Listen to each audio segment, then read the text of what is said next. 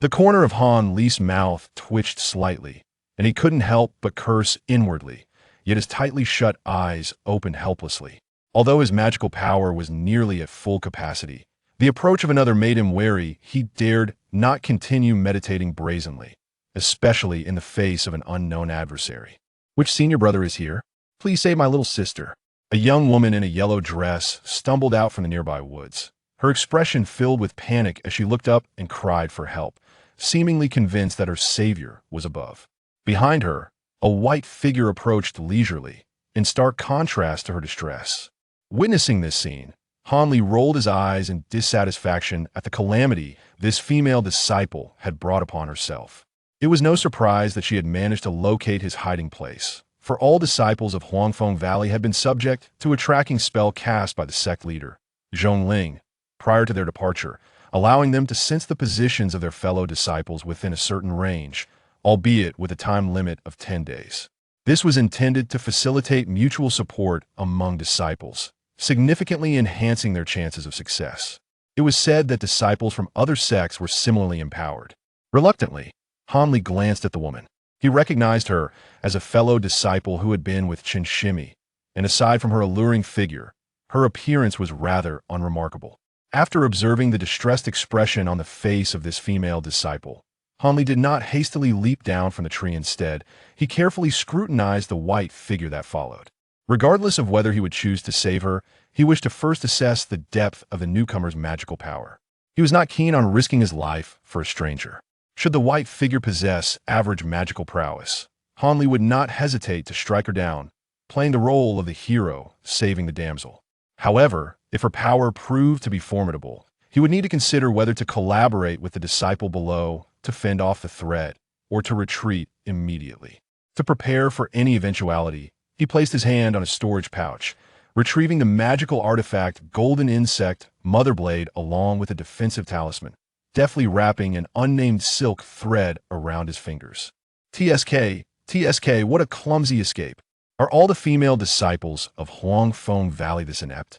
After running such a long distance, you come to beg for help from other foul men. Is the one up in the tree your paramour? As the white figure drew closer, her true identity was revealed to be a young woman in flowing white garments. Her features bore a hint of beauty, but her brows were furrowed with malice, radiating an aura of menace. Though her words were directed at the yellow-dressed woman below, her eyes, filled with killing intent, frequently darted towards the tree, clearly betraying her apprehension towards Han Li's concealed presence. 12th layer technique. Having easily discerned the opponent's level, Han Li felt a wave of relief wash over him. However, he remained perplexed. The female disciple below also seemed to be of the 12th layer, yet she was being pursued so relentlessly. Did the assailant possess some extraordinary means or a formidable artifact? As Han Li pondered, the white-clad woman snorted coldly, suddenly flicking her sleeves, unleashing 2 beams of white light that shot towards the yellow-dressed woman. "Senior brother, save me. My magical artifacts are all destroyed. I cannot defend myself." The yellow-dressed woman's face drained of color as she cried out in alarm. Just as her words fell, 2 beams of golden light shot down from the treetop, intercepting the white light mid-flight and engaging in a fierce struggle. It turned out that Han Li had activated the Golden Insect Mother Blade, and the 2 golden lights were merely 2 of its subblades. The yellow-dressed woman's expression brightened, and she regained her composure. Han Li's decision to intervene stemmed from his belief that the white-clad woman posed no real threat and that he could manage the situation. Additionally, he hoped to secure an ally for future encounters, for even a fellow disciple of the 12th layer could prove beneficial in subsequent battles. Finally willing to take action, "I thought you would remain silent and indifferent," the white-clad woman mocked, her face betraying no surprise. With a swift motion, she hurled a massive fireball directly towards the treetop. With a resounding boom, the upper half of the tree erupted in red flames, quickly turning to ash. Yet, the absence of any revealed figure left the white-clad woman momentarily stunned. "What a formidable fireball talisman! You truly spare no expense."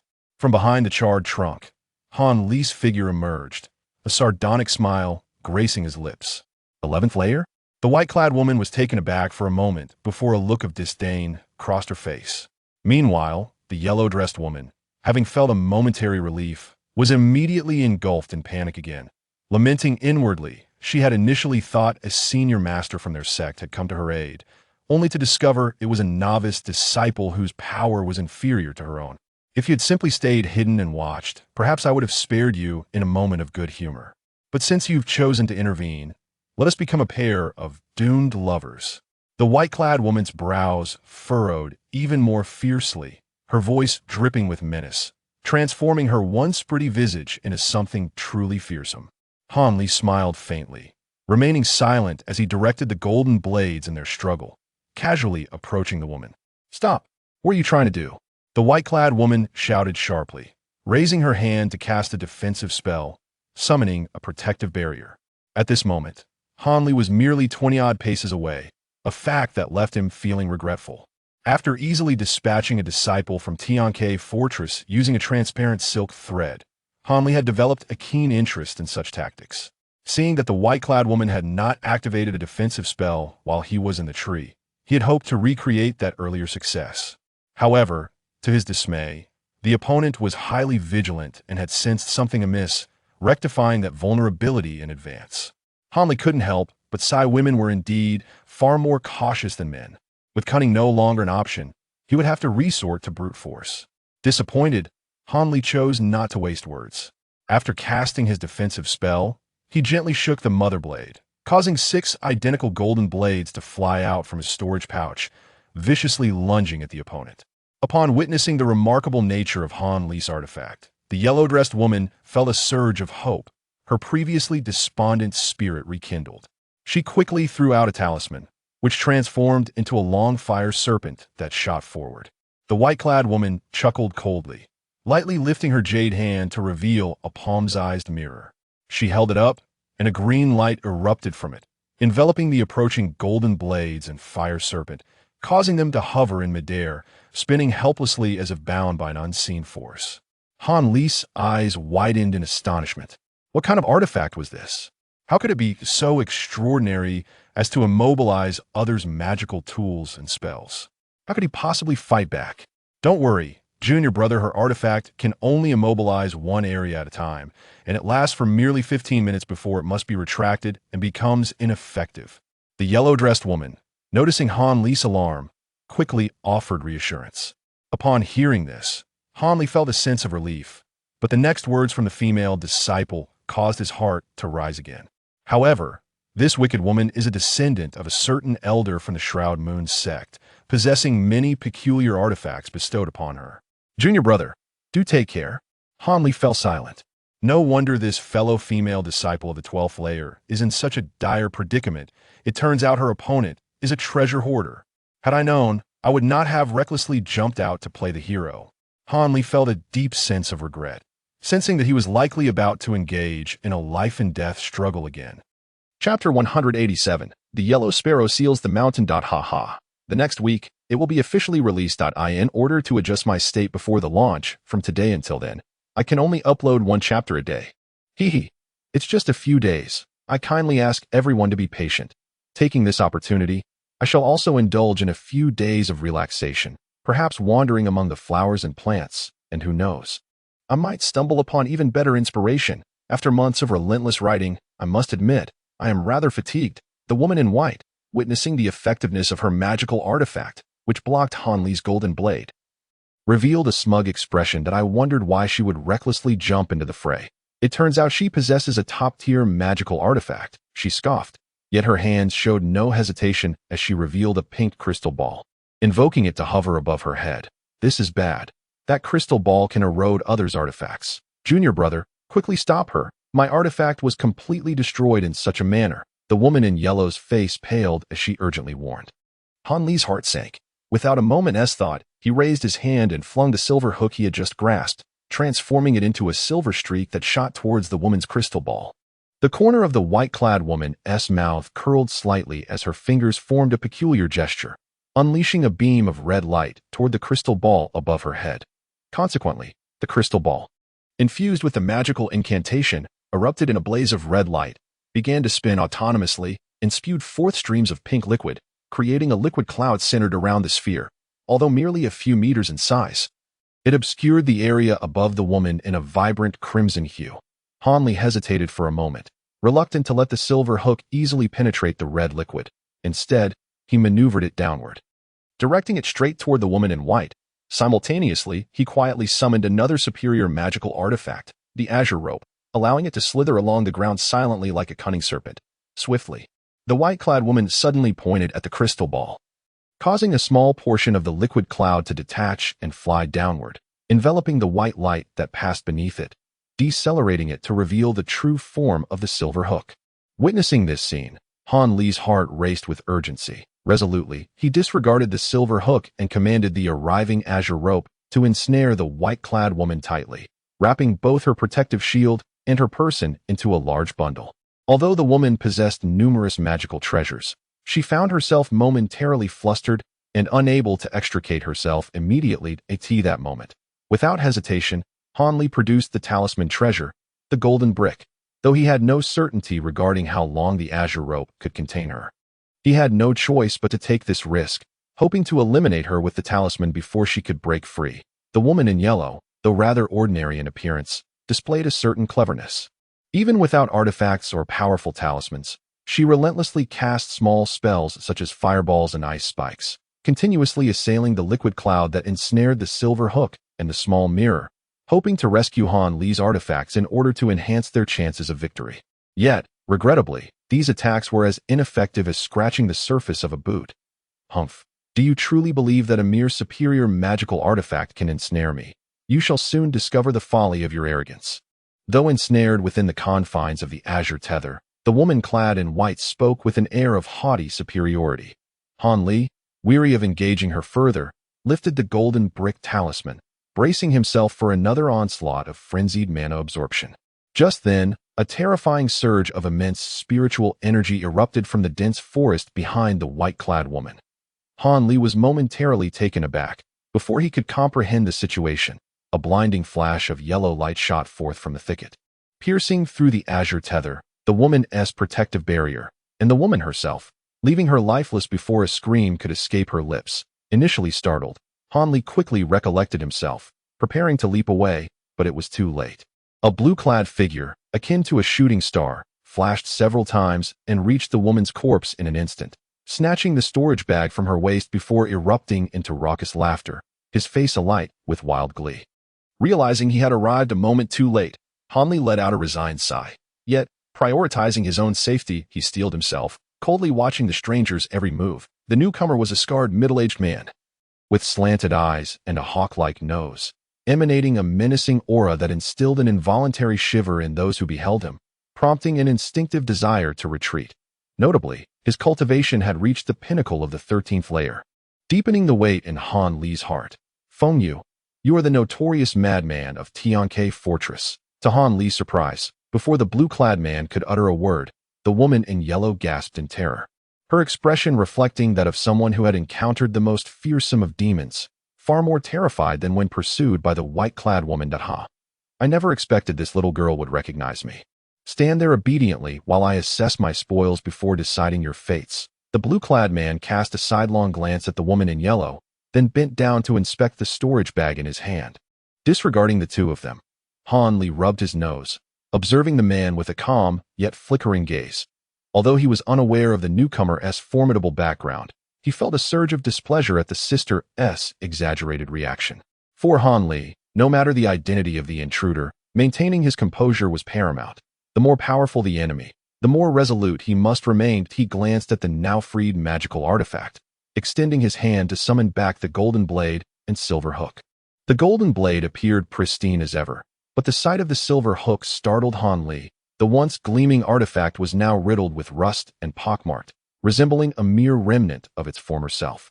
Its spiritual energy severely diminished and rendered nearly useless. It was then that Han Li comprehended the meaning behind the yellow-clad woman's warning of destruction. The pink liquid emitted by the crystal sphere was indeed venomous. Any artifact unfortunate enough to encounter it would likely retreat in fear. After this moment of reflection, Han Li's attention was drawn to the dazzling yellow light before the blue-clad man. It was a peculiar knife with a long handle, measuring nearly a foot, while the blade itself was only 3 or 4 inches, radiating a brilliant yellow glow. Such an oddity had decisively slain the woman in white. Hanli fixed his gaze upon this object, his expression darkening, clouds of worry gathering upon his brow, his lips pressed tightly together. Yet, the notion of talismans lingered incessantly in his mind. The formidable power of the small knife, its appearance akin to radiant brilliance, and the astonishing burst of spiritual energy. All of these elements undeniably affirm that this object, much like his golden brick, is indeed a treasure imbued with mystical prowess. This revelation left Han Li with a bitter taste in his mouth. He raised his gaze toward the murky sky. Although he could not discern the exact hour, it was undoubtedly the morning of the second day. He began to doubt whether all his fortune had been exhausted on the first day, leaving him to suffer such misfortune so early on the second day.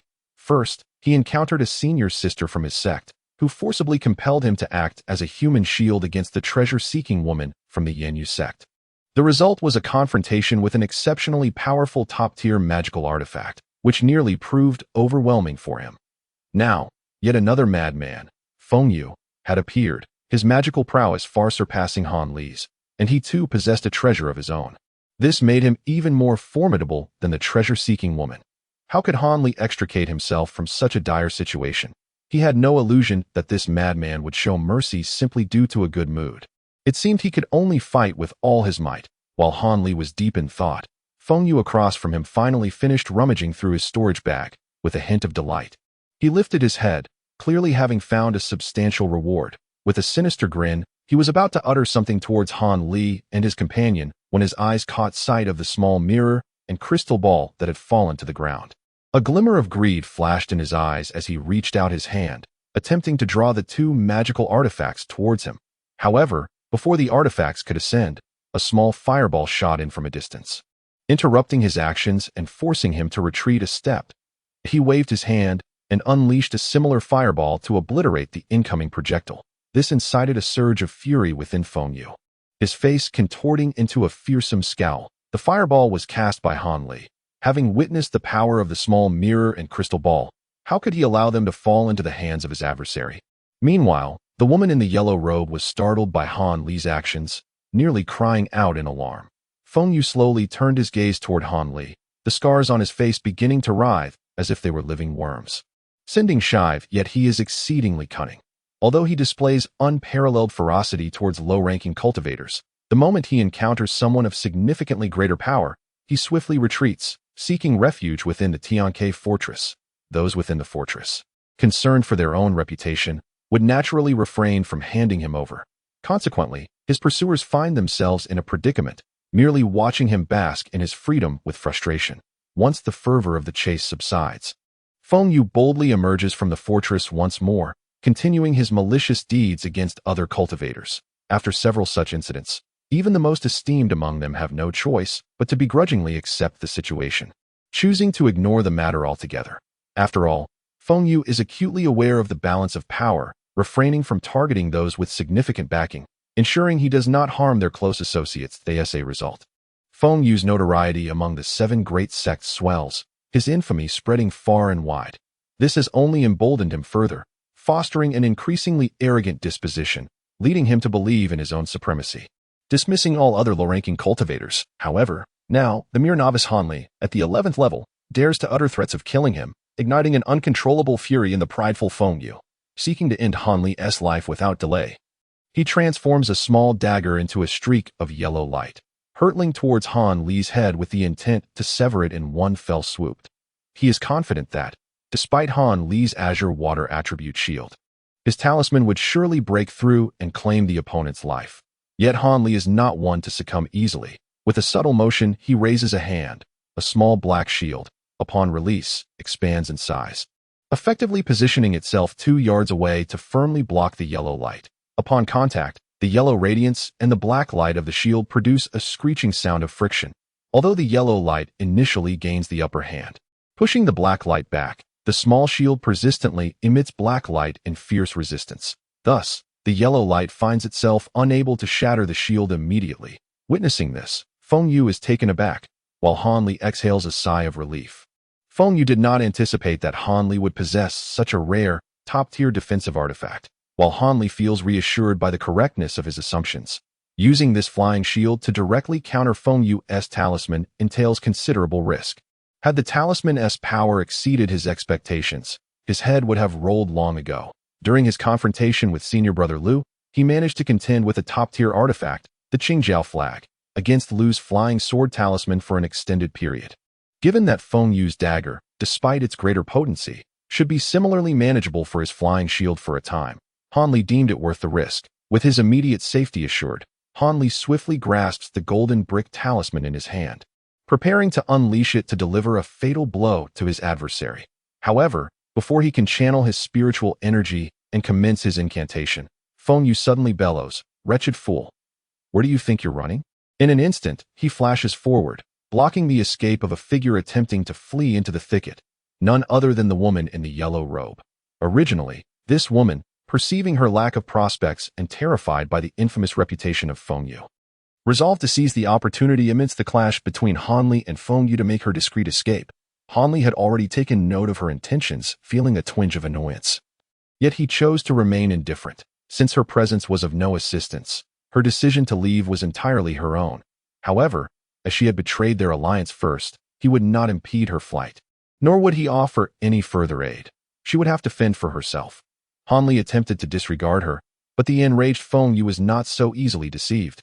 Having already harbored resentment towards the woman in the yellow robe due to Han Li's earlier remarks, he was unwilling to let her slip away. Thus, he leaped forward to block her path. Upon witnessing this scene, Han Li's senior sister was so frightened that she fled like an ordinary person, completely forgetting her spells. Feng Yu, observing her reaction, twitched his grotesque face before swiftly repositioning himself to once again stand ominously before the woman.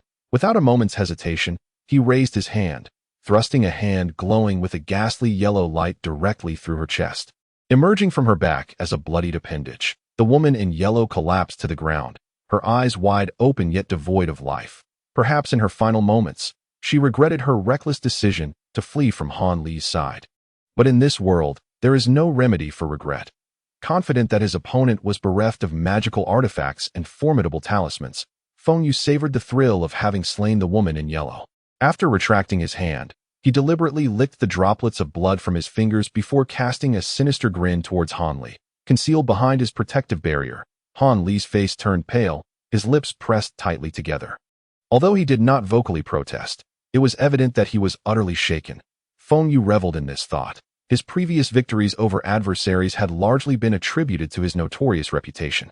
The mere contemplation of the torturous fate that awaited those who fell into his clutches instilled fear even before the battle commenced, significantly undermining their resolve and ensuring their inevitable defeat. Now, having observed that Han Li's cultivation was not particularly profound despite possessing formidable artifacts, Feng Yu resolved to employ this strategy of intimidation once more, aiming to hinder Han Li's ability to fight at full capacity and secure an advantage for himself. As he scrutinized Han Li's expression, it seemed his tactics had indeed borne fruit. Delighted within, Feng Yu feigned a casual demeanor, swaying slightly as he returned to face Han Li once more. Han Li's countenance was undoubtedly grim, and he felt a tumult of emotions stirring within him. However, it was not the gruesome nature of Feng Yu's actions that troubled him. Rather, it was the sheer swiftness of his movements that posed a significant challenge. Having previously utilized a talisman of golden light, Han Li had discovered that, despite its apparent superiority over flying sword artifacts, it bore considerable flaws in actual combat. Its destructive power was indeed astonishing. Any low-tier cultivator struck by it would find no chance of survival, regardless of how many artifacts or protective barriers they possessed. Yet, the talisman's weaknesses were equally pronounced. It required a substantial amount of the user's spiritual energy to manipulate and lacked the requisite speed and agility, rendering it profoundly inadequate in a true confrontation. Had it been possible to ensnare or trap the opponent in advance, this talisman would undoubtedly achieve remarkable feats, becoming the quintessential weapon for vanquishing foes. However, relying solely on the golden light brick to eliminate adversaries is an exercise in futility. Unless the opponent's magical energy is depleted, even a few enhancement spells would enable them to effortlessly evade the attacks of this treasure. Thus, the golden light brick talisman is not akin to the entangling treasures like the flying sword talisman or the small knife talisman of Feng Yu. Rather, it is a pure instrument aimed at delivering immense power. akin to the high-grade sealing talismans wielded by advanced practitioners in the Tink Fortress. Due to the absence of any devices or talismans to restrain his enemy, Han Li had initially planned to use several golden blades to entrap the foe, followed by a sudden ambush with the golden brick. In Han Li's estimation, while this did not guarantee success, it should have afforded at least a 50% chance. However, after observing Feng Yu's agility, Han Li realized this was nothing more than a delusion. Given the opponent's speed, which rivaled the renowned Luo Yan's steps, disengaging from the entanglement of talismans would be a trivial task. Han Li felt a surge of frustration and perplexity. Could it be that Feng Yu, like himself, hailed from the world of martial arts? Chapter 189. Thunder's Demise. Although Han Li found Feng Yu's swiftness bewildering and his mind was rife with doubts, this was not the moment for delving into the depths of such mysteries. Reluctantly, he decided to retract the golden light brick talisman and, with a sweep of the primary blade of the golden insect mother blade, unleashed all the subsidiary blades in a flurry, transforming them into 8 dazzling arcs of golden light, fiercely directed towards Feng Yu, hoping to leverage their sheer number to secure victory amidst the chaos. If the opponent chose to retract the yellow radiance for self-preservation, that would be even better, as it would at least maintain a stalemate. However, Han Li had little confidence in this outcome, given the opponent's formidable reputation. It was clear that his abilities exceeded mere appearances, and this assault also served as a test. Indeed, upon witnessing the oncoming golden blades, Feng Yu exhibited no signs of panic. With a series of sinister chuckles, he revealed a newly acquired item, a yellow, umbrella-shaped talisman. Feng Yu did not relinquish the umbrella. Rather, he calmly unfurled it just as the 8 beams of golden light reached him. In an instant, a round, shield-like yellow orb enveloped him entirely. When the golden blades collided with the orb, a cacophony of cracking sounds erupted, effortlessly deflecting all the blades away. This was, astonishingly, a top-tier defensive artifact, its power evidently surpassing Han Li's flying shield. Han Li's complexion paled dramatically, while Feng Yu erupted into boisterous laughter, his expression brimming with triumph. This was hardly surprising. Since acquiring the yellow Luo umbrella, he had not suffered any harm from lower-tier cultivators. Witnessing Han Li's astonishment brought him immense satisfaction. Feng Yu valued this umbrella far more than the small knife talisman, for talismans have limited uses, and once their power is exhausted, they become worthless scraps of paper. Conversely, the yellow Luo umbrella had the potential to rescue him countless times. With a sigh, Han Li performed a hand gesture to retract all the golden blades, returning them to his possession and revealing their true form once more. Feng Yu remained oblivious to Han Li's intentions, yet, confident in his own defenses, he fully committed to directing the yellow radiance. Launching an exceptionally fierce assault, the small blades danced around Han Li like lightning, incessantly darting up and down, attempting to exploit any moment of Han Li's inattention to slip past his shield and strike directly at him. However, unbeknownst to Feng Yu, while the flying shield may not rival the formidable strength of his yellow umbrella in terms of defensive power and range, its agility far surpassed that of ordinary defensive artifacts. Consequently, regardless of how urgently Feng Yu urged the yellow radiance or how skillfully it spiraled, it was firmly repelled by the shield. It was then that he realized that without utterly destroying this shield, he would be unable to approach Han Li. With a begrudging expression, he reluctantly reverted to the familiar tactic of wearing down the iron shield's defenses with his small blades. Even though the black light on the shield's surface had been largely dissipated, the remnants were still sufficient to hinder him for a moment. At this juncture, Han Li, recognizing the futility of his situation, gritted his teeth and made a heart-wrenching decision. He withdrew the golden blade into his storage bag, replacing it with another small, dark green gourd, which he raised high. From within, he unleashed 7 or 8 black orbs that floated delicately toward Feng Yu. Naturally, Feng Yu was keenly observant of Han Li's actions and was momentarily taken aback. The gourd artifact appeared exceedingly mundane, one that nearly all low-ranking cultivators were familiar with due to its affordability and practicality. Many had utilized similar items, regardless of whether the container for the orbs was a gourd, bottle, or jar. The projectiles it released bore the resounding name of Hunyuan pearls. However, their power was minuscule in comparison to top-tier artifacts, barely qualifying as middle-grade artifacts. This realization sparked a flicker of suspicion in Feng Yu. Without waiting for the orbs to approach, he swiftly conjured an ice spear talisman, which he then brandished, transforming it into a crystalline white ice spear that surged forward with ferocity, with a sharp crack. The ice spear shattered after colliding with 3 or 4 orbs, scattering white ice shards through the air like a celestial maiden's floral shower, creating a stunning spectacle. Observing this scene, Feng Yu finally relaxed. Redirecting his focus back to Han Li that moment, Han Li wielded a large azure flag, upon which a vivid azure dragon writhed and danced, poised to spring forth as if it were alive.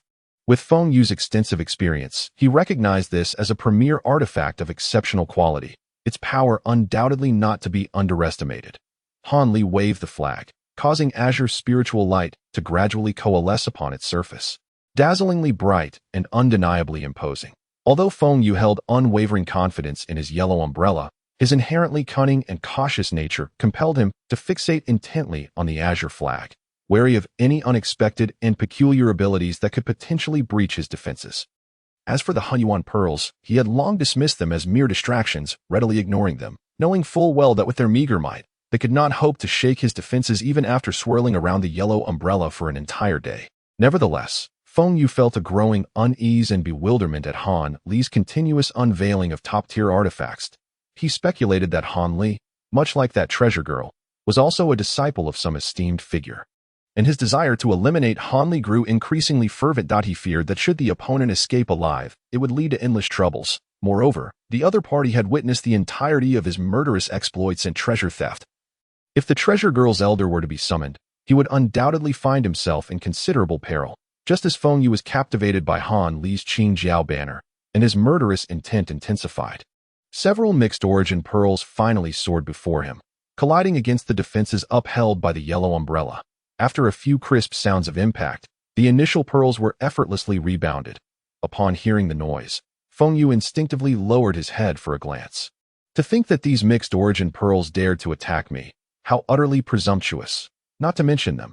But oh, why is this one so small and blued? As Feng Yu mocked, he suddenly noticed that one of the mixed-origin pearls had been deflected, revealing a small blue pearl concealed behind it, no larger than a marble, far inferior in size to an ordinary mixed-origin pearl. Feng Yu paused momentarily, and before he could ponder further, the blue pearl made contact with the spherical shield. A dazzling brilliance erupted, a resplendent, blinding white light. This was the last hue Feng Yu beheld in this world, and then warmth enveloped him, plunging him into oblivion. Conversely, Han Li, witnessing the blue pearl's touch against the yellow light, observed it erupt into a silvery white sphere of considerable size, silently enveloping a significant portion of Feng Yu's form. Moments later, the white light vanished without a trace, revealing Feng Yu's astonished countenance, seemingly unscathed. Han Li's heart sank, and he remained motionless. The gentle breeze swept by, and with it, Feng Yu's form disintegrated like grains of sand, turning to ash. All that remained on the ground were 2 severed lower legs and a pair of boots. Standing forlornly, an eerie sight indeed. Upon witnessing this scene, Han Li felt no fear. Instead, he sat down heavily, exhaling deeply, finally able to calm the racing heart that had risen to his throat, having unleashed his ultimate weapon. The Thunderchild, and executed a series of deceptive maneuvers. He had finally eradicated Feng Yu from existence. Yet, Han Li's expression bore no traces of joy. Rather, it was tinged with self-mocker. Chapter 190. The black boots in the location where Feng Yu had once stood. Apart from the pair of boot-clad calves, nothing remained on the ground. Even the storage pouch, which Han Li had envisioned as his spoils of war, was nowhere to be found. Han Li sprang to his feet with the agility of a fish leaping from water. And like a man with fire at his heels, he hurriedly rushed over. However, after searching for most of the day in the spot where Feng Yu had vanished, he still could not find any trace of the storage pouch. Could it be that the power of the heavenly thunder had been so immense that it reduced both the man and his pouch to mere ashes? After circling the small area several times, Han Li arrived at a conclusion that left him utterly disheartened. Reluctantly, he expanded his search radius several-fold, yet the outcome remained unchanged. However, he did manage to recover the small mirror and crystal ball belonging to the treasure-seeking maiden, as well as a small knife talisman that had reverted to its talismanic form due to its master's demise. Gazing at these 3 items, Han Li contemplated the loss of the heavenly thunder, along with the 2 superior magical artifacts, the silver hook and the green rope, as well as the storage pouch destroyed by the heavenly thunder. He could only look skyward in silence. Nevertheless, regardless of the circumstances, after this grand battle, he ultimately considered himself a victor, far better off than the charred remains of Feng Yu. Pondering whether he had truly gained or lost, Han Li could only engage in self-mockery. At the thought of Feng Yu, he instinctively cast a glance at the remnants left in this world, those incomplete lower legs shod in boots, and shook his head in disbelief, raising his hand. He unleashed 2 fireballs, each the size of a fist, directed toward them. Having eliminated the man, it was only fitting that these remnants be thoroughly destroyed to prevent any complications should others discover them. With 2 soft explosions, the flames engulfed the remnants, and in the blink of an eye, all that remained were the black boots, reduced to ashes. Satisfied, Han Li nodded and turned to leave this place. Boots? No. Something was amiss. How could ordinary boots withstand the fireball technique unscathed? Having taken a single step, Han Li immediately recognized his oversight and swiftly turned back, a peculiar expression on his face as he regarded the seemingly mundane boots. Upon closer inspection, he indeed noticed something unusual. These boots not only remained intact against the fireball's onslaught, but they bore no marks of having been scorched, emanating a faint, ethereal energy that a magical artifact. Han Li felt a surge of uncertainty. After a moment's hesitation, he took a few steps closer and bent down to pick up the black boots. They were thin, soft, yet remarkably resilient. They did not resemble cloth or silk boots. Rather, they seemed crafted from the hide of some creature. After examining them for a while, he arrived at this conclusion. Now that he was nearer, the subtle spiritual aura of the boots became increasingly apparent to Han Li. Indeed, they were a magical artifact, likely made from the skin of some formidable beast. As he gazed at the boots, a vague idea began to take shape in his mind. Eagerly, he removed his fabric shoes and slipped into the magical leather boots. They were incredibly comfortable, soft as air, as though he were wearing nothing at all. This was Han Li's immediate impression upon donning the boots. He scrutinized the boots adorning his feet, yet no extraordinary phenomena occurred. Furrowing his brow, Han Li took a small step forward. With a sudden flicker, Han Li's figure swiftly darted away, floating effortlessly to a distance of about 10 feet. Wind manipulation technique. No, it was far swifter than that. Han Li thought with delight at this moment. The secret of the Feng Yu's extraordinary agility was finally revealed to him. It was likely that this individual moved with such bizarre speed, akin to lightning, solely due to the powers bestowed by these boots. Wearing these boots, Han Li began to stroll slowly across the modest clearing, gradually familiarizing himself with their capabilities. With each passing moment, he quickened his pace until he ultimately resorted to the Luo Yin step to hasten even further. If previously, Han Li's speed had reached a point where his form became indistinct, even leaving afterimages in his wake, now, adorned with these boots, his figure had accelerated to the extent that multiple identical phantoms appeared in the arena, executing the same movements and wearing identical smiles. However, as all the phantoms gradually converged towards the center, they melded into a single Han Li standing at the heart of the clearing. Han Li stood still, seemingly lost in contemplation. Suddenly, he erupted into a fit of laughter, bending over as tears nearly streamed down his face. After an extended bout of mirth, while still hunched over, a flash of azure light enveloped him, and he transformed into a wisp of clear wind, vanishing into thin this moment. The entire area fell into a profound silence, interrupted only by the occasional rustle of the wind stirring the ground. A series of thunderous crashes resounded suddenly, as nearby trees began to bizarrely split apart, their severed ends smooth and gleaming like mirrors, despite the evident absence of any nearby presence. The rate at which the trees vanished grew increasingly rapid, and in mere moments, all that remained within dozens of feet were bare stumps. Shrouded in a faint azure glow, Han Li finally reappeared, drenched in sweat, yet with a slight smile curling at the corners of his mouth. His face radiating uncontainable joy. The Luo Yin step, combined with the enchanted leather boots and the augmentation of the wind manipulation technique, had enabled Han Li to move with such swiftness that he could temporarily elude the naked eye of ordinary mortals.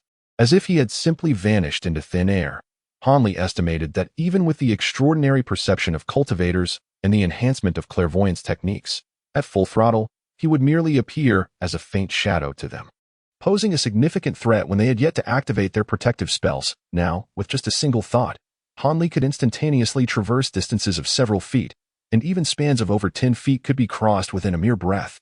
Of course, such speeds, surpassing the limits of his physical form, could only be sustained for a fleeting moment. Prolonged exertion would lead to his complete collapse, as his current physique could barely accommodate such rapid movements. Nevertheless, for him, this brief interval was ample time to dispatch his opponents multiple times, especially when employing thread-based artifacts, greatly amplifying his lethality. With his head bowed, Han Li gently caressed the leather boots on his feet for a considerable while, feeling that these items were perfectly suited for him. Even if someone offered to exchange them for some precious talisman, he would not even consider it. Renewed with confidence, Han Li excitedly surveyed his surroundings.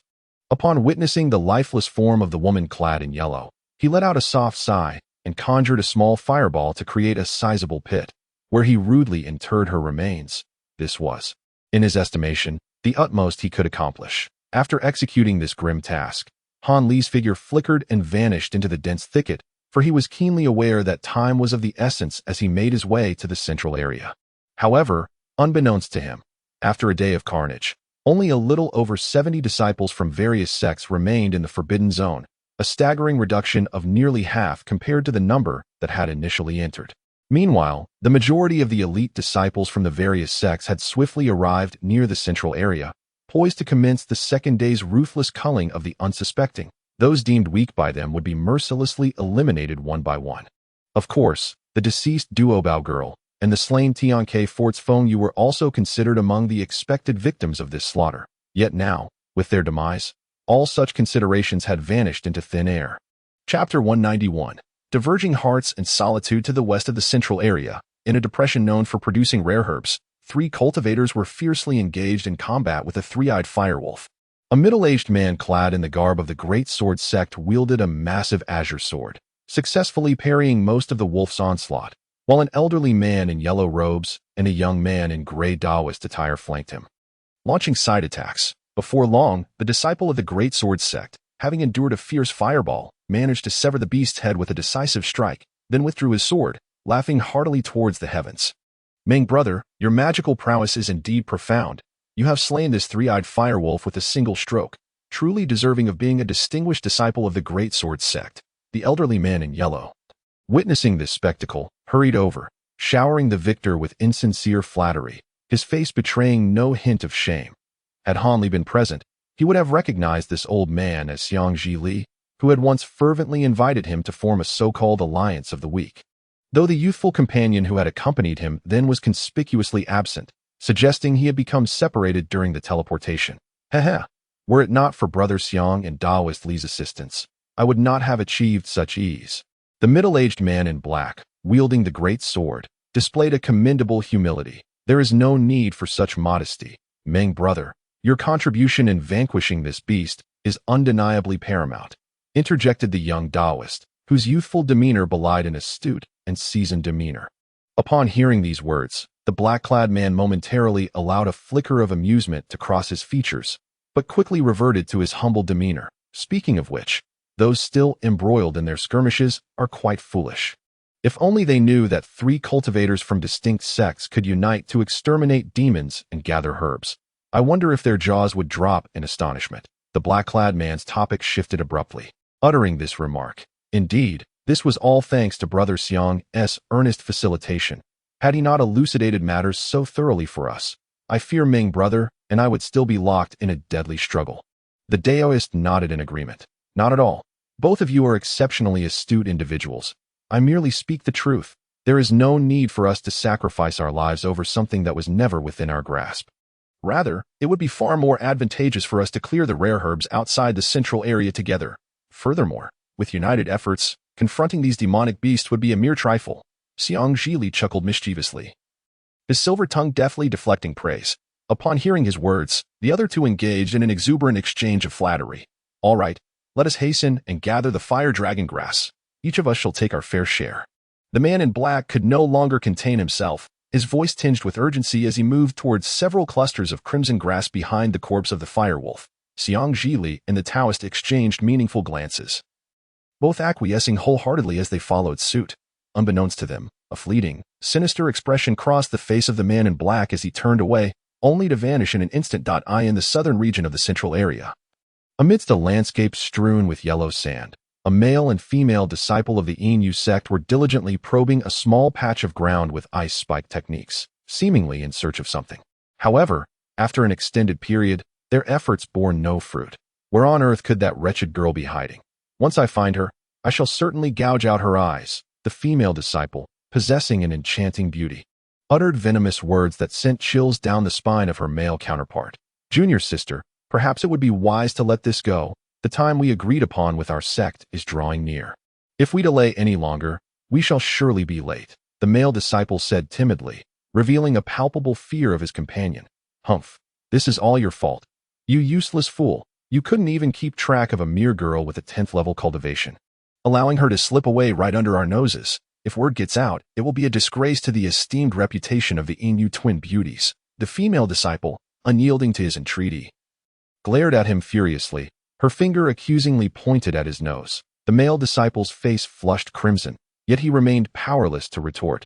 Despite her tirade, she glanced at the shifting light in the sky, realizing that they could not afford to continue their search, for it would jeopardize the significant matters of their sect. Even with her special status and formidable connections, such a situation was not to be taken lightly. Reluctantly, she prepared to depart, but a sense of dissatisfaction lingered. After much contemplation, she gritted her teeth and produced a blue talisman.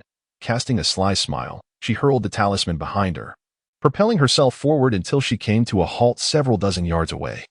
Turning to observe, the male disciple, witnessing this, inwardly lamented his plight, yet dared not lag behind as he followed closely at that moment. The talisman transformed into an immense black cloud, enveloping the sky above. Suddenly, the temperature plummeted, becoming extraordinarily frigid. Before long, countless shimmering, colossal ice spikes began to descend from the ominous cloud, densely puncturing the small area, akin to the prickly spines of a cactus. After a brief interval, the black cloud gradually dissipated, revealing a glistening expanse of sand beneath. The female disciple widened her eyes, surveying the nearly uninhabitable terrain, yet she found no trace of the elusive target.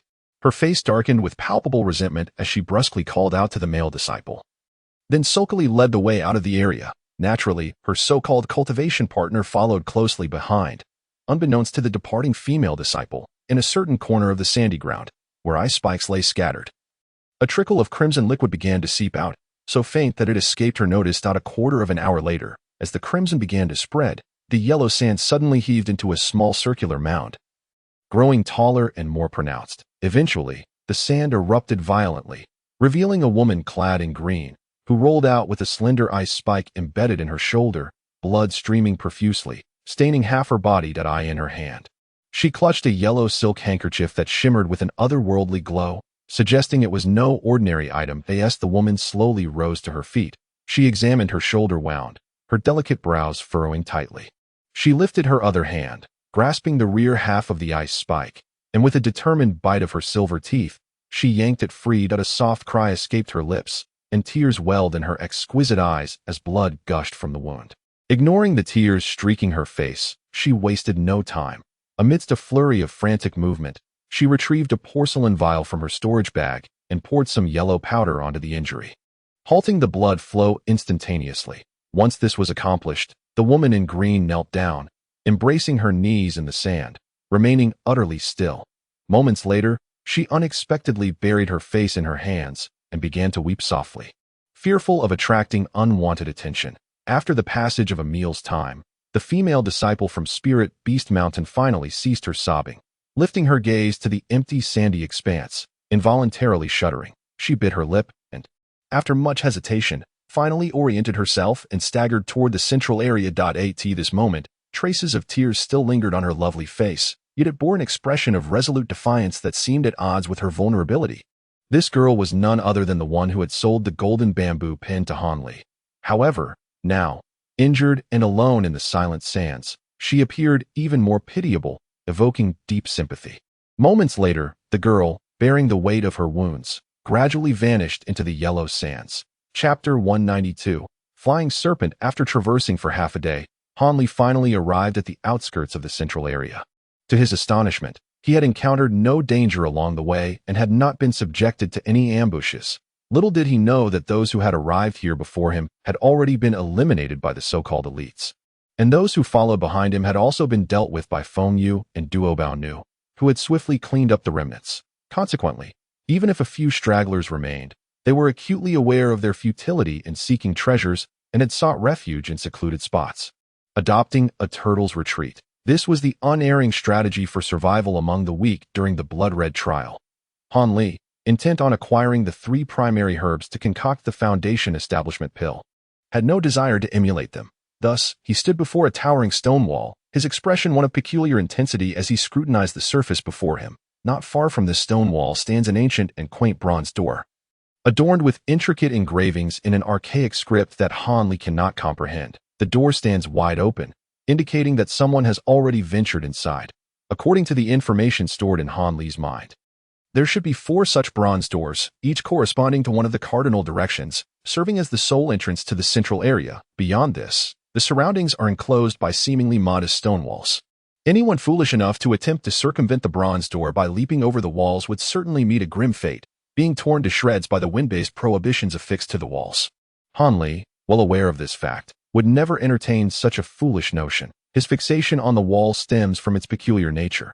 It possesses elements absent from ordinary barriers. On this wall, 3 individuals, clad in varying garments, are gruesomely impaled by thick ice spikes, arranged in a star-like formation, suspended there as if in a macabre display. Their lifeless forms exude an aura of long-abandoned vitality. The blood seeping from their wounds has congealed into a dark, purplish solid, staining the wall and the ground nearby. Han Li surmises that these individuals were likely still alive when they were affixed to the wall, but succumbed to their injuries and bled to death in this horrific manner. No clues or markings remain near the 3 corpses, yet it is evident to any discerning observer that this serves as a grim warning to others, a demonstration of power intended to intimidate those who might dare to enter through this door. Han Li gazes intently at the agonized expressions frozen on the faces of the deceased, then moistens his cracked lips before proceeding toward the bronze door with a stoic demeanor, seemingly unaffected by the tragic fate of the 3. However, he is acutely aware of his own feelings. The sight he just witnessed sends a shiver down his spine. That it is clear that the individual responsible for such a brutal display harbors a twisted psyche.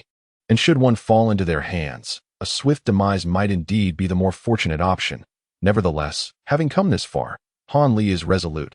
He will not allow a mere intimidation tactic to drive him away. Ahead lies a treacherous path, yet he steels himself to face it head-on. Thus, with a heart full of trepidation, Han Li steps through the door, maintaining an outwardly calm facade, as though strolling leisurely in his own backyard. Upon entering, he is greeted by a breathtaking scene reminiscent of a paradise, filled with vibrant flowers and peculiar trees whose names elude him. Silver flowers the size of bowls, blood-red bizarre trees, fragrant purple herbs, and thick yellow bamboo, all rare sights beyond the confines of the outside world, abound. Among this extraordinary flora, a winding path of gravel meanders from his feet into the obscured distance, seemingly endless. Taken aback by this spectacle, Han Li instinctively draws a deep breath, overwhelmed by the rich spiritual energy permeating the air. This potent essence, infused with the aroma of verdant life, invigorates his spirit. Such a paradise, it is no wonder that it can nurture the celestial elixirs of the universe. Han Li expressed his profound sentiments. "Have you finished your gaze, you brat?" A voice, as grating as a broken gong, suddenly intruded, causing Han Li's heart to shudder, prompting him to inquire with a sharp tone. "Heh, since you have taken a glance, now you may die in peace." The figure paid no heed to Han Li's question, instead muttering to himself in a peculiar tone. Simultaneously, 2 green shadows emerge eerily from the surrounding flowers, silently launching an attack from behind Han Li. Though his back was turned to the green figures, Han Li's vigilant spirit sense did not allow him to be caught off guard. His expression darkened. While his upper body remained still, his body instinctively shifted several feet to the side, allowing the 2 green figures to pass by in swift succession. In his haste, Han Li caught a glimpse of the green shadows, which resembled slender objects as straight as chopsticks, their entire bodies green with faint black markings, presenting an undeniably bizarre appearance. However, amidst the chaos, he could not afford to ponder further. Even having effortlessly evaded the onslaught, his face remained grave, unwilling to entertain even the slightest carelessness. The ghastly appearance of the 3 outside was still vivid in his memory, and he had no desire to share the same fate. Thus, with a sullen expression, Han Li's eyes flickered as he scanned his surroundings, attempting to uncover the hidden assailants. That moment, A sudden, eerie whistle emanated from the figure, sending a wave of discomfort through Han Li's heart. He momentarily froze, pondering the intentions of his foe, but suddenly his expression changed drastically as he inexplicably propelled himself backward, flying several feet away before finally halting. The impetus for his movement was, astonishingly, the two green shadows that had just darted by him. For before him, they had suddenly twisted and writhed, unfurling a pair of translucent, pale green wings. They were, in fact, two winged flying serpents, which had appeared as lifeless objects during their initial attack due to their taut bodies.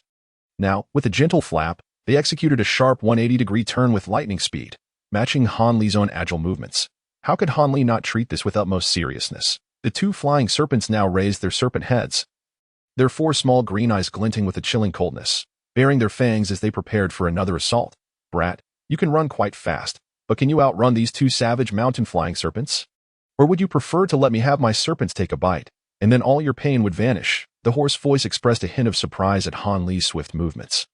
Yet it was evident that he held unwavering confidence in his serpents. Thus he delivered his mocking remarks. Nonsense, were the words Han Li silently cursed within his mind, though they did not escape his lips. It was not that he feared the other party, but rather that the two bizarre serpents had transformed into green streaks, accompanied by several afterimages as they charged forward. Midway, they suddenly split into two, curving in unison to encircle him from both sides. Upon witnessing this, Han Li naturally had no time to engage in verbal sparring. Aside from mentally cursing a few times, his body propelled backward with a speed that could rival that of the green shadow. In the blink of an eye, he and the green shadow spiraled around the confined space several times, his feet daring not to linger for even a moment. At this juncture, he relied solely on the power of the spiritual boots he wore, refraining from employing either the Luo Yin step or the wind control technique.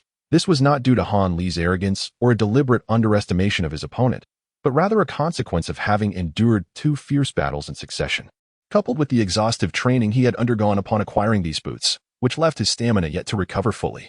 Thus, unless faced with a life-or-death situation, Han Li was reluctant to expend energy on the Luo Yin step. The same rationale applied to the wind control technique. With the enhancement provided by the spiritual boots, any further acceleration from the wind control would excessively burden Han Li's body, proving detrimental to his stamina recovery. Of course, Han Li would not allow the two flying serpents to persistently harass him. Although he dared not recklessly deploy a protective shield that would slow him down merely to test which was more formidable, the shield or the serpents, he possessed ample means to dispose of the two small snakes. However, he had previously focused most of his attention on the concealed master of the flying serpents, who had yet to reveal himself, which allowed the two serpents to tail him uninterrupted.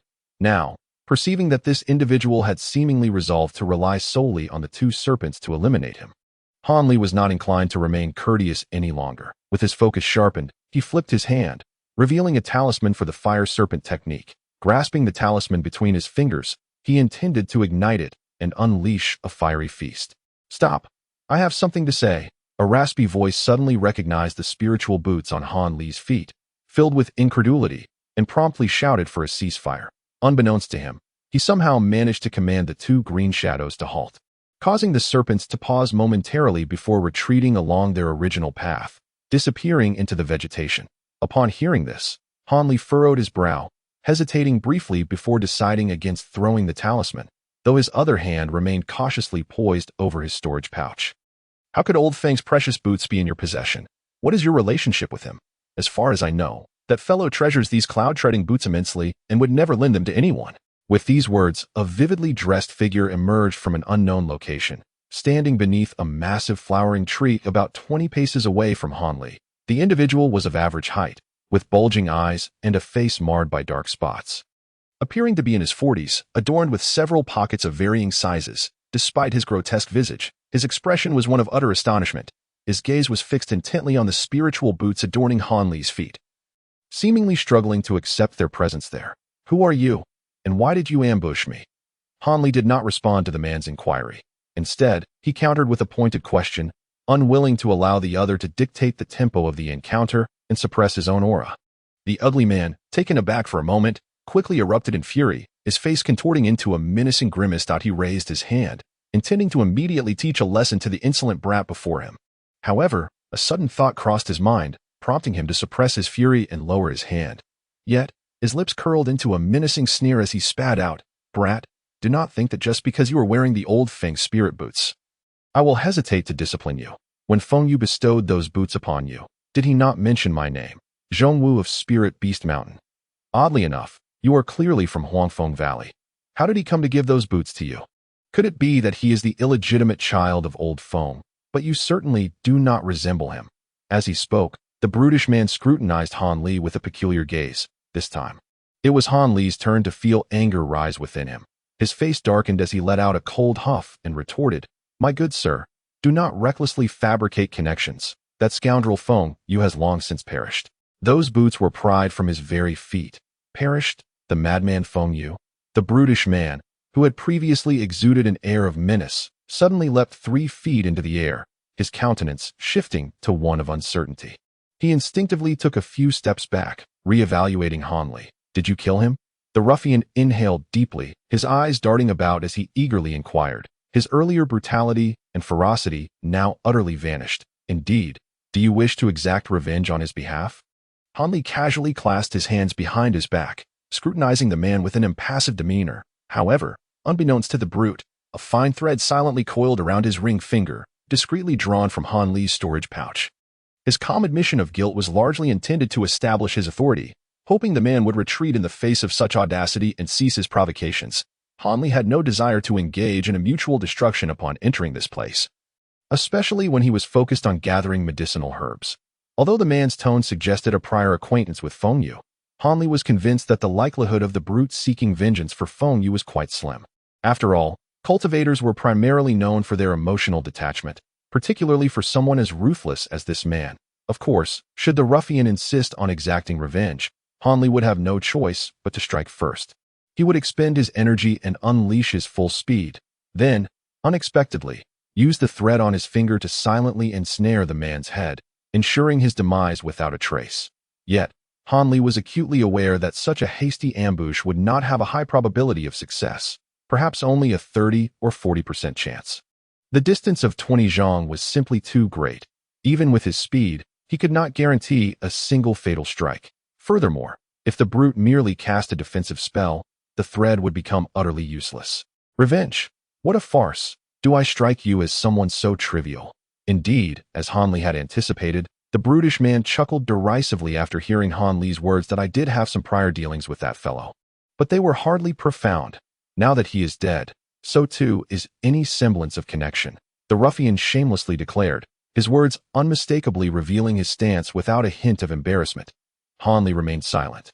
Though he did not relax his guard, he felt a slight easing of tension that it seemed he would not need to engage in a fierce battle immediately upon entering this central area. However, little brother, you truly possess remarkable prowess. Feng Yu is certainly not an easy adversary, particularly with the several top-tier magical artifacts he possesses. Such exquisite treasures are indeed rare. The brutish man rubbed his nose and suddenly warmed up to Han Li, even altering his form of address. However, after this seemingly casual inquiry, his entourage subtly retreated a few steps, creating a greater distance between them and Han Li. This scene elicited a bitter smile from Han Li, who calculated that even if he were to turn hostile and strike now, the probability of success had diminished to below 10%. Indeed, these experts are all cunning and seasoned, not to be underestimated. Moreover, he surmised that they likely believed he had acquired all of Feng Yu's artifacts, which prompted their faint sense of wariness towards him. Aware of these dynamics, Han Li chose to remain silent, wearing a smile without confirming whether he had obtained the artifacts or not. Only serving to heighten the brutish man's frustration and apprehension. Was the masterpiece on that wall before the door you're doing? Han Li inquired, recalling the scene outside with a calm demeanor. Nonsense. That was the work of the demoness Han Tianya from the Blade Refinery. I would never engage in such a trivial endeavor. What a waste of so much flesh. How regrettable. It would have been splendid to feed my little pets, as I've heard that the flesh of cultivators is quite nourishing. Initially, Han Li listened with a smile. But as the brutish man continued, producing a large cloth bag from behind and tossing in a bloody piece of meat, Han Li's smile became strained, even taking on a tinge of greenish pallor. The brutish man noticed Han Li's expression, revealing a smirk of satisfaction. This fellow from Huangfeng Valley is, after all, quite youthful and inexperienced. With just a few words, I have unsettled him if a true confrontation were to ensue. That would undoubtedly be a significant flaw. However, it is indeed surprising that this person was able to kill Feng Yu. Yet, no matter how he looked at it, this individual seemed exceedingly ordinary, not at all resembling a formidable character capable of such feats. Logically, given his youth and limited magical prowess, even possessing a few decent artifacts could not compare to Feng Yu's prestigious collection, including the yellow umbrella and the cloud-treading boots. It is indeed perplexing that Feng Yu could fall to such a young one. Yet, it is irrefutable that the cloud-treading boots are indeed on his feet. Could it be that he did not slay him, but rather fortuitously stumbled upon these artifacts for another reason? Zhong Wu pondered, his mind somewhat muddled, unable to accurately assess Han Li's strength. However, to actively test him would be something he would never dare to do. Such risk-taking is not befitting someone of his intellect.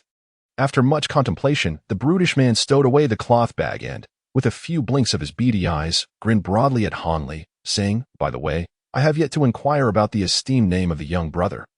May I be so bold as to ask, Huanfeng Valley, Han Li?" he replied, his expression considerably more at ease. So it is Brother Han. I must confess, I have never heard of your illustrious name before. You must be a rising disciple of Huanfeng Valley. Pray tell, how well do you know this central area? Zhong Wu, surprisingly, appeared as enthusiastic as an old friend after many years of absence, though my knowledge is limited. It is evident that Zhong, having aged considerably, must possess more wisdom than Han. Uncertain of the other's intentions, Han Li's wariness surged. Brother Han, if you can place your trust in me, why not exchange information about the Central District? This would undoubtedly benefit us both. After a moment's hesitation, Zhong finally whispered his true intentions. Han Li was taken aback, lost in contemplation.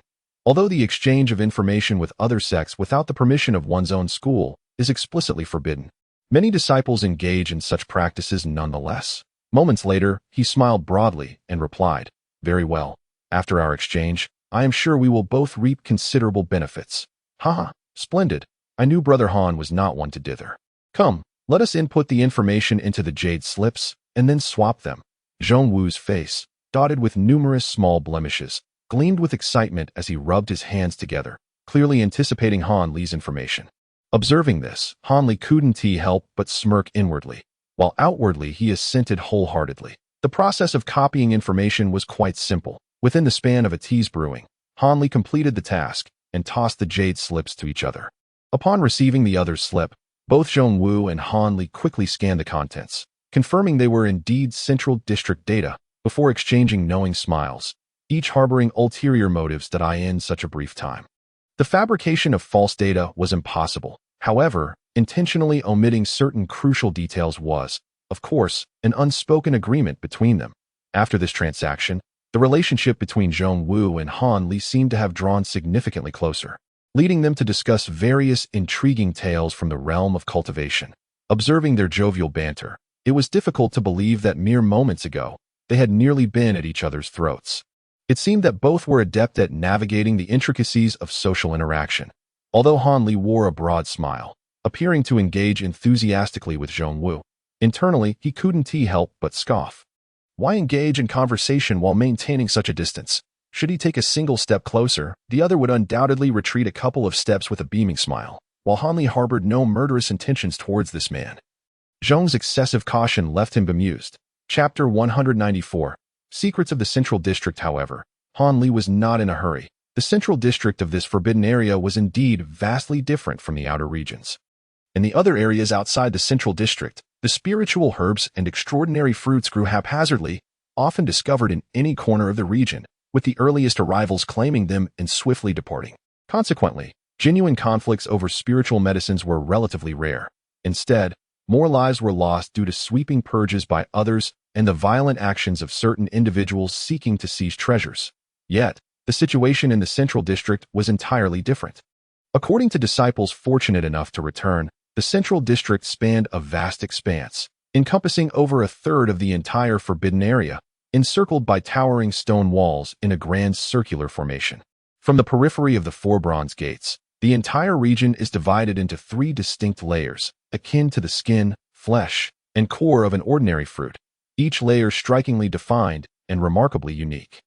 The picturesque locale where Han Li currently finds himself is situated in the outermost section of the central area. According to the records, the expanse from this point to the next layer is modest, measuring merely over a mile in width. Within this range, the flora and fauna, while each being rare and exquisite, are indeed few that possess the qualities of spiritual medicine with tangible benefits for cultivators. Most are merely for ornamental appreciation. Many from the 7 major sects speculate that this particular layer has been intentionally designed by the master of the Forbidden Land as a garden-like sanctuary, where the vibrant and eye-catching flowers and plants serve solely to please the master's aesthetic sensibilities. If one seeks something of practical use amidst this bounty, they might as well explore other regions of the Forbidden Land, which would be considerably less troublesome. The truly valuable spiritual medicines for cultivators are primarily found within the second layer of the central area. Most disciples from the various sects enter this domain with the express purpose of reaching this layer, where the 3 primary ingredients for the Foundation Establishment Pill are located, naturally marking them as their ultimate objective. Han Li, too, is determined to acquire these spiritual medicines. Speaking of this second layer, it left Han Li, upon first perusing the relevant information, utterly astonished for a considerable time. This second layer is entirely a vast circular mountain range, perpetually shrouded in an impenetrable fog. Within this mountainous expanse, there exist natural spiritual sites such as caves, secluded valleys, and sheer cliffs, alongside artificial structures like stone houses and stone halls, where various heavenly and earthly spiritual herbs thrive. The information exchange between the ugly man and Han Li primarily consisted of maps detailing the locations of these spiritual herbs, for no one can guarantee that the existing records will encompass the area they find themselves in upon entering this place. Thus, having multiple distribution maps is undoubtedly advantageous for easier navigation and search. However, the fog in this mountain is exceedingly dense and oppressive. Once cultivators step into this mountain, they can become utterly lost within mere steps, forced to proceed cautiously, inching forward with uncertainty, relying solely on luck for their safe return. Even more troublesome is the multitude of demonic beasts dwelling within the circular mountain, ranging from the low-tier flame mice and swift rabbits to the high-tier golden light pythons and ice firewolves, encompassing nearly all known and unknown varieties of first-level demonic beasts that the 7 major sects have heard of. Those of lesser power can be easily dealt with by 6 or 7 cultivators, each capable of handling multiple foes without issue. However, should they encounter the high-tier apex beasts, even the elite disciples of the 7 sects would have no choice but to flee in disarray. Fortunately, these apex beasts are quite rare in this mountain, and most have become guardians of specific spiritual herbs, seldom encountered on the outside. Thus, the more formidable demonic beasts predominantly belong to the upper tier. Nevertheless, when several elite disciples join forces, they can effortlessly eliminate them. Of course, should one find themselves alone in such an encounter, a bloody battle would be unavoidable, whether it be the mist enveloping the mountains or the lurking beasts within. Encountering either of these formidable challenges alone might allow the proud and ambitious disciples to dare a venture into the mountains in search of medicinal herbs. Yet now, faced with both perils simultaneously, these disciples could do little more than exchange anxious glances. In such circumstances, ascending the mountain would undoubtedly lead to a one-way journey. Thus, the initial batches of disciples who entered the forbidden grounds merely gathered some ordinary spiritual herbs from the outskirts, never daring to venture into the circular valley itself. However, after several attempts, a practitioner from the Yenyue sect, through great ingenuity, managed to forge a magical artifact known as the Moonlight Pearl. This item, while neither offensive nor defensive, possessed the unique ability to emit a wondrous light capable of dispelling various mists and toxic vapors, specifically crafted for the expedition into the Forbidden Realm. Indeed, the disciple of Yenyue sect who possessed this treasure shone brightly during the next opening of the Forbidden Grounds. After dispelling the majority of the mists with the aid of their allies from other sects, they returned from the circular valley laden with abundant spoils. With these gains, they crafted numerous foundation-building elixirs and attracted a multitude of disciples, thereby catapulting their sect to unprecedented heights and securing Yenyue sect's position as the foremost cultivation sect in the realm of Yuegua. However, as the saying goes, there are no secrets that cannot be unveiled. The news of Yenyue sect's remarkable success in the Forbidden Grounds, utilizing the Moonlight Pearl to procure celestial herbs, soon spread far and wide. Before long, the remaining 6 sects, unwilling to let Yenyue sect monopolize the bounty, came knocking at their door. Reluctant to provoke the collective wrath, yet equally unwilling to relinquish the pearl, Yenyue sect engaged in a protracted negotiation with the other 6 sects, ultimately agreeing to share the treasure. thereby designating it a communal possession among the 7 major sections. Consequently, the pearl was to be held in rotation among the sects. After each expedition into the Forbidden Grounds, the sect currently in possession of the pearl was obliged to surrender it to the next sect in line for safekeeping. Regardless of which sect held the pearl, the disciples were mandated to utilize it under the supervision of their peers from the other sects, adhering strictly to the predetermined schedule for dispelling the mists. Without any deliberate attempts to seize the advantage or delay the timing, this arrangement ensured that all disciples arriving promptly in the central area could enter the circular valley simultaneously to harvest spiritual herbs, rendering the process exceedingly fair. While this agreement may have seemed to disadvantage Yenue's sect, forcing them to abandon their dream of monopolizing the spiritual herbs, it ultimately spared them from potential annihilation and afforded them the opportunity to grow stronger. As it stands today, Yenue's sect has emerged as the unrivaled leader among the 7 major sects, its power deemed unfathomable. The other sects find themselves incapable of contending with Yenue's sect unless they unite in pairs. Hanli, however, remains unperturbed, his calm demeanor in the presence of the surly figure before him attributable to this very circumstance. Prior to their entry, the 7 major sects had already agreed upon a schedule for dispelling the mists. Set for the morning of the 3rd day, Hanli, having prioritized his journey to the central area over rest, was keen to avoid any potential ambushes that might delay their entrance into the mountains. Now that he has entered the central zone, there is no longer any need for haste. Even if he were to rush to the 2nd tier, it would merely result in staring helplessly at the mists. As for the 3rd tier at the heart of the Forbidden Grounds, it remains an enigma shrouded in mystery. As one ascends to the pinnacle of the circular mountain, a magnificent sight unfolds. At the heart of the expansive area encircled by the 2nd tier, a towering pagoda, reaching a height of 100 zhong, stands majestically. Surrounding this pagoda is an extensive expanse of verdant forest, rendering access to the structure nearly impossible. This locale represents the so-called 3rd tier, the very core of the Forbidden Zone. Upon hearing the description from their sect's disciples, the eminent figures of the 7 great sects immediately recognized this as the original abode of the master of the Forbidden Land. Their intrigue towards the treasures within the pagoda palpable. However, at the boundary between the 2nd and 3rd tiers, an unknown yet formidable barrier remains operational, thwarting all disciples attempting to breach its defenses. Such a barrier is far beyond the capabilities of mere chi refinement stage disciples to dismantle, yet cultivators above the foundation establishment stage are equally unable to enter the Forbidden Zone. Thus, the true nature of the treasures housed within this pagoda remains an enigma to this day. Hanli, however, harbored no interest in the colossal tower within the 3rd tier. For him, the paramount objective was to locate a sufficient quantity of celestial herbs within the 2nd tier and retreat unscathed. This alone would be a cause for gratitude and divine favor. After patiently enduring the company of the grotesque man before him for a quarter of an hour, Hanli finally extricated himself from the individual's clutches, disappearing into the nearby thicket. As he vanished, he cast one last glance back, observing that Zhongwu remained languidly rooted in his spot, showing no inclination to depart. It seemed these formidable individuals would not relent until they had eliminated at least 10 or more of the other disciples hoping to take advantage of the chaos. It was likely that the remaining 3 sects were engaged in similar pursuits. While mulling this over, Hanli began to search for something in a location distant from the Copper Gate. Beneath a towering tree, he stumbled upon an inconspicuous hollow, which filled him with delight. After burrowing inside, he took the time to set up some minor defenses at the entrance, then promptly succumbed to a deep slumber. Casting aside all thoughts, Hanli needed to rest thoroughly. Come dawn, when he would break through the mist of the circular mountain, who could predict what events might transpire? It was imperative that he restored himself to peak condition for the challenges ahead. Nonetheless, he believed that by the morrow, the number of disciples gathered at the foot of the circular mountain, awaiting the dispelling of the mists, would be far from negligible. Moreover, each would likely prove no less troublesome than Fengyu. This slumber was exceptionally sweet for Hanli, lasting until the early hours of the next day when he gradually roused. The most significant day of his journey into the Forbidden Land had finally arrived. Chapter 195.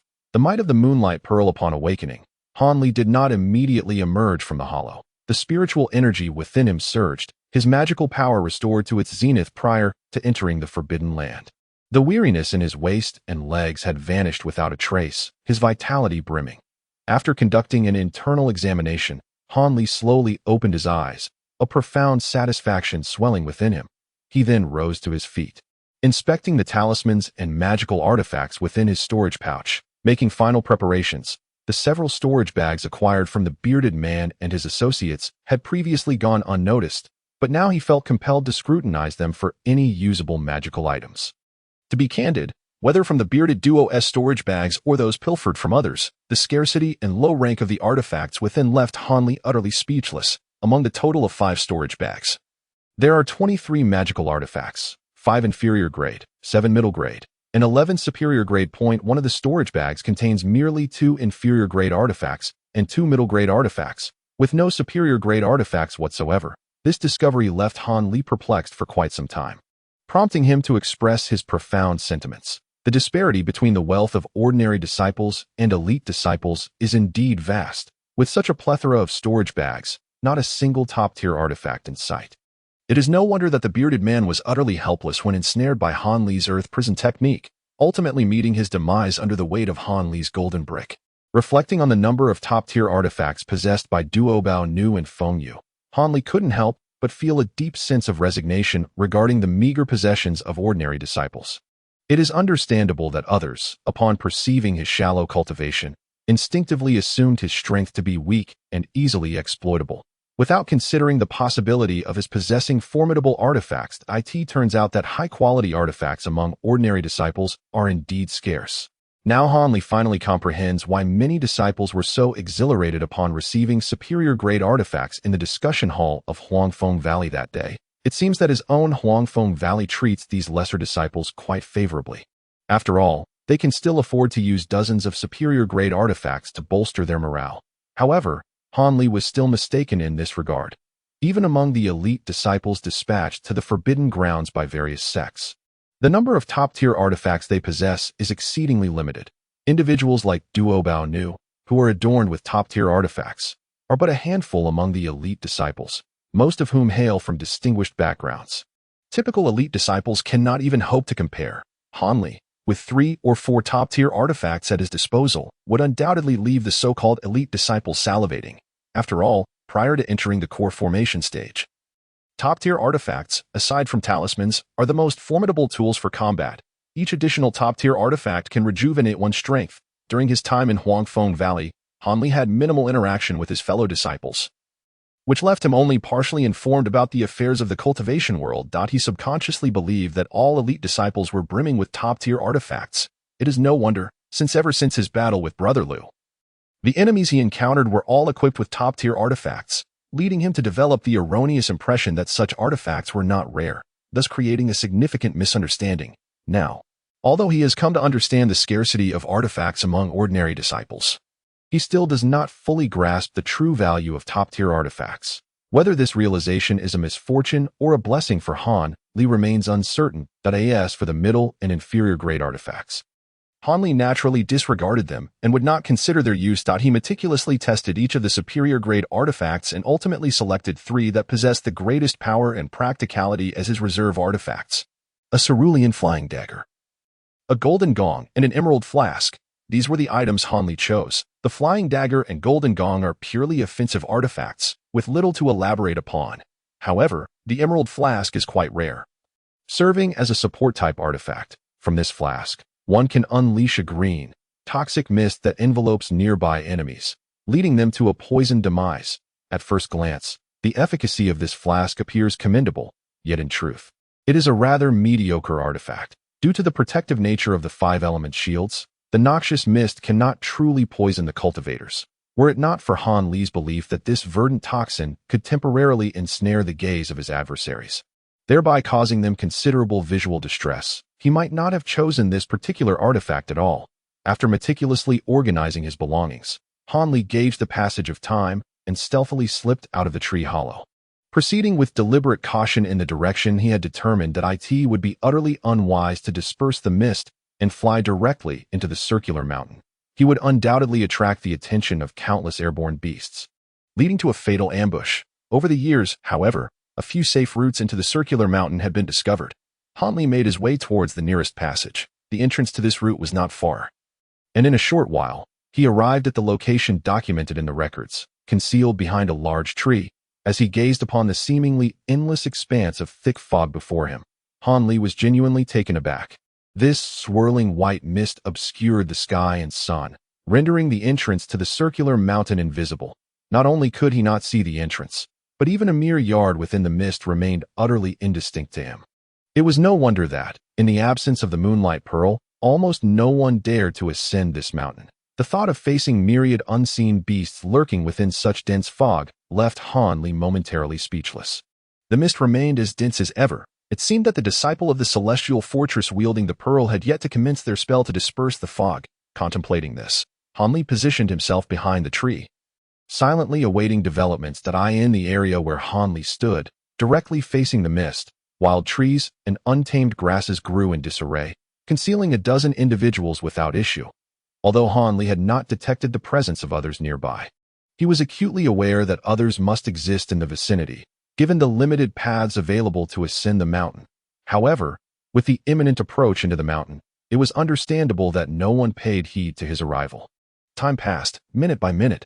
After patiently waiting for 3 or 4 hours, Han Li suddenly sensed a surge of astonishing spiritual energy emanating from the southwest. In the next moment, a towering white beam of light shot up into the heavens, coalescing into a colossal orb of light high above the shrouded expanse.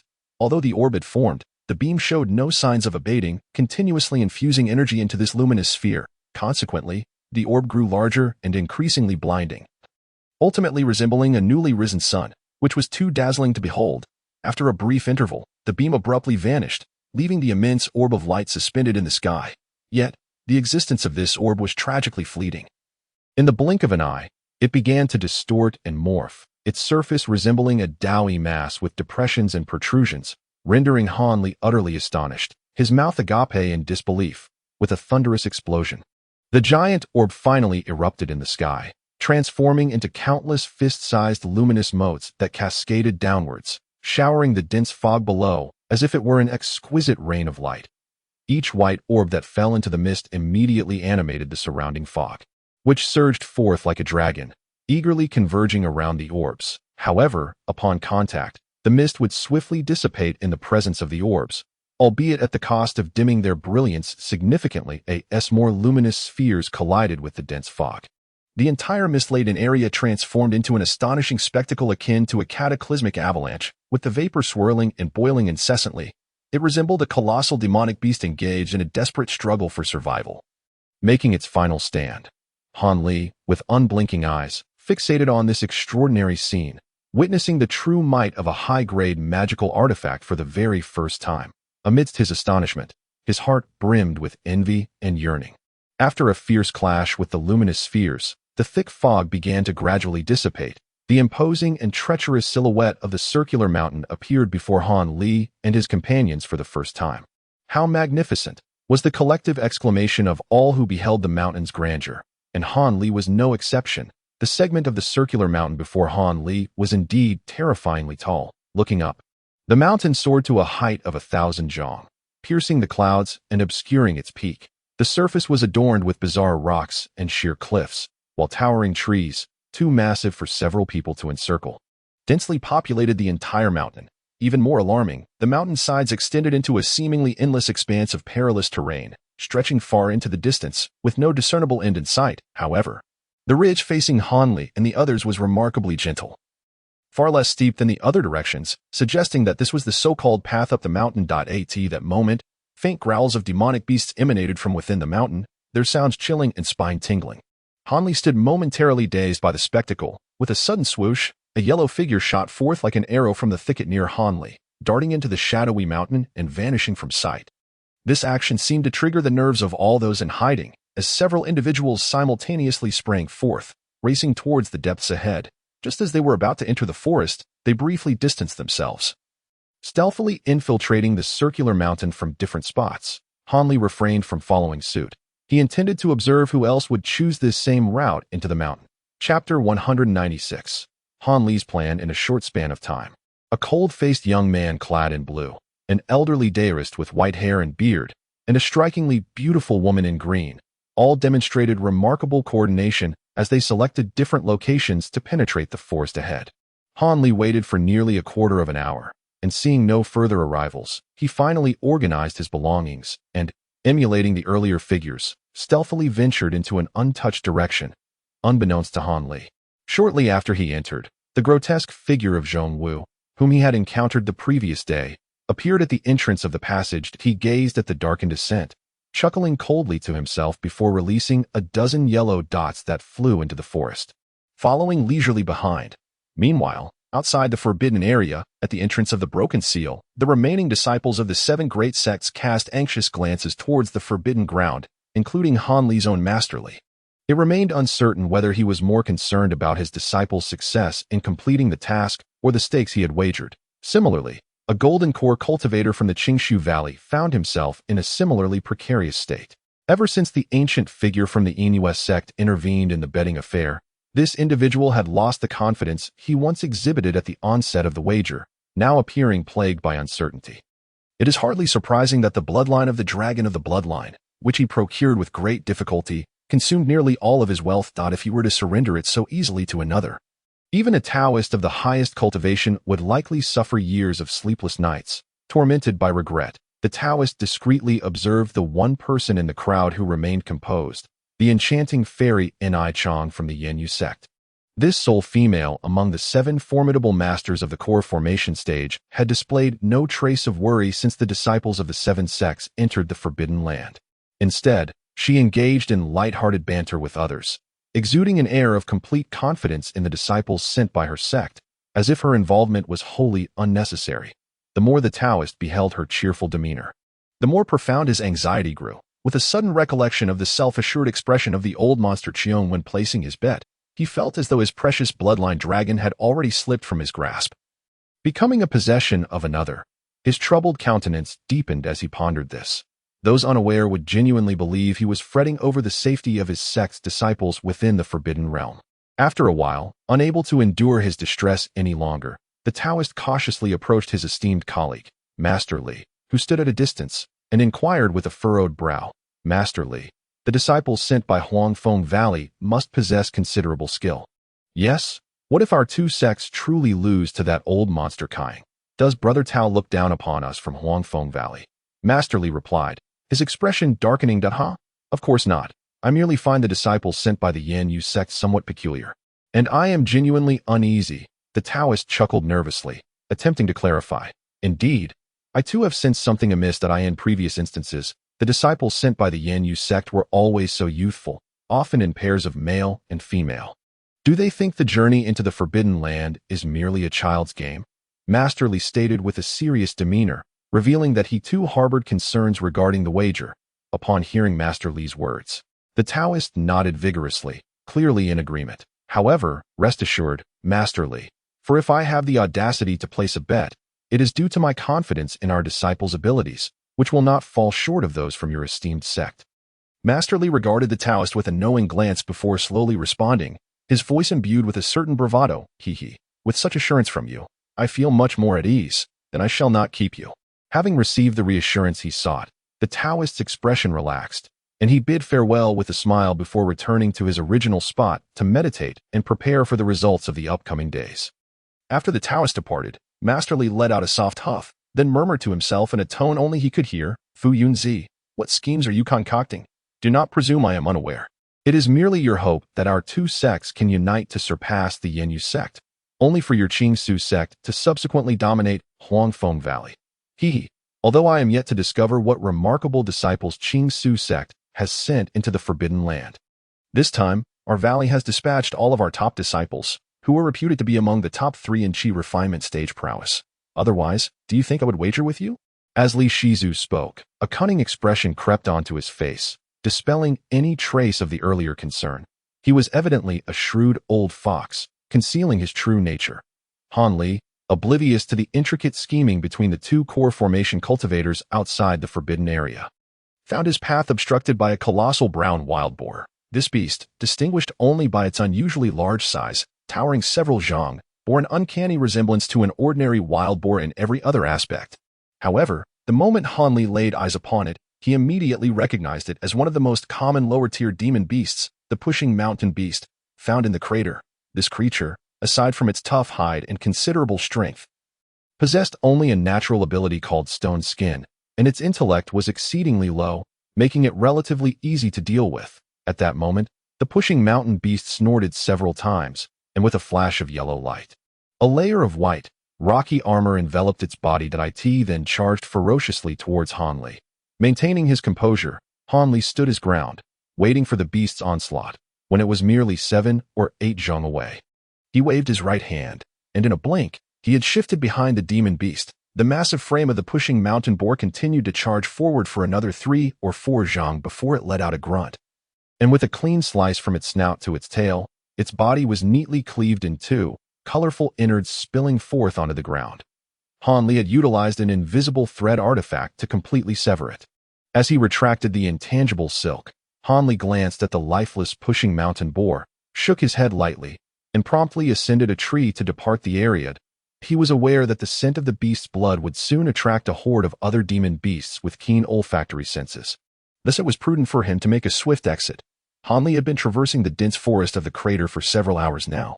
Yet, in such a brief span of time, he had encountered 4 demon beasts. Among them, 3 were lower tier, which he dispatched without hesitation. However, the mid-tier flying feather peacock, with its resplendent plumes capable of detaching from its body to autonomously pursue and defend, posed a significant challenge for Han Li.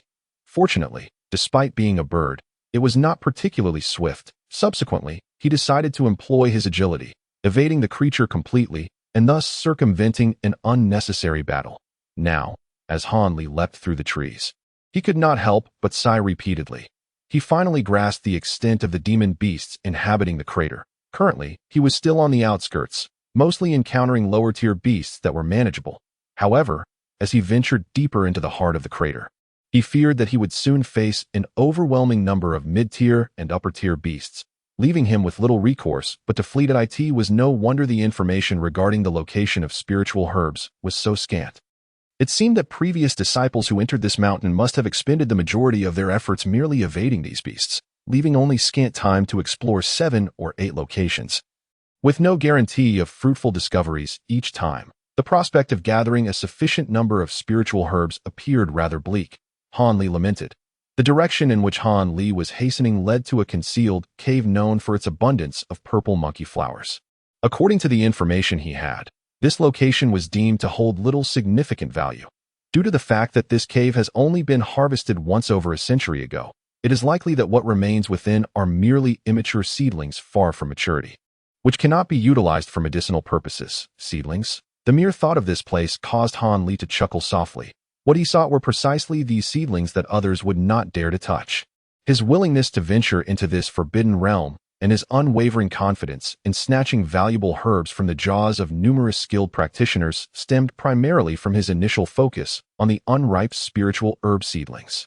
By doing so, he could largely evade conflicts with disciples from other sects, allowing him to explore various locations and gather what others deemed worthless. Once he returned with these spiritual herb seedlings, he could use the mysterious vial's green essence to accelerate their growth. In this manner, the outcome would be akin to directly harvesting mature herbs. Although, as Mastermind mentioned, these seedlings would not survive long outside the forbidden area. Lasting merely a year or 2 at best, this time frame would suffice to mature them through several cycles. After all, as the primary ingredients for foundation-building pills, they did not require extensive aging. A mere 400 to 500 years would suffice for medicinal use. The only dilemma now lay in whether the remaining 3 days would be sufficient for him to gather a sufficient quantity of herbs. The locations where these seedlings thrived were scattered far and wide, compounded by the potential threats posed by the beasts along the way and possible conflicts with disciples from other sects, leaving Han Li feeling uncertain. Chapter 197. The Giant Centipede. At last, he arrived at the cave. After 2 hours, Han Li stood atop a black rock nearly as tall as a person, surveying the several zhong high entrance not far away, murmuring to himself, "It appears rather unremarkable." Han Li refrained from recklessly charging in. Instead, he meticulously observed the surroundings for a moment. Although time was of the essence, he could not afford to be careless and place himself in peril. The secret cave described in the documents indeed appeared inconspicuous from the outside, resembling the wild caves he had encountered along the way without a hint of distinction. One could only wonder how the original discoverer had stumbled upon this place, which left Han Li somewhat in awe. After a brief interval, he was convinced that there were no lurking beasts or humans nearby. allowing him to cautiously approach the cave entrance. The opening was entirely natural, formed from pale blue stones, devoid of any signs of artificial chiseling. Upon stepping into the cave, Hanli glanced at the walls on either side and reached this conclusion. Then, with a flicker of his form, he discreetly slipped into the depths of the cave. However, after taking only a few steps, he halted once more, as the area ahead had become obscured in darkness. Hanli furrowed his brow and reached into his storage pouch, retrieving a moonstone the size of an egg. As soon as it appeared, the gentle white light illuminated the surroundings clearly, prompting Hanli to shake his head in resignation. His original intent had been to silently infiltrate the depths of the cave to ascertain whether any beasts were guarding it. If so, he could strike them down with a swift and lethal blow, sparing himself unnecessary trouble. However, as soon as the moonstone made its appearance, it rendered him an unmistakable target. How could he possibly launch a surprise attack? Hanli gently cradled the shimmering moonstone in one hand, and after a moment's hesitation, he summoned a layer of earth attribute protection with the other hand before cautiously continuing his advance, stepping lightly. The cave was far narrower than the open wilderness, and swift movements were considerably hampered, thus he felt more secure with a protective barrier enveloping him. Though this precaution significantly diminished his agility, Hanli understood that one cannot have both fish and bear's paws, and thus he harbored no complaints. The cave was exceedingly elongated. After walking for a quarter of an hour, Hanli had yet to see any indication of an end, which caused a stir of doubt within him.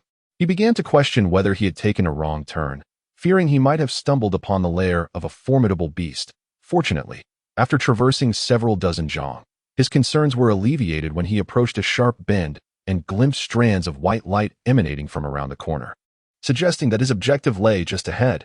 Seeing this, Hanli's heart leapt with joy as he quickly stowed the moonstone and stealthily approached, since there was already light here and it was located at a turn. It seemed his original plan could still be executed.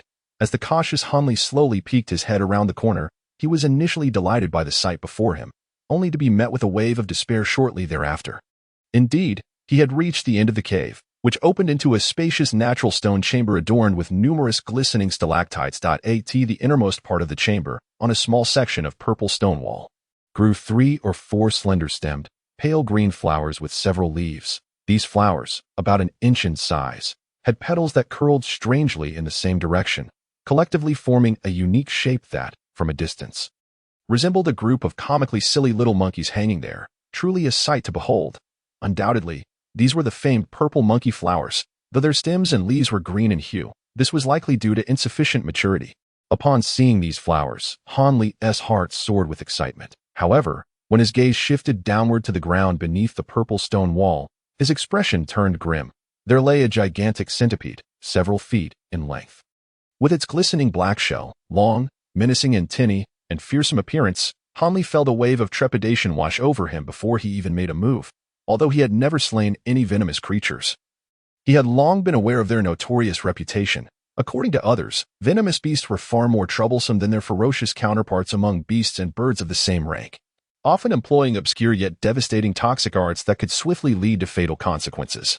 Therefore, unless absolutely necessary, it was wise to avoid provoking such creatures. The centipede before him was of such considerable size that it was at least a mid-tier beast, and it was not inconceivable that it could be a high-tier one as well.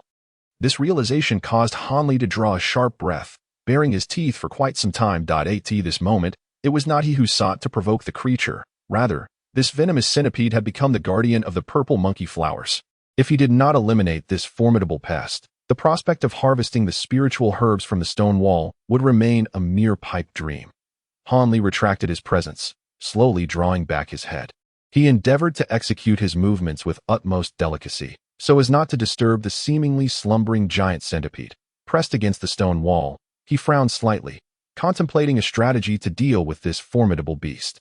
Relying solely on the power of a few top-tier magical artifacts would not be entirely unfeasible. He was confident that merely invoking the golden brick talisman could allow him to crush the creature with a single blow. However, engaging in such a confrontation would likely deplete a significant portion of his mana, leaving him unable to maintain his optimal condition. The journey ahead was still long, and the dangers would undoubtedly escalate. Given the urgency of his circumstances, he could not afford to spend another half-day meditating to replenish his mana. Thus, Hanli was reluctant to exchange a substantial consumption of his mana for the prospect of victory. After a period of deep contemplation, a spark of inspiration ignited within him, leading to a promising idea. Before taking action, he cautiously peeked at the centipede, and upon seeing it remaining motionless in its place, he felt a wave of relief wash over him. With a slight smile, Han Li vanished into the darkness from whence he came. In a short span of time, Han Li re-emerged, his demeanor radiating confidence. This time, he bore no protective shield and exhibited no furtive behavior. Instead, he strode boldly, taking a sharp turn into the hall where the centipede resided. If the creature had not sensed such a commotion, it would surely be more foolish than beastly. The lengthy insect immediately raised its head, its long, coarse antennae thrashing about as it emitted a series of hissing sounds that sent shivers down one's spine. Han Li, undeterred, raised his hand, and several small fireballs sped forth, striking the creature's head and producing a series of explosive sounds. Following the flames, Han Li observed that the centipede's head remained glossy and unscathed, leaving no marks on its exterior, which astounded him. That it seemed that the tales of these venomous beasts being exceptionally tenacious were indeed true. Though the giant centipede had suffered no injuries, it was thoroughly provoked by Han Li's earlier taunts. With a menacing split of its sharp fangs, a torrent of crimson toxic mist erupted from its maw, surging towards Han Li with overwhelming ferocity, intent on transforming him into a mere puddle of poison. Naturally, Han Li was not foolish enough to remain stationary, allowing such evidently lethal substances to touch him. Unburdened by his protective shield, he propelled himself backward, swiftly exiting the hall at a speed slightly faster than the encroaching toxic mist, then turned and fled down the passage as if in a desperate escape from the beast's venomous onslaught. The giant centipede, unwilling to let Han Li depart so easily, swiftly maneuvered its numerous legs, pursuing him with a velocity that matched his frantic flight. This revelation left Han Li, who had glanced back, utterly astonished. He hastily quickened his pace, managing to distance himself from the centipede before disappearing into the corridor. The giant centipede emitted a low, hissing growl, unhesitatingly trailing after him. This passage had been traversed countless times by the monstrous beast, rendering it far more familiar with the route than Han Li. Consequently, within a short span, it managed to catch up, clearly perceiving Han Li's silhouette ahead. The centipede demon beast was elated, its limbs flailing with increased urgency as it charged voraciously forward. At that moment, Han Li suddenly halted his steps, turning around with a grin to regard the creature, no longer fleeing. It seemed he had entirely relinquished the thought of escape. Thus, in the blink of an eye, the giant centipede found itself merely 3 to 4 zhang away from Han Li, just as it was about to revel in the prospect of tearing the diminutive figure to shreds with its fangs. An intense pain suddenly surged through its abdomen, causing it to falter momentarily before writhing in agony upon the ground. An abundant flow of black venomous blood gushed forth, saturating the earth beneath it. Unbeknownst to it, at some point, the centipede's most vulnerable underbelly had been expertly sliced open by an exceedingly sharp blade, resulting in a grievous wound. Given such a mortal injury, it was no wonder the giant centipede writhed in torment. Meanwhile, Han Li, standing nearby, was not one to miss the opportunity to strike a fallen adversary. He raised a hand, unleashing a circular beam of golden light along with a glimmering blue flying knife, both aimed at the creature's 2 long, coarse antennae. With a resounding thud, the 2 superior-grade magical artifacts merely inflicted minor gashes on the antennae before bouncing off with a crisp sound, leaving Han Li momentarily astonished. How remarkably tough! It was nearly comparable to the quality of a mid-grade magical artifact. Han Li silently expressed his relief, realizing that had he not employed some subtle tactics, subduing this giant centipede would indeed have required considerable effort. Observing that the flying knife and golden bowl had not proven particularly effective, he swiftly recalled them.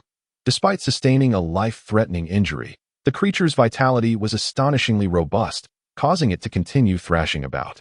It seemed it would not succumb any time soon. With a slight furrow of his brow, Han Li decided to forego further engagement with the beast's fate, swiftly darting past its head and directly returning through the cavernous passage to the stone hall. Inside the stone hall, the few azure-purple monkey flowers remained unscathed, filling Han Li's heart with joy. He retrieved several similarly sized jade boxes from his storage bag, placing them upon the ground. He then summoned the flying knife once more. Meticulously excising the purple monkey flowers along with their small portions of purple stone from the roots, he carefully cradled them with the flying knife, returning them to his hand, and subsequently sealed them within the jade boxes for safekeeping. Once all the spiritual herbs had been diligently harvested and secured, Han Li let out a long sigh of relief, Feeling his mind settled, he stretched lazily and casually surveyed the stone hall. Ensuring nothing had been overlooked before leisurely exiting the area. As Hanli passed the spot where the giant centipede had been grievously wounded, he discovered the beast lying motionless on the ground. Utterly lifeless. A pool of black venomous blood flowed from beneath it, permeating the cavern with a nauseating stench that left Hanli feeling somewhat lightheaded. Startled, he realized this was due to the toxic blood's noxious vapors filling the air. He quickly consumed some cleansing powder to alleviate the discomfort. He advanced to a distance of several paces from the corpse of the centipede before halting. Subsequently, he unleashed a flurry of throwing knives, piercing the body several times. Observing that it remained utterly motionless, he finally felt a sense of relief and continued on his way. However, after taking a few steps, Hanli suddenly paused, bending down to retrieve a dark, glimmering short blade from the ground. With 2 fingers, he gently wiped the black mud from the blade's edge, causing it to gleam with a brilliant golden light. It was none other than the subblade of the golden insect mother blade. In truth, Hanli had effortlessly slashed open the abdomen of the centipede beast during the time he had vanished, having plunged all 8 subblades of the golden insect mother blade into the ground of the passageway in one swift motion, aligning them in a row along the cave floor, with their razor-sharp tips protruding above the surface. Fearing that the radiance of the golden blades might attract the attention of the beast, Hanli had coated their edges with black mud, rendering them indistinguishable from the pitch-black cave. Consequently, when the giant centipede, closely trailing the ground, pursued Hanli into this section of the cave, it was unwittingly cleaved open by the concealed golden blades. Meeting its demise in this hidden trap. It was truly a tragic fate for such a formidable upper-tier poisonous insect beast, whose lethal toxins never had the chance to be unleashed before falling victim to Hanli's cunning ambush. How unfairly it had perished. Although Hanli was unaware that the centipede he had slain was an upper-tier beast, he understood that even if it were not, it surely ranked among the most formidable of mid-tier beasts. Thus, he felt a great sense of satisfaction at having so easily dealt with such a venomous creature. Having taken several more steps, bending down with each one, he finally cleaned and retrieved all the golden blades. He was about to leave when, by chance, he glanced at the giant centipede's corpse. After a moment's hesitation, he approached it. Upon reaching the body, Hanli unceremoniously drove the golden blade into its head, back, and tail, only to discover that the outer shell on its back was the most resilient, allowing the blade to penetrate merely half an inch. Only through continued force could he gradually cut deeper. Seeing this, Hanli hesitated no longer. He immediately released all 8 of the golden insect blades he had just retrieved, laboriously cutting into the tough exterior of the centipede's back. Before long, several large sections of hardened shell, each several feet in size, were forcibly severed and carefully stowed away in his storage pouch. These pieces were capable of withstanding the full force of a top-tier magical artifact, making them exceedingly valuable. If fashioned into a rudimentary inner armor, they would undoubtedly prove immensely beneficial to him. In truth, Hanli's intention was to cut away all of the centipede's exterior, but that would consume far too much time. And time was of the essence for him at this moment. Thus, he could only depart the cave with a tinge of regret, hastening towards the next designated location for herb gathering, where he anticipated finding some yet-to-mature celestial spirit fruits. As Hanli tirelessly pursued his plan to gather various immature spiritual herbs, fierce clashes erupted among elite disciples at several well-known locations where spiritual herbs had matured. After all, there are only a few locations that can accurately predict the maturation of spiritual herbs, making a confrontation among the elite from various factions inevitable. In a tranquil valley to the southeast of Hanli, 3 individuals are currently at an impasse over 2 precious purple monkey flowers that Hanli has only just acquired. These 2 flowers, no longer a pale azure, now radiate a stunningly vibrant purple hue, exuding a rich and alluring fragrance. In front of these exquisite flowers lies a bizarre deer with a fiery red horn, its body severed and lying in a pool of blood, having succumbed to death long ago. Not far from the beast's lifeless form, 3 individuals, each clad in distinct attire, stand in a triangular formation. Yet none dare to strike, seemingly wary of one another. What do you 2 intend? I alone have slain this blazing horned deer. The spiritual herbs rightfully belong to me. At last, one of them, a young man in his 20s clad in blue, exclaimed with an expression full of fury. He possesses an impressive physique, holding a green flying fork in one hand while cradling a yellow orb in the other, both items radiating a brilliant light, indicating their status as top-tier magical artifacts. No wonder he was able to single-handedly vanquish the formidable upper-tier demon beast. My fellow Taoist, I did not expect to meet you again this year. We truly share a remarkable connection. The speaker is an elderly man in a blue robe, leaning on a cane, his face adorned with a kind and gentle expression. He pays no heed to the young man's accusation, instead engaging in conversation with another middle-aged Taoist. Indeed, I too did not anticipate encountering Master Li again this year, replied the Taoist, who bears a simple, sheathed long sword on his back, speaking with an air of calmness. Similarly ignoring the young man, the youth from Tianke Fortress seethes with rage. Having been gifted with exceptional talent and hailing from a prominent family, his handsome demeanor has always made him the center of attention. Now, however, he feels deeply humiliated by the indifference of these two individuals, inciting a profound sense of resentment within him. Yet, before he could utter another word, the elderly man and the Taoist's subsequent remarks caused his expression to shift dramatically, plunging him into a state of panic. There is no need to dwell on past matters. Now, with two spiritual herbs at hand, let us divide them equally, one for each of us, shall we? The elder, with no unnecessary embellishments, extended an invitation to the Taoist from Qingshu Valley to join forces in the division of the spiritual herbs. Upon hearing this, the middle-aged Taoist displayed no surprise, contemplating for a moment before nodding in agreement. Very well, our strengths are comparable. Continuing to fight would only lead to mutual destruction.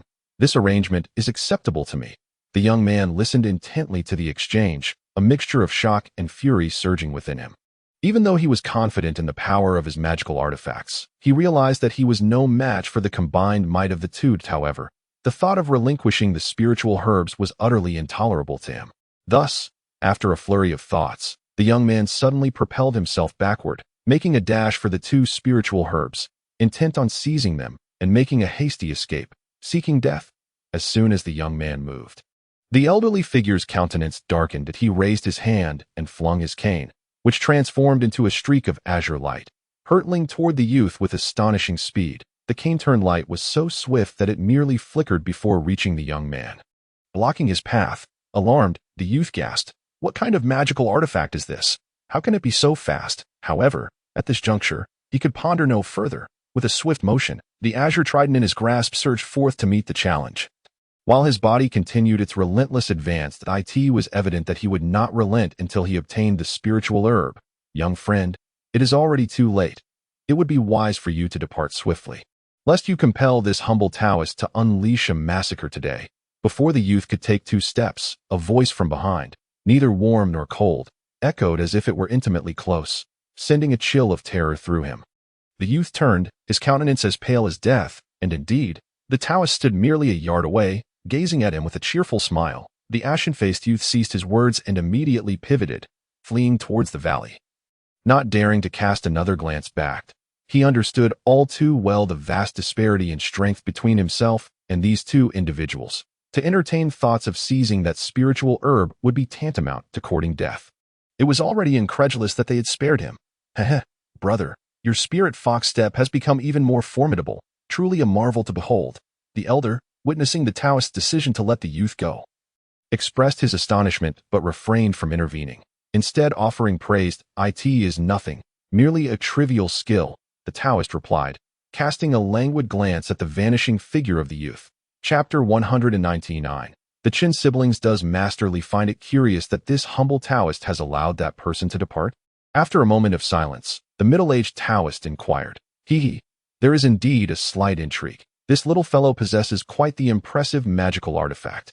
Even I find myself tempted." The elder did not conceal his thoughts but spoke plainly.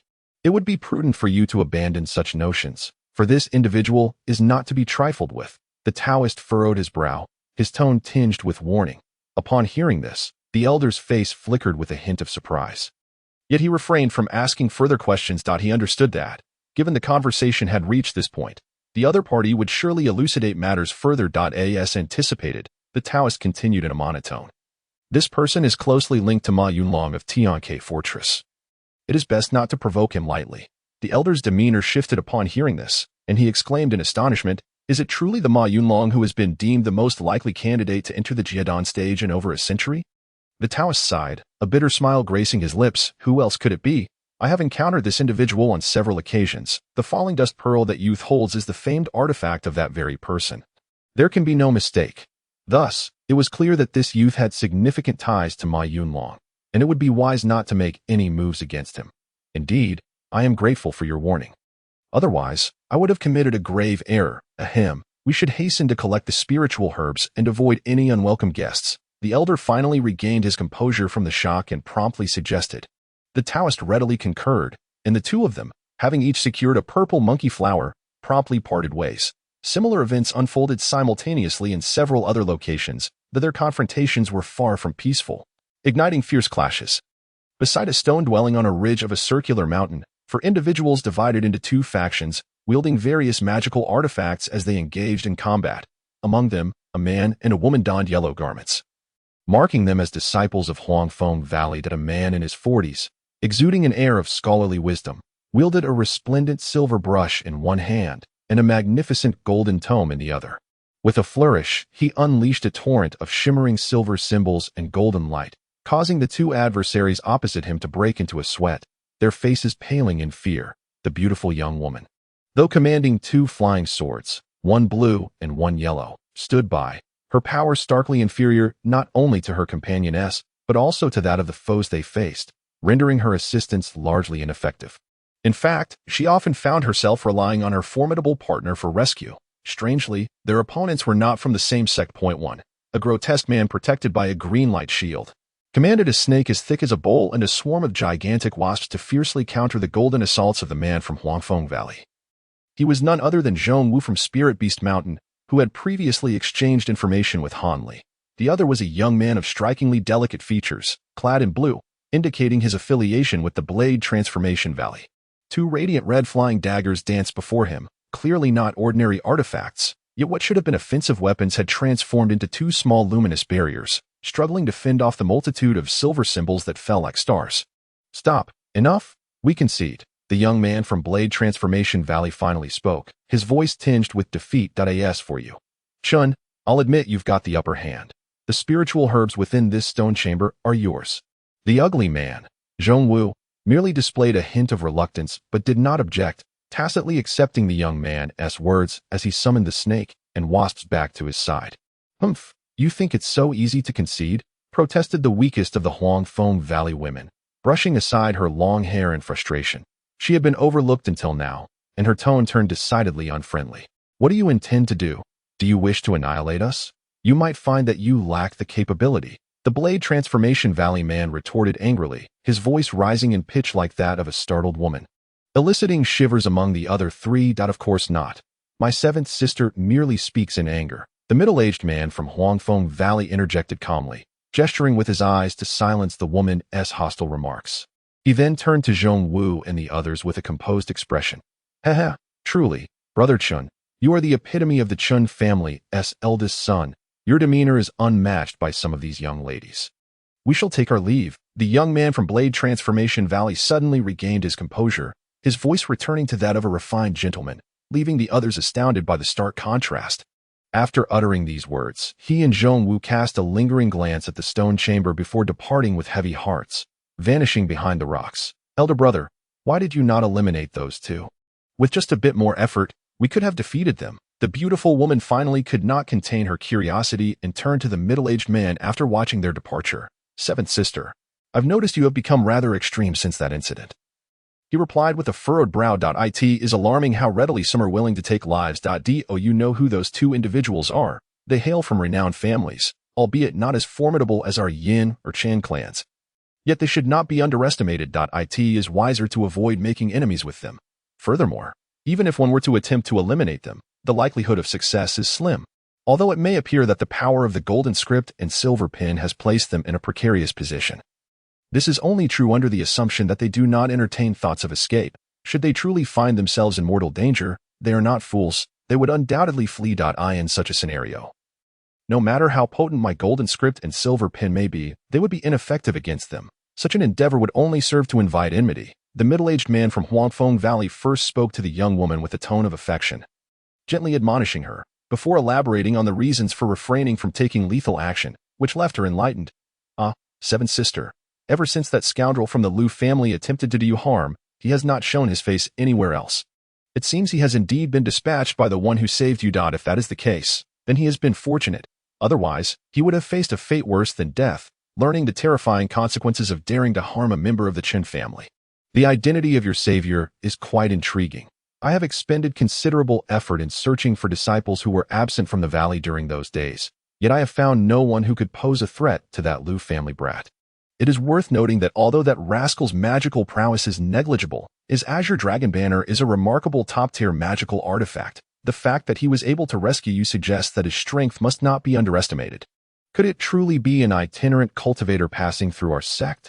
Suddenly, the elder brother of the young woman shifted to a tone of fondness as he addressed his seventh sister. It was revealed that this seventh sister was none other than the once frosty Chinshimi, who, in the presence of her elder brother, seemed to regain some of her former self. Upon hearing his words, her face flushed with embarrassment, and she playfully retorted, "Humph, why bring the person up?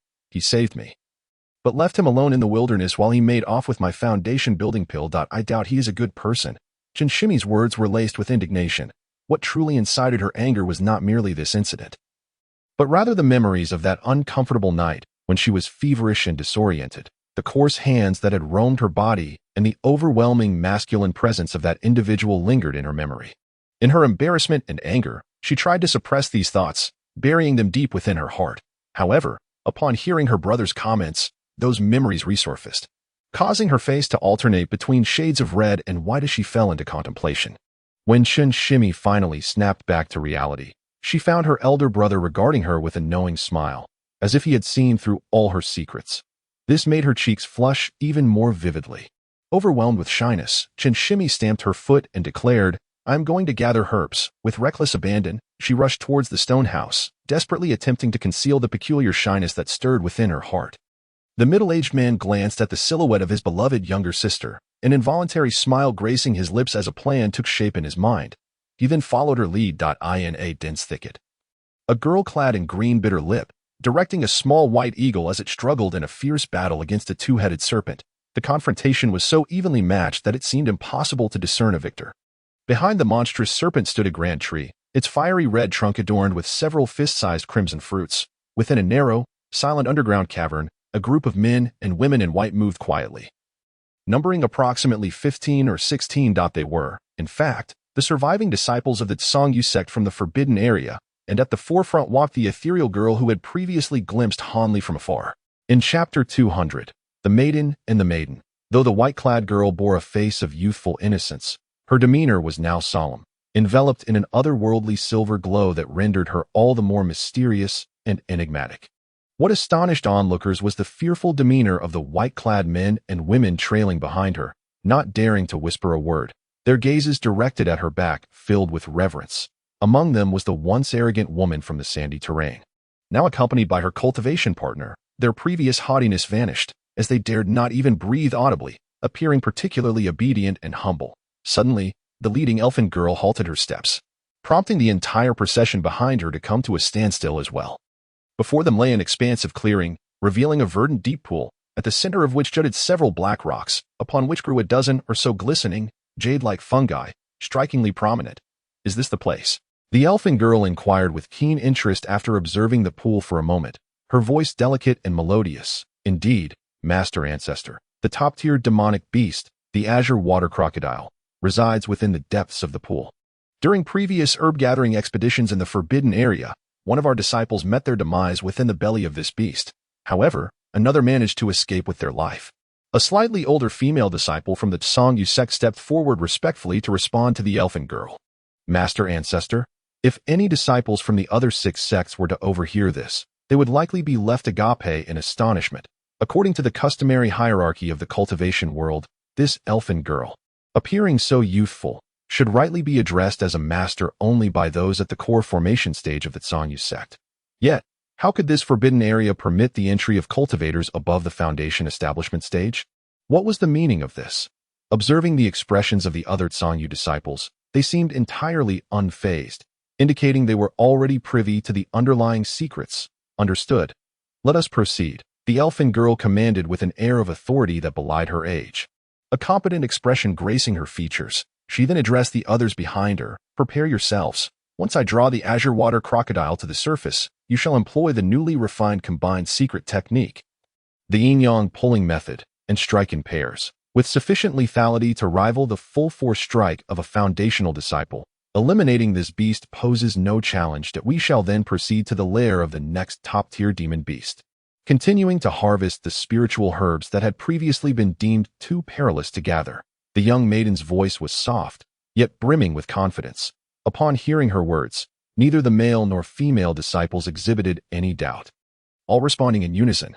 Observing this, the elfin maiden turned, parting her lips to release a pink circular ring, no larger than a thumb, which slowly emanated from her mouth. As it met the wind, it expanded swiftly, soon reaching the size of a head, emitting a low humming sound while radiating a dazzling brilliance. The essence of spiritual communication, the manner in which this ring emerged, the brilliance it exuded, and the immense spiritual energy it contained confirmed its authenticity as a genuine treasure. Could it be that this maiden truly possessed the cultivation of a core formation practitioner? Before long, within the depths of the cavern, a tremendous explosion reverberated, followed by a series of roars reminiscent of a water buffalo, laced with fury. Yet, this was soon overshadowed by a cacophony of thunderous booms, causing the low growls to wane after a few moments of fervor. Subsequently, an array of explosive sounds erupted, ultimately drowning out the roars entirely, silencing them once and for all. Several hours later, the elfin maiden emerged from a concealed entrance, accompanied by the male and female disciples of the Yenwei sect. Each disciple wore expressions of exhilaration, their faces aglow with triumph. It was no wonder. The opportunity to slay a top-tier demon beast was not something these novices of the Qi refinement stage could easily encounter. They had effortlessly vanquished the fearsome Bai Shui crocodile, a feat that left them brimming with excitement. Certainly, had it not been for the maiden's circular treasure absorbing the majority of the beast's onslaught, it would have been impossible for them to emerge unscathed. Thus, their reverence for her only deepened. Unfazed by the gazes of her companions, the maiden continued forward with an air of nonchalance, as if slaying a top-tier demon beast was merely an inconsequential task. Moments later, the disciples of the Yenwei sect vanished into the nearby thicket, leaving no trace behind. Meanwhile, in various other locales, disciples from different sects were engaged in the relentless pursuit of demon beasts and the gathering of spiritual herbs. Occasionally, conflicts arose over the herbs, yet curiously, there had been but a mere handful of fatalities resulting from these disputes. Generally, the side that recognized its disadvantage would retreat, while those in a position of strength would not press too hard, hastily collecting the herbs before moving on to the next location. Most were well aware of this unspoken understanding. This was largely due to the limited time remaining. The opportunity for bloodshed was deemed less advantageous than exploring other areas for further rewards. The true moment when all would fiercely vie for the spiritual herbs would inevitably arrive on the final day, when all would return laden with spoils, a day certain to be drenched in blood. Unlike the preceding days, where parting was far too easily granted, Hanli possessed a modicum of understanding regarding these matters. Thus, seizing the opportunity presented by the temporary restraint among the various disciples over the past couple of days, he fervently traversed from one location to another. Whenever he encountered mid-tier or higher demonic beasts along the way, he deftly employed his agility to circumvent them, refusing to allow even a momentary entanglement. It remains uncertain whether fortune was genuinely smiling upon Hanli. Apart from the initial cave where he sought medicinal herbs and encountered that rare venomous creature, the giant centipede, he found that in the subsequent 4 locations he visited, no other guardian beasts appeared, allowing him to effortlessly gather the spiritual herbs without expending an ounce of extra energy. This revelation filled Han Li with uncontainable joy. Should the remainder of his endeavors proceed with such ease, amassing a sufficient quantity of spiritual herbs would pose no challenge whatsoever. At this juncture, the 3rd day within the Forbidden Grounds had nearly come to a close. Han Li was nimbly leaping from treetop to treetop, dispatching 2 lower-tier demonic beasts, the iron-armed monkeys, with a few casual swipes of his hand, reducing them to mere fragments. Presently, Han Li was en route to his final destination for the day, approaching a small stone pavilion near the mountain's summit. It was said that a variety of miraculous spiritual herbs were cultivated there, and the celestial spirit fruit he most desperately required was among them. However, although the maturation period for the celestial spirit fruit had not yet arrived, several other varieties were indeed ripe for the picking. Thus, Han Li surmised that guardian spirit beasts were likely present, and it was entirely possible that disciples from other sects had arrived ahead of him. Nevertheless, Han Li was indifferent. He even hoped that others might reach the site first to clear the path for him, sparing him additional exertion. After all, these individuals would undoubtedly show no interest in the unripe spiritual herbs. While Hanli was reveling in his optimistic thoughts, he finally caught sight of the pavilion from a distance, which, as expected, was rather modest in size. However, before he could approach, a fierce clamor of battle reached his ears. Igniting a spark of joy within him, indeed, there were others paving the way for him. Consequently, he adopted a peculiar maneuver, swiftly closing in on the stone pavilion without a sound. In the clearing before the pavilion. The scene unfolding was not the epic confrontation between valiant men and demonic beasts that Hanli had envisioned. Rather, a barefooted, square-faced man in black garb was wielding a silver greatsword, pressing a slender woman clad in green to the brink of breathlessness. The sole means of defense for the woman was a glimmering yellow silk handkerchief, which had lost its luster and was being thoroughly suppressed by the silver sword, leaving her struggling in vain. Nearby, the ground bore witness to the gruesome sight of a bisected red giant wolf and a decapitated white young eagle, their blood pooling around them, permeating the air with a nauseating stench, indicating they had perished only moments prior. Witnessing this tableau, Han Li's mouth fell agape in silent astonishment, not due to the bizarre confrontation between the two, but rather because the green-clad maiden was none other than the shy girl who had sold him the golden bee. However, now, at the very heart of the crater, he was astonished to witness her fiercely battling a formidable disciple of the giant sword sect wielding a top-tier magical artifact. Little girl, withdraw now while you still can. You should be aware that I have consistently shown restraint. My declaration that I am unwilling to kill a woman does not imply that I am incapable of doing so. If you continue to provoke this situation, you shall meet the same fate as that white eagle. The barefooted man, growing increasingly impatient, uttered these words, laden with murderous intent, his cold expression revealing his growing ire. He had been entangled with this girl, a mysterious spirit beast from the mountains, for nearly half an hour, and his last vestiges of patience had been thoroughly exhausted. Should she persist in her folly, he would not hesitate to resort to ruthless measures. The girl's face turned pale, yet after a resolute clench of her jaw, she defiantly proclaimed, "If you refuse to part with the few blazing sunflowers within, I shall never leave, even if it costs me my life." Chapter 201. The martial enthusiast. Upon hearing this, the barefooted giant was consumed by fury. This woman, on the brink of peril, dared to challenge his limits. "Very well, very well, very well," he exclaimed, his tone dripping with sarcasm as he repeated the phrase thrice. "Then today, you shall meet your demise right here." With that, he pointed at the silver giant sword, which instantly erupted with blinding light, radiating an overwhelming sword aura, and then, with the force of a mountain, mercilessly swung down towards the girl's head. The girl, witnessing this, bit her silver teeth and swiftly commanded her silk scarf to morph into a small yellow disc to intercept the blow. With a resounding hiss, her once mighty magical artifact, now at the end of its strength, was shattered into countless fragments by the unrelenting strike of the silver giant sword, scattering them across the sky.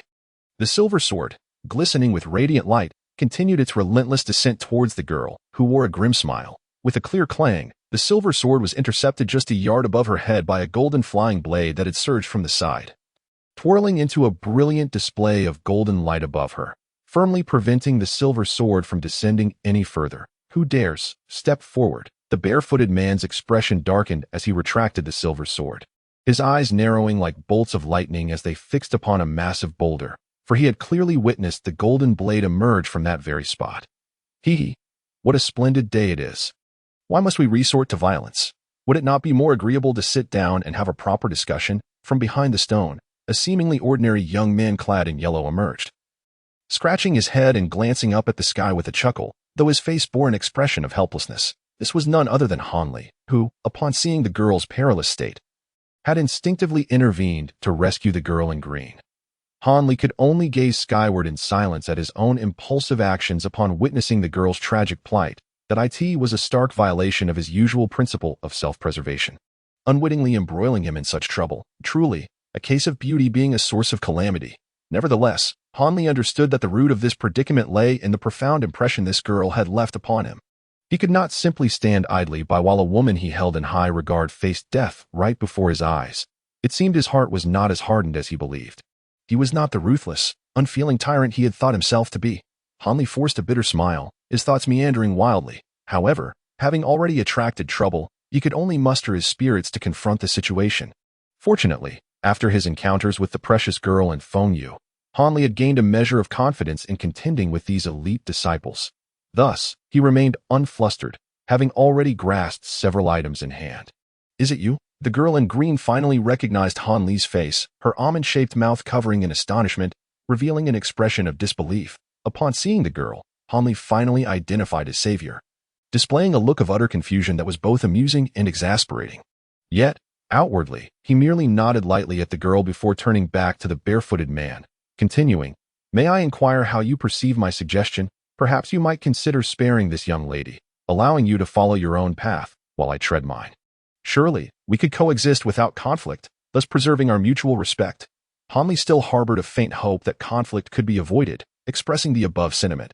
After all, engaging in a needless confrontation with a formidable opponent could entail grave consequences. An act far from prudent. However, to his astonishment, the barefooted man disregarded his words entirely, instead fixating intently on the golden blade in Han Li's hand. It seemed that this golden weapon intrigued him far more than Han Li himself. Such behavior incited a flicker of irritation within Han Li, who, suppressing his displeasure, was about to voice another remark when the man suddenly spoke, leaving Han Li momentarily stunned. "The golden blade you hold must be part of the same set as that one in the air." "Correct. Moreover, it withstood my silver sword's assault without faltering momentarily. It must be a top-tier artifact. Am I correct?" The barefooted man from the giant sword sect's eye sparkled with intensity as he posed the question, his aura suddenly surging to an impressive height. Han Li blinked, momentarily bewildered, uncertain of the man's intent. Nevertheless, he replied casually, "You are indeed correct. They are part of a top-tier artifact set. And enough. That is all I need to know. Please, do proceed. Should you manage to defeat me, not only will I relinquish this young lady's life, but all the spiritual herbs within this stone chamber shall belong to the two of you." The man interrupted Han Li before he could finish, his face alight with fervor as he uttered words that left Han Li dumbfounded. This individual was truly a martial enthusiast within the realm of cultivation. At that moment, Han Li realized this truth and felt an overwhelming sense of frustration, rendering him speechless. "Prepare yourself." The giant, without waiting for Han Li's response, commanded his silver sword to pivot towards the girl, launching fiercely at Han Li without even releasing a protective barrier. Now aware of his opponent's capabilities, Han Li understood that further dialogue would be futile. He swiftly shook the mother blade in his hand, causing the remaining 7 child blades to soar out of his storage pouch, transforming into 7 streaks of golden light as they boldly met the oncoming silver giant sword. However, Han Li did not retrieve any defensive talismans to bolster his protective barrier. This is because, after witnessing the silver sword shatter the girl's silk scarf, Han Li was acutely aware that the power of this silver blade was truly astonishing. Any ordinary shield would be utterly obliterated under its strike, leaving no chance for survival. In such circumstances, it would be wiser not to employ defensive techniques at all, allowing him instead to rely on the unpredictable nature of his agility to counter the adversary's sudden assault. While Han Li contemplated this, apart from the golden blades guarding the girl, the remaining 7 subsidiary blades had already become entangled with the silver giant sword, akin to 7 golden serpents wrestling with a massive python, each refusing to yield. Chapter 202. Silencing the witnesses. As Han Li commanded the 7 subsidiary blades to engage with the silver sword, the burly man wielding the colossal sword immediately exerted overwhelming pressure, effectively pinning down all the golden blades. The defensive golden net formed by the 7 beams of golden light collapsed under the fierce onslaught of the silver sword, unable to contain even a fraction of its might. Instead, under the strikes of the silver sword's brilliance, the radiance emanating from the golden blades rapidly dimmed, clearly indicating the onset of their impending destruction. It seemed inevitable that they would meet the same fate as the girl's silk scarf. Merely a matter of time. However, Han Li, having witnessed the might of the silver sword, remained unfazed. He understood that his golden mother blade was merely an ordinary entity among the finest magical artifacts, and it was entirely expected that it would be outclassed by the opposing silver sword. There was nothing remarkable about it. Thus, Han Li pointed towards the fray in the air, intending to dispatch 2 of the entangled golden blades towards the burly man, to first test the defenses of his opponent and ascertain if there were any opportunities to exploit. After all, if a person perishes, no matter how formidable the magical artifact, what use does it serve? The 2 beams of golden light, under Han Li's manipulation, turned sharply to fly towards the barefooted man. However, the opponent's colossal sword suddenly erupted with dazzling silver light, spinning rapidly around its hilt, transforming in an instant into a massive silver disc. From the center of this silver disc emanated countless tendrils of attraction, rendering all nearby golden blades immobile as though they were weighed down by 1,000 pounds. And the 2 golden blades attempting to escape were no exception. Witnessing this scene left Hanli utterly astounded. As he regained his composure and hurriedly glanced at the burly man opposite him. He indeed found him performing a peculiar incantation, his hands moving in circular motions, as if sketching something in the air. Without a moment to spare, Hanli swiftly patted his storage pouch, and a blue flying dagger along with a golden flying symbol shot forth, not lingering for a moment by his side, but directly hurtling towards the burly man. Although the barefooted man was not idle, he observed Hanli's actions with clarity. With a cold smirk, he suddenly altered his incantation, freeing one hand to point remotely at the approaching flying dagger and golden symbol, lightly tapping them twice from a distance. As a result, Hanli immediately sensed that the two magical artifacts, previously under his control, abruptly lost connection with him. In the next moment, these two superior magical artifacts, from a distance of 7 or 8 zhangzi, were inexplicably drawn towards the silver disc formed by the colossal sword and forcibly sucked into its center, with two muffled thuds the moment the two superior magical artifacts entered. They were swiftly caught in the whirlpool created by the spinning silver giant sword. Unable to withstand even a brief moment before they shattered like fireworks, scattering their fragments in a stunningly beautiful meteor shower, Hanli now felt an overwhelming dryness in his mouth, utterly astonished by the remarkable prowess of his opponent's technique and the silver sword. Not only had the golden armored insect's main blade been ensnared by the adversary, but even the two superior grade magical artifacts he had employed were rendered utterly ineffective, obliterated without a trace. This left him in a state of profound shock. Suddenly, a resounding explosion echoed, startling Hanli, who hastily adjusted his gaze, his expression shifting drastically.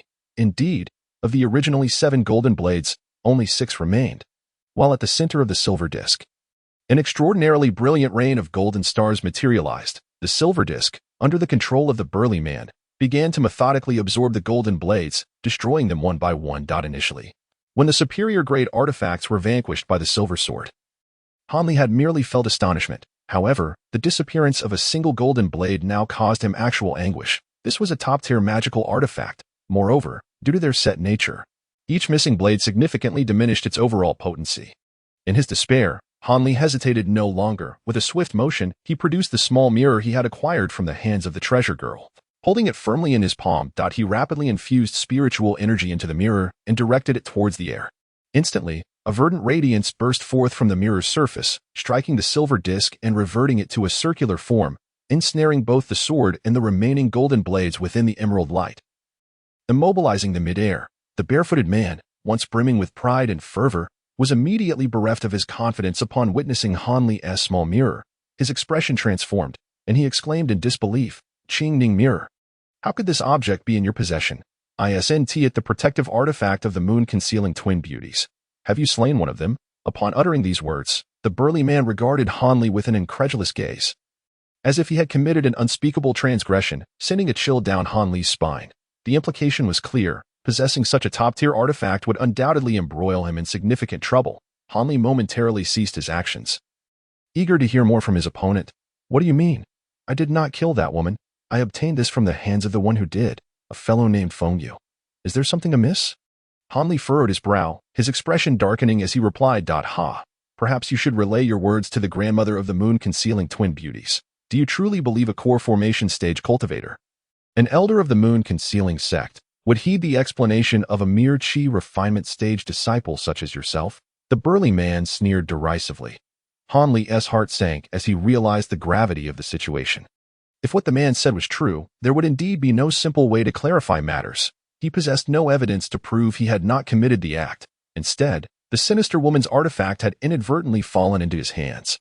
Consequently, the elder of the moon-concealing sect would likely not let him, the alleged murderer, off the hook. This was truly a monumental predicament. The thought of being pursued by a core formation stage expert sent waves of bitterness through Hanli, leaving him feeling as though he might vomit blood in frustration. In truth, he felt utterly wronged. Not only had he not been the one to kill, but having slain Fengyu could even be seen as avenging that wicked woman. Yet now, he found himself facing the dire consequence of being hunted by a core formation cultivator, an utterly unreasonable fate.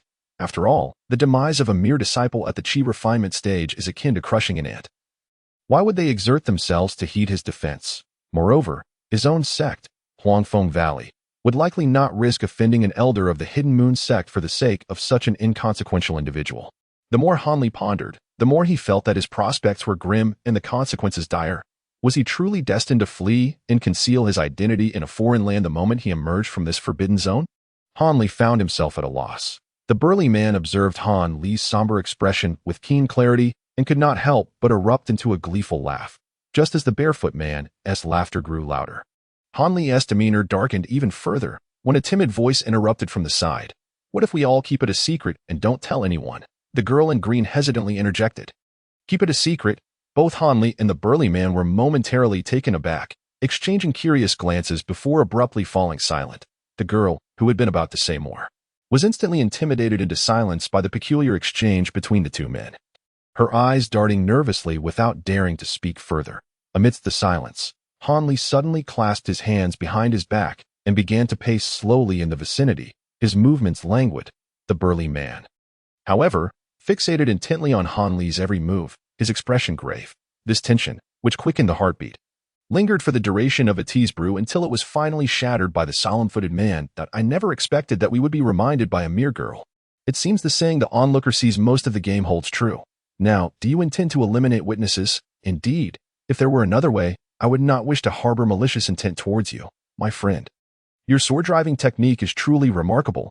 I have always held it in high regard. Han Li sighed, finally halting his steps and facing the burly man with a sense of resignation. It appears that despite your oath, you do not believe me. The burly man fell silent for a moment, his eyes suddenly gleaming with intensity as he declared menacingly, "That is correct. I only trust that the dead can keep secrets." Han Li's expression darkened as he retorted in a voice as cold as ice, "Very well, since that is the case, let us dispense with the pleasantries and decide our fates here." The barefoot man raised his brows, filled with a sense of bravado. "Decide our fates? No, it should be said that your demise is inevitable." Upon hearing the burly man's words, Han Li smiled enigmatically, shaking his head lightly as he replied, "Nonsense. Do you think that merely restraining my silver radiant sword guarantees your victory? You have yet to witness the full extent of my abilities." Enraged by Han Li's words, the burly man unleashed a torrent of curses, raising his arm to reveal a dazzling silver light, which manifested as a sword aura akin to that of the sword in the sky. "You have yet to notice that we are already within 10 zhang of each other." Han Li regarded the burly man with an unusual expression, sighing as he spoke, then his figure blurred, vanishing into thin air. As long as we are within 10 zhang and you have not cast any protective spells, your life and death are ultimately at my whim. Han Li's voice echoed through the void, and as he suddenly materialized behind the panicked giant, the last syllable had barely escaped his lips. "And you are now a dead man," Han Li murmured softly, retracting the silken thread he had just wielded. The giant stood motionless, his expression vacant, as a slender red line appeared around his neck. In an instant, his head rolled off with a sickening thud, a testament to his utter demise. Han Li turned to gaze at the decapitated corpse, a fleeting glimmer of pity crossing his features. The giant's strength was undoubtedly on par with Feng Yu. Yet he had been careless, allowing himself to draw so close. His death was hardly unjust. "Are you going to kill me too?" Han Li suddenly heard a feeble voice, filled with wariness, suspicion, and fear. Chapter 203. The Worry-Free Needle and the Forget-Me-Not Pill. The slender figure of the girl in green, with her pale and frail visage, and the panic evident in her eyes, became vividly clear to Han Li as he cast a fleeting glance her way. It was apparent that she had been deeply frightened. He chose not to respond to her inquiry, but instead bent down to retrieve the storage pouch from the giant's corpse. With a flick of his finger, a small fireball struck the body, instantly reducing it to ashes. He then collected the azure radiance that had ensnared the silver sword and golden blade with the Qingning mirror, liberating them and stowing them away in his pouch. Only then did Han Li turn around, his expression inscrutable as he approached the girl. Upon realizing Han Li was truly drawing near, the girl's already pallid face drained of all color, and she instinctively recoiled, taking a few steps back. "What do you want? If you come any closer, I want to hold back." The girl in green finally mustered her courage, brandishing a small black sword from her storage pouch, aiming it at Han Li. However, with a mere glance, Han Li discerned that this sword was nothing more than a mediocre artifact, a paltry weapon. It seemed that the yellow silk handkerchief was her only treasured item. "Is this how you treat someone who has saved your life?" Han Li suddenly rubbed his nose and smiled. "Saved my life?" The girl was momentarily taken aback, bewildered by the stark contrast in Han Li's demeanor, as if she had yet to grasp the situation. "You truly have a tendency to forget your benefactors," Han Li remarked, bemused. "If I had not intervened to rescue you from that man's sword, why would I need to resort to such extreme measures?" "Oh, I'm so sorry." I forgot in my fright." The girl finally came to her senses, her face flushed with embarrassment as she stammered an explanation, evoking a sense of compassion in those who witnessed her flustered state. "Not at all. It is rather remarkable that we should encounter one another again after our brief meeting at the Tynan conference." Han Li waved his hand, speaking warmly. For reasons unknown, upon seeing the girl's bashful demeanor, Han Li felt an overwhelming sense of intimacy, as if he were addressing a younger sister. "I am Han Li. May I ask how you are called?" he inquired casually. "I am called Han Yunji." After a moment of hesitation, the young maiden, her face aglow with crimson, timidly spoke her name, feeling an overwhelming shyness at the prospect of revealing her identity before this young gentleman. Han Yunji, a splendid name, indeed, perfectly befitting the young lady. Han Li echoed her name with a light chuckle. "Is that so?" A fresh blush adorned Han Yunji's cheeks once more. "However, may I inquire how Miss Han came to join the Spirit Beast Mountain and participate in the blood trial?" Han Li asked with a hint of curiosity. This, Han Yunji's face darkened with a look of difficulty, hesitating to voice her thoughts. "Hee. If it is inconvenient, there is no need to divulge. I merely asked out of idle curiosity." Han Li responded with understanding, greatly moving Han Yunji. "By the way, let us proceed to the stone chamber to harvest the spiritual herbs, lest the night lengthens and brings unforeseen complications, should others arrive." After engaging in casual banter with the maiden, Han Li suddenly suggested. Upon hearing this, Han Yunji nodded vigorously, yet soon shyly murmured, "Brother Han, could you perhaps allow me to take those few fire sunflowers? I need only those. I shall not ask for anything more. Of course, that is not an issue." Even if Miss Han had not mentioned it, I had already intended to do so. Han Li replied with a smile. "Thank you, Brother Han." The maiden's face lit up with joy, her gratitude for Han Li intensifying. In that case, it would be best for Miss Han to collect the fire sunflowers first. I would not want to inadvertently gather them myself. Han Li chuckled lightly, suggesting with an air of nonchalance, "Very well." Upon hearing this, the maiden found it reasonable, bowed her head in gratitude, and turned to approach the stone chamber. However, just as she turned her back, she suddenly heard Han Li's sigh. Then, she felt a sharp pain at the nape of her neck, and darkness enveloped her as she collapsed toward the ground. Yet, mere inches from the ground, she was caught from behind. It turned out that Han Li had seized the moment of her turn, swiftly closing the distance to gently strike her unconscious with a light palm, and then cradled her delicate form in his arms. As Han Li held the maiden, inhaling her subtle fragrance, his heart stirred uncontrollably. Unable to resist, he leaned down and pressed a soft kiss upon her fragrant cheek. But soon, reason prevailed, biting his tongue slightly. He regained clarity and looked down at the maiden's exquisite countenance, a bitter smile gracing his lips. He gently leaned her against the wall of the stone chamber, then swiftly disappeared inside. Moments later, after thoroughly clearing the spiritual herbs within, Han Li emerged once more, lifting the maiden into his arms. With a slight tremor, he vanished into the nearby pile of rocks, within a natural cave near the summit of the circular mountain. Han Li laid the maiden down gently, then sat beside her, closing his eyes to recuperate. Finally, Han Li opened his eyes, a flicker of brilliance passing through them as he employed his swift body technique to regain some strength. He then retrieved a palm-sized, exquisite silver box from his storage pouch. Staring at the silver box, he found himself momentarily lost in thought. After a while, he silently opened the lid, revealing a neatly arranged row of silver needles within. These were the very acupuncture needles he had frequently used during his time at the Seven Mysterious Sect. Han Li raised his finger, gently caressing the array of silver needles. The figures of Dr. Mo and Li Feiyu linger vividly in his mind, as if the life experienced at Kaixia Mountain and Shunsho Valley were mere happenings of yesterday. This inevitably stirred profound emotions within him. Han Li's thoughts, after a fleeting moment of transcendent wandering, finally returned to him. He steadied his mind and deftly flicked his fingers, causing a slender silver needle to appear with practiced ease between them. Then, Han Li glanced at the young woman and then at the silver needle in his hand. A look of helplessness etched upon his brow. "Miss Han, were it not for this set of worry-free needle techniques capable of erasing short-term memories, I would truly be at a loss as to how to handle the matter of potential leaks. Although I trust that you would sincerely keep my secret, the world is rife with unexpected occurrences. Who knows, you might inadvertently let something slip or be unwittingly compelled to reveal this matter through some clandestine means. I must take precautions," Han Li murmured to himself. Subsequently, he rummaged through his storage bag and retrieved a red porcelain vial, pouring out a fragrant, fiery red pill, which he unhesitatingly placed into the young woman's mouth. Fortunately, he had brought along the forgetting dust pill he had previously concocted, allowing him to employ the worry-free needle technique without concern. While there may still be some peril, it would not pose a significant issue. She would merely forget everything that transpired within the last half-day. Little did he expect that the needle techniques he had learned from Dr. Mo's relics would find application in the realm of cultivation one day.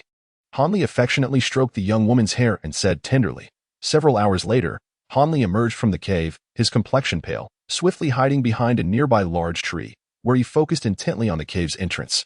A quarter of an hour later, Han Yunzizhen walked out, cradling several blazing sunflowers, her expression one of bewilderment. After glancing around the entrance a few times, she placed a hand on her forehead, her eyes gradually revealing an odd expression. Suddenly, as if recalling something significant, she hastily stowed the blazing sunflowers into her storage bag and hurriedly departed, making her way down the mountain. Not long after her departure, Hanli leapt down from the tree. Sighing as he watched the direction in which the young woman vanished, he began to walk slowly toward the dense forest on the other side. The third day within the Forbidden Zone had finally passed, and the arrival of the fourth day was far from as smooth for Han Li as the previous one, that he faced not only encounters with formidable demonic beasts along the way, but also inaccuracies in the information he had received, as the locations of the spiritual herbs he sought did not yield what he needed. Furthermore, the number of demonic beasts guarding the spiritual herbs had suddenly increased. Within a mere half-day, Han Li had successively slain 3 mid-tier demonic beasts and 2 high-tier ones, leaving him feeling utterly drained in both stamina and spiritual energy. Now, standing beneath a massive boulder, Han Li assessed his gains. Although the quantity of the 3 types of spiritual herbs had yet to fully meet his anticipated targets, it was still barely sufficient. Even leaving the Forbidden Zone at this point would not be unacceptable. Moreover, the records from Huangfeng Valley clearly indicated locations of immature spiritual herbs, but none remained. The remaining locations he could find were all based on information exchanged with the ugly man Zhongwu, and there were still several such places. However, Han Li had previously harbored fears of misinformation from the other party, hesitating to venture to these locations for fear of wasting time on a fruitless journey. As Han Li once again scanned the foreign materials before him, he immediately discerned that not far from his current position lay a concealed location abundant with numerous spiritual herbs. Not only did it harbor immature spiritual plants, but it was also likely to contain a wealth of mature ones. This revelation stirred a sense of intrigue within Han Li. According to his calculations, even if the mature spiritual herbs had not been harvested by Zhang Wu, they must have been claimed by others long before. However, the immature spiritual herbs should still be present.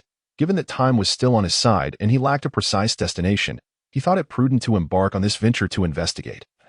Even if the information proved to be erroneous, he would suffer no loss. With this thought in mind, Han Li could no longer contain his eagerness. After a brief respite, he took flight. Chapter 204. The stone hall in the underground passage the site Han Li intended to visit was nestled within a small basin of the circular mountain, enveloped entirely by towering, oddly shaped rocks that rendered it impervious to the elements. At the heart of the basin stood an ancient, colossal stone hall. Despite its grandeur, the hall's entrance was disappointingly modest, accommodating barely 2 individuals side by side. This incongruity evoked a peculiar sensation in Han Li, who stood atop the surrounding stones gazing at the structure. Frowning slightly, he descended and approached the entrance, raising his gaze to scrutinize the stone hall. As he observed, his expression grew increasingly perplexed. Perhaps it was merely an illusion, but he felt as if a faint azure glow occasionally flickered across the surface of the stone hall. Yet, whenever he attempted to focus his gaze for a closer inspection, he could discern no anomalies. After several attempts, he began to ponder whether some form of forbidden technique had been employed here. Lowering his head, Han Li surveyed the ground nearby, finding no signs of prior visitors, which caused him to narrow his eyes. Something was decidedly amiss. Although this basin was somewhat remote, a stone hall of such magnitude would surely have attracted attention. Furthermore, the information he possessed had been provided by Zhong Wu. How could he not have visited this place? In a fleeting moment, countless thoughts swirled in Han Li's mind, and he instinctively sensed something was off about this location. However, the prospect of departing without further investigation left him somewhat dissatisfied. Thus, he took a few steps back, reached into his storage pouch, and summoned a golden blade into his hand. He then tossed it into the air, transforming it into a streak of golden light that struck a particular section of the azure stone at the entrance with great force. With a resounding thud, azure light surged forth from the stone, remaining unscathed, while the golden blade tumbled and flipped, propelled several yards away. Han Li shook his head and turned to leave.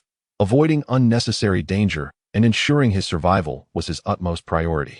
Given the hall's peculiar nature, it was perhaps wise not to enter. However, just as he took 2 steps away, his expression suddenly changed dramatically. In a flash, he vanished from sight, only to reappear within the stone hall.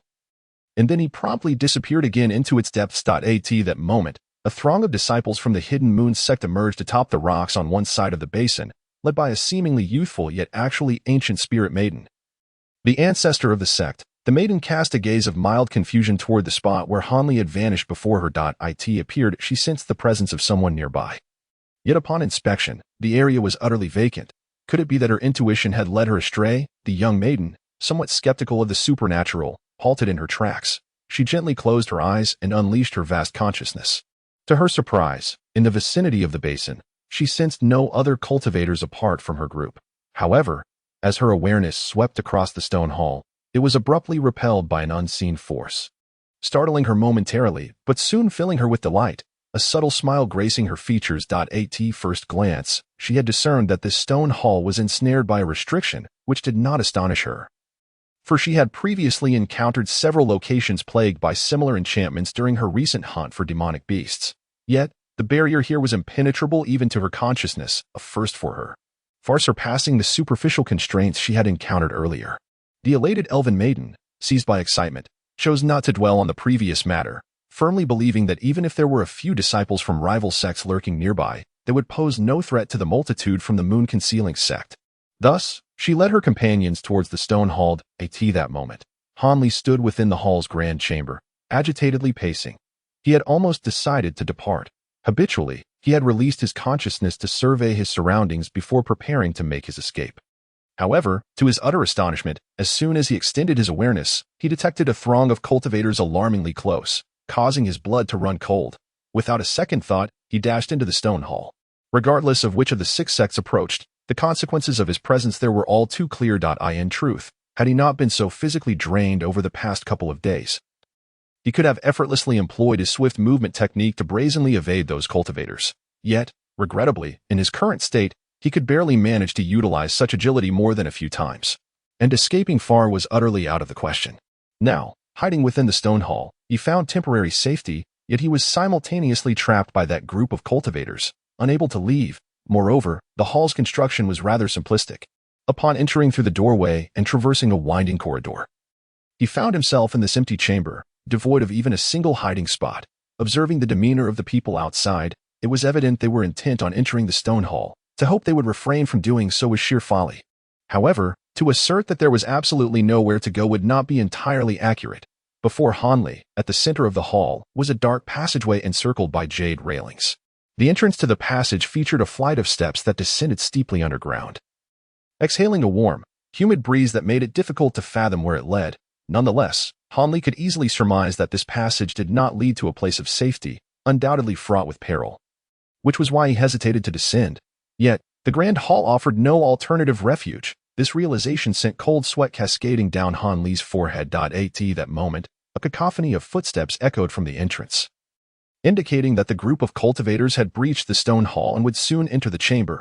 Witnessing this, Hanli sighed in resignation, gritted his teeth, and lightly vaulted over the railing, plunging into the passageway.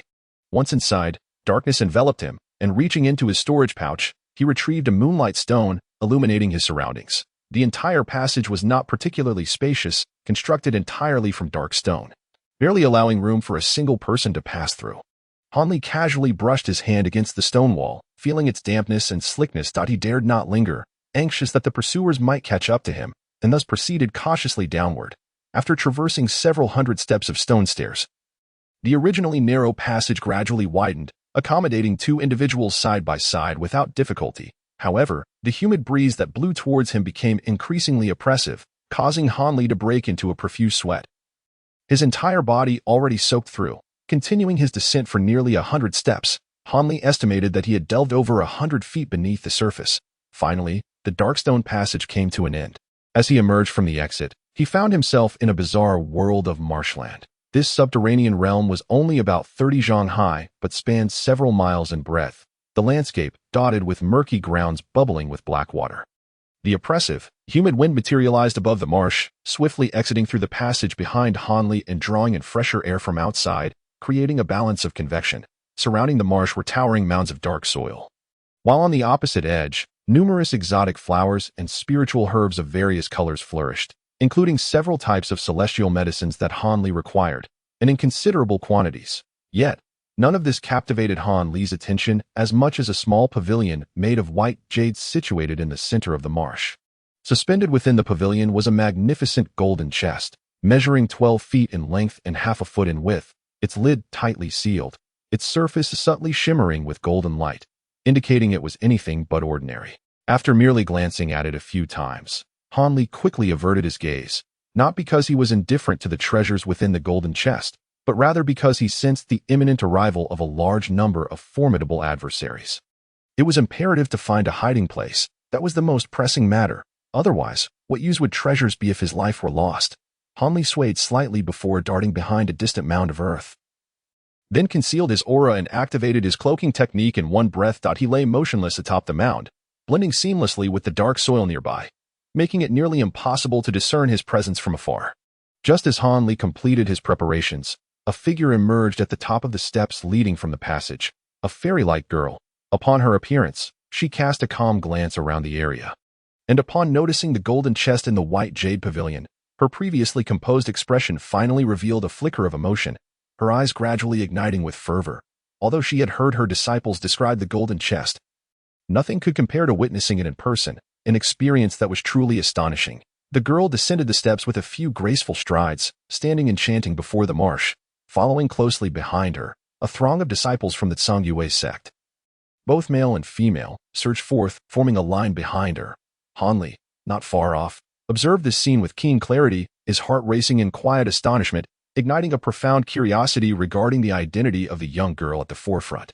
Could it be that the infamous black-scaled python was hidden here? The delicate voice of the girl rang out, imbued with an unspoken authority. Respected ancestor, the enormous python lies concealed within the marsh. Having devoured over 10 disciples from various sects who sought the treasure chest, earning a fearsome reputation that has rendered this place a forbidden ground for disciples across the sections. However, this demonic beast is indeed far more powerful than an ordinary top-tier demonic beast. I implore you, esteemed ancestor, to exercise caution. A female disciple bowed her head and replied respectfully, "Humph, do you think I am incapable of dealing with even a first-tier demonic beast?" The young girl's delicate visage darkened, adopting a comically mature expression, which, however, caused the white-clad woman to change color and repeatedly declare her reluctance. "You may leave. Everyone shall proceed according to the original plan, no matter how formidable this black-scaled python may be. It will certainly not be a match for the yin-yang guiding technique.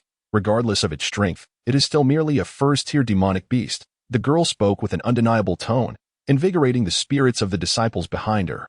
Chapter 205. Watching the battle. After instructing her disciples, the girl turned her gaze back to the marsh before her, murmuring softly, "It seems that object should be within this box."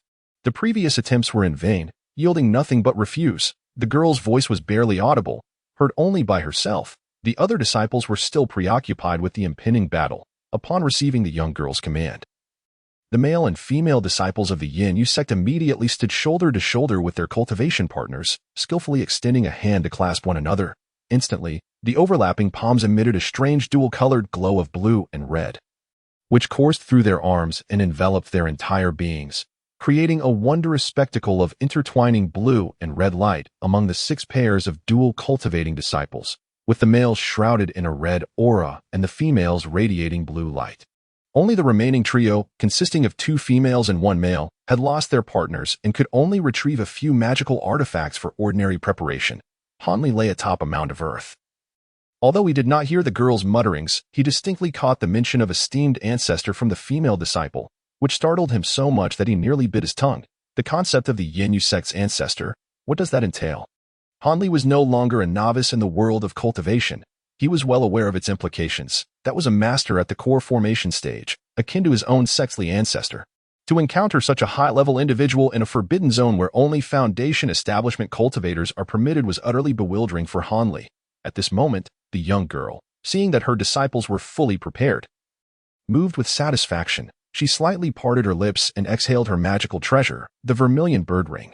Upon its release, it soared into the air above the marsh, spinning round and round until it grew to a size comparable to a house. Subsequently, the girl below made a hand gesture, pointing, and a beam of red light shot from her hand to the ring. In an instant, The ring's color shifted dramatically from pink to a fiery crimson. Within the inner circle of the ring, sparks began to appear, multiplying and intensifying, and soon, hundreds of fist-sized high-temperature fireballs formed within the grand ring, causing the temperature of the underground world to rise sharply once more. Hanli, watching from the mound, was left utterly astonished. Such a display of might, such overwhelming power, if this were not a magical artifact, he would not believe it even under duress, given that the young girl could wield a magical treasure. It was undoubtedly clear that she was a cultivator at the core formation stage. The series of questions swirling in Han Li's mind, how she could infiltrate the forbidden area and why her magical prowess only reached the pinnacle of the chi refinement stage, remained unanswered. Just as the girl was about to take her next action, the marsh below began to stir. Centered at a certain point in the swamp, the nearby mudflows began to churn violently, expanding in scope and rising ever higher, gradually forming a towering bulge that exuded an astonishing presence. The girl observed this with a flash of confusion crossing her face. As far as she recalled, the black-scaled python did not possess such formidable might. Yet, witnessing the imminent emergence of the beast, she dared not hesitate. With a swift hand gesture, she executed the orchid technique, causing the immense vermilion bird ring connected to her mind to commence its rotation in midair. In mere moments, it became a blur due to its rapid spinning, and the hundreds of fireballs within coalesced into a sea of crimson flames, merging into one that suddenly. The girl's hand gesture solidified, and she uttered an incantation. Instantly, the rotation of the ring came to an abrupt halt, and the sea of flames within transformed into thick, swirling fire columns that surged downward with tremendous force, aimed directly at the elevated mass in the marsh. However, before the fire pillars could reach the swamp, a thick black water column, as wide as a bowl, erupted from the muck, countering the incoming flames. A sizzling sound erupted between the two forces, and large clouds of steam billowed forth, enveloping the vicinity in a shroud of mist, rendering everything indistinct.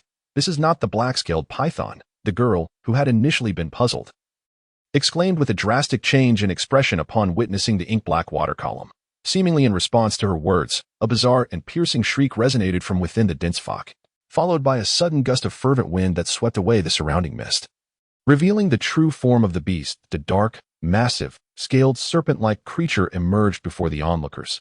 This creature, neither entirely snake nor otherwise, measured only 3 to 4 zhang in length, but was enveloped in a faint black mist, imparting an eerie aura. Its appearance bore a striking resemblance to an ordinary black python from head to tail, save for its exceptionally glossy and massive scales. "Majiao."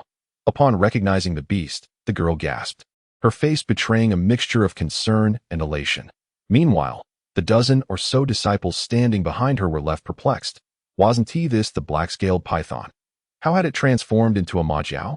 The girl, however, had no time to clarify with her fellow disciples, for the beast, hovering several zhang above the ground, had pinpointed the culprit, disturbing its rest. Its small green eyes flashed with menace as it opened its maw, unleashing another torrent of black water directed at the disciples of the Zhongyue sect.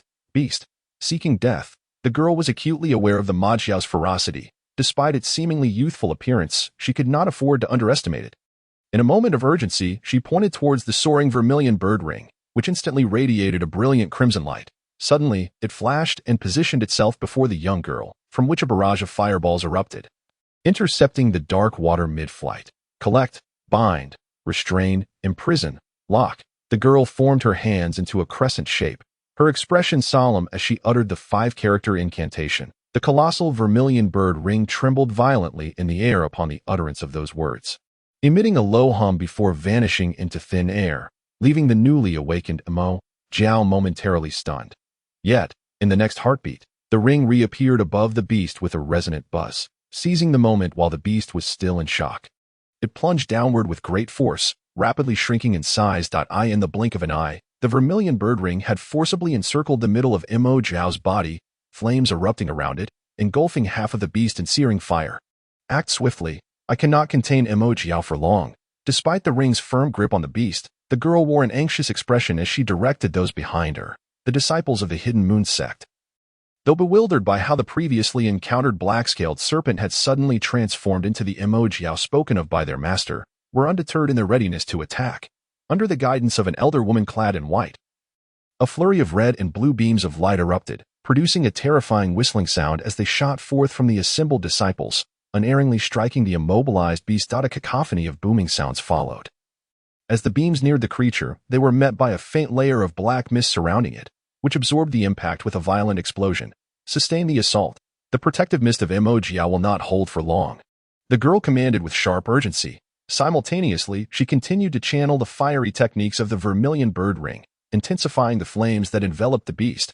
Following her commands, the disciples of the Hidden Moon sect relentlessly unleashed beams of red and blue light into the air, targeting the beast.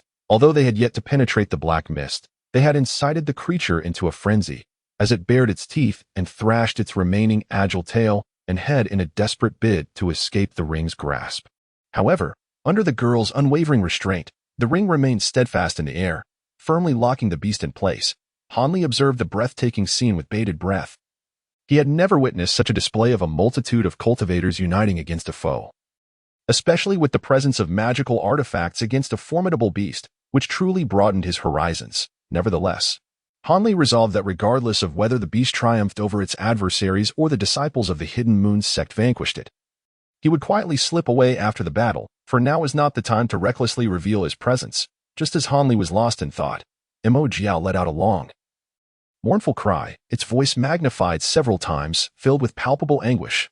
Hanli was startled and quickly focused his gaze. He beheld the black mist enveloping the beast dissipating entirely, revealing a gaping wound the size of a bowl on its body, covered in black scales, evidently inflicted by the red and blue beams. This caused the demon beast to struggle even more frantically in its agony.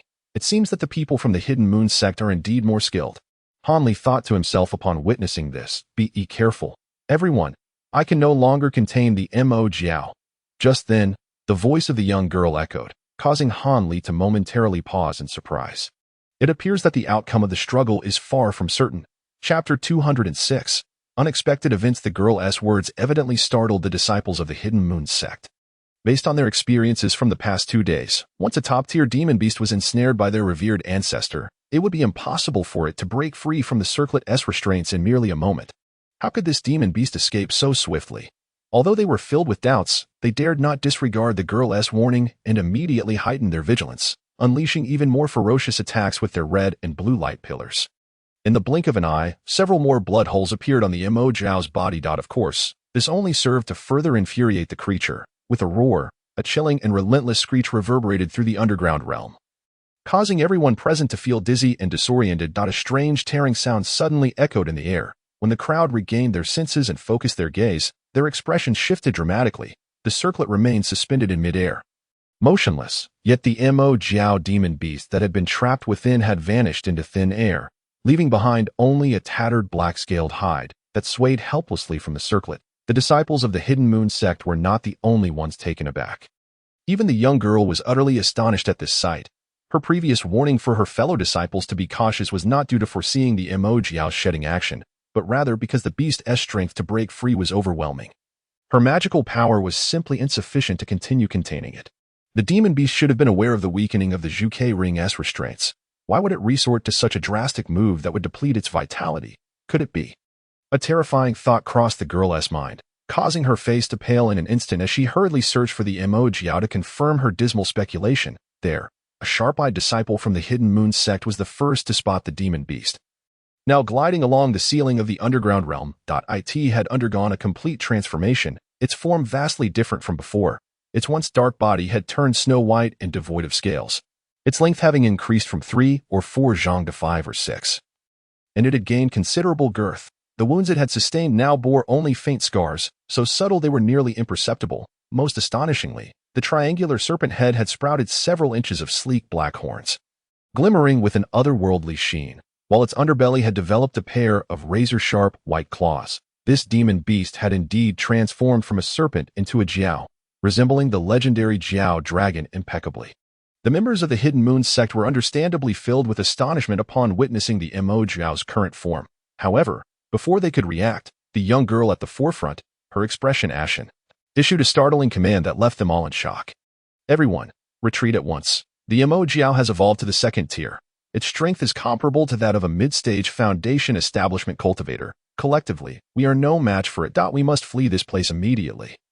I can still hold it off for a brief moment. After the young girl solemnly finished speaking, she swiftly gestured with her hand, summoning the Zhuke ring back to her side, adopting a completely defensive stance. The male and female disciples behind her hesitated upon hearing her words.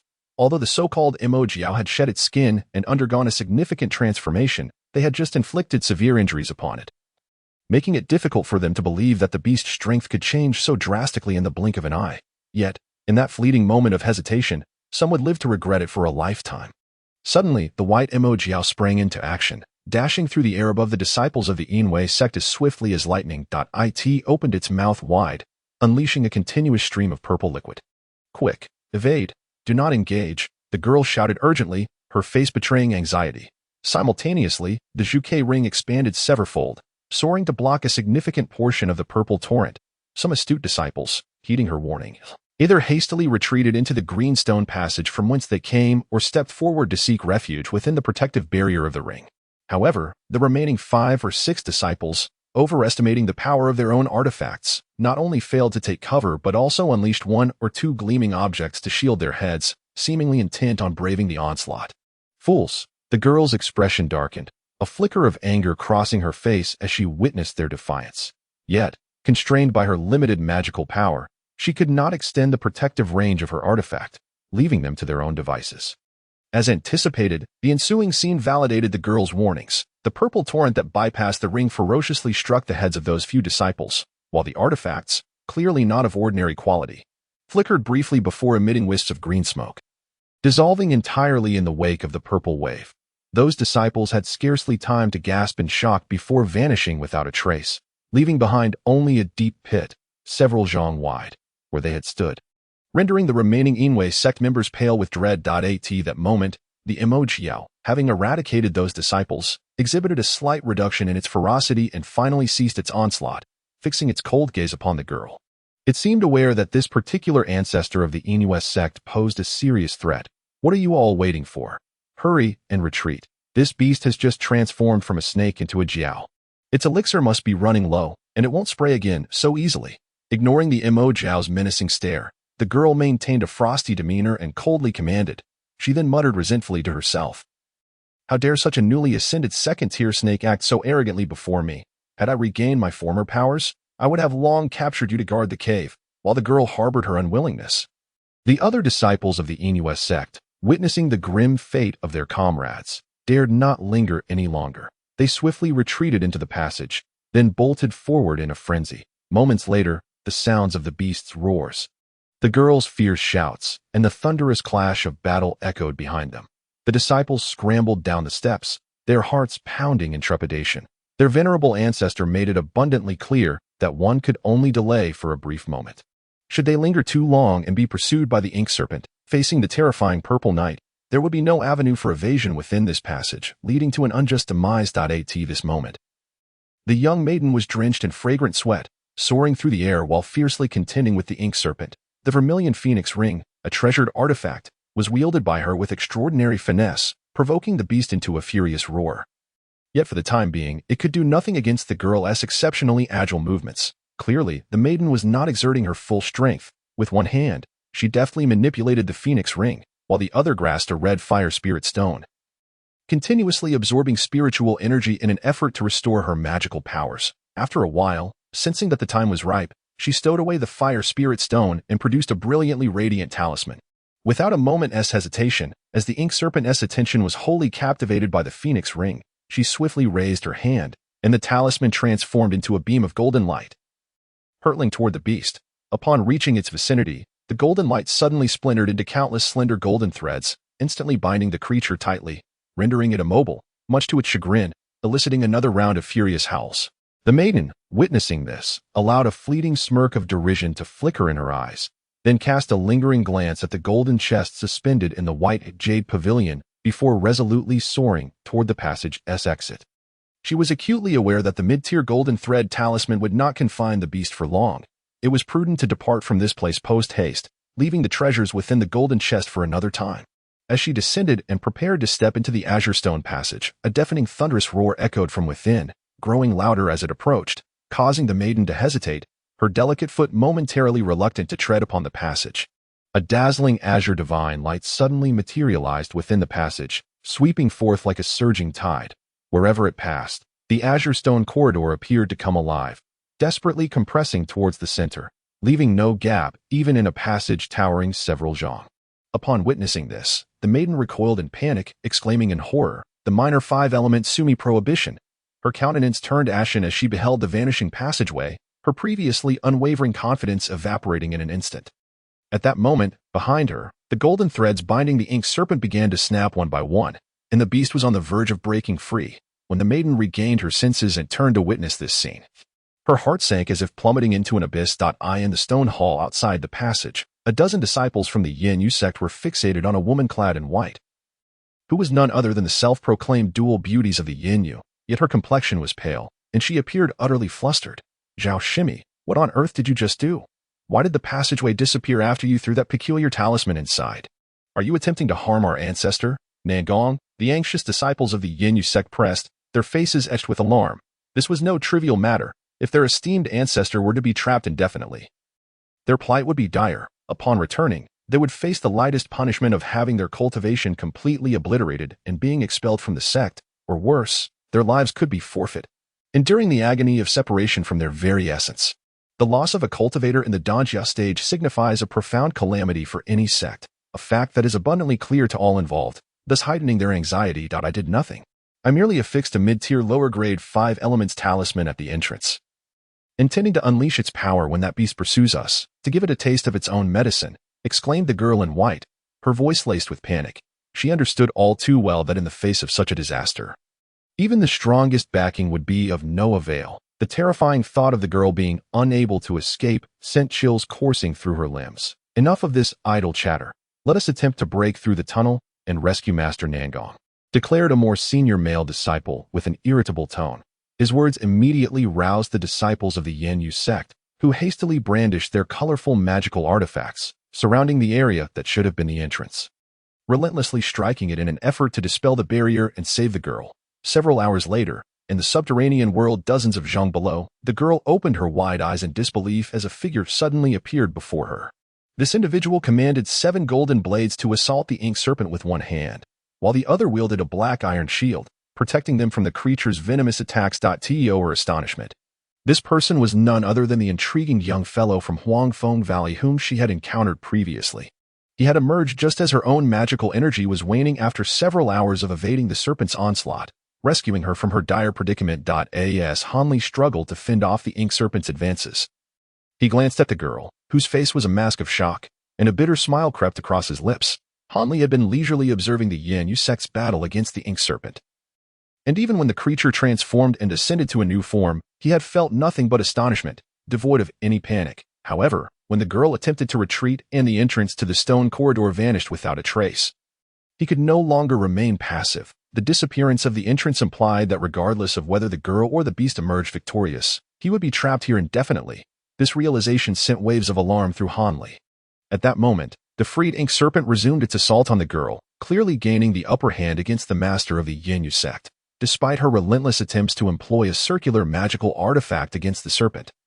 The beast's newly acquired defense was astonishingly formidable.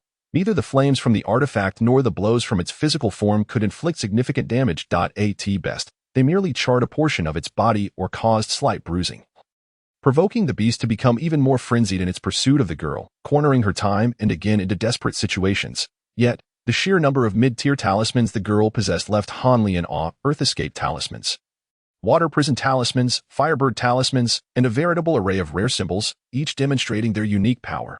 Whenever the girl was on the brink of injury from the beast, she would produce one of these talismans, which would yield miraculous results, transforming peril into safety.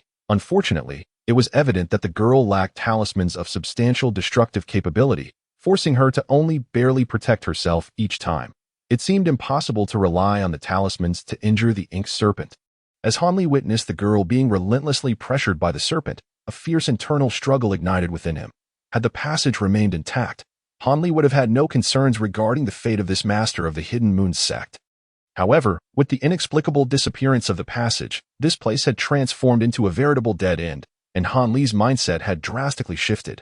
After all, he had personally heard this master of the Hidden Moon invoke the small 5-element Shumi forbidden technique, indicating a profound understanding of the restrictions that had led to the passage's vanishing.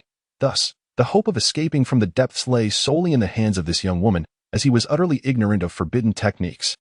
Therefore, it was imperative that this young prodigy remain unharmed. Nevertheless, Han Li did not act hastily. He feared that the young woman might still possess some hidden trump card. It was only when she was utterly exhausted, her array of talismans nearly depleted, and despair etched upon her face as she found herself out of options, that he suddenly intervened to rescue her. The young woman was taken aback by Han Li's sudden appearance. Filled with both joy and a tinge of annoyance, she was acutely aware of his intention to let her contend with the ink serpent until now before finally stepping in. Regardless, confronting the ferocious ink serpent was of utmost priority. So after a brief moment of rest, she silently summoned her magical artifact to launch an assault. As Han Li engaged with the ink serpent, he inwardly lamented. Previously, while observing the young woman battle this beast, he had failed to perceive any of its formidable attributes. Yet now, by stepping onto the battlefield himself, he experienced the sheer terror of the creature firsthand. His golden mother blades, regarded as exquisite among top-tier artifacts, were effortlessly repelled by the ink serpent, which casually swatted them away with its claws and tail, sending them tumbling back several dozen feet without even a hint of resistance, even when Han Li relied on sheer numbers. Deploying several golden blades simultaneously, only one or two managed to strike the ink serpent, leaving behind mere white marks and achieving no other effect, rendering Han Li utterly speechless. Moreover, he dared not be the slightest bit careless regarding the serpent's counterattacks. Not only did he avoid direct contact with its claws and tail, but he also meticulously blocked every drop of the black liquid it occasionally spewed forth with his iron shield. Despite having saved Han Li numerous times, this artifact was being eroded and pockmarked by the seemingly innocuous black liquid, leaving him uncertain how much longer it could endure. If this black liquid's potency was so fearsome, one could only imagine the more diabolical nature of the purple liquid. It was no wonder that the disciples of the Hidden Moon sect met their demise so decisively, as their artifacts proved utterly ineffective. As Han Li and the ink serpent continued their harrowing battle, their astonishment only grew, relying almost entirely on agility to evade the beast's relentless onslaught, while the golden blades proved wholly inadequate in halting its advances. It was little wonder that the young woman had instructed her disciples to vacate the area, aside from those with exceptional agility like himself. Han Li truly struggled to identify any chi refinement disciples capable of withstanding the beast's ferocity. At that moment, the young woman's vermilion bird ring arrived, significantly alleviating Han Li's burden. After all, this circular artifact could inflict some pain upon the ink serpent, compelling it to regard her with a measure of caution. Why have you been hiding there for so long? Why not intervene sooner? Had you acted earlier, I might have had a chance to severely wound this creature. The young woman fumed, manipulating her artifact to attack. I feared you would kill me for my treasures. Han Li replied with utmost honesty, leaving the young woman momentarily speechless. Han Li was acutely aware that despite the apparent youthfulness of this girl, in terms of her actual age, she could easily be his grandmother. Therefore, it was prudent to refrain from employing too many tricks. It was best to lay all cards on the table, allowing both parties to join forces against their adversary without hindering each other. As for the identity of the opponent at the core formation stage and the disparity in their ranks, Han Li chose to feign ignorance and remained vague. After all, given the current strength of the opponent, they posed no threat to him. Regarding the girl, whose magical power had significantly diminished, Han Li felt no trepidation. The young one, with such limited thoughts at her tender age, need not fear a short lifespan. After a moment of vexation, the girl reluctantly spoke. Han Li chuckled softly at her words, refraining from rebuttal, yet inwardly mused, if I had fewer thoughts, I might have perished numerous times by now. What future would there be to discuss? Seeing that Han Li had fallen silent, allowing her to speak freely, the girl's anger subsided somewhat, and she began to contemplate strategies for their confrontation. Do you possess any methods to severely injure this serpentine creature? If so, please reveal them at once. After having partnered with Han Li for a brief moment, she found herself still being relentlessly pursued by the ink serpentine beast, with no opportunity to retaliate, and could no longer contain her inquiry. Indeed, I do have a method, but it requires restraining the opponent for a short period. We must not allow it to move, while using an iron shield to deflect yet another spray from the ink serpent. Han Li leapt continuously, striving to widen the distance between himself and the beast, and hurriedly responded, very well, I shall expend the last of my magical energy to restrain it for a moment longer. I hope this will suffice for your needs, but is your method reliable? The girl's eyes lit up upon hearing this, and she immediately pursued the ink serpent that was hot on Han Li's heels. With a fierce strike of her vermilion bird ring against the serpent's head, she eagerly exclaimed, I possess a powerful talisman, one of immense potency, capable of breaching this serpent's defenses. Han Li spoke confidently. convinced that this monstrous creature could not withstand the full force of the golden brick talisman. Talisman? The girl's heart soared at his words. She had never anticipated that this little fellow from Huangfeng Valley could procure such a rare item.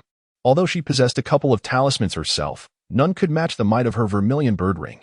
Given Han Li's evident confidence, it seemed he wielded a talisman of pure destructive force. Indeed a rare treasure. Understanding that Han Li's method was feasible, the girl promptly halted in midair and invoked the incantation that had previously ensnared this serpent, securing the vermilion bird ring tightly around the creature, which writhed in anger and desperation. Seizing this opportunity, Han Li swiftly positioned his flying shield before him, drew forth the golden brick talisman, and then settled into a meditative posture. Chapter 207. Slaying the serpent and spoils of war under Han Li's command. The golden brick talisman soon manifested its tangible form, a golden brick approximately a foot long floating in the air. Meanwhile, the spiritual energy within Han Li surged forth like a torrent, continuously pouring into the brick. And soon a third of his magical power was siphoned away. This resulted in an even more dazzling radiance emanating from his head, almost blinding to behold, as the young girl exerted all her strength to ensnare the ink serpent. She keenly observed every movement of Han Li. Upon catching sight of the golden brick that materialized, her previously unsettled heart finally found solace, confirming that Han Li had not spoken falsely. This talisman indeed possessed the power to breach the defenses of the beast. The ink serpent seemed to sense the precariousness of the situation, its claws gripping the sides of the ring with increasing ferocity, causing the girl's vermilion phoenix ring to tremble ominously. Her expression shifted as she urgently called out to Han Li, "Hurry, it is about to escape." Upon hearing her words, Han Li, unable to afford any hesitation, pointed towards the talisman above his head. In an instant, the golden brick shot forth towards the ink serpent, suddenly enlarging mid-flight to resemble a small mountain, crashing down fiercely upon the creature. The ink serpent, still struggling, recognized the dire turn of events. However, its emerald eyes flashed with fierce determination, and it opened its mouth to unleash the purple essence that Han Li dreaded, successfully countering the descending golden brick and momentarily halting its descent. Both the girl and Han Li were taken aback. Han Li, bound by the need to control the golden brick, could only watch helplessly, while the girl, biting her apricot-colored lip, retrieved a yellow orb from her breast pocket and hurled it at the beast. Still locked in a stalemate with the golden brick, with a soft thud, the orb struck the serpent's head, immediately bursting open and enveloping the region in a dense yellow mist, causing the ink serpent to emit a panicked growl. Naturally, the previously spewing purple essence ceased. With the purple essence no longer obstructing it, the now slightly dimmed golden brick plummeted downwards, landing squarely upon the serpent's head, producing a thunderous roar that illuminated the entire subterranean realm with blinding golden light. Only to quickly fade back to normalcy, the golden brick reverted to its original size, transforming back into a beam of light that soared back to Han Li's side. In midair, only the ink serpent, barely clinging to life, remained. At that moment, the serpent's head was left in ruins, one eye completely obliterated and lost, while the other, though still intact, oozed blood incessantly.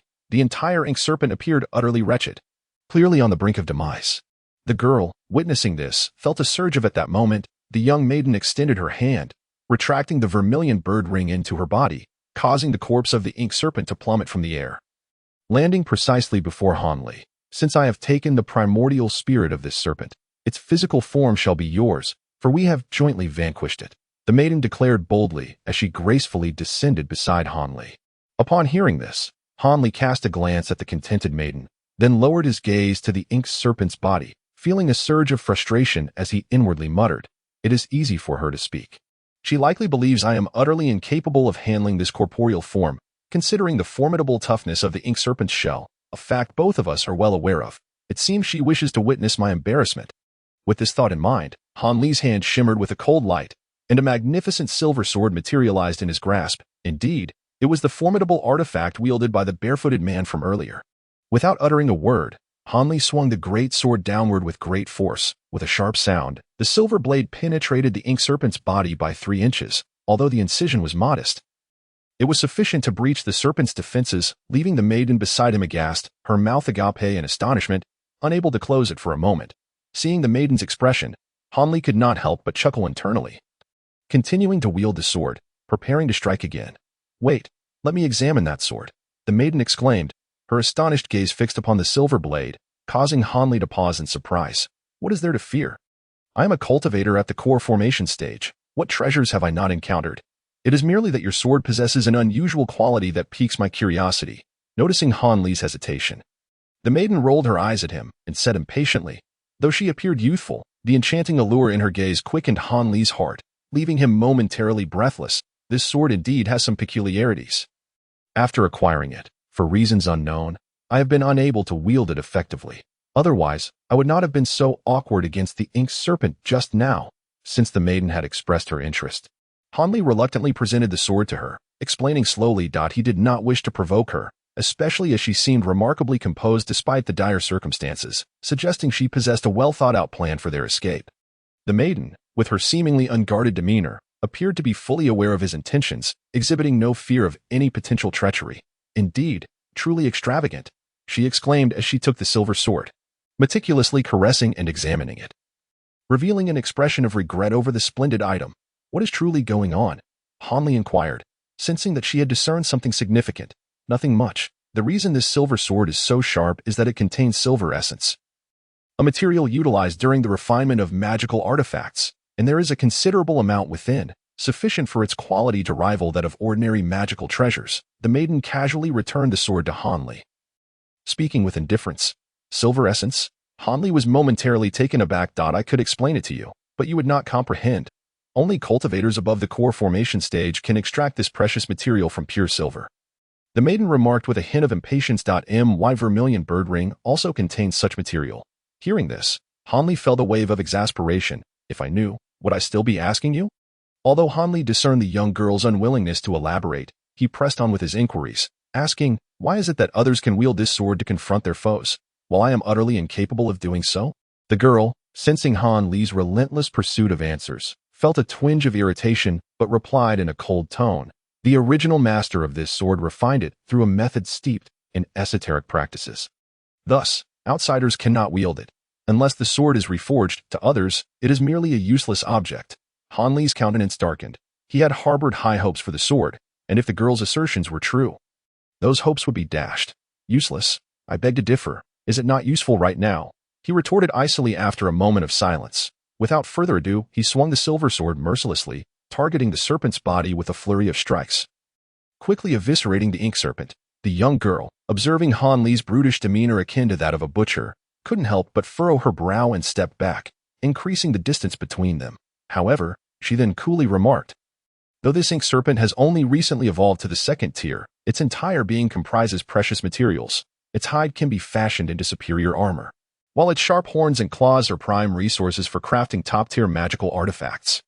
The residual essence within it is also essential for concocting certain rare elixirs. For reasons unknown, the girl provided Han Li with a detailed explanation, leaving him both astonished and somewhat uneasy, wondering what her true intentions might be. What a pity. Had this serpent evolved to the third tier, its core would undoubtedly have sparked fierce competition among many core formation cultivators, being invaluable for both alchemy and artifact forging. The girl lamented suddenly. Core, what color is it? Is this it? Han Li exclaimed as he extracted a fist-sized red orb from the serpent's belly, presenting it to the astonished girl. What is this? Did you extract it from the ink serpent? She asked, intrigued, as she leaned closer to examine the orb. It did bear a resemblance. Yet, given that the ink serpent had only recently reached the second tier, it should not have produced a core. And being a water attribute beast, its core ought to be blue. Let me feel it. I must see what this is all about, she said, unable to contain her curiosity any longer. After studying it for a moment, she took the soft, round orb from Han Li's hands and began to caress it. Just then, with a sudden pop, the orb inexplicably burst open, enveloping both the girl and Han Li in a cloud of pink mist.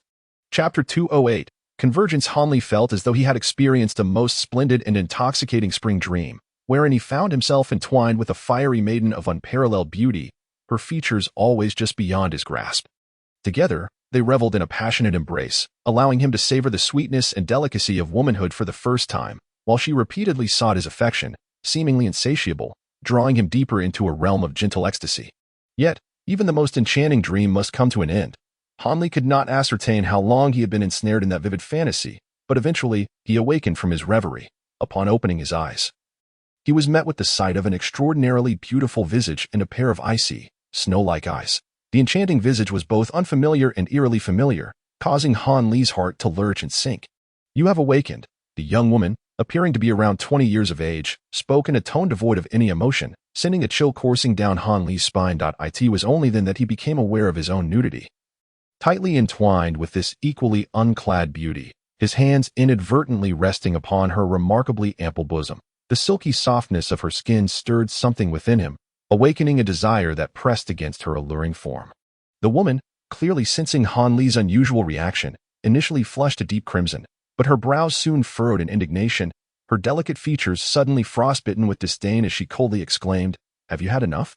Retract your hands at once and release me." Startled, Han Li instinctively withdrew his hands, letting her go. The stunning beauty, seizing the moment, propped herself up with one hand, her curvaceous figure rising from his embrace.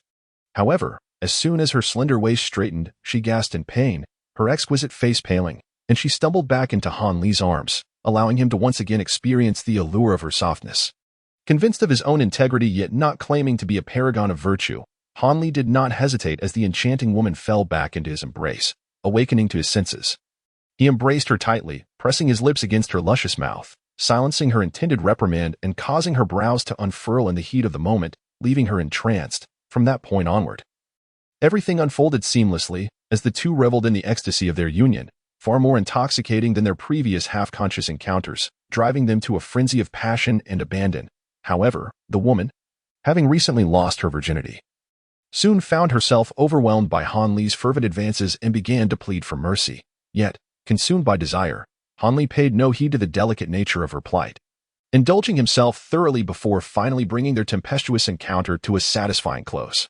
Now, the stunning beauty lay with her eyes closed against Han Li's chest, her cheeks flushed, her bosom rising and falling irregularly, clearly still reeling from the profound stimulation point one of Han Li's arms wrapped around her, while the other roamed over her voluptuous curves, embodying a lingering sense of desire.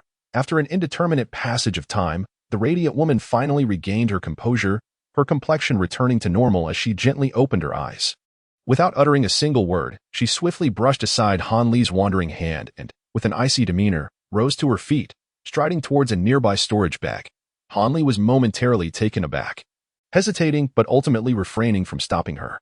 The woman retrieved a pristine white gown from the bag, donning it gracefully. In a matter of moments, she completed her transformation, exuding an air of regal elegance. At that instant, she turned to glance at Han Li. Her expression momentarily frozen in surprise. As fate would have it, Han Li stood a short distance behind her, impeccably attired, regarding her with a gaze of admiration that stirred her heart, evoking an unusual sensation within. "Who am I? I trust you are well aware. What transpired between us was merely an error. Let us consider it nothing more than a fleeting dream," the woman said softly as she lightly swept back her tresses. "I understand." After a brief silence, Han rubbed his nose and replied calmly, "If a third party were to learn of today's events, I would not hesitate to end your life," the stunning woman retorted coldly. "I shall remain tight-lipped. Should any rumors emerge, feel free to kill me." Han Li responded with a faint smile, his voice gentle. "Humph, it is good that you know." The woman, witnessing Han Li's unhesitant agreement, felt not a sense of relief but rather a twinge of vexation, causing her demeanor to grow increasingly unfriendly. With that, an uncomfortable silence enveloped them, neither willing to utter another word. Although the woman was a cultivator at the core formation stage, her upbringing had been steeped in rigorous training, rendering her understanding of matters of intimacy no different from that of an ordinary girl. Thus, despite her subconscious urge to compel Han Li to keep this affair a secret, she found herself in a state of inner turmoil. Uncertain of how to confront the situation, Han Li, too, was not in a much better position. He had never anticipated that the woman with whom he shared his first intimate encounter would be a cultivator of such remarkable caliber, let alone one as breathtakingly beautiful as she. The disparity between her and the delicate, demure women he had imagined was stark, leaving him to silently chuckle at his own plight. One could not help but wonder whether this unexpected liaison would bring him fortune or misfortune. Nevertheless, Han Li discerned that the woman had not harbored any malicious intentions towards him, which relieved him somewhat and fostered a favorable impression of this enchanting beauty who had become, in a sense, his spouse. Yet, it remained merely a favorable impression. Should she choose to turn against him, Han Li was certain he would not stand idly by. What exactly is that orb, and how could it lead to? Han Li began, but faltered midway, feeling it inappropriate to continue, though he trusted she would grasp his meaning. "That is the lust pouch of the Mo Jiao. I hadn't anticipated that this beast would be a rare male variant, and in my moment of distraction, I neglected this detail," The pouch is filled with arousal mist, which is released upon contact with any female. As she spoke, a faint blush crept onto her cheeks. Recalling how her touch had triggered the pouch's explosion. Is that so? Hanli exclaimed, finally enlightened, the mystery within his heart unraveled. Then why do you appear different now than before? I practice a unique technique known as the reincarnation technique. This method, though wondrous, causes one to retain youthful beauty, yet it undergoes a cycle every few decades. When my spiritual power cycles, I naturally revert to my youthful appearance. However, after our encounter, the technique was temporarily disrupted, causing me to mature slightly, she explained, her tone nonchalant after a moment of contemplation. Will you be all right? Hanli found himself inexplicably compelled to inquire. It matters not. My cultivation has reached a significant pinnacle. Even if I were to lose my virginity, it would only amount to a mere loss of 5 or 6 years of spiritual power, which is inconsequential to me. The woman cast a glance at Hanli, her expression a tapestry of complexity, and spoke coldly. Upon hearing this, Hanli fell into a contemplative silence, acutely aware that the other party harbored considerable resentment towards him, leaving him at a loss for words. Indeed, this woman felt profoundly aggrieved. She had discreetly observed him a few more times, reaffirming that this disciple from Huanfeng Valley was, in every aspect, strikingly unremarkable, devoid of any extraordinary qualities. The fact that she had become intimately connected with someone so ordinary was a source of immense frustration for someone of her haughty disposition. Yet, the thought of taking his life to assuage her anger seemed too much to bear. After all, he was the man who had stripped her of her maidenhood, evoking a peculiar sentiment within her. This left her feeling both furious and resentful towards Hanli. What time was it now? Surely, they had not surpassed the 5-day return period. Hanli, suddenly recalling something, blurted out loud. The woman, who had been in a state of agitation, was jolted by his words but quickly regained her composure. She replied coolly, it will not have been that long. The aphrodisiac gas from the mo jiao contains very little of the narcotic component. We will only be unconscious for a maximum of 5 or 6 hours. However, if we are to exit, we must prepare immediately. Escaping this dire situation will not be so straightforward. The woman furrowed her brow and added, before that, I will be taking this golden treasure chest. You have no objections, I trust. She shot Hanli a cold glance, her lips parting slightly. Hanli, upon hearing this, could only manage a wry smile. Although he could not discern the depth of her spiritual power, it was undoubtedly above the foundation establishment stage, and he dared not contest her claim to the treasure, noticing Hanli's silence. The woman sneered and then soared towards the white jade pavilion, successfully securing the golden chest into her storage bag before returning to Hanli's side. What about those spiritual herbs? Hanli inquired, puzzled by her lack of interest in gathering them. I have no need for them. If you desire them, feel free to collect as many as you wish, she retorted, casting Hanli a disdainful glance. Elated by her words, Hanli seized the opportunity, as he had been fretting over the scarcity of spiritual herbs to present to his sect upon their exit from the forbidden area. Fearing it would arouse suspicion, without hesitation, he dashed forward, swiftly collecting dozens of spiritual herbs in a matter of moments. The woman stood by, observing Hanli's actions with a cold, silent gaze. Once he returned with the herbs, she spoke solemnly, we must break the restrictions and leave this place. This endeavor requires our combined efforts. Without both of us, escape is impossible. Chapter 209. Return within the stone hall of the surface temple. A resounding clamor echoed ceaselessly as the disciples of the Capping Moon sect exerted themselves, striking the depths of a massive pit several zhang deep with their magical implements. Yet, regardless of the tools they employed, all they could manage was to chip away at small fragments of stone, leading to an ever-growing sense of despondency among them. After several hours, all male and female disciples sat vacantly on the ground, staring into the abyss of the pit in silence, their spirits utterly deflated at this moment. They had completely lost faith in rescuing their esteemed ancestor. Everyone began to contemplate the dire consequences of losing this master, searching for an escape route for themselves. Just then, a tremendous sound resonated from outside the stone hall, followed by a tremor beneath their feet, as if the world outside was undergoing a cataclysmic upheaval, leaving the disciples momentarily stunned. What on earth is happening? The disciples exchanged bewildered glances, and 2 male disciples quickly hastened out of the stone hall to ascertain the situation. Ancestor, shortly thereafter, the exuberant voices of the 2 disciples rang out from outside, their exclamations so loud that even those remaining in the hall could hear them clearly, prompting a collective gasp of astonishment among the others before they rushed out in a frenzy. At a distance of over 10 zhang from the entrance of the hall, a large hole with a diameter of approximately 1 zhang had appeared, and standing near the opening was an enchanting woman clad in flowing white garments. Her appearance unmistakably that of an older version of their youthful ancestor. At this moment, the master of the Yinwei sect gazed coldly into the distance, her expression devoid of warmth, completely disregarding the two male disciples standing behind her. This revelation sent the disciples into a frenzy of joy, only to be doused with a cold reality. Was the ancestor planning to hold them accountable for triggering the restrictions? This thought crossed their minds, and they couldn't help but glance at the female disciple among the Yinwei twins, causing her to turn pale and tremble with fear. After surveying the surroundings for a full quarter of an hour, the woman in white slowly turned around and cast a glance at the gathered disciples, issuing her icy command, "Let us depart." Meanwhile, Hanli swiftly leaped from one large tree to another, his movements as agile as a monkey, achieving a speed rivaling that of flying with a magical artifact as he made his way down the mountain. Currently, his entire being was brimming with spiritual energy, possessing an astounding level of power equivalent to the 13th layer of cultivation. The exhilarating sensation of such an increase in power captivated Hanli. However, he knew that this surplus of spiritual energy would not last long, likely dissipating within a few hours. To escape from the underground marsh, the woman with whom he shared a bond had employed some secret technique, temporarily transferring her restricted spiritual power to Hanli, which propelled him from the 11th layer of strength to the pinnacle of the chi refining stage. Together, they utilized a vermilion bird ring and a golden light brick talisman to forcibly carve a tunnel from beneath the earth to the surface.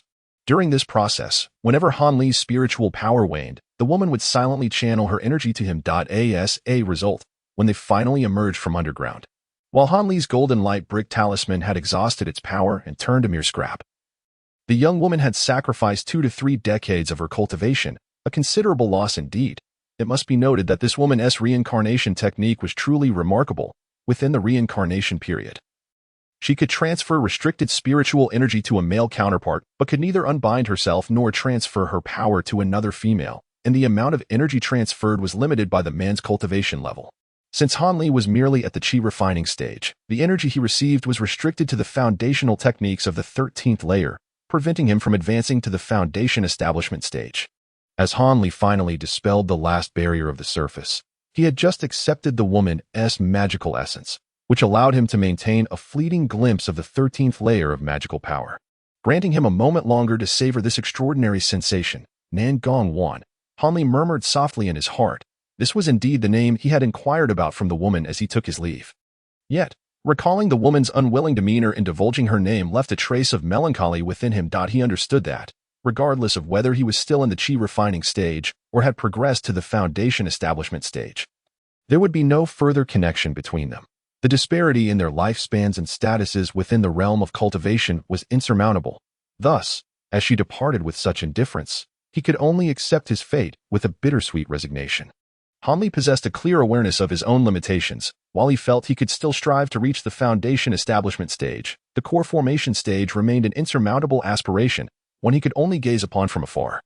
In such a vast Huanfeng Valley, among the multitude of cultivators, only a scant few had reached the core formation stage, leaving Hanli, fully aware of his modest talents, devoid of any confidence, lost in his thoughts.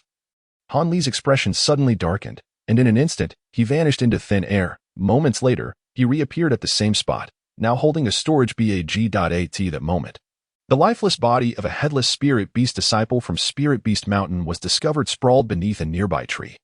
Hanli briefly surveyed the contents of the storage bag, shook his head slightly, and then leapt away. On the 5th afternoon after entering the Forbidden Zone, the representatives from various sects, who had been waiting outside for an extended period, finally sprang into action. 7 Core formation cultivators exerted great effort to reopen the entrance, then gazed into the darkened passage, their expressions calm as they awaited the first person to emerge. It was evident that this time, the incantation to break the barrier was far easier than it had been 5 days prior. Once the passage appeared, the 7 promptly retracted their magical artifacts, and astonishingly, the passage did not vanish, remaining steadfastly open to the Forbidden Zone.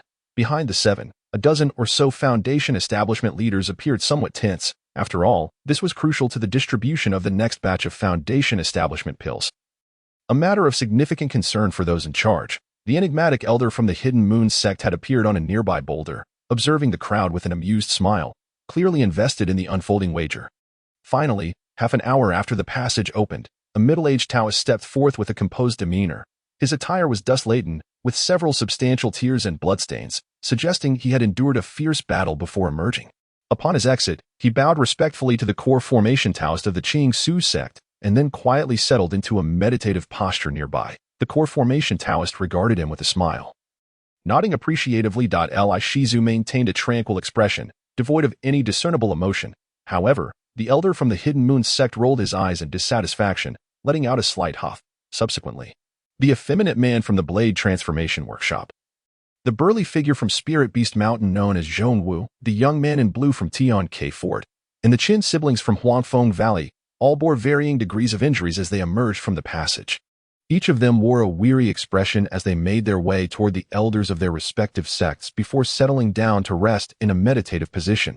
After a meal's worth of time had passed, another wave of disciples began to emerge from the passage. This group of individuals stands in stark contrast to the previously emerged lone wanderers. They are traveling in pairs or trios, each displaying a markedly different expression.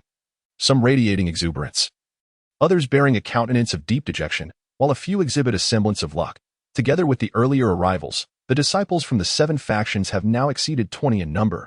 Yet, the absence of any member from the Yin Yu sect has elicited looks of astonishment from the other 6 factions. In contrast, the enigmatic Qiong Lao Guai and the ethereal Ni Chong Xianzi, among others from the Yin Yu sect, remain unfazed, exuding an air of confidence. Half an hour passes, apart from 2 disciples from other factions who have emerged. The members of the Yin Yu sect remain conspicuously absent, with merely an hour left before the passage closes. At this juncture, Qiong Lao Guai and Ni Chang Xianzi exchange a glance, revealing a hint of unease. Suddenly, a figure appears at the entrance of the passage. A young man from Huangfeng Valley emerges. This individual, though unremarkable in appearance and dressed neatly, is none other than Han Li, who has just arrived after swiftly dispatching several foes. The members of the Yin Yu sect, initially brightening at the sight of movement at the passageway, are swiftly plunged into disappointment upon realizing it is a disciple from Huangfeng Valley. Observing the situation outside, Han Li gradually approaches his faction's designated area, taking a seat in accordance with the order of emergence, coincidentally beside the Qin siblings. The number of surviving disciples from Huangfeng Valley is relatively substantial among the 6 factions. Besides the Qin siblings, there is also an elderly man and a young man, bringing their total to 5, a significant contrast to the 3 or 4 from other factions, and even the meager 2 from the Giant Sword sect, truly a remarkable advantage. This development brings an undeniable joy to Li Shizu, who can hardly conceal his elation. The Qin siblings and the other 2, upon witnessing Han Li, an 11th-tier disciple, emerge unscathed from the forbidden grounds, reveal expressions of astonishment. However, it seems they quickly recall something, and their countenances shift to one of disdain as they cast a dismissive glance at Han Li, thereafter ignoring him entirely. Clearly, they believe Han Li to be a cowardly figure, having hidden away without participating in any conflict, undoubtedly returning empty-handed. As the time for the passage's closure draws near, the continued absence of any Yin Yu sect members causes Qiong Lao Guai and Ni Chong Xianzi to become increasingly restless, their faces betraying their growing concern. Meanwhile, Li Shizu and the Taoists beside him secretly revel in their delight, convinced that something has indeed gone awry for the Yin Yu sect. Observing all of this, Han Li furrows his brow in surprise. Having escaped the underground march alongside Nandong Wan, he wonders why no one from the Yin Yu sect has yet arrived, a sense of worry for her beginning to take root in his heart. Suddenly, Han Li recalls another young woman he encountered within the forbidden grounds and casts his gaze toward Ling Shou Mountain, only to find Han Yunji seated serenely on the ground, her face calm and devoid of any signs of distress. As the passage's closure approaches, the expressions of the Yin Yu sect members grow increasingly grim, while the other factions, feigning concern for the Yin Yu sect disciples, are inwardly rejoicing. After all, the Yin Yu sect, being the foremost faction of the Yu nation, has long been the target of envy, and the opportunity to slightly diminish its power is naturally welcomed by those individuals.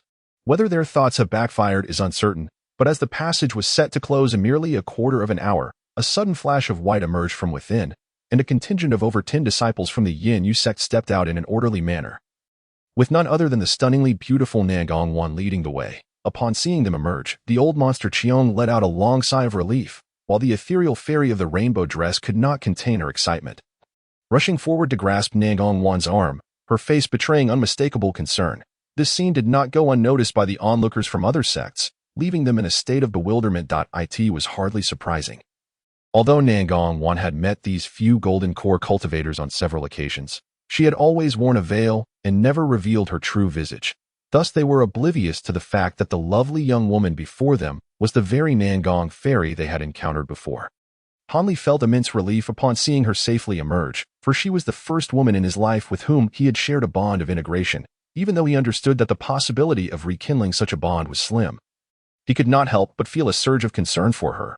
Meanwhile, the expressions on the faces of Master Li and the Taoist were somewhat strained, which was understandable, setting aside the exact quantity of spiritual herbs the Yin Yu sect had managed to gather. The sheer number of individuals who had emerged alive from the forbidden area far exceeded the combined total of his two sects, leaving them exceedingly frustrated. It seemed that all the disciples should have emerged by now.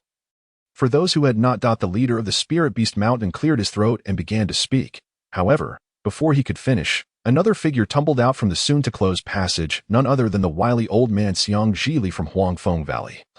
Though the burly man from the Great Sword sect who had been gathering herbs with him and the young Taoist were nowhere to be seen, just as the old man crawled out of the passage, a tremor resonated from the forbidden area, followed by a flash of azure light, causing the passage to shatter and vanish without a trace. At this moment, even if there were still individuals trapped inside the forbidden area, they faced an inescapable fate, for any disciple who failed to emerge in time had never reappeared when the forbidden area was next opened, vanishing for reasons unknown, which was precisely why others dared not delay. Nevertheless, the fact that an adept from Huangfeng Valley, possessing a cultivation level of the 10th tier, managed to escape with his life in the inn truly took these high-ranking individuals by surprise, prompting them to scrutinize Xiang Zhili with renewed interest. Brotherly, who would have thought that your esteemed valley is indeed brimming with talent? Not only did an 11th tier cultivator emerge from the forbidden area, but even a 10th tier disciple managed to survive. Your sect truly excels in its teachings. I am in awe. The cultivators from the Great Sword sect, witnessing their own sect only managing to have 2 members emerge from the forbidden area, especially the highly anticipated barefooted man who failed to make it, felt a swell of resentment, leading them to utter a few derisive remarks. Upon hearing these words, Master Li's expression darkened. He similarly regarded Han Li and Xiang Zhili as nothing more than opportunistic individuals who had consistently managed to evade detection. Unable to suppress a resentful glare towards the old trickster, he nonetheless felt compelled to defend the two, stating, "These youngsters possess merely shallow skills. If they can preserve their lives, it is indeed a stroke of fortune for them. As for the methods they employ, it is not for us, as their elders, to cast further aspersions." Humph. The eminent figure from the Giant Sword sect found Li Shizu's pretentiousness irksome, and just as he was about to voice his thoughts, the irascible Qiang Laoguai interjected with impatience. "What is there to dispute between you two? If they have managed to survive, it is a testament to the capabilities of the younger generation. Should they not attempt what is known to be futile? However, Li Xiazi, do hasten to ascertain the results of the wager. Had I known the outcome sooner, I would not wish to keep an old man like myself waiting here indefinitely." This elder clearly embodied an air of seniority, yet neither the members of the Giant Sword sect nor Li Shizu dared to provoke his displeasure, exchanging glances and laughter to bypass the matter. To incur the wrath of this old curmudgeon would surely invite misfortune. Thus, at Qiang Laoguai's behest, the Taoist Fuyunzi from the Qingshu sect and Li Shizu reluctantly drew closer together. They then allowed the disciples emerging from the forbidden grounds of the 3 sects to present their gains. In order to ascertain the victor of the wager, this time, only 4 Taoists emerged from the Qingshu Valley's forbidden grounds. However, when the first middle-aged Taoist revealed his spiritual herbs, the expressions of all present shifted slightly. 300-year-old blood orchids, 2 300-year-old heavenly spirit fruits, and 3 400-year-old jade essence mushrooms. The Taoist continued to lay out 11 or 12 spiritual herbs on the ground, the sheer quantity leaving the onlookers utterly astonished. While only the betting Fuyunzi wore a self-satisfied smile, evidently pleased by the bewilderment of others. In contrast, the initial elder from Huangfeng Valley and the male disciple from the Yin Yu sect presented items far inferior. With scarcely a handful of herbs, the next Taoist from the Qingshu sect, while not as extravagant, still produced 7 or 8 spiritual herbs, significantly more than what would typically be expected.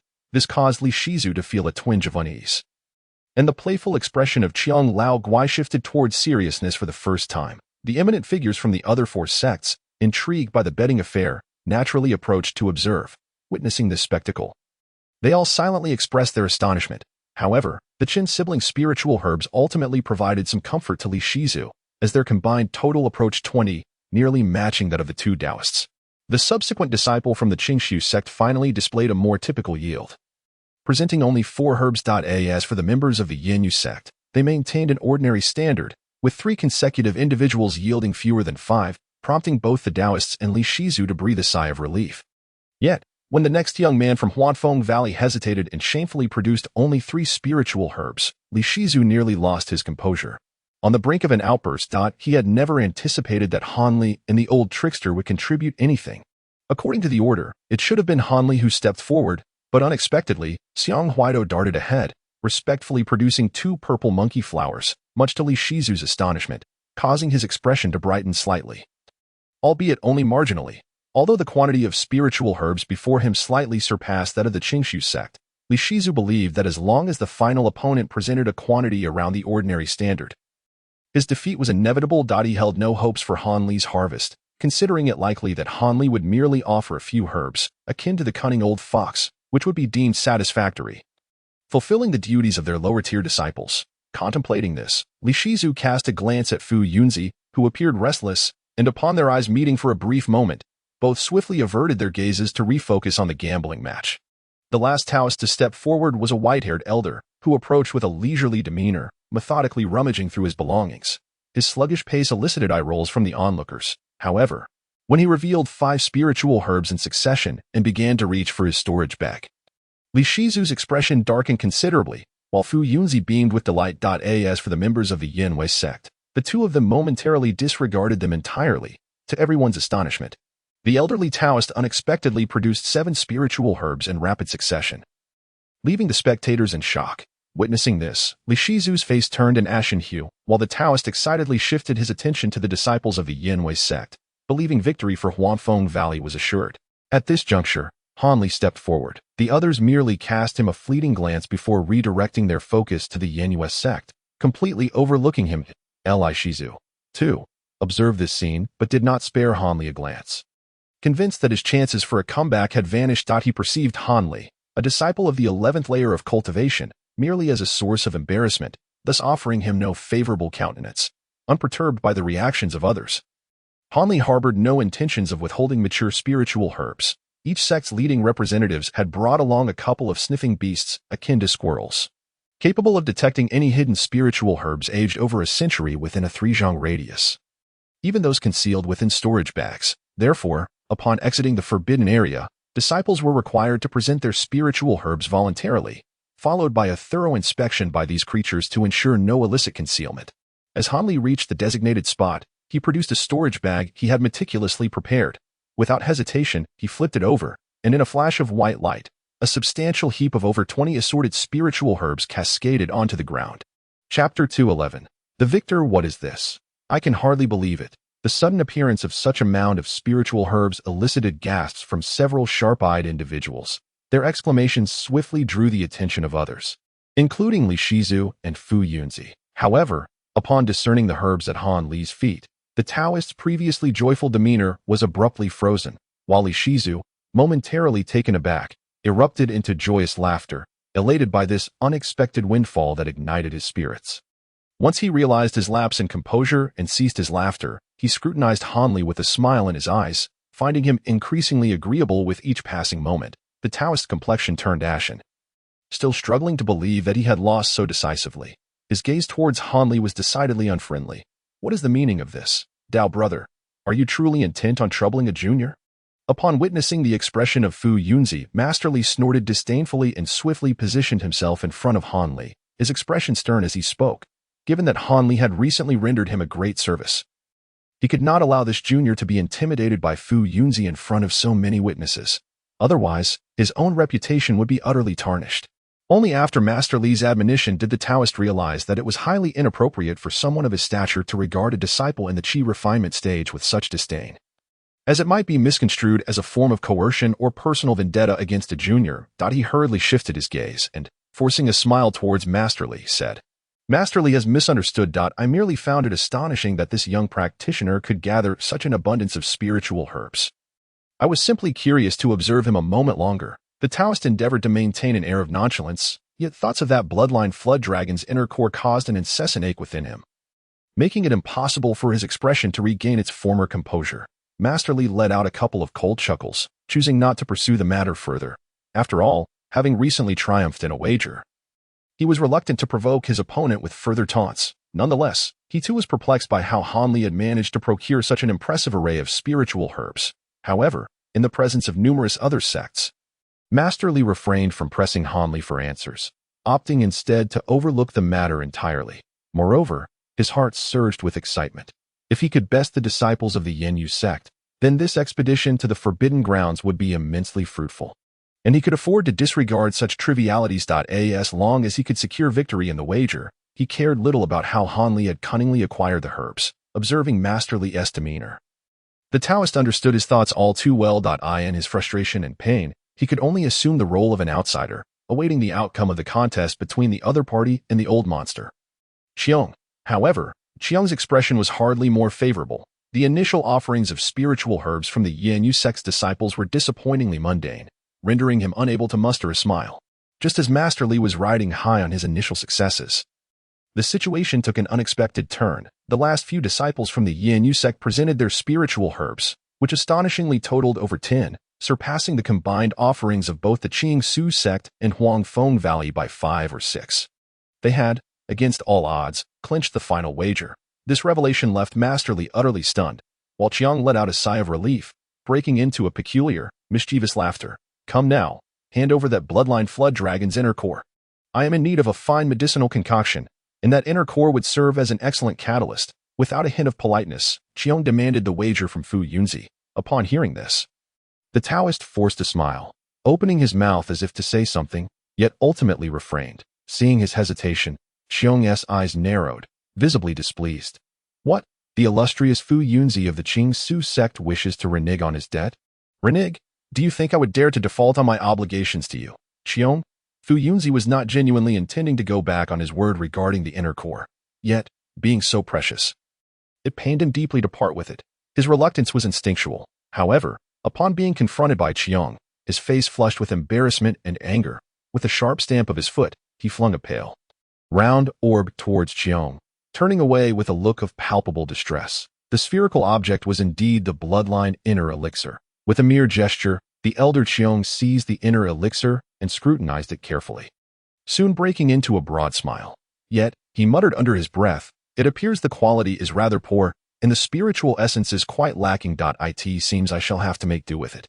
Upon hearing this, the Taoist across from him turned pale, nearly succumbing to bloodshed in his fury, prompting him to hastily distance himself from the elder to preserve his own composure. I doubt you, Li, shall ensure that within 20 years, 2 pieces of iron essence are delivered.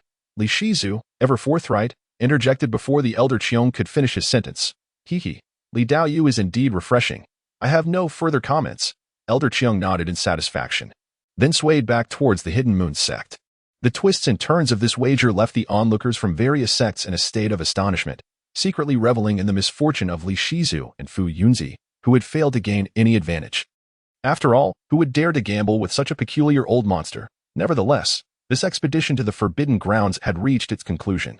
The leaders of each sect, after collecting their disciples' spiritual herbs and ensuring thorough inspections by their spirit beasts, began to take their leave in succession. The members of the Hidden Moon sect departed first, and as they exchanged farewells with the others and boarded the Heavenly Moon Divine vessel, Han Li couldn't help but glance at the enchanting Nangong Wan. However, she did not cast a single glance in his direction from the moment she boarded until the very end, leaving Han Li with a sense of unease. Yet, being a person of strong resolve, he soon regained his composure and continued to observe the departures of the other sects. As Han Yunji departed alongside the members of the Spirit Beast Mountain, she glanced at Han Li and offered a kind smile, which warmed his heart. As the Huanfeng Valley, being a significant power, was the last to leave. Once the other 7 sects had departed, only the members of Huangfeng Valley remained outside the Forbidden Grounds. However, Li Shizu did not lead his team away. Instead, he gazed silently towards the direction of the forbidden area. Those around him understood that after his recent loss in the wager, his spirits were likely low, and thus, no one dared to press him, opting instead to wait patiently. After a considerable period, Li Shizu's mood seemed to lighten somewhat. Although he had yet to turn around, he finally spoke, directing his first question towards Han Li. What is the name of the disciple who submitted the most spiritual herbs, and how many years has he been in the valley? Upon hearing this, the others could not suppress their envy. To have their name recognized by such an esteemed elder would undoubtedly bring significant benefits in the future. Han Li, taken aback, did not hesitate and promptly replied with respect, I am Han Li. And I have been in the valley for nearly 3 years. Han Li? Li Shizu slowly repeated the name, as if contemplating something, and did not respond immediately, leaving those behind him exchanging curious glances. Unsure of the elder's intentions, however, the next words from Li Shizu sent a chill down Han Li's spine, sharpening his focus. Han Li, please recount the process by which these herbs were obtained. I am eager to hear. Li Shizu inquired casually. Although Han Li felt a sense of alertness within, he had long been prepared for others to question him about the matter. Thus he remained composed and calmly replied, Yes, Master Ancestor, this incident is quite fortuitous. Although I infiltrated the circular mountain on that day, I must admit, I had little to show for it. However, on the afternoon of the 4th day, I stumbled upon a rather secluded valley where I witnessed 2 individuals engaged in a fierce dispute over several stalks of jade spirit grass. One was a disciple of the Great Sword sect, barefoot with a silver sword, while the other bore a face marred by scars, hailing from Tianke Castle. I then discreetly concealed myself. Thus, Han Li vividly recounted a tale reminiscent of the clam and the crab vying for dominance, only to have the fisherman reap the rewards, embellishing his own serendipity to provoke envy among Qin's siblings and the other disciples, who could not conceal their jealousy after hearing Han Li's narrative. Master Li subtly nodded, concluding that this explanation made sense. Otherwise, how could a disciple with such low cultivation attain so many spiritual herbs? It seemed the other party was indeed blessed by fortune. Purely by chance, having grasped the essence of the matter, Master Li had no desire to pursue further inquiries. However, after a moment of contemplation, he suddenly turned to Han Li with a grave expression and said, Han Li, you have rendered significant service to our sect this time. Although I did not win the wager, I still intend to reward you handsomely. I am considering accepting you as my named disciple. Would you be willing? Upon hearing this, Han Li was momentarily taken aback, unsure of how to respond. The others from Huafeng Valley were initially astonished, but soon fixed their gaze on Han Li, their expressions betraying disbelief. How utterly inconceivable! Had they misheard? This esteemed ancestor, so readily proposing to take this individual as a disciple, this person, whether in terms of cultivation or talent, was exceedingly average, making it difficult to discern any remarkable qualities that could capture the ancestor's attention. Chapter 212. Sudden realization. Logically speaking, being accepted as a disciple by a cultivator at the core formation stage would be a significant honor for low-tier cultivators. Yet, upon hearing these words, Han Li, amidst his astonishment, instinctively sensed something amiss, given his own qualifications in cultivation. Such an opportunity seemed entirely implausible. As for the notion of his great contributions to Huangfeng Valley warranting such a reward, he found it utterly implausible. If the ancestor had won the wager and, in a moment of exhilaration, decided to take him, the esteemed contributor, under his wing, there might have been some sincerity. However, to propose accepting him as a disciple after such a resounding defeat was indeed intriguing. As countless thoughts swirled in his mind, Master Li began to feel displeased. After expressing his intention to take Han Li as a disciple, he had anticipated the latter's immediate joy and eager acceptance. Yet, to his surprise, Han Li stood there in a daze, his face etched with astonishment, failing to respond promptly, which irked him slightly. Nevertheless, maintaining the demeanor befitting a master, Master Li continued with a nonchalant tone. Han Li, if you are unwilling to be my disciple, you need only say so, and I shall not force you. I can bestow upon you several magical artifacts as compensation. Upon hearing this, Han Li recognized the eloquence in the ancestor's words. Yet he felt a growing dissatisfaction within. He understood all too well the potential consequences of offending this esteemed ancestor. Moreover, it is utterly irrational for a mere chi refinement disciple to refuse the apprenticeship of a core formation practitioner. It is likely that such a refusal would invite even greater troubles. With this thought in mind, he gritted his teeth, resolved to navigate this predicament regardless of the other party's intentions. Clearly, the stance indicated a refusal, and he would undoubtedly not fare well regardless. To be accepted under the tutelage of the esteemed ancestor was indeed a privilege the disciple would cherish. It was an honor. Just moments ago, in his exuberance, the disciple had forgotten to voice his eagerness, and he humbly sought the ancestor's understanding. A flush of crimson spread across Han Li's face as he feigned a return to composure from his excitement, speaking in an eager tone. Subsequently, Han Li, displaying his understanding of the situation, bowed several times to Master Li, formally performing the ritual of apprenticeship. Excellent. From this day forth, you shall be my disciple, Li Huayuan. This by Guang Dao, a weapon of considerable merit, shall serve as your initiation gift, Master Li declared, his face radiant with joy as he assisted Han Li to his feet and presented him with a shimmering green longsword. Undoubtedly a top-tier magical artifact, Han Li solemnly accepted the sword with both hands and bowed once more in respect, rising with an expression of uncontainable joy. Meanwhile, the other disciples, taken aback, glared at Han Li with fiery eyes, their expressions revealing a deep envy, wishing fervently that it was they who had received the artifact instead of the now despised Han Li, although Han Li was oblivious to the thoughts swirling in their minds. The searing gazes directed at him left him feeling a mix of amusement and exasperation. If given the choice, he would have preferred that this esteemed ancestor had chosen someone else over himself. The unfortunate one. After all, he vividly recalled the lessons imparted by his previous master, Dr. Mo. Now, it appeared that yet another formidable master with ulterior motives had emerged, leaving Han Li at a loss for words.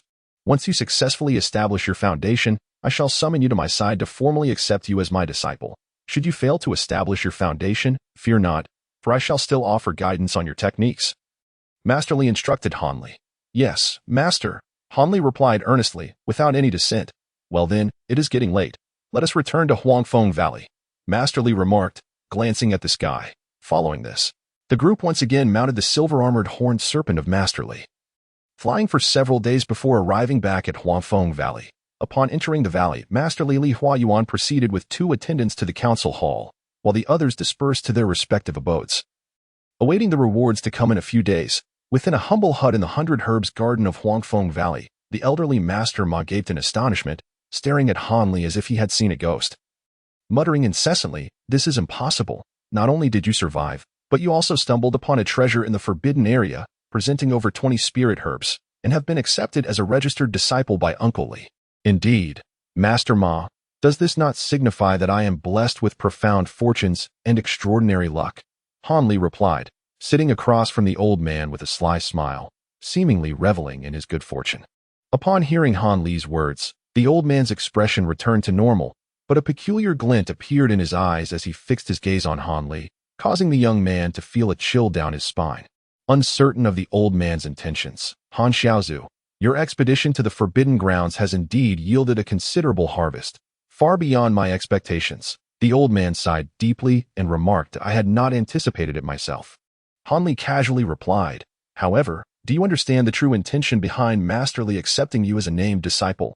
The old man's next words, tinged with a hint of regret, left Han Li momentarily stunned. But soon he was filled with joy. Yet he restrained his inner excitement and feigned ignorance, exclaiming, Master Ma, could it be that there are other reasons for Master Li taking on disciples? Master, since Han Shidi has already pledged himself to Master Li, you may henceforth address me as Brother Ma. I would not dare to accept the title of Master. The old man gently shook his head and spoke at a leisurely pace. Cough. Why must Master Ma jest at his disciple? Who does not know that in the realm of cultivation, rank is determined by one's mastery of techniques? As long as I have yet to enter the foundation establishment stage, Master Ma shall naturally remain my elder. Han Li spoke with utmost sincerity, immediately pouring a cup of medicinal flower tea and offering it to the old man. Indeed, a teachable youth. It appears you have not been dazed by these matters. Thus, I shall share a few insights with you. In truth, even if I refrained from speaking, you would learn of it in 3 or 4 days. The old man nodded with satisfaction, speaking casually. Han Li, upon hearing this, was momentarily taken aback, yet he listened intently to the old man's subsequent words. You must understand, he had been in a state of trepidation regarding Master Li's sudden acceptance of him as a disciple. And naturally, he would not miss the opportunity to learn the underlying truth. What do you believe you will receive in return for submitting such a plethora of spiritual herbs? The old man abruptly shifted the topic, posing a sudden question. Perhaps 2 foundation establishment pills, I inquired beforehand, and it seems that submitting around 10 stalks of spiritual herbs warrants 1 pill. Han Li, recognizing the old man's intent behind the question, answered candidly, When the rewards are distributed in a few days, you shall find yourself fortunate to receive a single foundation establishment pill. Do not entertain dreams of obtaining 2. The old man replied with a hint of mockery. What? How could this be? Is there truly someone who would withhold rewards? Han Li nearly leapt up, his face a mask of disbelief. There is no withholding, nor would anyone dare to do such a thing. The reduction in rewards pertains solely to you. The others will receive their full shares. Otherwise, who would dare to participate in the blood trial next time? The old man scoffed. Could it be due to Master Li's influence? Han Li pondered for a moment before speaking earnestly. You are not entirely foolish. You have swiftly grasped the crux of the matter. Indeed, it is due to Masterly accepting you as a disciple that this occurs. A flicker of appreciation sparkled in the old man's eyes as he nodded. Our sect has an unwritten rule. When a clear master-disciple relationship exists, the master is entitled to take half of the offering submitted by the disciple as a token of gratitude. This is, of course, limited to a single occasion and does not set a precedent. The spiritual herbs you gathered in the forbidden area are considered a form of offering to the sect. Hence, it is my estimation that Master Li's eagerness to accept you as a disciple is primarily due to the 10 or so herbs as a token of gratitude, since only half of the herbs will reach the upper echelons. Your rewards will naturally be halved as well. Therefore, you should not harbor extravagant hopes of receiving 2 foundation establishment pills. The elderly gentleman meticulously elucidated the matter to Hanli. Hanli furrowed his brow slightly, yet did not exhibit any signs of anger or dissatisfaction. He merely bowed his head in silence, which took the old man by surprise, leaving him rather astonished. Unbeknownst to him, Hanli was not only unperturbed, but had also exhaled a sigh of relief, alleviating the tension he had been holding within. It was truly unexpected that this new master had taken a liking to his spiritual herbs. Yet it brought Hanli a sense of reassurance that a single foundation establishment pill was trivial for him, especially with the prospect of refining pills on the horizon, as long as he succeeded in alchemy. A mere solitary pill held no significance. The old man, oblivious to Hanli's mindset, misinterpreted his silence as a sign of suppressed frustration. Believing he was simply adept at concealing his emotions, he chuckled softly a couple of times and sought to console Hanli, that you may have lost a foundation establishment pill. Gaining the recognition of Masterly as a registered disciple is indeed a worthwhile exchange. It cannot be deemed a significant loss. Consider this. Your aptitude is rather lacking, and even with the consumption of 2 foundation establishment pills, the hope for success remains slim. It is far better to trade one for the backing of Masterly, for even if you remain in the chi refinement stage, the members of our sect will generally refrain from bullying you. While Masterly may not genuinely accept you as a disciple, you will still bear his name, and typically, no one would dare to trouble you lightly. Moreover, as far as I know, Masterly is quite protective of his own. Hanli felt a stir of emotion upon hearing this. From the moment the old man had gifted him 2 bottles of elixirs during his visit to the Forbidden Grounds, he had discerned that the man was cold on the outside but warm-hearted within. Possessing an admirable character, however, it was this recent discourse that further ingrained the notion in Hanli's heart that the old man was indeed worthy of deep camaraderie. While Hanli contemplated this internally, he maintained a facade of reluctant acquiescence to the old man's reassurances, managing a wry smile before finally engaging in conversation and exchanging casual remarks. Observing Hanli's apparent recovery from his earlier setback, Master Ma felt a surge of joy and soon took his leave. Naturally, the 100 Herbs Garden was entrusted back to Hanli. Chapter 213. Preparations. Although the journey to the Forbidden Grounds had spanned merely a little over 10 days, Hanli felt as though several years had elapsed. Thus, as he lay in the comfort of the 100 Herbs Garden, he found himself enveloped in warmth and nostalgia, having gambled with his life. He had successfully returned and achieved his goals splendidly. Now, he relished the peace of a deep and sweet slumber, untainted by the worldly conflicts that seemed to drift far away from his dreams. Hanli remained in this profound sleep until midday the following day. Upon awakening, he felt invigorated and immediately set about organizing his future plans. His first order of business was to hasten the ripening of the 3 primary medicinal herbs in his possession, ensuring their preservation. The arrangement of auxiliary herbs could naturally wait until later. However, preparing all the necessary components would not be a task to be accomplished in a mere 10 days or a month. Hanli estimated that it would require at least several years to ensure everything was in order before he could formally commence alchemy. Therefore, with an ample supply of spiritual herbs at his disposal, Hanli was in no rush. Instead, he took the time to sort through the other gains he had acquired during his time in the Forbidden Grounds. As a result, Hanli acquired more than a dozen mid-tier spirit stones, hundreds of low-tier spirit stones, along with a substantial collection of spirit artifacts of various grades, several shells from centipede demon beasts, and numerous materials harvested from the ink eel. Among these items, there was also a worthless silver sword and a couple of other trinkets. However, there were 2 particular items that captured Hanli's attention the most: a puppet wielding a bow and arrow, and a shimmering silver page. The puppet was primarily crafted from wood, complete with finely detailed facial features, appearing almost lifelike. It was fully adorned in remarkably realistic iron armor and a helmet, and even the longbow it held was fashioned from bronze. This item was the superior grade artifact puppet bowman that Hanli had stealthily obtained from his sect. Since acquiring it, Hanli had never taken the opportunity to test it. as the artifact required a mastery of a mysterious technique. A thread of spiritual consciousness needed to be infused into the puppet in order to control it. However, who would practice such a technique before reaching the Foundation Establishment stage? It is well understood that only cultivators above the Foundation Establishment stage possess sufficient spiritual consciousness to endure the torment of division. Otherwise, the meager spiritual consciousness of a Chi refinement stage cultivator would likely lead to utter collapse before even successfully dividing their mind. The technique of using spiritual consciousness to scan the surroundings or to examine objects, often mentioned by cultivators, does not truly equate to the division of consciousness. It is merely a superficial technique to extend one's existing spiritual awareness. In contrast, the division of consciousness achieved through secret techniques is akin to possessing one or multiple avatars of spiritual awareness, primarily for the purpose of manipulating multiple artifacts simultaneously. The greater the number of divisions, the more artifacts one can control at once. It is known that disciples in the Chi refinement stage can typically wield a maximum of 2 artifacts in combat. Exceeding this number would render them unable to manipulate effectively. After all, who among them lacks 5 or 6 artifacts? Should they find themselves in a confrontation, casting all artifacts at once would be ineffective. Yet it could still leave their opponent in a state of chaos for a time. After toying with the puppet for a while, Hanli set it down and picked up the silver page to examine it.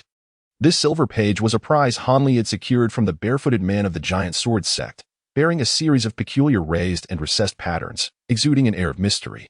Despite pondering over it for quite some time, Hanli found himself at a loss and had no choice but to momentarily set it aside. Thus, in the days that followed, Hanli continued to study the silver page while awaiting news from the upper echelons. Curious to see if his rewards were indeed as modest as the old man had suggested. On the afternoon of the 4th day, Uncle Wong and another unfamiliar steward sought out Hanli, bringing with them the promised reward of a single Foundation Establishment pill.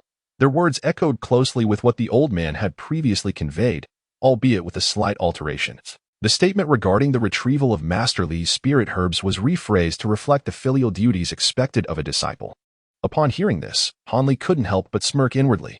Yet, he outwardly feigned agreement, causing the 2 stewards, who had anticipated a lengthy explanation, to breathe a sigh of relief. They then departed with smiles on their faces. After watching them leave, Hanli chuckled self-deprecatingly before carefully storing the newly acquired Foundation Establishment pill. Now was not the time to consume the pill. It would be wiser to refine his own Foundation Establishment pills first and take them all at once.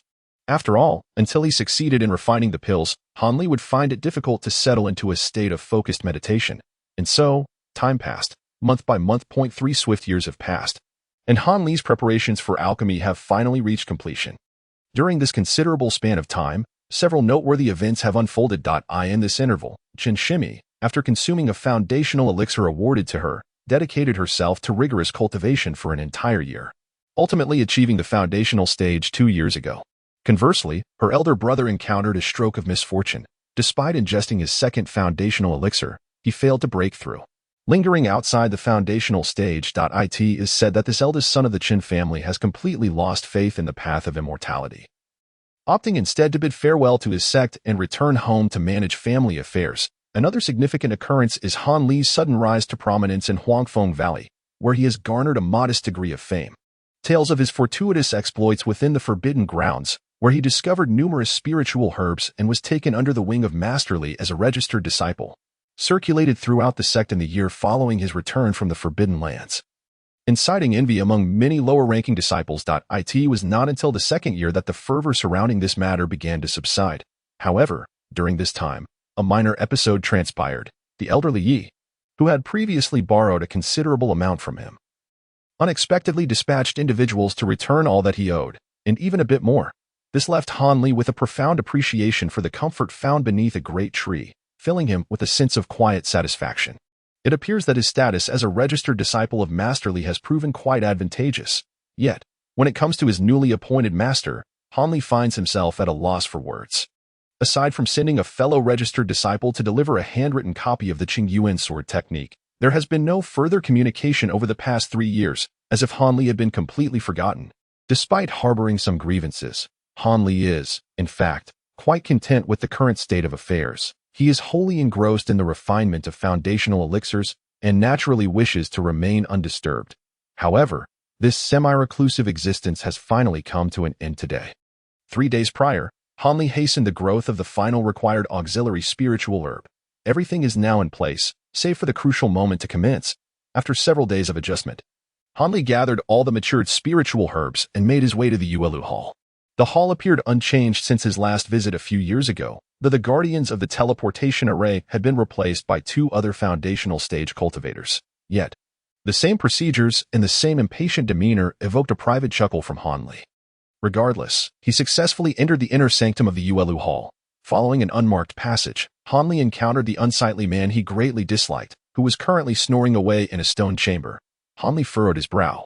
After a moment's contemplation, he retrieved a bell-shaped artifact from his possession. Approaching the slumbering figure, he gently shook the bell beside the man's ear. The sound of the bell, though insignificant to Hanli, jolted the man awake as if he were on fire. As he sputtered incoherently, "What happened? Who's there? Oh, what do you want?" The man, clearly caught between slumber and wakefulness, momentarily refrained from hurling any coarse remarks at Hanli. Seeing this, Hanli felt no obligation to hold back and promptly introduced himself with the name of his new master. "I am a disciple of Master Li Huayuan, and I require access to the earth fire. Kindly open the door." Li Shizu, the unsightly man, evidently recognized the esteemed name of this master, and he immediately leaped back in surprise, hastily affirming his identity before turning to stride towards the stone door. However, just after taking 2 steps, a thought struck him, prompting him to glance back at Hanli with a look of skepticism. Observing this, Hanli quickly discerned the man's intentions. After a brief moment of hesitation, he produced the Qing Yuan sword manual that Li Huayuan had sent him. Placing it before the unsightly man, the book bore the personal signature of Li Shizu. To Hanli's astonishment, not only did the man recognize the name of Li Shizu, but he also seemed to be familiar with the handwriting. After glancing at the book for a moment, he respectfully returned it to Hanli and immediately replaced his expression with a jovial smile. Inquiring, "Might I ask if this esteemed junior is planning to refine weapons or concoct pills? I shall certainly make the necessary arrangements." Hanli had indeed intended to leverage the reputation of Li Shizu in hopes of securing some special accommodations concerning the earth fire. Seeing the man's perceptive response, he relaxed his demeanor and replied, "I intend to refine some medicinal pills, thus I hope to be allocated a chamber with stable and moderate earth fire. I would greatly appreciate your assistance." Prior to his arrival, Hanli had inquired with the old man about the general circumstances of the earth fire area and understood that the arrangements were made according to rooms designated for the use of earth fire. Hence his request. "That is quite manageable. I shall immediately arrange it for you, esteemed junior. However, there is the matter of the procedural fees," the unsightly man remarked, appearing somewhat troubled. Hanli smiled slightly in response, producing a mid-tier spirit stone from his possession, which he offered to the man while stating, "I will, of course, adhere to the standard fees required, since this alchemical process would require a considerable amount of time." He indicated that this mid-tier spirit stone would serve as a deposit, assuring that any excess would be refunded or adjusted accordingly. Chapter 214. The House of Earthfire. Hee. "Excellent, excellent. I shall make the arrangements at once." The unsightly man beamed with joy upon receiving the mid-tier spirit stone. It is well known that the exchange rate of 100 low-tier spirit stones for a single mid-tier spirit stone is commonly accepted within the cultivation world. However, in practice, few are willing to trade mid-tier spirit stones for low-tier ones, as it is common knowledge that mid-tier spirit stones absorb spiritual energy at a significantly faster rate under similar conditions. For this reason, everyone wishes to retain their mid-tier spirit stones and holds low-tier stones in less regard. Naturally, the same principle applies to the exchange of high-tier spirit stones for mid-tier ones. With a broad smile, the unsightly man took the fire attribute spirit stone and became even more cordial towards Hanli. He promptly guided Hanli to the imposing multicolored stone door, from which he produced a purple talisman resembling a command token. Aiming it at the stone door, he waved it with a flourish. The purple talisman emitted a flash of red light, shooting forth a beam of radiance that struck the door, instantly setting the multicolored light swirling in a rapid dance. Following several loud creaks, the stone door slowly began to rise, revealing a dark passageway behind it. "Esteemed junior, beyond this stone path lies the chambers containing earth fire. Let us proceed."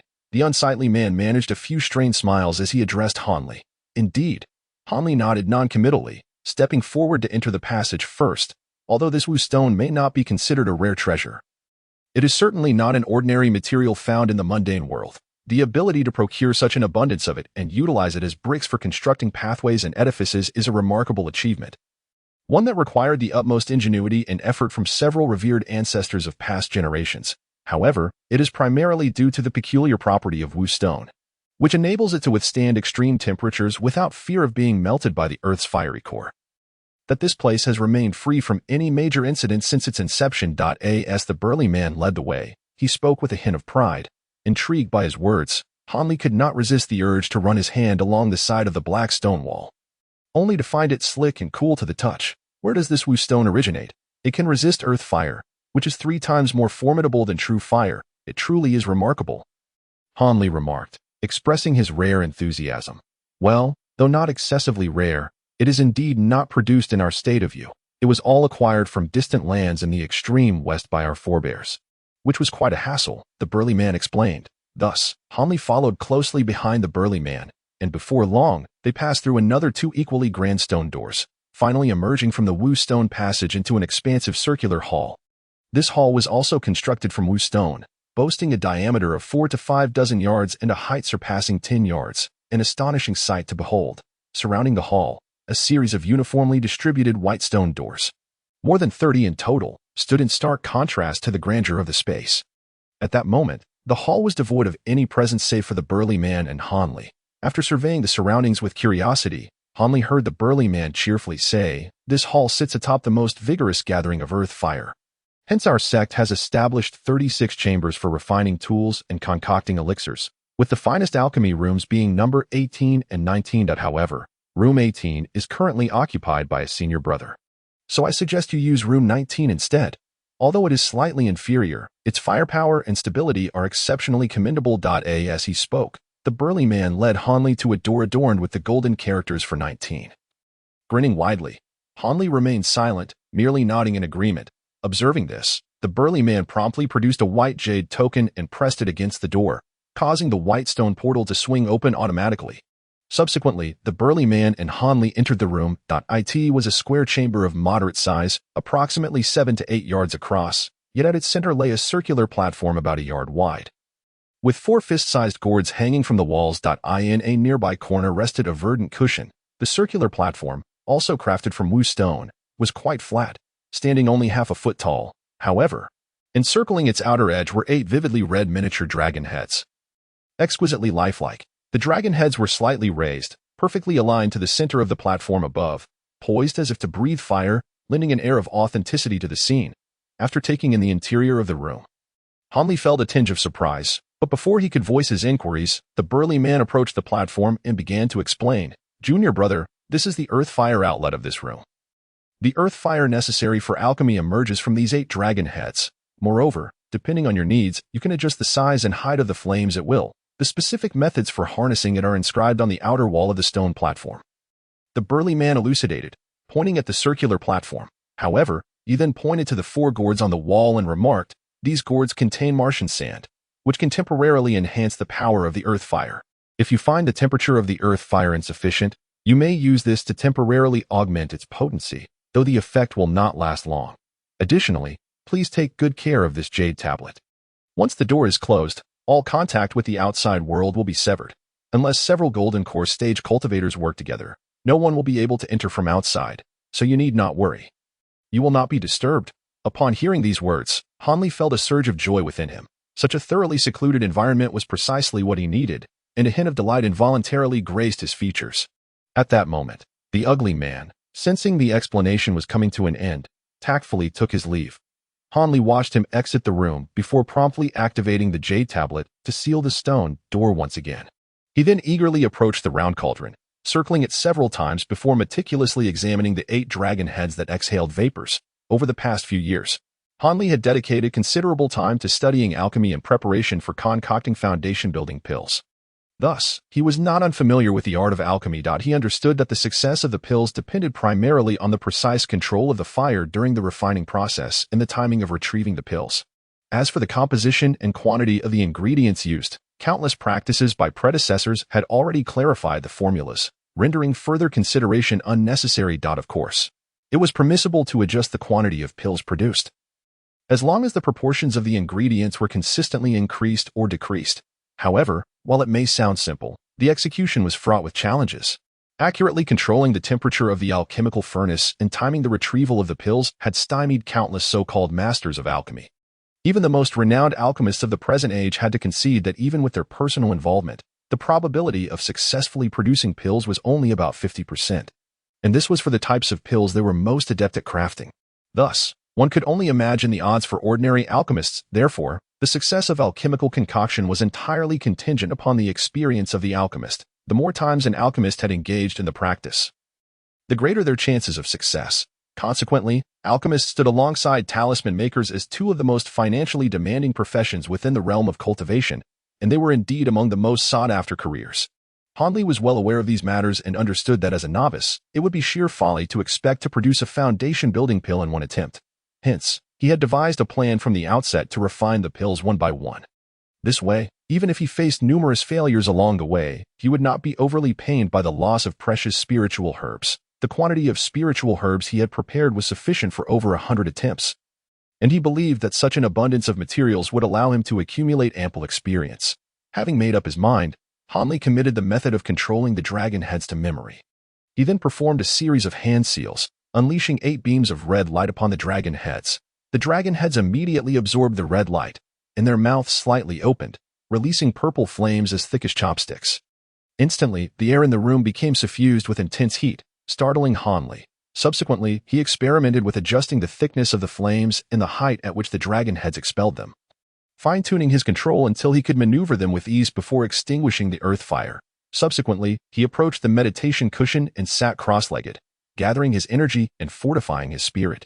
Hanli remained in this position for the better part of the day, only opening his eyes and rising when he felt that both his mental and physical states were at their peak, preparing to commence alchemy. Fortunately, having transcended the 10th level of his cultivation technique, he was capable of fasting, thus negating the need for sustenance. Now, Hanli retrieved the silver silk cauldron he had purchased earlier that day from his storage bag and cast a levitation spell upon it, allowing it to hover effortlessly above the round platform. This particular spell had been specially cultivated by Hanli for the occasion, consuming a considerable amount of his time. He directed a crimson light towards the dragon head, igniting the purple earth fire contained within. As the cauldron was yet to receive its materials, Hanli meticulously controlled the earth fire, reducing it to a slender thread-like flame. He then allowed the silver silk cauldron to begin a slow, ethereal rotation under the gentle preheating of 8 strands of fire. After a quarter of an hour, the silver silk cauldron radiated an intense heat, emanating astonishing temperatures. Observing this, Hanli pointed at the small cauldron,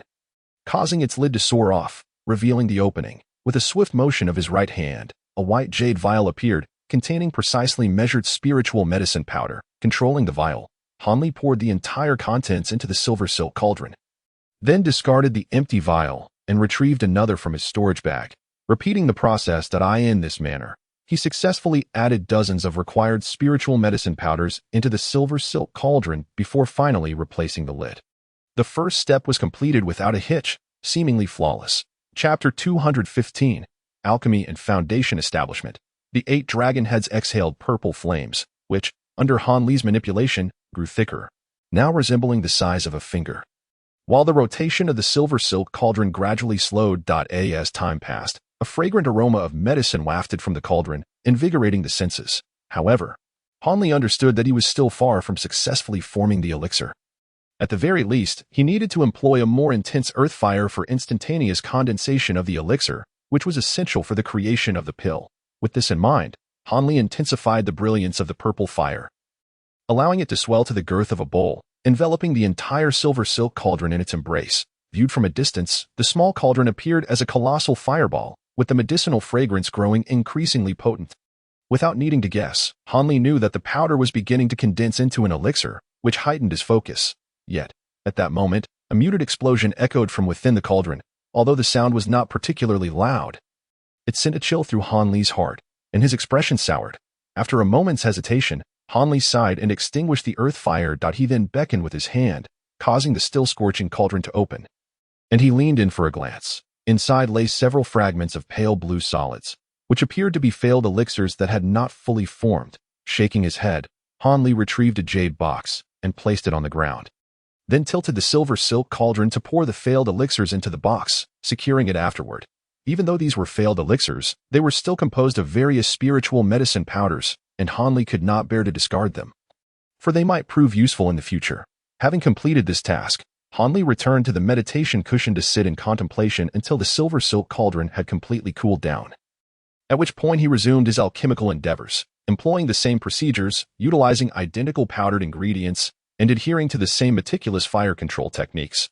Han Li regrettably encountered failure once again at the critical stage of congealing the elixir. This time, his expression remained impassive as he silently commenced another round of attempts once his state of mind had stabilized. A month elapsed, and upon noticing that Han Li had yet to emerge from the earthfire chamber, the burly man felt a flicker of surprise, though it was swiftly overshadowed by excitement, for each passing moment increased the potential fees he could extract. 2 months later, the 18th stone door still showed no signs of opening. And while the burly man reveled in his good fortune, he was also struck by astonishment. 3 months. 6 months passed, yet Han Li remained conspicuously absent. At this juncture, the burly man's initial exhilaration had long since evaporated, leaving only a visage marred by worry and an anxious heart. Half a year is not an uncommon duration for alchemy or artifact forging. He had witnessed individuals spend even longer in such pursuits. However, those who lingered so long within the earthfire chamber were invariably disciples, at least at the foundation establishment stage. It was truly unprecedented for a mere chi refinement stage disciple like Han Li to remain engaged in alchemical processes for such an extended period. Moreover, a chi refinement disciple's fasting could typically only be sustained for a month. Could it be that this disciple of Master Li had provisions with him to endure thus far? The burly man pondered. Filled with intrigue, within the earthfire chamber, Han Li sat cross-legged upon a mat, gazing thoughtfully at the 20 or so Azure Foundation establishment pills levitating before him. These pills represented the culmination of countless efforts over the past 6 months. Acquiring them had proven immensely challenging.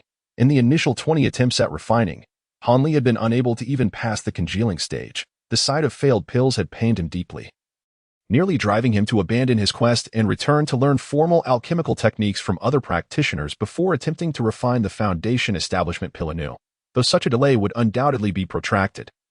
It seemed preferable to squandering precious elixirs, yet, just before his departure, he inexplicably resolved to make one more attempt. Miraculously, this time he succeeded in congealing the elixir, and when it came time to retrieve the pill, he achieved success on the first attempt, earning his very first self-crafted foundation establishment pill. This pill, while slightly smaller in size, was otherwise indistinguishable from the 3 original pills. This success invigorated Han Li immensely. With renewed encouragement from this achievement, he steeled himself and dismissed any thoughts of retreat, resolutely continuing his endeavors. Indeed, following this fortuitous experience, Han Li's chances of congealing the elixir soared, with one successful congealing occurring in every 3 attempts. Remarkably, he also exhibited an extraordinary talent for retrieving the elixirs. Over half of the pills were successfully extracted on the first try, a feat he had never anticipated. During this period, whenever he felt hunger pangs, he would consume a single fasting pill procured from the old man, allowing him to persevere for yet another month. This vial of fasting pills had been acquired through a clever exchange of century-old herbs he had sourced from outside. Now, it proved to be of utmost utility. Thus, as Han Li exhausted the raw materials at hand, he found himself with an astonishingly large quantity of foundation establishment pills, far exceeding his initial expectations. Initially, upon hearing of the arduousness of alchemy, he believed that acquiring 7 or 8 elixirs would be quite commendable.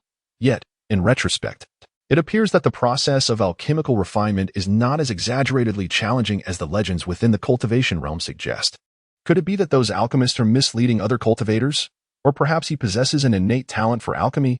Han Li found himself slightly perplexed. In truth, he was mistaken. The art of alchemy is, in fact, 3-fold more difficult than what is purported in the outside world. An alchemist of ordinary skill cannot be cultivated without dedicating 2 to 3 decades and expending an astronomical fortune. However, Han Li's proficiency in concocting foundational elixirs now ranks him among the upper echelons of ordinary alchemists. The occurrence of such an extraordinary event is entirely attributed to Han Li's relentless practice over the past 6 months. Diligently refining the same type of elixir. It is worth noting that even the wealthiest sects cannot afford to provide any alchemist with an abundance of rare materials for the daily preparation of identical elixirs, especially for an uninterrupted span of 6 months. Such a scenario is only plausible in the realm of low-tier elixirs, where the stakes are less significant. Nevertheless, if one were to deal with low-tier elixirs, there would be no necessity for dedicated cultivation to accumulate experience. After all, the ingredients are inexpensive, and one could simply retry upon failure. Han Li, lacking this understanding, did not grasp the situation fully. after a moment of contemplation. He decided to set it aside, as he was suddenly struck by an overwhelming desire to consume a foundational elixir and attempt to break through to the foundational stage. This notion was so compelling that Hanli could not help but seriously consider the possibility of secluding himself within the furnace chamber. 11 months later, the stone door of the furnace chamber where Hanli resided remained tightly sealed, showing no signs of opening. One day, the ugly man stared vacantly at the 19th stone door. His face etched with worry. At this moment, he was certain that Hanli must have encountered some mishap within. Otherwise, even a cultivator at the foundational stage should have emerged by now. His concern was not for Hanli as a person, but rather a genuine fear that Master Li would vent his anger upon him due to the misfortune of his disciple. Although he was a close relative of the esteemed sect leader Zhong, which afforded him the authority to oversee this place, the ugly man was acutely aware that if Master Li were to become wrathful, this powerful ally would not come to his defense. Just as the ugly man was engulfed in his worries, the stone door before him suddenly flickered with a radiant white light and, without a sound, swung open. Then, a beaming figure emerged. Hanli, who had spent nearly a year inside IT, took a moment for the ugly man to process the scene before him, and he was instantly filled with both astonishment and joy. He hurried forward a few steps, his mouth brimming with complaints. "Junior brother, why have you only just emerged? You must know that if you had delayed any longer, I would have. Wait. You." The ugly man's words faltered as his eyes widened in disbelief, staring at Hanli as if he had seen a ghost, utterly speechless. "What seems to be the matter? Is there something amiss with me?" Hanli inquired, a glimmer of light dancing across his face as he smiled. Your cultivation method. How can it be? Could it be that you have reached the foundational stage?" After a prolonged moment of bewilderment, the ugly man finally stammered out his question, his expression a mixture of confusion and fear. "Indeed. After completing the elixir, I found the environment here quite conducive, so I consumed a foundational elixir and secluded myself for a while. As a result, I successfully broke through, and I am indeed now a cultivator at the foundational stage." Upon hearing the inquiry from the other party, Hanli stretched lazily and nonchalantly remarked, "Establishing a foundation here." The unsightly man glanced at the ground fire chamber behind Hanli and then scrutinized Hanli once more. Still unable to believe his eyes, he had never before heard of anyone establishing a foundation in a chamber specifically designed for alchemy and artifact crafting. However, despite the words lingering on his lips, he refrained from voicing his doubts. The other party was not only a disciple of Master Li, but also a cultivator at the foundational stage, a status far beyond what he, as a chi-refining disciple, could contend with. I asked that so? Is it not permissible? Hanli cast a casual glance toward him and replied bluntly. Instantly, the unique pressure emanating from foundational stage cultivators enveloped the unsightly man, compelling him to retreat several steps. Drenched in sweat. Of course not. There are no such unreasonable regulations, the man quickly retorted, adeptly nodding and smiling, even altering his address from junior brother to uncle master. Now that the other party had successfully established a foundation, he would henceforth be regarded as his elder. A measure of deference was only fitting. The unsightly man was surprisingly astute, demonstrating a profound understanding of the power dynamics prevalent in the cultivation world. Chapter 216. Medicinal Efficacy. Seeing the man's excessive caution, Hanli decided to abandon his initial intention of reprimanding him. After all, apart from his previous rudeness, the man had not committed any grievous offense. Reflecting on this, Hanli's expression softened, and he calmly stated, "Since there is nothing further, I shall take my leave." With that, he gracefully departed from the scene. The unsightly man watched Hanli's vanishing figure for quite some time before finally exhaling a deep sigh, muttering, "This is truly absurd. Others can casually retreat into the ground fire chamber and emerge successful in establishing their foundation. Yet, we sought out a quiet room and procured a plethora of auxiliary elixirs, only to fail in our breakthrough. No wonder this person was accepted as a disciple by Master Li. His aptitude must be extraordinary." The man had unwittingly regarded Hanli as a prodigy blessed with exceptional talent. Had Hanli been privy to this thought, he would surely have found it amusing. At that moment, Hanli had exited the Yulu Hall. The two guards stationed at the teleportation array had been replaced. Otherwise, witnessing Hanli's sudden transition from chi refining to foundational stage would have left them utterly astonished. Hanli navigated his flying artifact, gliding gracefully through the skies, his spirits soaring as he reminisced about his recent journey into the foundational stage. 5 months prior, after concocting the foundational elixir, Hanli, after careful consideration, concluded that initiating his foundation in the ground fire chamber was indeed a splendid idea. At the very least, he would not need to worry about an unexpected intrusion disrupting his seclusion and thwarting his progress. Thus resolved, Han Li consumed one of the 3 foundational elixirs he had prepared and began to circulate his energy, channeling the medicinal effects. The effects of the foundational elixir manifested rapidly, within mere hours. Han Li felt a searing fire igniting within his dantian, intensifying with each passing moment, while his limbs felt inexplicably frigid, creating a stark contrast of sensations between hot and cold. Yet, this sensation lasted but a fleeting moment. As the fierce fire within his dantian suddenly vanished without a trace, his limbs returned to their normal temperature, leaving Han Li somewhat astonished. A flicker of bewilderment crossed his face, which then transformed dramatically. He pressed his hands firmly against his dantian, unwilling to loosen his grip even a fraction, for from that very place, an excruciating pain surged forth, akin to the simultaneous stirring of 7 or 8 sharp blades. Caught off guard, Han Li's complexion turned an ashen hue, beads of sweat the size of soybeans cascaded down his jaw, and his entire body bent into a bow shape. In agony, he curled up on the ground, cursing in his heart how no one had ever warned him that consuming a foundation establishment pill could be such a torment. Yet, before he could finish his tirade, the intense pain in his dantian erupted violently. This eruption transformed into countless waves of heat that coursed through his meridians, spreading throughout his body, penetrating even to the marrow of his bones. However, the heat soon morphed into an unbearable itch, as if swarms of ants were incessantly crawling over every inch of his body, compelling him to bash his head against the wall in a desperate attempt to alleviate the suffering. This maddening ordeal persisted for the duration of a meal before it gradually subsided. Only then could Han Li lean against the wall, barely managing to stand upright. At this moment, he was drenched in sweat, his entire form cloaked in a mysterious gray substance that was sticky and emitted an indescribable odor. Yet, none of this occupied Han Li's thoughts. What preoccupied him was that his cultivation had ascended to the 12th layer, and he felt a warm sensation enveloping him, devoid of any discomfort. It was evident that the foundation establishment pill had enhanced his physique, facilitating the washing of his marrow and the reshaping of his tendons.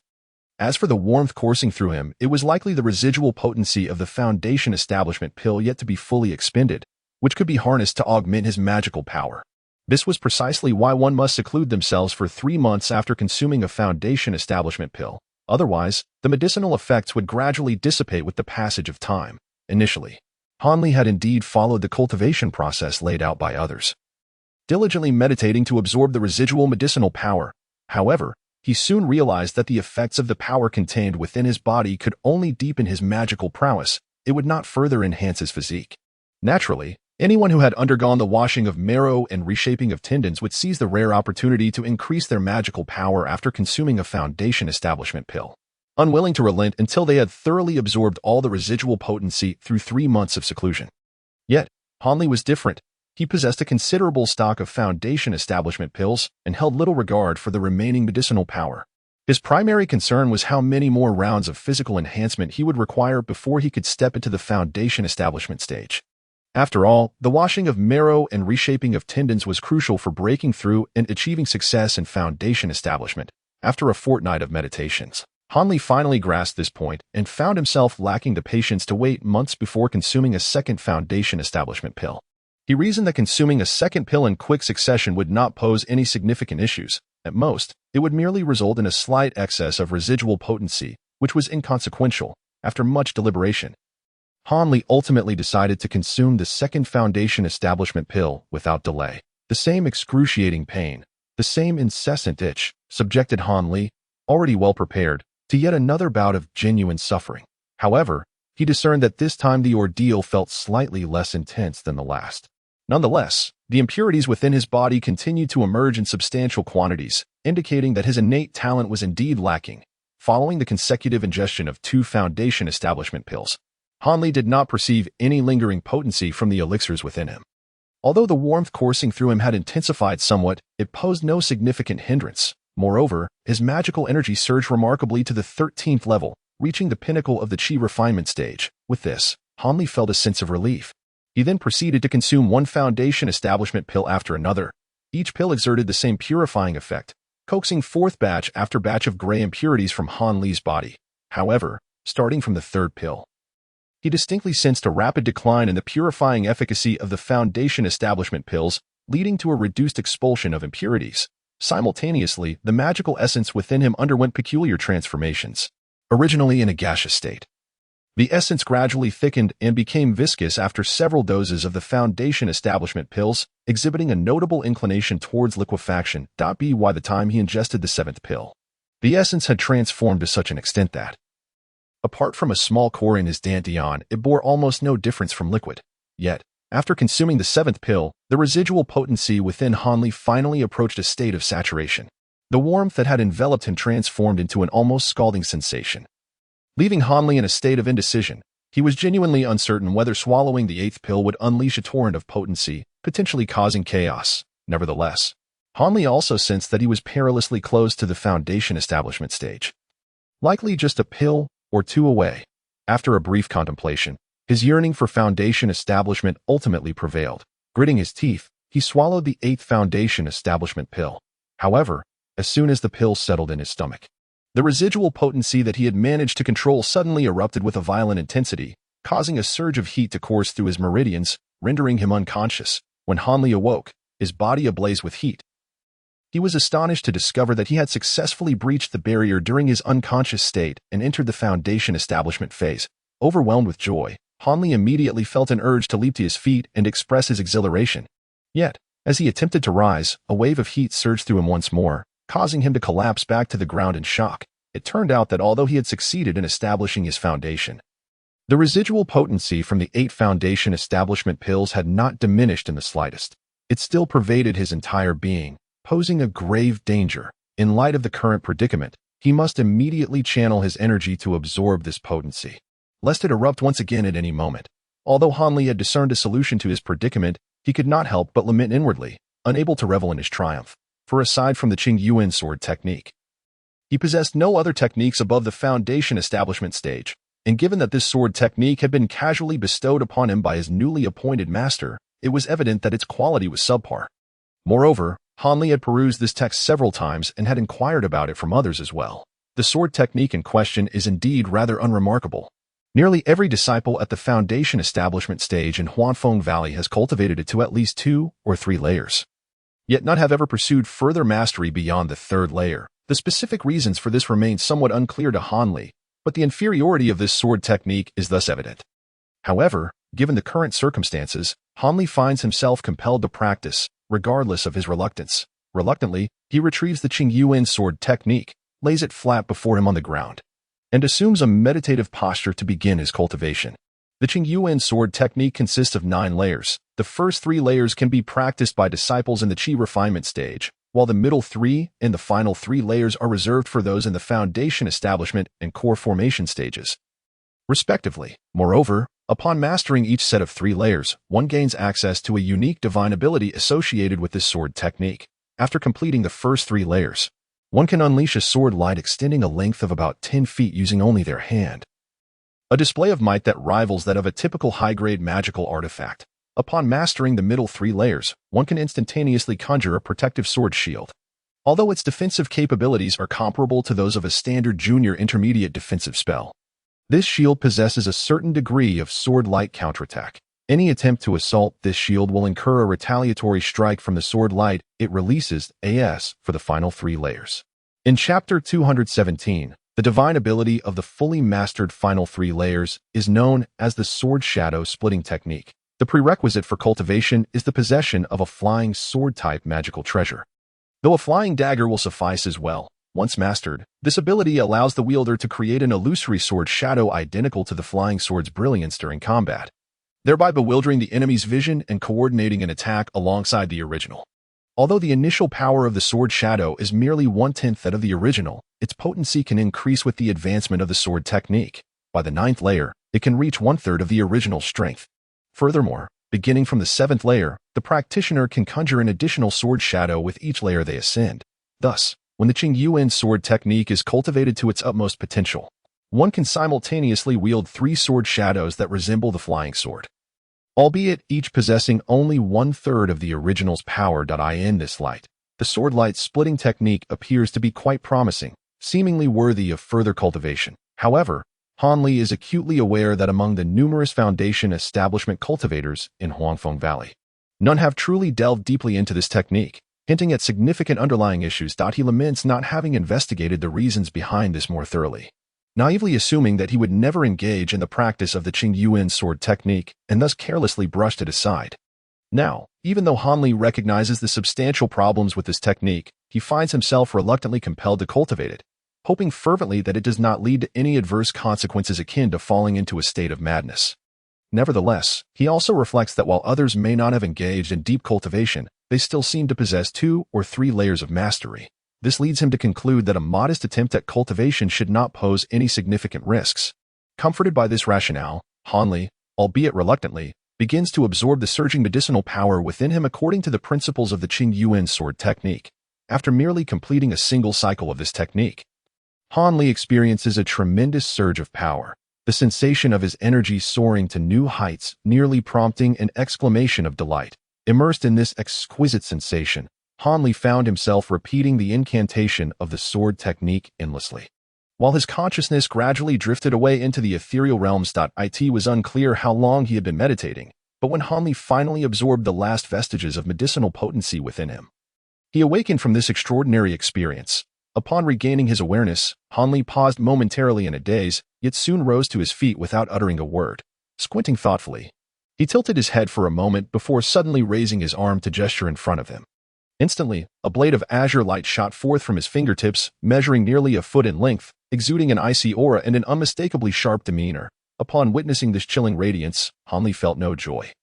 Instead, a bitter smile crept across his face. With a swift motion, he flicked his arm, causing the azure glow to surge dramatically, expanding to over 10 feet long, nearly piercing the stone wall opposite him. This was troubling. He had not anticipated the residual medicinal energy to be so potent, unexpectedly catalyzing the 4th layer of the sword technique. He pondered whether this might lead to significant consequences. Regardless, he resolved that, at worst, he would refrain from practicing this sword technique in the future. Han Li murmured to himself, then relaxed his arm, causing the azure sword light to dissipate. However, his curiosity piqued. He picked up the Qing Yuan sword technique and perused the section regarding the protective sword shield, committing several passages to memory. Following that, after a moment of contemplation, Han Li closed his eyes, and upon reopening them with a sudden intensity, a peculiar shield manifested around him. This shield, entirely azure, was similar in size to a conventional defensive barrier. Yet its surface was not the typical smooth form. Instead, it bore a spiky appearance akin to that of a hedgehog, emanating a faint aura of menace. Was this the protective sword shield? Han Li scrutinized the spiked shield adorning him. Somewhat astonished, the sword technique indicated that this shield could autonomously release sword light to counterattack foes. Regrettably, he lamented, he was unable to test it at present. Subsequently, Han Li moved his limbs and conducted a thorough examination of his internal true essence, discovering nothing amiss, which allowed him to leave the fire chamber with peace of mind. Just then, he unexpectedly encountered the ugly man. Recalling the astonished expression on the ugly man's face upon seeing him, Han Li couldn't help but smile knowingly to himself. At this moment, dawn was just breaking, and he returned to the 100-herb garden without encountering a soul. Initially, he had fabricated an excuse to find a place for seclusion and foundation building. And naturally, the garden was returned to the old man, who was quite displeased and had given him quite an earful. Upon entering the garden, Han Li found the old man meditating before his thatched cottage, absorbing the essence of heaven and earth. Although he had not opened his eyes, he still accurately called out Han Li's name. This was hardly surprising, as the restrictions of the 100-herb garden allowed only the old man and Han Li to come and go freely. However, the moment Master Ma uttered Han Li's name, he suddenly sensed something, abruptly opening his eyes and gazing at Han Li in disbelief. Had he truly succeeded in foundation building? Master Ma, I have indeed fortuitously entered the foundation establishment stage.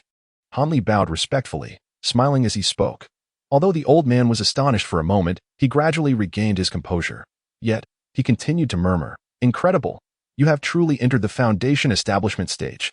After muttering a couple of phrases under his breath, his expression suddenly grew serious as he said solemnly, "Since we are both cultivators at the foundation establishment stage, there is no need to mention the title of Master Uncle anymore. From now on, let us refer to each other as brothers in the same sect. I am merely a few years your senior, so if you do not mind, you may call me Brother Ma." Han Li, upon hearing this, smiled and nodded, not opposing the suggestion. Such delineation of rank based on cultivation level is customary in the realm of cultivation, and there is no need for false modesty. Subsequently, the little old man, who was now Han Li's brother Ma, entered the room alongside him. They both took their seats at a table and brewed a pot of fine tea. Not long after they sat down, the little old man eagerly inquired about Han Li's journey in establishing his foundation. Naturally, Han Li would not divulge the entire truth, yet he did not conceal the matter regarding the Earthfire room. He honestly shared that information. A simple inquiry would allow the other party to easily discover this matter. He merely stated that he had rented an Earthfire room in the Yulu Hall and had consumed the Foundation Establishment pill awarded by his sect, then entered seclusion for nearly a year, and somehow he fortuitously succeeded. The little old man listened intently, frequently expressing his astonishment as he absorbed Han Li's words. Upon finishing Han Li's alternate version of the tale, he blinked and remarked, "Brother Han, from what you've said, your process of establishing your foundation seems quite similar to that of others. With such a level of aptitude, to achieve foundation establishment is indeed a stroke of luck. You have managed to defy the odds." The little old man, having become quite familiar with Han Li over the past few years, spoke candidly, showing no restraint in expressing his admiration, even allowing a hint of jealousy to manifest on his face. "Haha, one can only say that I, your junior, am blessed by fortune. I never expected to enter the foundation establishment stage so effortlessly." Han Li laughed heartily in response. "However, now that you have successfully established your foundation, you must go and inform the sect master, so that Master Zheng can register your name. This way, your treatment will be aligned with that of higher-ranking disciples, and the spirit stones you receive each year will be quite substantial." The little old man joked. "Thank you for your guidance, brother." Han Li replied, his expression shifting to one of sincerity. "It is nothing. After all, we have been companions for so many years. I will endeavor to remind you of anything you should know." The little old man waved his hand dismissively. In fact, the greatest benefit granted to disciples who have established their foundation is the permission to establish their own cave abode for solitary cultivation anywhere within the Taiwei mountain range. Furthermore, he continued to elaborate on many matters that Han Li should be mindful of after entering the foundation establishment stage, prompting Han Li to nod in agreement. However, after the little old man finished explaining these points, and they exchanged a few casual words, Han Li could not resist inquiring about the Qingyuan sword technique. A look of surprise flickered across the little old man's face at the mention of the Qingyuan sword technique. Yet, after glancing deeply at Han Li, he did not pursue the matter further but pondered for a moment before speaking. "I have indeed heard some information regarding the Qingyuan sword technique, and I have cultivated it to the 3rd level. This sword technique is not a creation of our Huanfeng Valley, but rather a supreme skill from a sect known as Zhuangjiamen, which was eradicated many years ago. Furthermore, it originally comprised 13 levels, not merely 9. It is said that when the master of Zhuangjiamen foresaw the impending destruction of his sect, he attempted to destroy the sword technique on the spot. However, several of our esteemed ancestors acted swiftly and forcibly seized half of the technique from him, while the remaining half was destroyed and lost to time. Thus, the Qingyuan sword technique passed down in our sect is merely a fragment. At most, it allows practitioners to reach the Dan formation stage, with no further advancements possible. The complete technique, it is rumored, even includes methods for the spirit division stage, though the veracity of such claims remains uncertain." The old man shook his head and, taking a sip from the teacup before him, continued, "Although the Qingyuan sword technique, lacking subsequent methods, may pale in comparison to other first-rate techniques, its power is rather commendable. Particularly, its instantaneous sword radiance and protective sword shield are highly sought after by many foundation-building disciples. Therefore, if it proves relatively easy to cultivate, many within our sect are still inclined to adopt this sword technique as their primary practice. After all, the methods for the nascent soul stage seem far beyond our reach and are utterly unattainable." Chapter 218. Defects and Advantages. At this point, Brother Ma paused, a look of regret crossing his face, before continuing. "Unfortunately, after delving deeper into this sword technique, one encounters an unbearable flaw, starting from the 4th level. When employing the Qingyuan sword technique to absorb the spiritual energy of heaven and earth, a peculiar phenomenon occurs every few days. Some of the refined power inexplicably dissipates. This leaves one utterly baffled. In the 4th level, the rate of loss is not alarming, with only 1/10 of the newly refined power disappearing. With a bit of effort, most cultivators can generally make up for it. However, upon advancing to the 5th and 6th levels, the loss of spiritual energy becomes terrifying, increasing by 1/10 with each level, causing the painstakingly refined power to continue to dwindle. In other words, the 5th level results in a loss of 2/10 of the newly refined power, while the 6th level sees a loss of 3/10. Consequently, how many would dare to cultivate the Qingyuan sword technique? Moreover, the highest level achieved by our sect's disciples in the Qingyuan sword technique has previously been only the 6th level. Beyond that, one must be at the Dan formation stage to practice. Yet, having witnessed such significant loss of nearly one-third of spiritual energy at the 6th level, how could those high-ranking individuals dare to take such risks? Should the losses continue to escalate beyond the 7th level, they would find themselves unjustly wronged. It is crucial to understand that advancing even a single level in the methods available after reaching the Dan formation stage is exceedingly challenging. And this Qing Yuan sword technique is notoriously difficult to refine, requiring practitioners to invest years, even decades, into such a perilous endeavor. No one would willingly undertake such folly. Furthermore, given that this Qing Yuan sword technique is incomplete and not a celestial art, there is insufficient motivation for them to engage in such a hazardous pursuit. Yet, the practicality of the sword radiance derived from this technique is indeed noteworthy, making its abandonment all the more regrettable.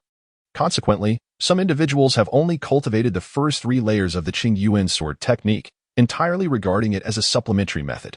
This approach allows them to avoid the fear of dissipating their power while still harnessing the sword's radiance. Naturally, even if one solely cultivates the sword's radiance, it requires these disciples to dedicate 4 to 5 years to practice this technique in isolation. After listening to the old man's lengthy discourse, Han Li was left utterly astonished. Once he regained his composure, he felt an overwhelming sense of discontent. Could it be that he had already mastered the 4th layer of the sword technique? If this were the case, and he wished to continue cultivating the Qing Yuan sword technique, then 1/10 of his cultivated power would inexplicably be lost. Moreover, as he advanced further, the loss would only increase. How could he possibly continue his cultivation under such circumstances? Nevertheless, since the matter had been articulated so clearly, he would not be foolish enough to persist with this sword technique. Thus, his cultivation of the Qing Yuan sword technique would cease here. Not long after Han Li made this resolution, the old man's subsequent remarks stirred something within him, catching him by surprise. Despite the significant flaws in the Qing Yuan sword technique, it still possessed unique merits. Otherwise, it would not have become the cornerstone technique of a sect in the past. The old man pressed his lips together, suddenly expressing a sense of nostalgia as he spoke. I have heard it said that although the cultivation of this sword technique is exceedingly slow, each layer cultivated contributes to the expansion of meridians and the deepening of the dantian. This results in practitioners of the sword technique possessing a depth of power that surpasses that of their peers at the same level. However, the extent of this depth truly depends on the layers of the cultivated technique. According to a senior disciple who was the only one to have cultivated the Qing Yuan sword technique to the 6th layer, upon reaching the late stage of foundation establishment, he had nearly 1/3 more power than other practitioners. This surplus of power precisely matched the ratio of power loss incurred through the cultivation of the Qing Yuan sword technique. Such a coincidence cannot be overlooked. The sword technique indeed harbors a certain profundity.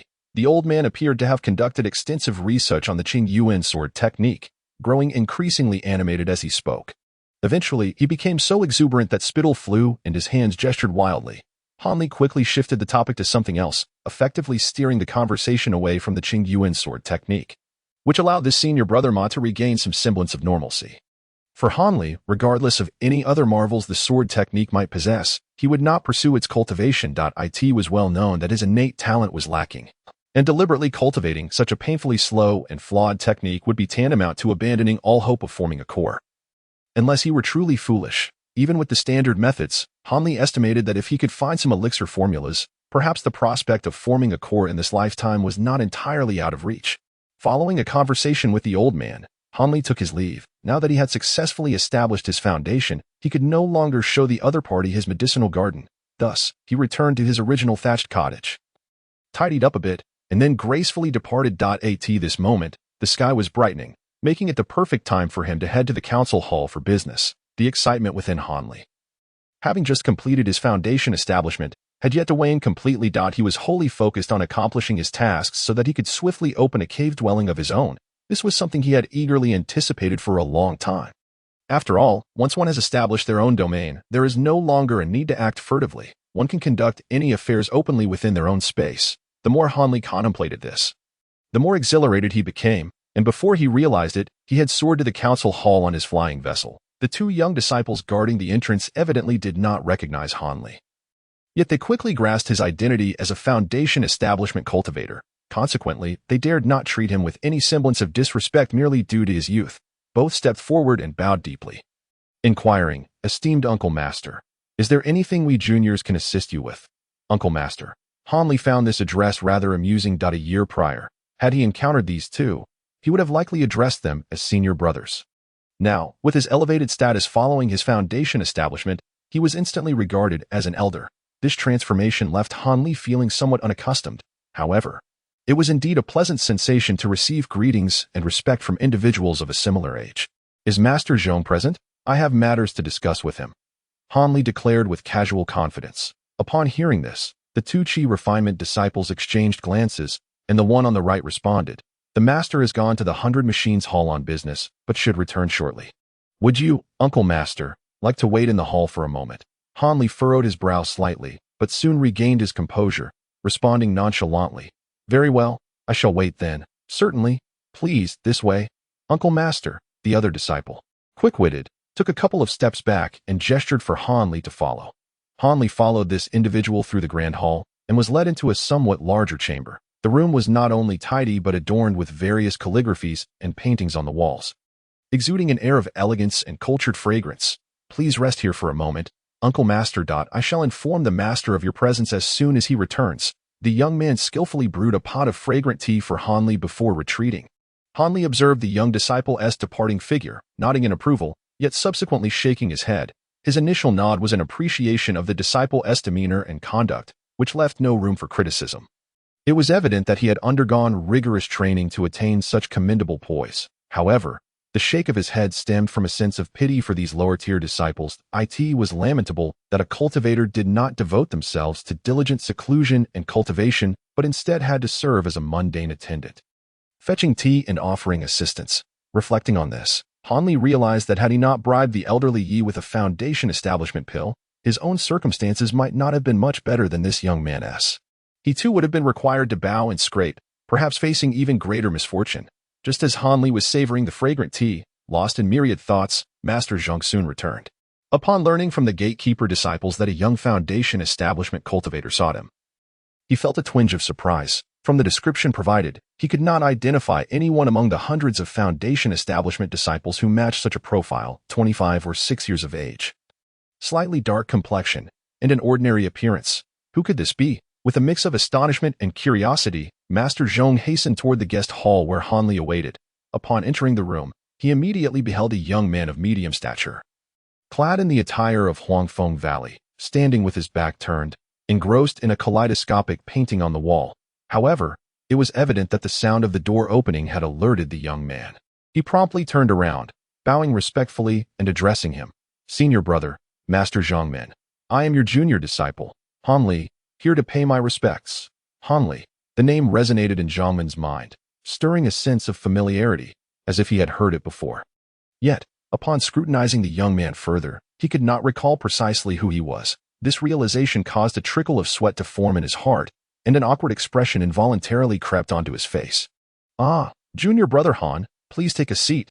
There is no need for formality. As the master, I have some pressing matters to attend to, so I apologize for my tardiness." Zhang Lingdao, a seasoned veteran who had weathered countless storms, deftly navigated the awkwardness by offering vague pleasantries to mask his inability to recognize the young man. Han Li was not surprised by Zhangmen's failure to remember him. After all, their last encounter had been 5 years prior, when Han Li was merely a lowly Qi refinement disciple, hardly leaving a lasting impression. Had Zhangmen recognized him immediately, Han Li would have been taken aback. Chapter 219, The Meeting Senior Brother. I recently fortuitously succeeded in establishing my foundation, and I have come to report this matter to you. Han Li stated succinctly, getting straight to the point without unnecessary embellishment. "Recently established your foundation?" Zhang Lingyao initially appeared taken aback, but soon enlightenment dawned upon him. It was not uncommon for disciples to receive foundation establishment pills and delay consumption until they felt the time was ripe, successfully establishing their foundations thereafter. Zhang Min considered Han Li to be among those fortunate individuals. Congratulations, junior brother Han, on entering the foundation establishment stage. It is indeed a joyous occasion to welcome another high-ranking disciple into our sect. Zhang Lingdao remarked with a smile, stroking his long beard. "It was merely a stroke of luck, and I owe it all to the foundation establishment pill bestowed by the sect," Han Li replied, beaming. Upon hearing Han Li's humble words, Zhang Lingyao smiled faintly, then scrutinized Han Li once more. The more he looked, the more familiar Han Li seemed, as though they had met before, but he could not pinpoint when or where. This led Zhang Lingdao to nod thoughtfully, lost in contemplation. Han Li, finding humor in the situation, did not wish to disturb Zhang Lingdao and instead lifted his teacup, savoring the tea. After a brief moment, a spark of realization flashed in Zhang Lingdao's mind, and he suddenly recalled the matter of the Ascension token, the young man who had stood in the discussion hall, and the composed junior disciple before him. Merged in his memory, reflecting on Han Li's background, Zhang Lingdao could not help but lift his head abruptly, astonished, exclaiming, "It is you, the disciple who entered the valley with the Ascension token. You have actually succeeded in establishing your foundation?" "Indeed, senior brother has remembered me." Han Li responded with a smile, "that I must extend my heartfelt gratitude to the sect leader for facilitating my entry into Huangfeng Valley." Upon realizing that the other party recognized him, Han Li remained unperturbed, offering a light-hearted expression of thanks to Zhang Lingdao. Hearing Han Li refer to him repeatedly as the sect leader and senior brother, Zhang Lingdao came to the realization that Han Li was no longer the wandering disciple who had first sought admission, but rather a fellow cultivator of the same generation at the foundation establishment stage. A fleeting look of surprise crossed his face before he regained his composure and replied with a gentle demeanor, "It is nothing remarkable. Several years ago, I merely acted in accordance with the established protocols. However, it is indeed astonishing that you, junior brother Han, have managed to establish your foundation despite possessing only a pseudo-spiritual root. If word of this spreads, you shall undoubtedly achieve great renown in the realm of cultivation." Although Zhang Lingdao appeared to have returned to his usual self, his words still betrayed a hint of astonishment. It was no wonder, for he was well aware of Han Li's circumstances back then. The prospect of someone with a 4-attribute pseudo-spiritual root successfully establishing their foundation was indeed hard to fathom. Observing this, Han Li chuckled and said in a half-joking manner, "I too was taken by surprise. Who would have thought that a single foundation establishment pill would lead to such success? One can only attribute it to the heaven's assistance. It seems that I, Han, am a simpleton blessed with simple fortunes." Han Li's just genuinely amused Zhang Lingdao. However, he quickly interjected, "But, junior brother Han, wasn't that foundation establishment pill given to the nephew of senior brother Yi?" A momentary look of confusion crossed Zhang Lingdao's face as he recalled this puzzling detail and posed the question. "Hee, senior brother, it so happens that this particular foundation establishment pill was, in fact, given to me by you," Han Li replied, his eyes gleaming with mirth. Zhang Lingdao was taken aback, struggling to recall such an event. "Could it be that you have forgotten? Among the few who emerged alive from the forbidden area, 3 received foundation establishment pills as rewards, and I was one of them." Han Li finally adopted a serious tone. "Are you the disciple of that Master Li, the one who took and named disciples?" Zhang Lingdao could no longer maintain his calm demeanor, visibly moved. "Indeed, I am a disciple of Master Li Huayuan. Taken in during that excursion to the forbidden area," Han Li affirmed without hesitation. "Ah, I see. No wonder the name Han Li sounds so familiar. You were the disciple who stirred quite a commotion in the valley a couple of years ago." A deeper astonishment filled Zhang Lingdao's eyes, although his tone became notably more amiable. Zhang Lingdao's intention was clear. Now that Han Li had successfully established his foundation, it was virtually certain that he would soon become a formal disciple of Master Li. And he naturally wished to avoid any enmity with Han Li. Moreover, he pondered to himself, it seems that this junior brother Han has been fortunate indeed to have succeeded in establishing his foundation.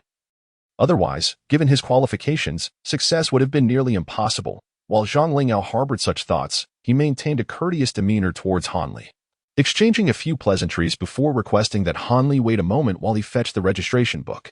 Han Li readily complied, patiently awaiting his return. After the passage of a brief interval, Zhang Lingdao finally entered, holding a white jade tablet. Before Han Li's eyes, he proceeded to inscribe Han Li's name at the bottom of the densely populated list of names on the jade tablet using a gilded brush. At last, his registration was complete. Upon witnessing this, Han Li felt a surge of joy within, realizing that this would grant him the rightful possession of a cave dwelling. Master Zhang Ling frequently attended to such trivial matters for newly established foundation disciples. And upon observing the smile on Han Li's face, she naturally surmised his thoughts. With a slight smile, she retrieved 3 mid-tier spirit stones and 5 small flags enveloped in a faint white mist from her storage pouch, handing them over to Han Li. "What are these?" Han Li pondered, finding some understanding in the gift of mid-tier spirit stones, which could be seen as a reward for foundation disciples. However, the purpose of the 5 palm-sized flags eluded him. Judging by their peculiar appearance and the aura of spiritual energy surrounding them, they did not appear to be ordinary magical artifacts, exuding an air of mystery. Yet, before Han Li could voice his inquiry, Master Zhang Ling flipped her hand and presented him with a jade slip, explaining, "These spirit stones are a one-time reward granted to every newly established foundation disciple. In the years to come, You will receive an additional mid-tier spirit stone annually, without the obligation of performing any menial tasks. As for these misty flags, they are essential for establishing a cave dwelling. Although the tracking formation they create is merely a simplistic small-scale array, it suffices to deter the intrusion of mortals or beasts. Naturally, if you are well-versed in formations, you may not require these small flags. Furthermore, the Jade Slip contains the techniques for array formation and manipulation, along with some essential precautions to observe after establishing your foundation, which I have also transcribed within. You may examine it in detail once you return. Thank you, Master Zhong. Hanli expressed his gratitude profusely as he accepted the items with both hands. Indeed, these were precisely what he needed at this moment, filling him with uncontainable delight. After concluding their business, Hanli engaged in conversation with Master Zhong for a while longer before taking his leave from the council hall. Upon exiting the stone hall, Hanli initially intended to fly out of Huangfeng Valley to personally seek a location for establishing his cave dwelling. However, having perused the jade slip provided by Zhang Ling along the way, he promptly altered his course, steering his flying vessel toward another destination. The name Qilin Pavilion resonated with grandeur and significance. It was one of the most vital locations within Huangfeng Valley, serving as a designated area for raising and taming spirit beasts. Spirit beasts are, in essence, demon beasts that have been domesticated by cultivators, thus earning the title of spirit beasts. The creatures housed within Qilin Pavilion were predominantly first-tier spirit beasts, with only a few second-tier demon spirit beasts, which belonged to others and were not freely controllable. Nevertheless, even first-tier spirit beasts provided numerous conveniences for the disciples of the valley, such as transportation, guarding entrances, seeking medicinal herbs, and assisting in battles. Hanli was particularly drawn to a demon beast known as the double-pupil mouse. This creature, resembling an ordinary rat but possessing innate divine sight, was recommended to Hanli by Zhang Ling in the Jade Slip. It was indeed the ideal companion for locating a cave dwelling. This mid-tier first-level demon beast could effortlessly penetrate fog, rivers, and trees that obstructed the vision of ordinary cultivators, and it had a natural inclination to burrow into the densest areas of spiritual energy. With a modicum of training, the double-pupil mouse would become the finest scout for searching out locations rich in spiritual essence, making it highly favored among the disciples of the valley. Hanli was not visiting the Qilin Pavilion for the first time. In previous occasions, he had hurried past its entrance while attending to matters. Thus, he was not entirely unfamiliar with the place as he descended from the heavens and landed at the reception platform of the wondrous Beast Mountain, which was wholly under the auspices of the Qilin Pavilion. A junior female disciple approached him, bowing respectfully and inquiring, "Esteemed Uncle Master, have you come to rent a spiritual beast?" Upon finishing her melodious question, the 16 or 17-year-old disciple could not help but reveal a glimmer of anticipation in her eyes. In response, Hanli offered a faint smile and replied, "Are there any available double-pupil mice on the mountain? I wish to rent one for 2 days." "Yes, indeed. I shall fetch one for you at once," the young disciple exclaimed joyfully upon hearing his request. After the female disciple went to retrieve the spiritual beast, Hanli patiently awaited at the reception platform. Apart from the peak where he stood, the remainder of Beast Mountain was divided into variously sized habitats for spiritual beasts, each enclosed by colorful restrictive formations. Each sealed area served as a breeding ground for a specific type of spiritual beast, and entry was prohibited to anyone other than the rotating disciples of the Qilin Pavilion. This precaution was to prevent disturbances to the beasts or potential harm from untamed creatures to outsiders. Thus, while the entire Beast Mountain appeared tranquil, it was, in fact, home to nearly 1,000 different spiritual beasts, a truly remarkable scale. The young disciple did not keep Hanli waiting for long. After a brief interval, she emerged from one of the restricted areas, cradling a small creature the size of a fist, and made her way directly towards him. "This is the double-pupil mouse. The rental fee is 1 low-grade spirit stone per day," she stated, gently stroking the soft fur of the small beast. "Very well. Here are 3 spirit stones. I require it for 3 days." Hanli replied with an air of indifference. "After 3 days, Uncle Master merely needs to release the double-pupil mouse, and it will return to the Qilin Pavilion on its own. During this period, I hope you will treat it kindly. This bag contains its favorite earth pear fruit. Please feed it a few pieces when you have the opportunity," the young disciple said, accepting the spirit stones and handing the beast to Hanli, while also producing a small white pouch. Hanli nodded slightly and accepted the offerings with composure. Subsequently, he took to the skies. Departing under the watchful gaze of the young disciple. As Hanli soared northwestward, he found himself irresistibly drawn to the adorable double-pupil mouse nestled in his arms. At first glance, This yellow creature resembled a common earth mouse, sharing the same petite stature, yellow fur, and slender tail. The only distinguishing feature was its face, adorned with a pair of large eyes that starkly contrasted with those of a typical earth mouse. Despite this singular difference, it rendered the creature exceedingly endearing. Particularly captivating were the faintly shimmering five-colored lights flickering within its eyes, further accentuating its enigmatic allure. Even Hanli, accustomed to an aloof demeanor, could not resist caressing the creature a few times, contemplating the idea of perhaps raising one himself. However, he was well aware that beneath its current gentle exterior lay a genuine first-tier intermediate demon beast. In addition to its remarkable double pupils, this creature possessed steel teeth capable of chewing through copper and iron, as well as claws capable of digging through stone. It is truly not as harmless as it appears on the surface. With this thought in mind, Hanli playfully tugged at the small ears of the beast, delighting in its amusing twitching, which elicited a soft chuckle from him, as if the innocence buried deep within his heart had once again surged to the surface. Accompanied by this creature, Hanli soared through the skies for an entire day, finally coming to a halt at the outermost edge of the northwestern region of the Taiwei Mountains. Continuing northward for over 100 miles would lead one into the territory of the Yuanwu Kingdom, where the powerful sect, Tianqing sect, held sway, and where a bustling market had been established, subtly countered by the market of Huanfeng Valley to the east and west. To the west, 200 miles away, lay the border of Shishou, the smallest prefecture of Jianzhou and Yu Kingdom. This prefecture stood out as the only one among the 7 major sects that remained unguarded. The land here was dominated by barren lush plateaus and an expansive desert, which occupied more than 3/4 of the entire Shishou. The population of the entire prefecture barely surpassed a mere 100,000, rendering it devoid of resources and manpower. Consequently, it naturally failed to catch the attention of the 7 major sects. Hanli chose this vicinity to establish his cave dwelling for 2 reasons. Firstly, this area of the Taiwei Mountains was relatively desolate, bordering the Yuanwu Kingdom to one side and close to Shishou on the other, making it unlikely for fellow disciples or other cultivators to pass through, thus ensuring his cultivation would not be disturbed. Secondly, the proximity to the Tianqing sect's market would facilitate the sale of herbs or the purchase of items without the risk of being recognized.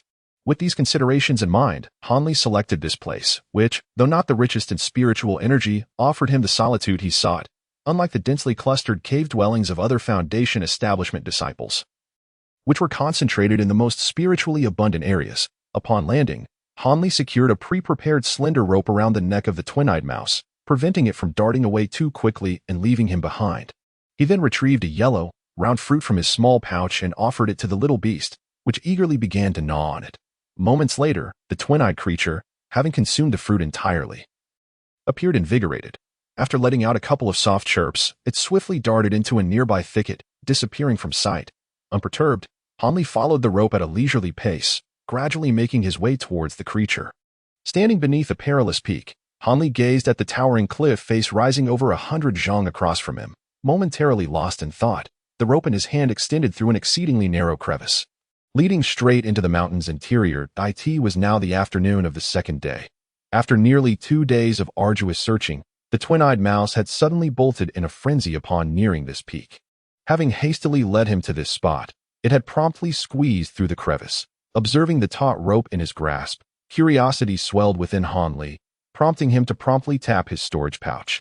Summoning a gleaming silver sword into his hand, gripping the rope with one hand and wielding the silver sword with the other, he swiftly widened the narrow gap before him into a rough entrance large enough for a person to pass through. As effortlessly as slicing through tofu, once he had burrowed inside, he immediately conjured a protective shield around himself and began to carve through the rock step by step, advancing along the rope.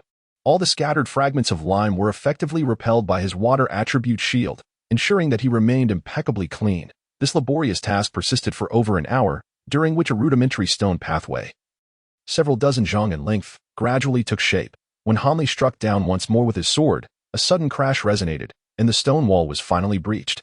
Overjoyed by this revelation, Hanli exerted all his strength to slash wildly a few more times, completely cleaving the stone wall apart before swiftly stepping through the opening.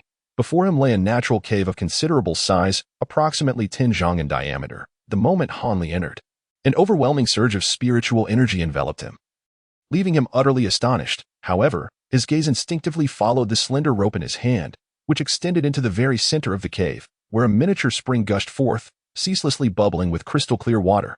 To his surprise, A double-eyed mouse was leisurely swimming about in the middle of this small pool, seemingly at great ease. What is this? Hanli was truly taken aback, for the rich spiritual energy within the cave emanated almost entirely from this spring. He hastily approached, cupping a handful of spring water for careful examination. This was undoubtedly the spring of the spiritual eye.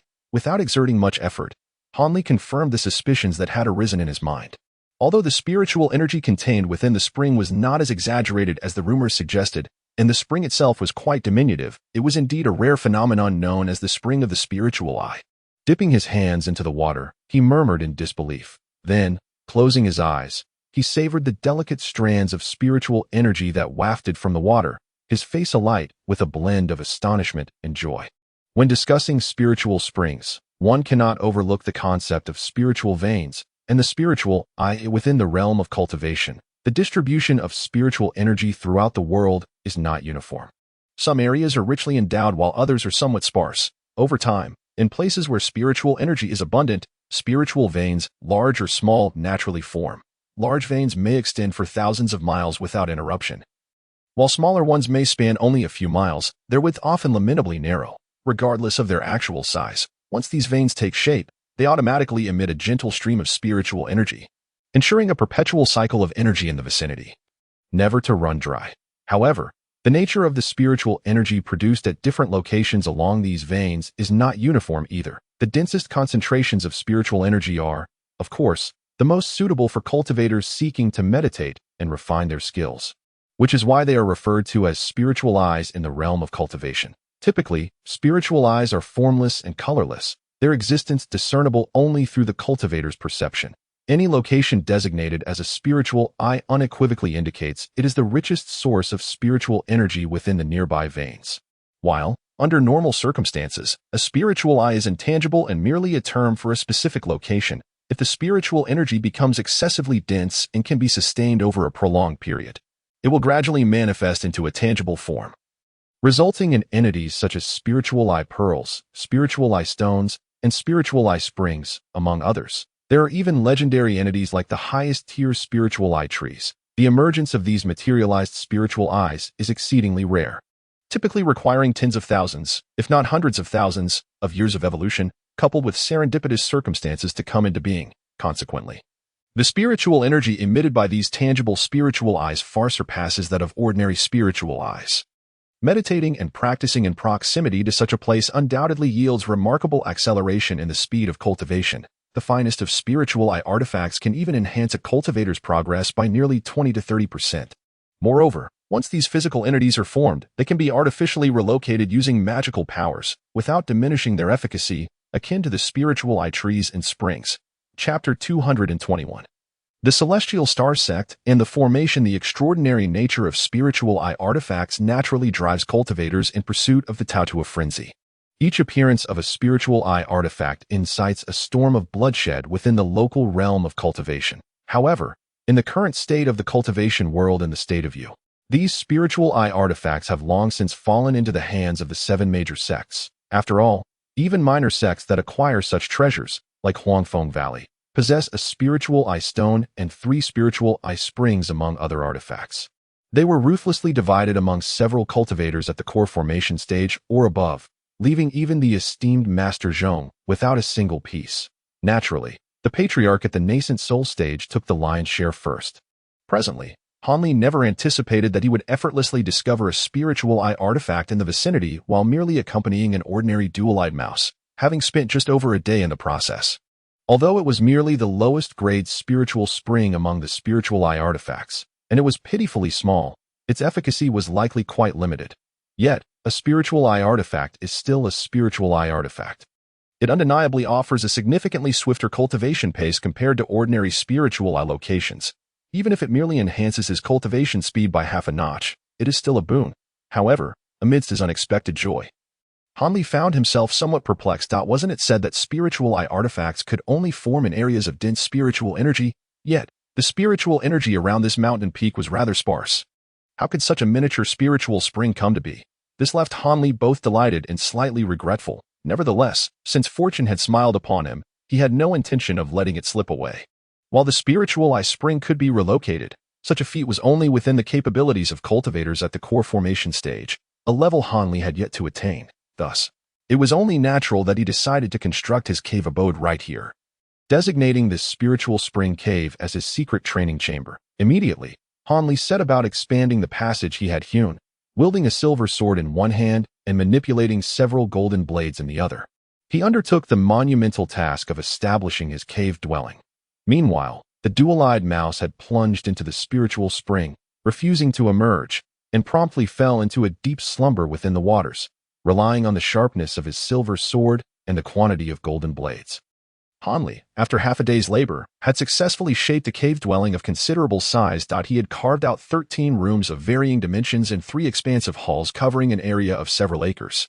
Though the cave walls remained quite rough and unrefined, they were at least suitable for habitation. This realization allowed Hanli to exhale in relief as he paused his work. At that moment, he suddenly recalled the dual-eyed mouse and hastily took the opportunity to return to the spiritual spring, grasping the slumbering creature by the nape of its neck. He then soared several hundred miles away before releasing it, allowing it to return to the Chilan Pavilion on its own. For now, Hanli's cave dwelling had only one exit. Upon his return, he promptly arranged 5 small flags and a dozen low-grade spirit stones to form a miniature maze array, meticulously concealing the exit with the formation. Consequently, from the outside, the mountain wall appeared wholly intact, leaving no indication of an additional cavern. After establishing this rudimentary defense, Hanli employed his silver sword to carve out a simple stone bed, hurriedly lying down to succumb to slumber. As he was indeed quite wearied in the subsequent days, Hanli remained tirelessly occupied. He first sought a concealed patch of flat land near his cave dwelling, where he scattered seeds of spiritual herbs. Among these were ordinary medicinal seeds he had brought from the mundane world, as well as rare flora he had gathered from the 100 herb garden over the years. This location was destined to become Hanli's personal herb garden, where the seedlings of spiritual herbs would thrive. With the remaining time, he procured some sturdy blue stones from the mountain, skillfully shaping them into stone tables and chairs, ensuring each room was furnished with a complete set. Finally, he meticulously smoothed the walls and embedded moonstone to illuminate the cave as bright as day. Thus, Hanli's cave was initially completed. However, it was evident that the cave's defensive capabilities were utterly inadequate, providing no solace for Hanli to focus on his cultivation. In his view, at the very least, a comprehensive array of prohibitive formations akin to that of the 100 herb garden was essential. Otherwise, should an external threat arise during his training, it would be catastrophic. Hanli was a novice in the realm of formations, lacking even the knowledge to set up the most basic arrays, let alone more advanced prohibitive formations. Nonetheless, he had no intention of learning. The field of formations was as vast as the ocean, and diverting his attention to study it would require at least a decade or two to achieve even a modest understanding. Moreover, his own cultivation would undoubtedly suffer, a loss he could ill afford. While it was conceivable that there existed prodigies capable of delving deeply into formations without hindering their own cultivation, perhaps even geniuses who could elevate their cultivation through the mastery of formations, Hanli was acutely aware that he would never be one of them. If he were to divert even a fraction of his focus towards this endeavor, he would surely extinguish the last glimmer of hope for entering the core formation stage. Fortunately, the world possessed formation flags and discs, portable and convenient artifacts for setting up formations. Although such methods typically could not establish formidable prohibitive formations, Hanli only required a standard level of array defense for his cave to feel significantly more secure. Furthermore, if necessary, he could always lay down multiple sets of prohibitive formations, compensating for any defensive shortcomings through sheer quantity. It'd be why coincidence. The Tianqing sect of the Yuanwu kingdom was renowned for its mastery of formations throughout the nearby realms of cultivation. Each year, a considerable number of formation flags and discs were crafted and circulated within the cultivation community, exchanged for the necessary spirit stones and materials. Hanli thus set his sights on the Tianqing sect's market, confident that he would find the prohibitive artifacts he required in the following days. Once several herb seeds began to sprout, he immediately commenced their rapid cultivation using a verdant liquid. His plan was to trade a millennium-old herb at the Tianqing sect's market in exchange for the items he needed. This time, only a single millennium herb is to be revealed, to avoid arousing suspicion or attracting unnecessary troubles by disclosing too much. In just over 2 short months, Hanli has successfully accelerated the maturation of the millennium herb. Subsequently, he set forth towards the north, bearing the herb and other exchangeable items, such as the complete materials from the ink serpent and the hard shell of a centipede, among others, should the price be right. Han Li would not hesitate to make an exchange, as he remains unfazed about diverting his attention away from the art of crafting. As Han Li flew through the air, he donned a cloak. Just in case, a distance exceeding 100 miles posed no challenge for Han Li, whose formidable magical prowess allowed him to reach his destination in just half a day's time. Upon entering the Yuanwu Kingdom, he began to survey the surroundings from the sky, both in search of the Tianqing sect's marketplace and out of sheer curiosity regarding all that the Yuanwu Kingdom had to offer. However, from what he observed, it appeared to be quite similar to the Yu Kingdom. The Yuanwu Kingdom, like the Yu Kingdom, is classified as a medium-sized nation in the nearby region, although neither of these countries approaches even a third of the size of the great nations, such as the Tianluo Kingdom and the Fengdu Kingdom. They nonetheless eclipse the smaller states nearby, like the Jiang Kingdom and the Chayan Kingdom, in strength. While there are only 2 great nations in this region, the number of medium-sized countries exceeds 10. As for the smaller ones, they are densely scattered across the area, numbering in the dozens. Moreover, it is rumored that even farther afield, there exist superpowers of such immense scale that they are almost beyond belief. In the realm of cultivation within the Yuanwu Kingdom, both the righteous and demonic factions possess equal strength, leading to a state of stalemate. The Tianqing sect stands as one of the core factions of the righteous path, boasting power no less than that of the Huangfeng Valley. Just as Han Li was contemplating matters related to the Tianqing sect, the leaf-shaped flying artifact beneath him suddenly sank, gradually descending towards the ground, as if it had instantaneously lost its ability to fly. Rather than being alarmed by this unfavorable turn of events, Han Li revealed a trace of delight.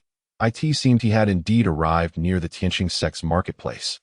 Otherwise, there would be no flight restrictions in place. Upon landing, Han Li proceeded northward for about 7 or 8 miles, until he came upon a complex of buildings that was 3 times larger than that of the Huangfeng Valley's marketplace.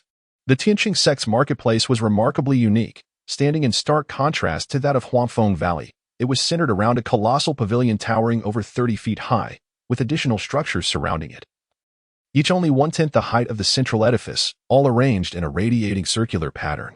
The plaque at the center was so enormous that Han Li could easily discern the 3 grand silver characters spelling Xingshan Pavilion from a distance of 1 or 2 miles. It was evident that this pavilion was undoubtedly the establishment of the Tianqing sect.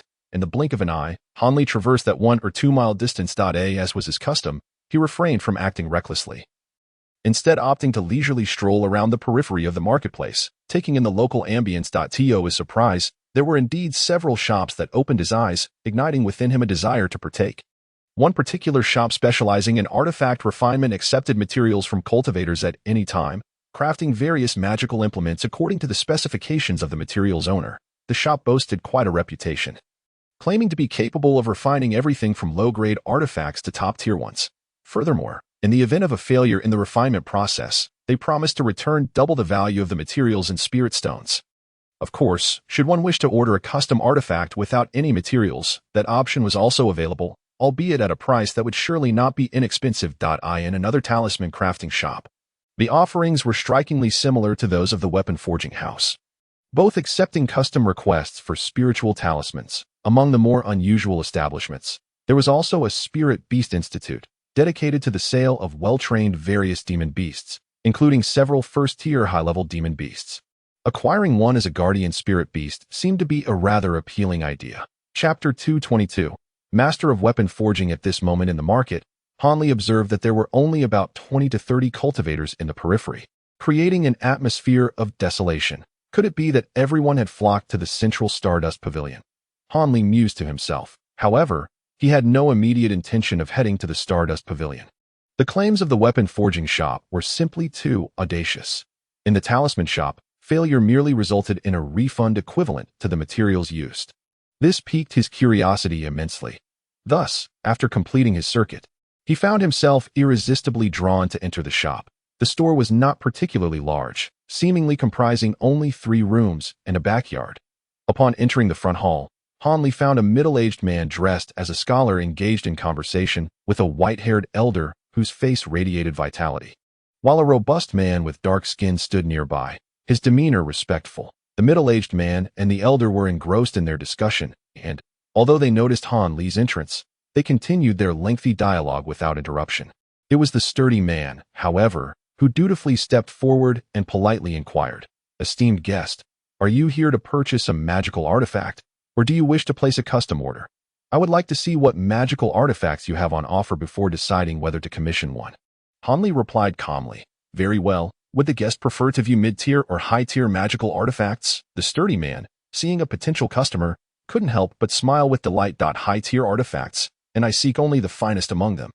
Han Li's voice was not loud, yet this statement left the sturdy man momentarily speechless. The previously animated conversation between the two men came to an abrupt halt as they turned to regard Han Li with astonishment. You wish to see high-tier artifacts, and specifically the best among them. Recovering his senses, the sturdy man couldn't help but double-check to ensure he hadn't misheard. High-tier artifacts were not affordable for the average person, often costing hundreds of low-tier spirit stones. Even a cultivator who had toiled a lifetime to amass spirit stones might not be able to purchase a single piece, yet Han Li was asking for the finest amongst the high tier. It was no wonder the sturdy man was so taken aback. Xiaohei, return. Do not be disrespectful to this esteemed elder. The white-haired elder, having discerned Han Li's foundational cultivation stage, suddenly changed his expression and hurried over to admonish the sturdy man. This old man is the proprietor of this shop. If you have any requests, please do not hesitate to express them. It was evident that both the elder and the scholar were merely at the chi refining stage of cultivation. And the unexpected arrival of a high-level expert like Han Li in their humble shop left them feeling increasingly anxious. Nothing much. I merely wish to see what fine magical artifacts you have in stock. If there are suitable ones, I may purchase one or two. Upon hearing Han Li's words, the elder sighed in relief, though he still spoke somewhat awkwardly. I fear I may disappoint you, esteemed elder. Our shop possesses only 2 or 3 high-tier artifacts, but they are merely for show and not true masterpieces. The elderly man, faced with Han Li, a cultivator in the foundation establishment stage, felt compelled to speak candidly, unable to conceal the truth any longer. Upon hearing this, Han Li's spirits sank into disappointment. However, he couldn't help but chastise himself for his naivety. Regardless of the grandiose claims emblazoned on the shop's sign, they were merely a tactic to attract customers. How could he have taken them seriously? Shaking his head, he turned to leave. Yet, as he approached the door, he couldn't resist voicing his dissatisfaction, remarking, So, what you assert outside about being able to forge top-tier magical artifacts is nothing but empty rhetoric. No, senior, you have misunderstood, the elderly man quickly interjected, eager to defend his shop's reputation. Our establishment prides itself on integrity. Every word on that sign is true, without a hint of falsehood. Given suitable materials, I assure you, I can indeed forge top-tier magical artifacts. The white-haired elder, seeing that the matter pertained to the shop's honor, hurriedly clarified. You can forge top-tier magical artifacts? Han Li was taken aback, a fleeting glimmer of skepticism crossing his eyes. Laden with doubt, he had assumed that someone else was responsible for the craft, not this elderly man. It was no wonder Han Li was incredulous. Crafting top-tier artifacts was not as simple as creating mid-tier or upper-tier ones, which could be fashioned with mere mundane flames. Instead, it required the use of innate true fire or earth fire, akin to alchemizing foundation establishment pills, to achieve success. Yet, this elder was merely a chi refining stage cultivator, lacking innate true fire, and the locale hardly seemed conducive to earth fire. How, then, could this individual possibly forge a top-tier artifact? It is perfectly normal for you to be unaware, as this is your first visit to Brother Su's shop. The middle-aged scholar, who had remained silent until now, suddenly interjected to elucidate on the matter. Brother Su hails from a lineage steeped in the art of crafting. His skill in forging artifacts is undoubtedly on par with those from renowned sects. Furthermore, for centuries, the Su family has nurtured a second-tier initial stage fire crow, whose demonic flames surpass innate true fire by a significant margin.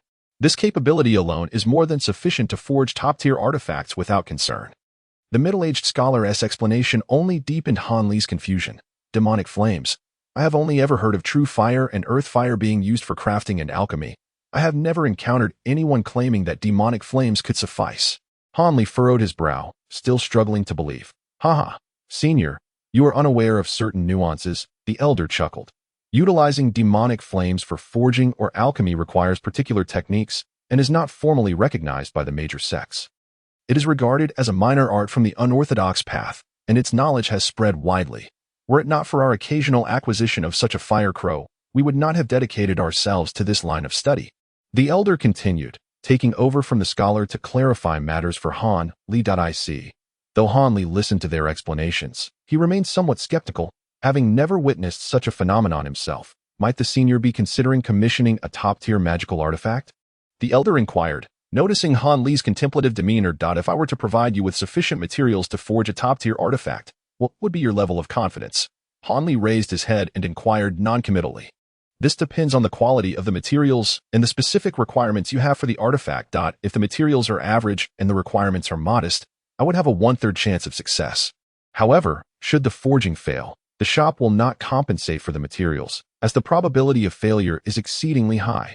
Double compensation applies solely to mid-tier and upper-tier artifacts. Otherwise, I fear this old man would have long since gone bankrupt.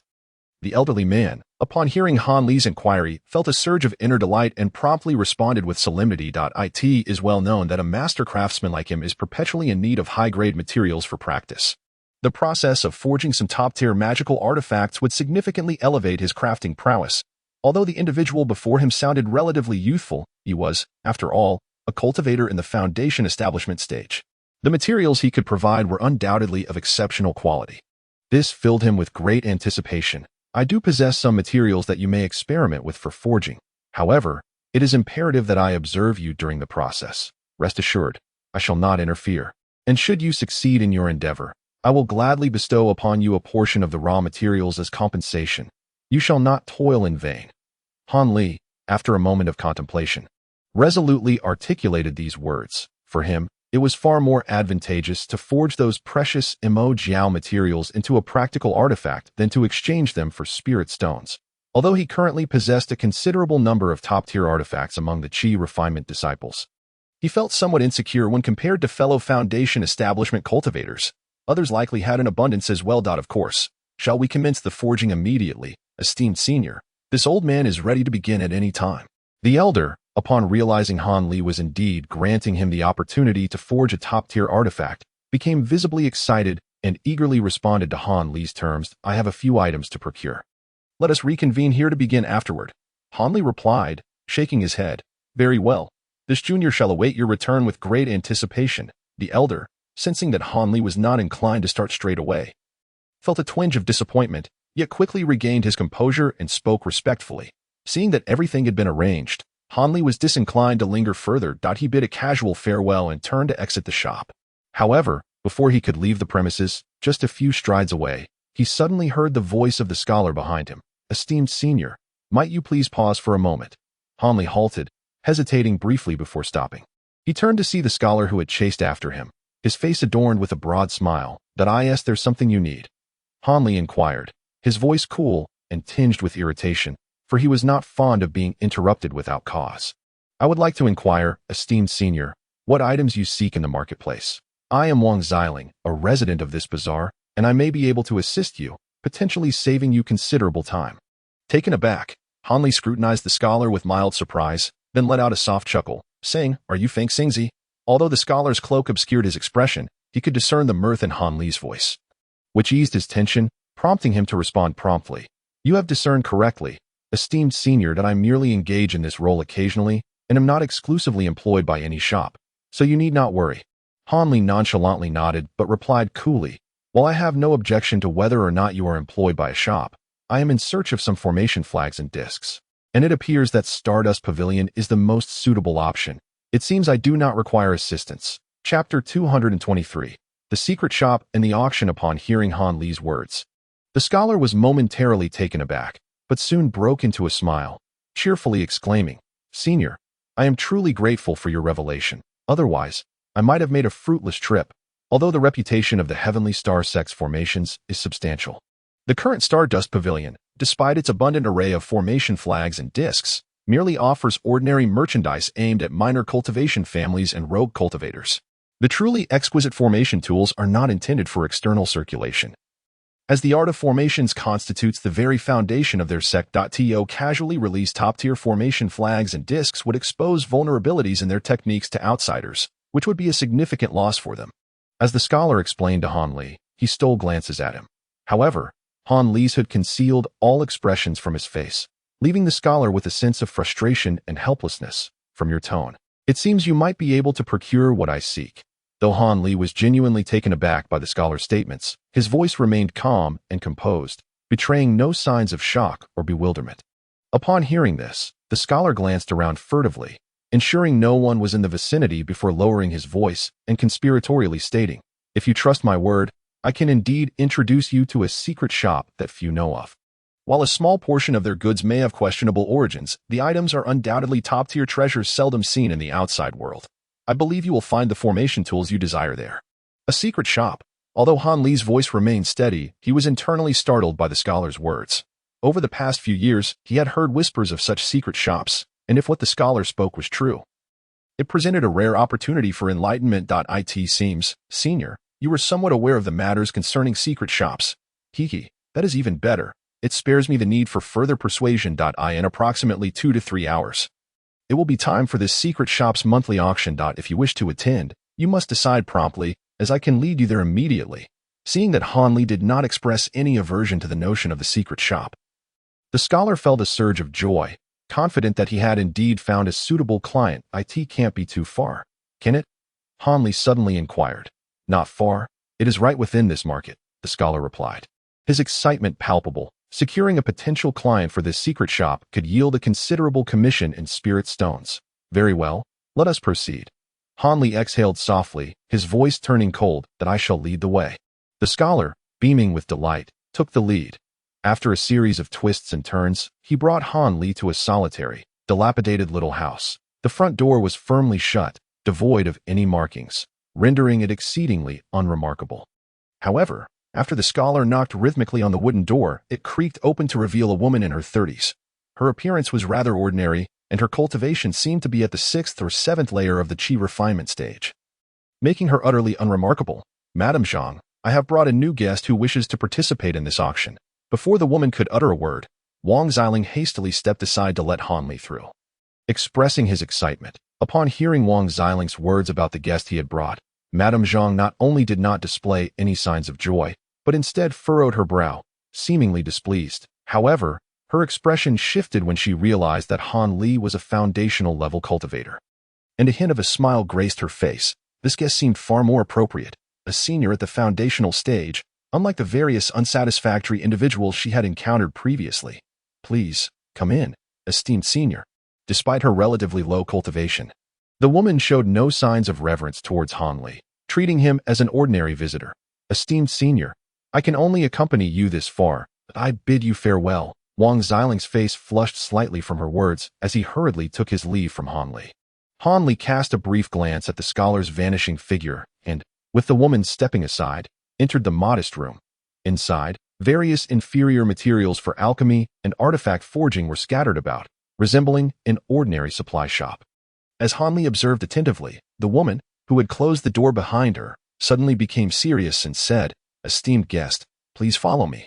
With that, she stepped to a corner of the room and pressed her hand against the ground. A flash of yellow light illuminated her hand as the floor cracked open, revealing a large hole. She beckoned Han Li and descended the stairs first. Han Li hesitated for a moment, but ultimately approached the tunnel, cautiously following her down. Nevertheless, he remained vigilant. The passage was brief. After walking a distance of about 10 zhang, they arrived at a modest stone door. Standing on either side of the door were two individuals clad in black, each wearing a mask resembling a malevolent spirit.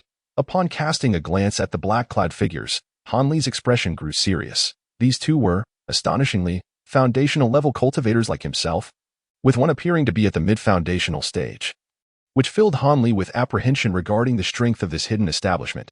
Yet, the woman acted as if she were oblivious to the black-clad figures, simply pushing the stone door open and leading Han Li inside. The two figures paid no heed to their entrance, showing no intent to obstruct. Once inside the stone door, Han Li was momentarily taken aback that a resplendent hall unfolded before him, adorned with a crimson carpet, snow-white jade walls, and lofty hanging lanterns, each element exuding the opulence of the secular world, indicating that the owner of this place was indeed a remarkable individual. The hall was oval-shaped, measuring several dozen zhang in diameter. Within, 7 or 8 rows of wooden chairs were set up, occupied by dozens of cultivators dressed in various styles. Opposite them, a solitary empty table stood, with 3 sandalwood chairs placed a short distance away. Upon noticing Han Li and the woman's arrival, the seated individuals couldn't help but glance toward him. After feeling their scrutinizing gazes, Han Li broke into a cold sweat, his expression shifting drastically. To his astonishment, The majority of these individuals were foundational stage cultivators. It was at this moment that Hanli comprehended why the woman beside him had not shown him any reverence. Here, he was merely one among the many. You have arrived at an opportune time. The trading event is about to commence. I shall take my leave now, as I must return upstairs to attend to some matters. The woman turned her head and uttered a couple of sentences before leaving him alone in that place, walking away on her own. Hanli, feeling helpless, cast a glance at the numerous cultivators in the hall and silently sought a more secluded corner to sit down.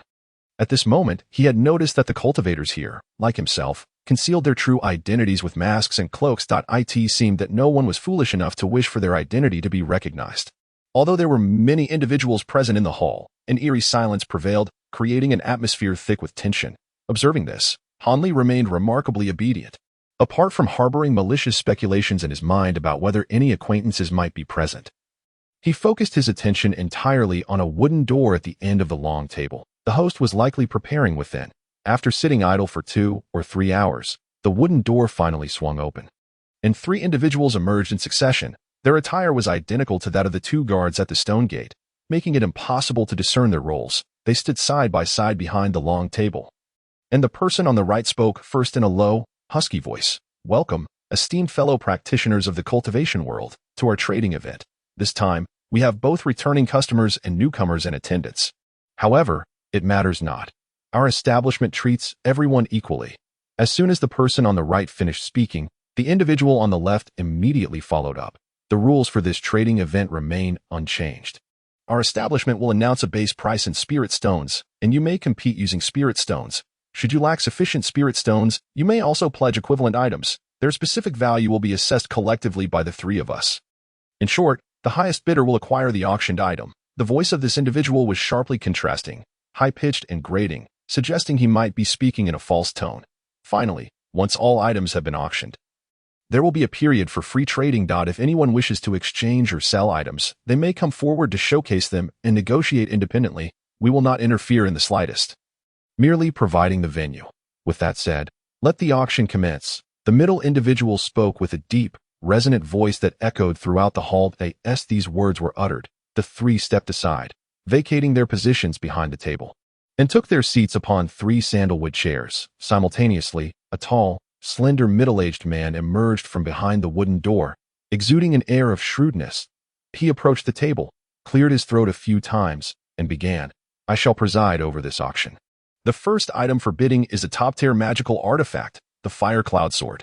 This item, the first item to be auctioned, was indeed a formidable top-tier magical artifact, especially as this eloquent, slender man extolled its unmatched excellence.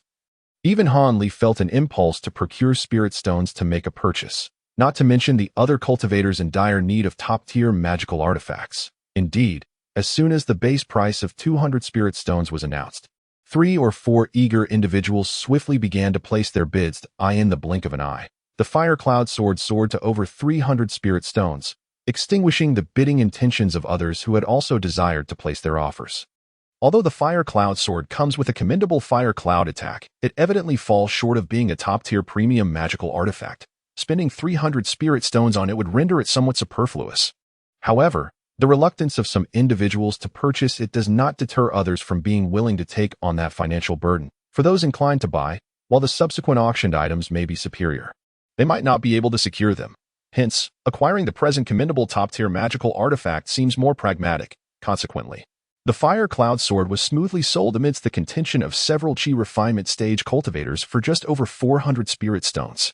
The cultivator wearing a dull mask, after paying the spirit stones, gleefully cradled the sword as they returned to their seat, exuding an air of someone who intended to keep it as a treasured heirloom, which elicited some amusement from the other cultivators. Following this, the tall and lean man cleared his throat and proclaimed, "The second item to be auctioned in this establishment is the favorite of all weaponsmiths, a top-tier red Ruah heavenly furnace. This furnace has circulated through the hands of many master smiths and has been instrumental in crafting numerous exquisite top-tier magical artifacts, such as the Illusion Sound Sword, the Azure Flood Flag, and the Black Flame Pearl, among others. It is said to enhance the refinement of magical artifacts, though the veracity of this claim remains unknown to us. Therefore, starting at a base price of 400 spirit stones is certainly not excessive. As he spoke, he retrieved a fiery red alchemy furnace from his storage bag and placed it on the table for all to scrutinize. With a thunderous impact, the atmosphere in the hall ignited. With no one yet having spoken aloud, yet many cultivators fixed their piercing gazes upon the furnace, clearly captivated by the item. Hanli sat quietly in a corner, observing everything with a detached demeanor. However, upon learning that the azure flood flag he possessed also originated from this furnace, he could not help but feel a twinge of surprise, albeit it was merely surprise, being utterly unfamiliar with the art of weapon refinement. He had no inkling of the furnace's true worth. Nevertheless, he firmly adhered to the principle that if it was not something he could utilize, he would not make a bid. This much Hanli was capable of. Moreover, although he possessed a considerable amount of spirit stones, he intended to reserve them for more crucial matters. 450, 470, I bid 500 spirit stones, regardless of Hanli's thoughts. The item known as the Red Ruah Heavenly Furnace quickly escalated to a staggering price, 780, shouted a stout man in a yellow cloak, his teeth gritted in determination. 800, called out a female cultivator.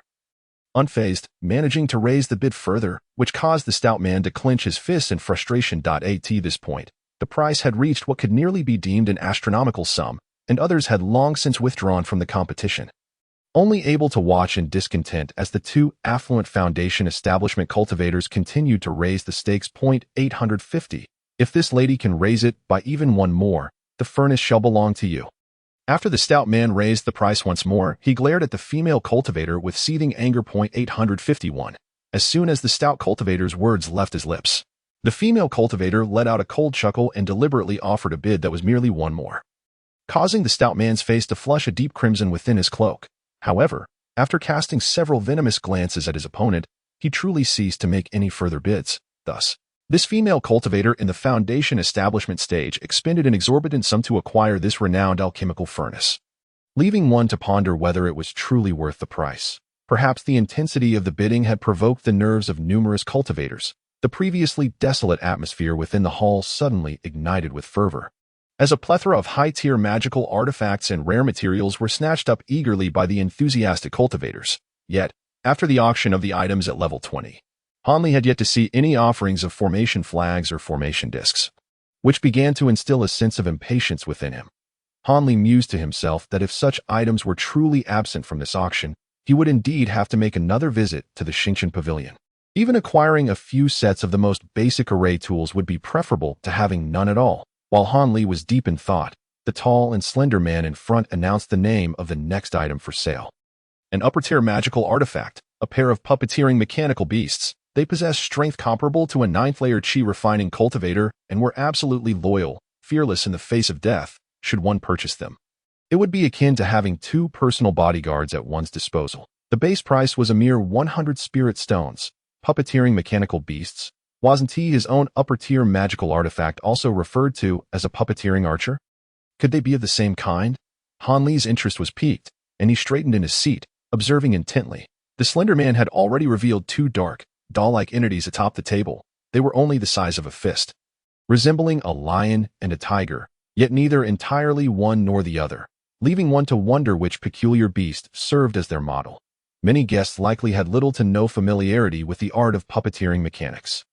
This was a discipline that originated from the crafting of magical artifacts but was distinctly different from them. Although it was rarely known here, it thrived in the far west, where a sect named Qian's Hujio had even established itself solely based on this craft, pushing the art to its utmost limits. It was said that the most advanced puppeteering constructs could even rival late-stage foundation establishment cultivators in strength. Furthermore, categorizing these mechanical beasts as upper-tier magical artifacts was merely the store's private designation. According to the formal grading of the puppeteering arts, this should properly be referred to as second-tier puppeteering beasts. Observing that the surrounding cultivators seemed disinterested in the mechanical beasts, resulting in an awkward silence, the man hurriedly recited the information he had prepared in advance, hoping to ignite the interest of the cultivators. However, after his presentation, while curiosity was indeed sparked among the audience, no one was willing to part with 100 spirit stones for what appeared to be 2 trivial dolls. Moreover, what utility would bodyguards of 9th-layer chi refining strength hold for the cultivators present?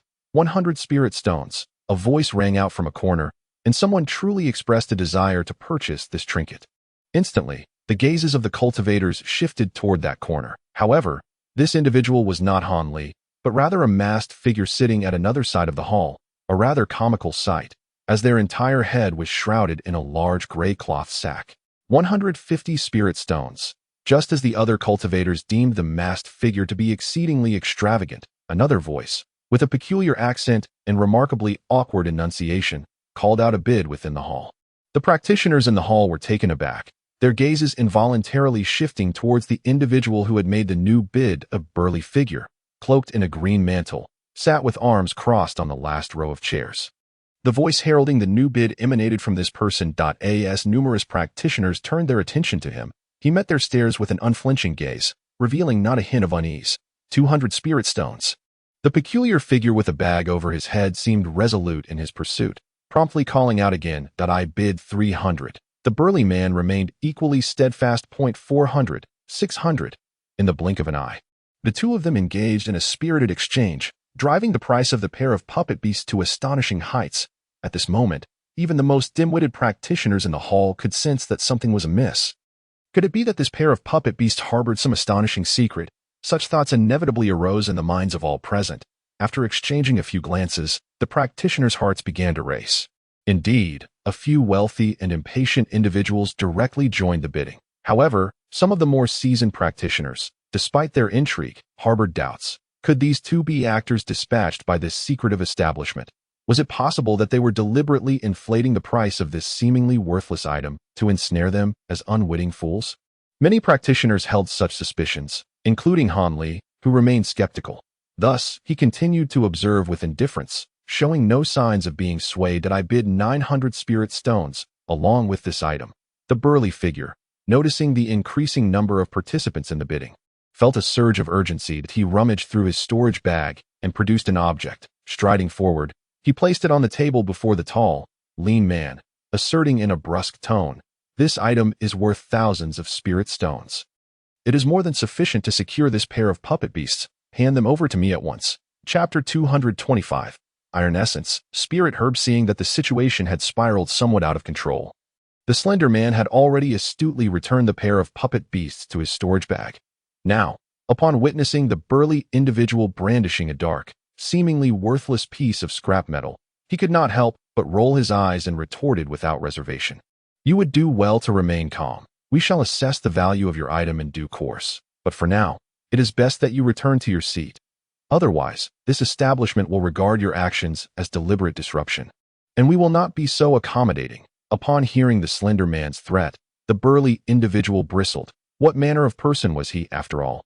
In his own sect, he was a figure of considerable authority, accustomed to being heated. When had he ever endured such indignity? He clenched his fists, ready to erupt.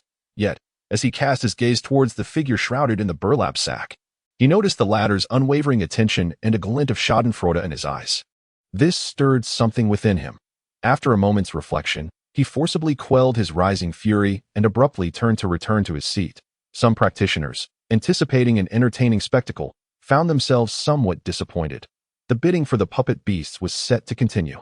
However, the dark object had already been handed over to the trio seated in the sandalwood chairs. At this moment, they were engaged in hushed discussions regarding the object, although their expressions were obscured by masks. The extreme caution in their demeanor was evident to all the cultivators present. After examining the palm-sized black object, which appeared to be made of cast iron, repeatedly, the trio finally reached a consensus. Subsequently, the figure clad in black rose and proclaimed in a loud voice, "A piece of superior iron essence, valued at 2,000 spirit stones." With that, he returned to his seat, uttering not a single additional word. Upon hearing the term iron essence, the cultivators were all taken aback. Those who initially intended to place a bid immediately fell silent. Each individual was left in astonishment, pondering whether this person was perhaps a master at the core formation stage. After all, where else could such iron essence be procured?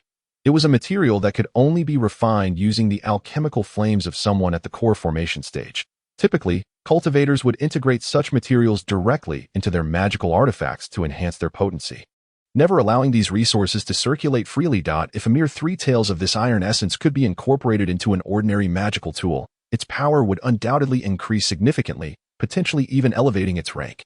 Consequently, its value soared dramatically. Was it possible that the robust man earlier was a core formation cultivator deliberately concealing his true aura, masquerading as someone at the foundation establishment stage? It is important to note that low-level cultivators are often unable to discern the depth of a core formation practitioner's abilities.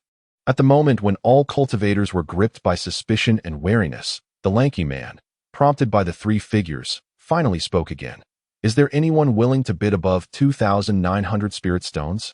If not, this puppet beast shall belong to this esteemed brother. The slender man seemed intent on raising the price further, deliberately taking his time with his words, clearly stalling for a moment. However, within the hall, no one dared to call out a bid. Those present were not ordinary individuals. They were either significant figures from prominent cultivation families or accomplished cultivators at the foundation establishment stage. Yet, in the presence of someone who might be at the core formation stage, who would risk attracting trouble? Even if this individual was not a core formation practitioner, it was evident that he had a formidable core formation master backing him. Thus, despite their yearning for the secrets of the puppet beast, none were willing to take the risk of being the first to act, merely watching with eager eyes. The peculiar individual who had initially been confrontational remained silent, sitting there. Whether struck dumb by the iron essence or simply unable to produce such a significant amount of spirit stones was unclear. When Han Li heard the mention of iron essence, he too was taken aback. His modest master had lost 2 pieces of iron essence in a wager to the old monster Chiong. The expression of dejection on his master's face had made it clear just how precious this item was. Thus, the puppet beast uncontroversially fell into the hands of the robust man, who received it with trembling hands, clearly excited. Yet this only intensified the curiosity and desire of the cultivators present, most of whom yearned to snatch the item away to delve into its mysteries. The cloaked figure of the robust man immediately departed from his seat upon acquiring the puppet beast, making his way toward the stone door. However, upon reaching the entrance, he discovered that the stone door had been firmly locked from the outside. He pushed against it with all his might, but the door remained utterly unyielding. What could this possibly mean? Were the goods he had purchased not meant to allow him passage? The man's voice grew ominous, his already peculiar tone becoming increasingly unsettling. Of course not. As soon as the trading event concludes, we shall promptly open the door and allow you to exit. But at this moment, that is simply not feasible. The speaker was no longer the tall, gaunt man hosting the event, but rather the sharp-tongued figure in black on the far left. What? How can this be justified? I am on the verge of leaving this place. The man's anger flared, his voice rising in intensity. Regrettably, this is indeed the policy of our establishment. It is merely a precautionary measure to avert any unpleasant incidents, he continued, his tone dripping with an eerie calm. Surely, you can wait just a little longer, can you not? Chimed in the low, gravelly voice of the black-clad man on the right, his words laced with a foreboding chill. I can certainly endure. Am I to be intimidated by you? The man's demeanor shifted abruptly as he seemed to recall something, and he swaggered back with a newfound confidence. This unexpected change left the others momentarily stunned, perplexed by his intentions. Did he not realize that lingering here for even a moment longer only heightened his own peril?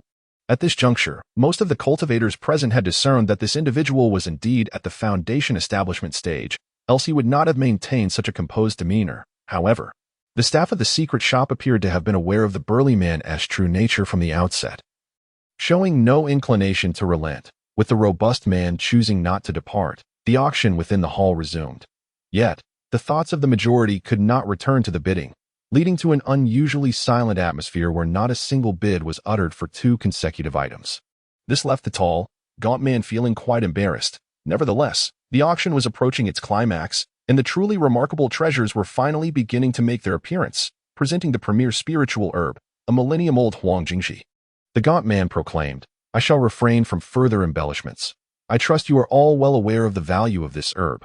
Just as he finished speaking, an emerald-green jade box materialized in his hands. Then, feigning nonchalance, he cast a glance over the cultivators, observing that their attention was entirely captivated by the mention of the millennium herb. He could not suppress a sense of delight as he continued. This millennium spiritual herb has only appeared a handful of times in the past century. Acquiring it for alchemical refinement would undoubtedly provide you with the optimal opportunity to transcend your current boundaries and enhance your magical prowess. Therefore, the starting bid shall be set at 500 spirit stones. Upon concluding his announcement, the gaunt man removed the lid of the jade box and held it aloft for the cultivators to behold. Instantly, a rich and fragrant aroma permeated the entire hall, leaving the cultivators both astonished and elated. They were astonished that such a rare treasure would emerge at this auction, and elated at the prospect that if they could procure it for alchemical purposes, it would indeed surpass any top-tier magical artifact. After all, this was an enhancement of their own cultivation rather than a reliance on external forces. Consequently, as soon as the gaunt man announced the base price, someone eagerly called out, 1,000 spirit stones. The first monk to speak immediately caused the price of the spiritual herb to double. This left many who had been eager to place their bids fuming inwardly with expletives. Nevertheless, some continued to raise the stakes. 1,200 spiritual stones. With each successive bid, the price soared, and in the blink of an eye, it broke through the 2,000 mark. Meanwhile, Hanli stood transfixed, gazing at the millennium herb on the table, lost in contemplation. When he first heard about the millennium herb, he had paid it little mind, merely assuming that it had been discovered elsewhere.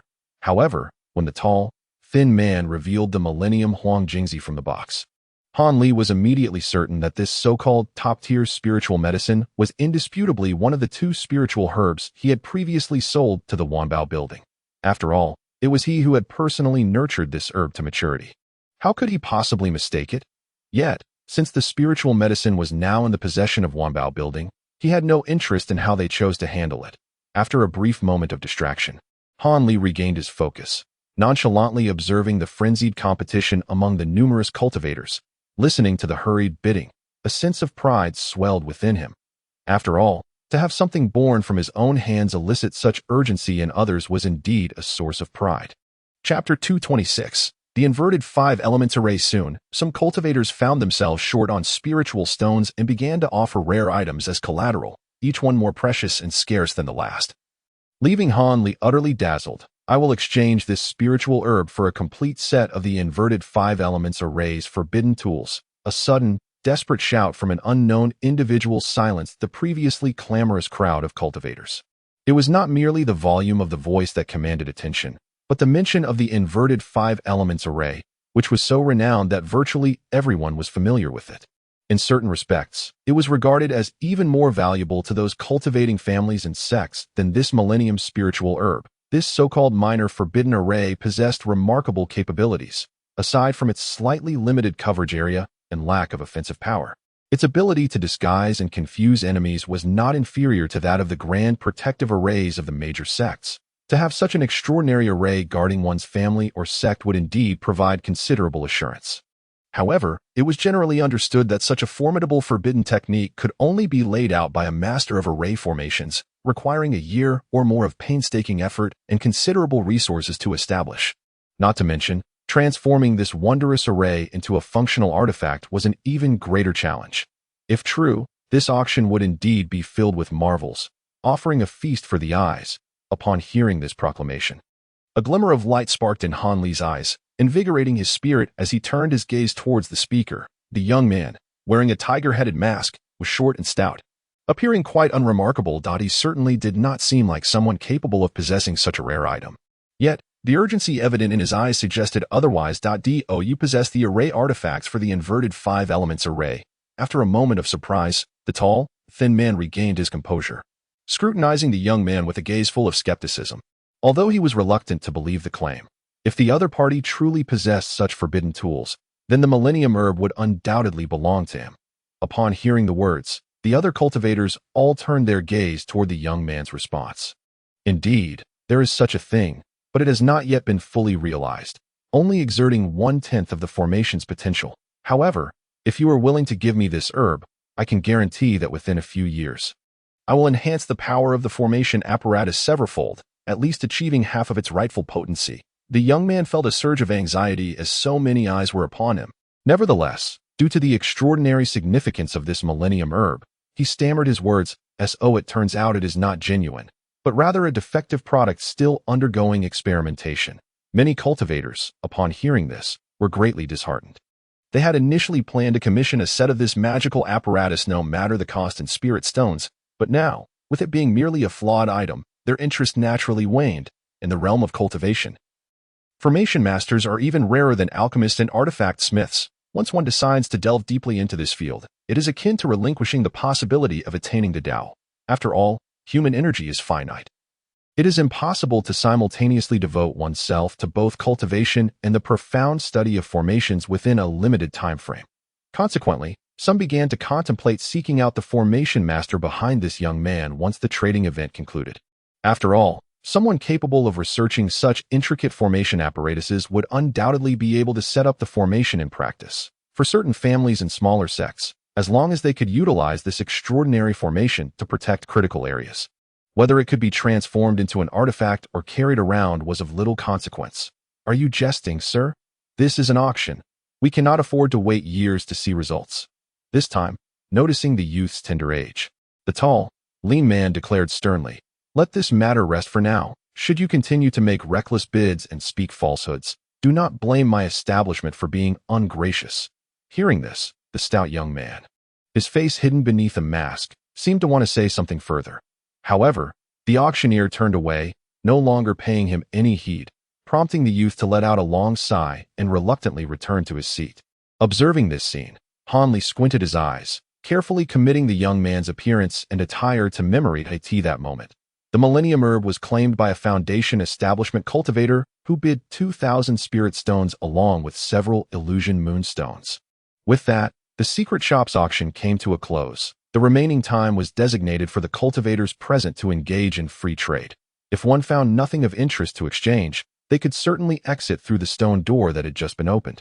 The burly man who had exchanged iron essence for the puppet beast did not hastily depart, but leisurely remained seated, seemingly intending to partake in the free trading session. In contrast, the hooded figure hastily left as soon as the stone door opened, leaving some observant onlookers puzzled. Hanley did not expend any energy pondering these matters. He had his own affairs to attend to. He originally planned to seek out the stout young man as soon as the free trading period began, hoping he might be willing to part with the formation apparatus. Although that so-called inverted five-element formation's forbidden artifact only possessed 1/10 of the original formation's efficacy, it would suffice for Hanley's needs. After all, he had long heard of the renowned formation, and he believed that even this modest power would be far too extravagant for his exceedingly simple cave abode. It would be sufficient to protect his meager plot of land. With ample surplus to spare, however, Hanley did not anticipate that just as he had fixed his gaze upon the youth in order to approach him, the latter was immediately encircled by 4 or 5 other cultivators, seemingly engaged in a discussion of some importance. This unexpected turn of events left Hanley somewhat frustrated. At the same time, a flicker of concern crossed his mind. Could these individuals, like himself, also be interested in acquiring that formation device? Yet, this apprehension of Hanley proved unwarranted. After exchanging a few words with the youth, the group suddenly exchanged glances and, after shaking their heads a few times, departed one after another. Only the short and stout youth remained. Standing dejectedly in place, the surge of joy welled up in Hanley's heart as he strode over, clearing his throat in preparation to speak. However, before he could utter a word, the short and stout youth cast him a disinterested glance and lethargically remarked, "If you do not possess a 1,000-year spirit herb, please do not disturb me. The formation master behind me is in dire need of spirit herbs to save his life. It is impossible for me to design a grand formation for you at this time." Upon hearing this, Hanley was taken aback, yet he soon chuckled softly. "If I possessed a 1,000-year spirit herb, would I not be seeking out a formation master to set up a formation?" He teased the youth with a grin. The youth appeared to be merely in the 10th layer of chi refinement, so Hanley felt no need to regard him with excessive caution. Hence his casual tone. "Senior truly has spirit herbs." The youth's spirit visibly lifted, his face lighting up with joy as he gazed at Hanley. Hanley did not respond immediately. Instead, he glanced around, ensuring that no one was paying attention to their conversation. The other cultivators were all focused on an individual in the front who was demonstrating an interactive magical device. "Shall we discuss this over there?" "There are too many people here," Hanley suggested, pointing to an inconspicuous corner of the hall. "Sure, that would be perfect," the stout youth replied without hesitation. The two then made their way to the designated corner, where they finally came to a halt. At this point, the nearest cultivator was still several dozen feet away, but after Hanley casually set up a soundproof barrier, he felt no fear of eavesdroppers. Indeed, ever since he successfully established his foundation, Hanley found that many of the minor spells he previously struggled with had become second nature to him. The contrast to his earlier clumsiness was akin to night and day, bringing him great delight for quite some time. This soundproof barrier was one of the commonly used minor spells he had effortlessly mastered, Senior truly possesses spirit herbs. They must be at least 1,000 years old. Herbs aged 7 or 800 years are of no use, the youth exclaimed eagerly as soon as Hanli completed the setup. It was evident that he was quite anxious. Hanli cast a faint glance at him, remaining silent, and instead reached into his storage bag to retrieve a box containing the spirit herbs. Although it was not the 1,000-year Huangjingzi he had previously sold, it was certainly comparable in value, 1,000-year-old purple osmanthus. Since the youth had not specified the type of herb he required, it seemed that any herb over 1,000 years would suffice. Hanli surmised that the youth was likely planning to use the 1,000-year spirit herb as a medicinal catalyst. Hence his lack of particularity. The youth fixated intently on the box, his face alight with anticipation. Indeed, within lies a millennia-old herb. However, before I unveil the box for your inspection, shouldn't we discuss what you are willing to offer in exchange for this precious elixir? Hanli spoke with a voice as cold as ice. Since the other party sought his assistance, it was only fitting that they should part with something of considerable value. Such a rare array artifact was something Hanli desired to acquire more of. Keeping a few sets for future use, what does the esteemed senior wish for? Apart from that set of artifacts, I truly possess nothing of worth. The young man, taken aback by Hanli's words, hesitated for a moment before speaking with evident difficulty. Do you believe that a single incomplete array artifact could possibly exchange for a millennia-old spiritual herb? Hanli, unfazed by the other's words, maintained an expression of indifference. The stout young man scratched his head, feeling increasingly awkward. Chapter 227. The Heart of Alliance. Might I inquire if the esteemed senior has any interest in the art of weapon refinement? After much hesitation, the stout young man finally uttered this phrase, leaving Hanli utterly astonished. What do you mean? Do you intend to impart your weapon refinement skills to me? Hanli asked casually. You have guessed correctly. The only skill I possess that is of any value is my expertise in weapon refinement, the young man replied, somewhat disheartened. Hanli was rendered speechless. He merely wished to acquire a few more sets of array flags and discs. Who had any desire for his weapon refinement techniques? Furthermore, who did this youth think he was? Did he really believe his skills were so rare? It is well known that the cultivation world is replete with practitioners skilled in weapon refinement. Nevertheless, due to family teachings, I can only share my compiled insights on weapon refinement with you, but I cannot personally instruct you in this art, the young man hastily added, stumbling over his words. Hanli blinked, left with nothing more to say. Observing Hanli's silence in response to his suggestion, the young man grew increasingly anxious. Losing all sense of discretion regarding his identity, he hurriedly confessed, my ancestor was an elder of the Divine Armament sect, and his mastery of weapon refinement is unparalleled. The skills I possess were taught to me directly by him. By sharing my insights with you today, I am, in fact, violating my family's teachings. As for how much you might gain from this, it depends entirely on your own fortune, but I can assure you, it is all confidential knowledge that has never been disseminated beyond the cultivation world. Upon hearing that the young man was a descendant of an elder from the Divine Armament sect, Hanli finally felt a stir of emotion. Wasn't the Divine Armament sect one of the 3 great orthodox sects of the Yuanwu Kingdom? Alongside the Heavenly Star sect and the 10,000 Wonders Temple, their weapon refinement techniques, alongside the array techniques of the Heavenly Star sect and the talisman arts of the 10,000 Wonders Temple, were renowned across several neighboring countries' cultivation circles. In this light, it was clear that the young man's insights into weapon refinement were indeed extraordinary, although he was almost certain he would not pursue learning them. Having them on hand could prove advantageous, Hanli resolved in his heart, yet he still inquired, is it truly possible to further enhance this array artifact of the reversed 5 elements formation? Absolutely. My friend is already a master in the art of formations. Combined with my weapon refinement skills, improving this array artifact should pose no significant challenge. Upon hearing Hanli's inquiry, the young man realized that the other party was most likely in agreement, and he immediately felt a surge of delight, confidently patting his chest and assuring him. Hanli nodded, choosing to remain silent. However, he opened the lid of the box in his hand, and instantly, a fragrant aroma imbued with spiritual energy filled the soundproof chamber. The young man inhaled deeply several times, and after scrutinizing it with keen eyes, his expression blossomed with joy as he nodded repeatedly in satisfaction. Witnessing this, Hanli offered a faint smile and extended the box towards him. The youth, seeing this, eagerly reached out to take it.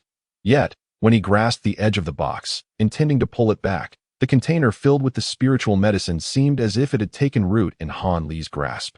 Refusing to budge, this left the young man momentarily stunned, his eyes reflecting a look of astonishment. Observing the other's bewilderment, Han Li sighed inwardly that it appeared that this young scion had indeed not weathered many storms.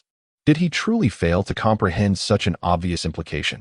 Reluctantly, Han Li parted his lips and directly clarified, "Shouldn't you be presenting that set of magical tools and your insights on crafting?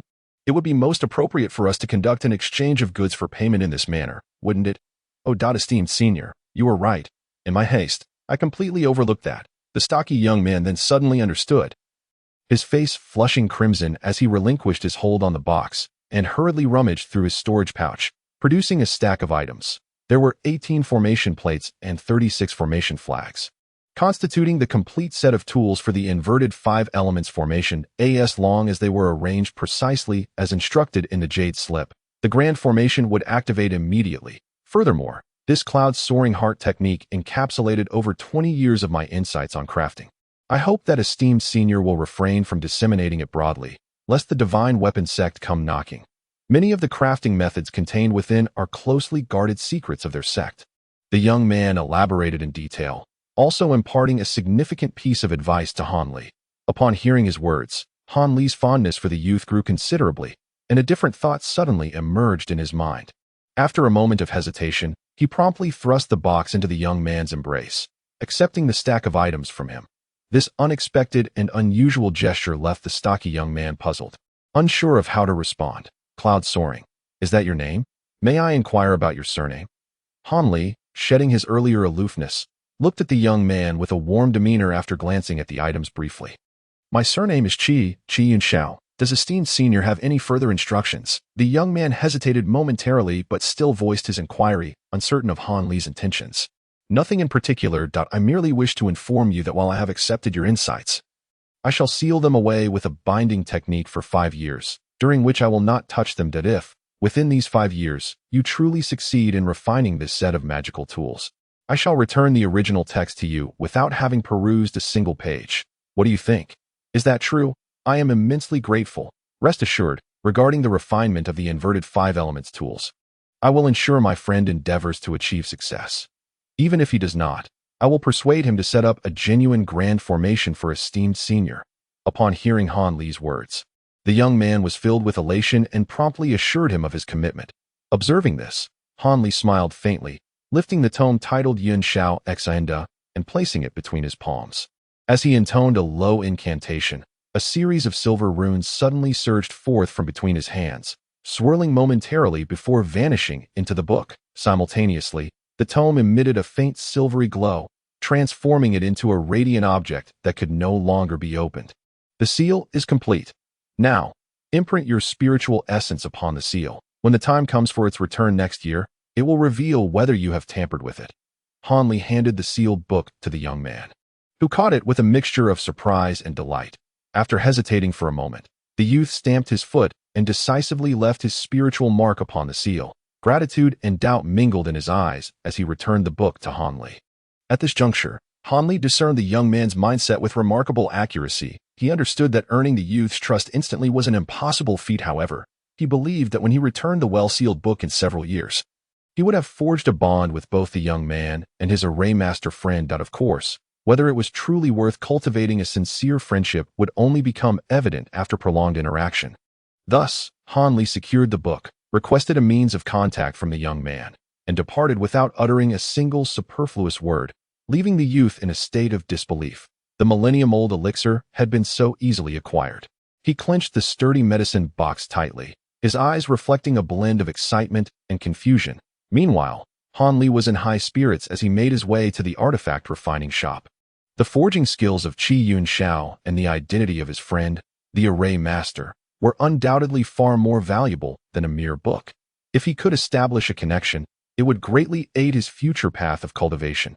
Of that, he was certain. Upon returning to the shop that had taken him in, he found the elderly shopkeeper anxiously awaiting his arrival. When the old man saw that Han Li had indeed kept his promise and reappeared, his face broke into a wide smile, and he promptly summoned the burly man to bring tea and exquisite fruits, personally accompanying Han Li to the table while addressing him repeatedly as senior.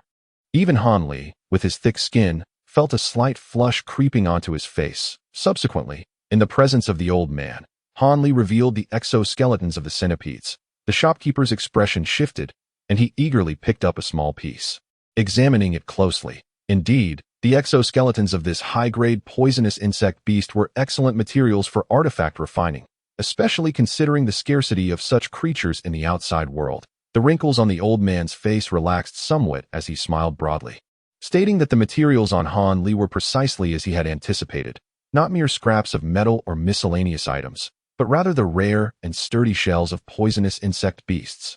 Such materials were exceptionally suitable for crafting armor or shield-like artifacts.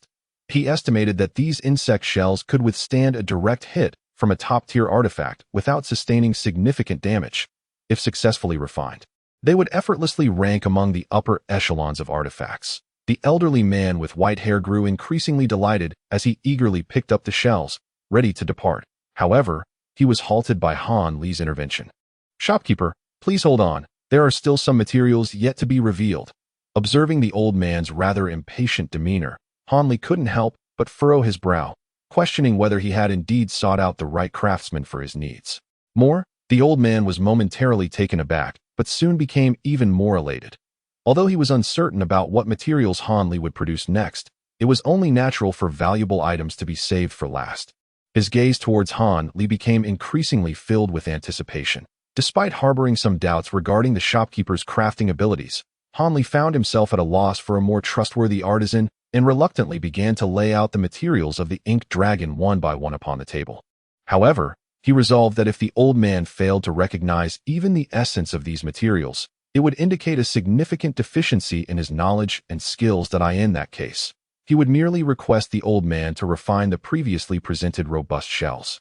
As for the treasures from the ink dragon, he would seek out a more capable craftsman. With such a plan in mind, Han Li's attention was further drawn to the old man's expressions and actions. The moment the old man, holding a cup of tea, took a sip and caught sight of the array of materials Han Li had presented, he abruptly spat out the tea, splattering it all over the ground. "This is the skin of a dragon, along with its sharp horns and fangs, and these are its eyes. Good heavens, did the elder single-handedly slay a malevolent dragon?" The white-haired shopkeeper was utterly astonished. His composure shattered as he gazed in disbelief at the materials before him, muttering incessantly. It was no wonder he was so taken aback. Not only had creatures like the dragon long vanished from the nearby realm of cultivation, but even if one were to exist, a dragon of seemingly second-tier evolution would be akin to a late-stage foundation establishment cultivator.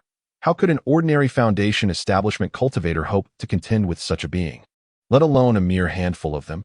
Moreover, the sheer completeness of the pile of dragon materials before him suggested that it had been entirely dismembered and transported here. Had this individual consumed it all by himself, leaving nothing for the other cultivators? Or did he possess some remarkable capability that enabled him to conquer the dragons single-handedly? As the old man excitedly touched and examined the materials, his thoughts began to wander into fanciful realms. It was then that true reverence for Han Li began to blossom within him. The shopkeeper instantly recognized these items, which took Han Li by surprise. That he had anticipated that even if the man could identify them, it would require considerable effort. The ease with which the materials were assessed now instilled a measure of confidence in Han Li. "Master Su, you recognize them so swiftly. I feel considerably reassured. Please, do proceed with the refinement." After pondering briefly, Han Li spoke politely. "Certainly. Rest assured, Elder, that I once crafted with these dragon materials alongside my father during my apprenticeship. I am well versed in their handling." The old man nodded vigorously, still clutching one of the ink dragon's claws. Reluctant to release it, Han Li couldn't help but chuckle at this sight. However, he also understood that the old man likely belonged to that type of individual utterly obsessed with crafting artifacts. Otherwise, no matter how fine the materials were, he would not have displayed such a lack of composure. Yet, this realization brought Han Li a greater sense of reassurance, indicating that the old man's skills in artifact refinement were likely commendable. Thus, the elder, carrying these materials, led Han Li into the courtyard. Half a month later, Han Li finally emerged from the shop's grand doors, glancing back with a smile before slowly departing. Once he exited the restricted flying zone of the market, he raised his hand, and a delicate white vessel sprang forth from his sleeve, hovering a few feet before him and gently swaying. Han Li gazed at it with admiration, then flicked his fingers, casting a blue-green spell upon the boat. Instantly, the small vessel began to expand, soon transforming into a genuine wooden boat capable of accommodating several individuals. Observing this transformation, Han Li lightly swayed his body and boarded the boat. Then, with a flash of white light, both he and the vessel vanished from their original position, reappearing high in the air, several dozen feet above the ground. This divine wind boat, crafted from the fins and tail of an inked flood dragon, was indeed an extraordinary flying artifact. Although it could not match the moon-concealing sect's celestial moonboat in terms of capacity, nor did it possess any defensive capabilities, it was undoubtedly a rare flying instrument when it came to speed. Thus, he would no longer have to rely on the sluggish, leaf-shaped artifact. Standing at the front of the boat, Han Li murmured to himself, a faint smile gracing his face. As he suddenly infused spiritual power from his feet into the boat's hull. The divine wind boat erupted in a blaze of white light, transforming into a white rainbow that shot forth with astonishing speed, capable of leaving even ordinary cultivators dumbfounded. Han Li sat at the front of the boat, gently closing his eyes to savor an unprecedented rush of speed. He estimated that even at the half speed of the divine wind boat, he could reach his cave abode in just over an hour. He then planned to set up the greatly diminished reversal of the 5 elements formation, ensuring a worry-free environment for his cultivation. Just as Han Li was lost in thought, he suddenly sensed a powerful surge of spiritual energy rushing toward his divine wind boat from the ground below. Although he did not know what it was, the immense spiritual force he detected suggested that if it struck the boat, it would undoubtedly result in its destruction and his demise. Startled and enraged, Han Li's eyes flew open. The boat beneath him immediately doubled its speed, leaping several dozen feet away in an instant. Simultaneously, a colossal yellow beam of light shot through the very spot where Han Li had been moments before, soaring far into the distance without scattering. This development darkened Han Li's expression. Could it be that someone was aware of his passage and had laid an ambush for him? In a mix of shock and fury, Han Li thought this. Without delay, he retrieved 2 bicolored spheres, one red and one blue, from his person and gently tapped them together. With a resounding bang, a thick, swirling cloud of red and blue smoke erupted from the spheres, swiftly enveloping Han Li. The smoke continued to expand, rapidly transforming into a colossal cloud with a diameter of over 10 feet, completely concealing Han Li from view. With the protection of this red and blue cloud, Han Li felt a slight release of tension and calmly gazed down toward the ground. After carefully surveying the situation on the ground, Han Li's mouth fell agape, unable to close for a considerable time. To his astonishment, a brawl was unfolding below. 4 or 5 cultivators at the Foundation establishment stage were desperately resisting nearly 100 adversaries who had them completely surrounded. Their opponents, devoid of expression and exuding an aura of lifelessness, were nothing but mechanical beasts resembling puppet tigers and leopards. Among them were also figures akin to the puppet archer in Han Li's possession, despite their seemingly sluggish movements, making them appear easy to dispatch. Each time one of these puppets was struck down or obliterated by the cultivator's magical tools, several new puppets would emerge from the nearby woods, ensuring that the number of attackers remained constant. Furthermore, the aggression of these puppets was exceptionally fierce. Whenever these mechanical beasts opened their gaping maws, they unleashed colossal beams of light, as thick as a bowl, akin to the one that had nearly struck Han Li. However, their beams were multicolored, each hue representing a different attribute. Indeed, it was this very assault that had inadvertently injured Han Li. As for the puppet figures, they were even more formidable. Some resembled Han Li's puppet archer, launching multicolored arrows, the thickness of a finger, from their longbows. Though their power did not rival that of the mechanical beast's beams, they came in an unending stream, relentless in their assault. Were it not for the concerted efforts of the cultivators in sustaining a massive protective shield, they would have surely perished amidst the barrage of light beams and arrows. Yet, what troubled them the most were the melee puppets wielding blades and spears. These figures not only donned heavy armor but also wielded weapons that shimmered with brilliance, each a genuine low to mid-tier magical tool. Despite their numbers being merely a dozen or so, once they surrounded the protective shield, they incessantly slashed and pierced, causing the shield to tremble precariously, flickering between light and darkness. Had it not been for 2 cultivators constantly channeling their mana into the shield, it would have likely shattered countless times by now. This was not to say the cultivators were utterly powerless against these puppets. After all, they were Foundation establishment stage practitioners, endowed with abundant mana and wielding formidable magical tools. In just a brief moment, they had incapacitated 3 or 4 dozen puppets with their strikes. Yet, no matter the might of their magical tools, the puppets in the wood seemed inexhaustible, perpetually replenishing their ranks, dragging the cultivators into a war of attrition that chilled their hearts with despair. Meanwhile, Hanli, concealed within the azure and crimson clouds above, was left utterly dumbfounded. It appeared that, for the time being, no one had discovered his presence. It seemed that the beam of light had merely been an unfortunate misfire. Finally, one impatient cultivator, unable to contain himself, hastily augmented his defenses with multiple layers of protective spells and wielded a banner-shaped defensive artifact, breaking away from the great shield and soaring outward, evidently intent on fleeing the scene. Witnessing this, the other cultivators erupted in a chorus of curses. Yet, scarcely had their maledictions escaped their lips when a colossal beam of light, nearly 10 feet in diameter, suddenly shot forth from the forest, striking the airborne cultivator with blinding speed, leaving him no time to utter even a sound before he was engulfed in flames, plummeting to the ground, his fate unknown. Chapter 229. The Giant Tiger. The several cultivators, initially filled with ire at the abrupt departure of their companion, found their harsh words dissipated into thin air. After exchanging glances, they realized that despite their previous dire predicament, their feelings of dismay were overshadowed by a surprising lack of genuine concern. They believed that even if they could not defeat the mechanical puppets, escaping into the skies would be a trivial endeavor. However, the fate of the fleeing cultivator shattered their illusions. With so many protective spells and defensive artifacts at their disposal, it was astonishing that they could not withstand the onslaught of the blinding beam of light, sending shivers down their spines. Furthermore, cultivators like them, who had reached the foundation establishment stage, were particularly averse to the prospect of death. Having achieved a lifespan beyond that of ordinary mortals, they could hardly bear the thought of perishing so easily. Yet, the terrifyingly powerful beam of light was utterly overwhelming. Had it not been directed at the fleeing cultivator rather than their protective barrier, they would have had no assurance of survival. The more they pondered, the more their composure unraveled, instilling a profound sense of trepidation within them.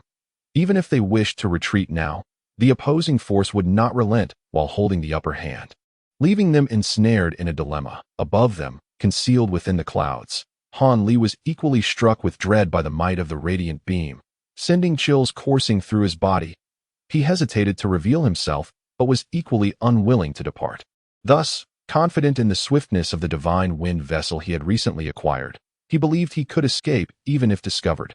Han Li chose to remain aloft, observing the unfolding chaos below. However, the azure and crimson cloud formed by his artifact was undeniably conspicuous. But fortunately, he had elevated its altitude to over 100 zhang above the ground. Consequently, he had yet to be detected by the besieged cultivators or the puppeteers hidden within the forest. Nonetheless, he understood that such a strategy was not sustainable if he were to retract the cloud. He would be left exposed in the air. Moreover, the top-tier artifact, the azure fire miasma, refined from 2 dragon eyes, not only concealed his form but also rendered it difficult for others to pinpoint his exact location. Additionally, the miasma contained residual elixir from the ink dragon, capable of inducing dizziness and gradual poisoning in those who inadvertently came into contact with it. Such a dual-purpose artifact for self-defense and subterfuge was not something Han Li would easily relinquish. In a moment of desperation, Han Li suddenly spotted a gray low-hanging cloud not far above him. A surge of joy filled his heart as he gradually maneuvered closer. Ultimately, he dove into the cloud along with his protective miasma, thoroughly concealing his presence. With his safety assured, he could now observe the fierce struggle below without concern. Clearly, the earlier beam of light had obliterated the confidence of the Foundation establishment cultivators. Although they wielded various artifacts and appeared to engage in a vibrant battle, to Han Li's discerning eye, their strength paled in comparison to the initial onslaught. This is clearly a manifestation of individuals harboring ulterior motives, unwilling to unite against a common foe. Just as Han Li was shaking his head in silent disapproval, an elder cultivator within the protective barrier seemed to grasp the gravity of the situation and suddenly shouted towards the forest, "Do you truly intend to eradicate us completely? We are disciples of several sects from the Yuanwu kingdom. By killing us, you would be offending the entire realm of cultivation in Yuanwu. Are you not afraid of inviting catastrophe upon yourself?" "Heh, catastrophe, you say? Had you uttered those words before I dispatched the cultivator attempting to flee, I might have considered your plea. Yet, now that one has already perished, It matters not if I offend another. It would be more prudent to eliminate you all. Perhaps no one will ever learn of this affair. We harbor no ill intentions. As long as you agree to a truce, we vow to keep this matter confidential. Another visibly younger cultivator hastily swore. Humph, a vow. I place no faith in such declarations. You have been lurking behind me for quite some time, claiming to bear no malice. Do you expect me to believe you wish to treat me to a meal? Furthermore, I am not even a citizen of your Yuanwu kingdom. What does it matter if I offend your realm of cultivation? Do you intend to follow me back to the Qian Bamboo sect headquarters to demand justice? If that is truly your plan, I must commend the audacity of your sect's elders. A voice, exceedingly coarse, emanated from the forest, sounding eerily familiar to Han Li at him. Han Li mused in surprise. The voice was unmistakably that of the burly man who had purchased the puppet mechanical beast at the auction. From their dialogue, it was evident that these individuals had secretly followed him after the auction, hoping to employ some underhanded methods to uncover the secrets of the puppet beast. Little did they know. This member of the Qian Bamboo sect had already sensed their presence and set a trap, ensnaring them all. Faced with this individual, they were evidently prepared to fight to the death. The initial speaker among the cultivators was not lacking in wit and immediately rallied the spirits of the others, urging them to engage in a desperate battle against this man. Oh, you dare to fight me. Do you even have the qualifications? You cannot even defeat my puppet subordinates, yet you speak of fighting to the death. I have played with you long enough. It is time to send you on your way.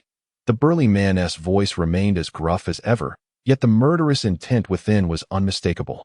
As his words fell, a thunderous rumble reverberated through the ground, followed by the resounding sound of colossal footsteps approaching from the forest, causing the cultivators within the barrier and Han Li in the air to exchange bewildered glances, uncertain of what was unfolding.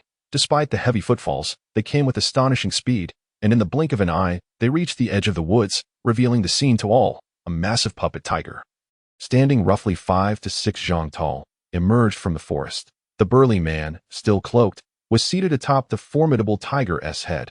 Upon witnessing such a colossal puppet tiger, several cultivators felt a chill run down their spines. Recalling the enormous light beam they had previously observed, it seemed to have originated from this beast. After revealing himself, the burly man wasted no words and directly struck the tiger's head. Suddenly, the puppet tiger beneath him slowly opened its jaw, and a myriad of white lights began to coalesce within its cavernous mouth. The other puppets, which were assaulting the protective barrier, immediately ceased their efforts and retreated a few steps in unison. These cultivators were acutely aware that the situation was dire. Almost simultaneously, they extended their hands to brace against the barrier, for it was their sole means of survival, while the notion of fleeing from the barrier crossed everyone's mind. The grim lessons of the past rendered them hesitant to act recklessly. The colossal white beam reemerged. This time, through the combined efforts of several cultivators, the beam was forcibly resisted by the protective barrier, leading to a stalemate. Although Han Li was positioned high above, his keen eyesight allowed him to discern that the faces of the cultivators bore no semblance of triumph from their successful defense. Rather, as vast amounts of spiritual energy drained into the barrier, their complexions turned ashen. Nevertheless, Han Li was confident that such a powerful assault could not be sustained for long and would soon dissipate. The cultivators within the barrier evidently understood this as well, gritting their teeth and enduring the strain. Indeed, the beam lasted only a brief moment before gradually thinning and vanishing from the tiger's maw. The surviving cultivators finally revealed expressions of relief, retracting their hands from the barrier and exhaling deeply. However, the burly man, witnessing this, let out a cold snicker. Suddenly, he revealed a hidden door on the tiger's forehead, and with a flick of his hand, he tossed in a mid-tier fire attribute spirit stone. Subsequently, the previously extinguished white light from the tiger's mouth flared back to life, leaving the cultivators facing this scene utterly dumbfounded. Han Li, too, was left speechless, astonished by the extravagant expenditure of a mid-tier spirit stone for a single strike from the puppet tiger. It was not a battle of wits, but rather a blatant display of overwhelming wealth in spirit stones. As Han Li pondered this, the cultivators who had initially coordinated their efforts finally succumbed to the overwhelming threat and scattered in disarray. With their remaining magical energy dwindling, they realized that prolonging their resistance would only hasten their demise. Thus, it was more prudent to accept their fates and flee separately. Indeed, the burly man directed the giant tiger to sweep down upon two of the fleeing cultivators with its massive beams of light.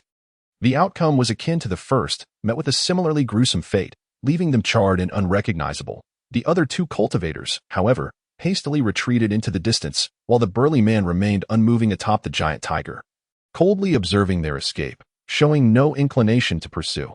Han Li, concealed among the clouds, found the situation peculiar. Given the man's earlier ruthless demeanor, it seemed unlikely that he would simply allow them to escape. Did he have another scheme in mind? Just as Han Li was lost in conjecture, the chilling voice of the burly man suddenly echoed below. Esteemed one, after watching this spectacle for so long, have you not awaited the opportune moment to strike? Upon hearing this, Han Li was taken aback. Could it be that even from such a great height, he had been detected?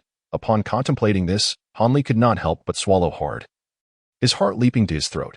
Having witnessed the formidable power of these mechanical puppets, Han Li was reluctant to become a target for the giant tiger's assault, much like those unfortunate cultivators. The velocity of that superlative beam was astonishing, and its destructive force was beyond imagination. Based on Han Li's own estimations, should he face it directly, his only recourse would be to fully activate the Shinfeng boat and evade incessantly. Otherwise, it would be nearly impossible to safely dodge the colossal beam's onslaught. After a moment of contemplation, Han Li felt an urgent desire to retreat from the sky to avoid courting disaster. However, upon observing the actions of the towering man once more, this thought dissipated like smoke. The puppets surrounding the burly figure had redirected their weapons, not toward his lofty perch, but rather diagonally toward a nearby small mound of earth. This revelation nearly caused Han Li to bite his own tongue in surprise. To his astonishment, a third individual was present, one he had been oblivious to. With a sudden rustling of disturbed soil, a figure emerged from the mound, a peculiar person donning a gray cloth bag over their head, someone who had previously clashed with the burly man. Indeed, it is you. Who might you be? You seem to possess some knowledge regarding the secrets of these puppet mechanisms. The burly man's eyes were as cold as ice, his gaze fixated fiercely upon the bag-headed individual. Long after years apart, your temper remains as fiery as ever. The bag-headed figure remained silent for a moment before suddenly uttering words that left both the towering man and the eavesdropping Han Li in utter astonishment. How do you know who I am? Which acquaintance of Huang's are you? The burly man, taken aback by the immediate revelation of his name, displayed an expression of shock, his face awash with surprise. Yet, with his identity exposed, further concealment proved futile. He simply tore off the cloak covering his head and cast it to the ground, revealing a fierce visage and a head of short, burnt yellow hair. What brings you, a guardian of the Qin bamboo sect, so far from home? Is it merely the half-finished Dianju concealed within the puppet beasts? The odd figure regarded the burly man's actions with indifference, continuing to speak in a leisurely manner. If you do not disclose your identity forthwith, do not blame Huang for being impolite. Huang Long, sensing the other's probing words striking at his most guarded secrets, felt a shift in expression and hastily admonished. Did you forget who secretly imparted the first layer of the Dianju to you? After a moment's hesitation, the peculiar figure uttered a revelation that caused the burly man's face to pale. Retreating several steps in shock, you are Senior Brother Lin? No, that's impossible. Senior Brother Lin has been deceased for many years. How dare you mock me? Huang demands your life. The burly man, initially startled, was soon consumed by a furious rage. With a fierce expression, he waved his hand, and the 100 or so puppets advanced a step, encircling the odd figure from a distance. Seeing that Huang had not forgotten their past camaraderie, I find solace in that. The odd figure suddenly spoke with a gentle gleam in his eyes, then pulled off the bag from his head, revealing his true identity. Senior Brother Lin, Senior Uncle Lin, both the burly man and Han Li, who had been intently observing the unfolding events, exclaimed almost simultaneously, though the burly man voiced it aloud. Han Li could only express his astonishment inwardly. This peculiar individual is none other than the venerable Elder Lin, whom Han Li had encountered during his initial foray into the Huangfeng Valley. Renowned for his exquisite talent in carving, the lifelike and charming little monkey he had sculpted left a profound impression on Han Li, enabling him to recognize the elder at a glance. It truly is Senior Brother Lin. Yet, how has he aged so drastically? Furthermore, had he not already? The burly man, despite his exclamation, could scarcely believe his eyes. After a moment's scrutiny, he was overtaken with joy and rushed forward to seize Lin's hands, his face alight with fervent emotion. Huang Shidi. On that fateful day, I merely feigned my demise. The one who perished was Han Li's Uncle Lin began, a smile gracing his lips. But his expression abruptly shifted to one of alarm and fury as he violently wrenched his hands away from Huang Shidi's grasp. His wrists now bore two deep, dark wounds, reminiscent of chopsticks, from which a thick, black blood flowed incessantly, evidently laced with a peculiar venom. Had Lin Shixiang's mind deteriorated during his years of evasion? How could he have been so careless as to allow himself to be wounded by his junior? TSK, that black silk worm was procured with immense difficulty from the Gu poison sect. It surely won't be easily eradicated. This is all on you, Shixiang. If you intended to feign death, you ought to have done so discreetly.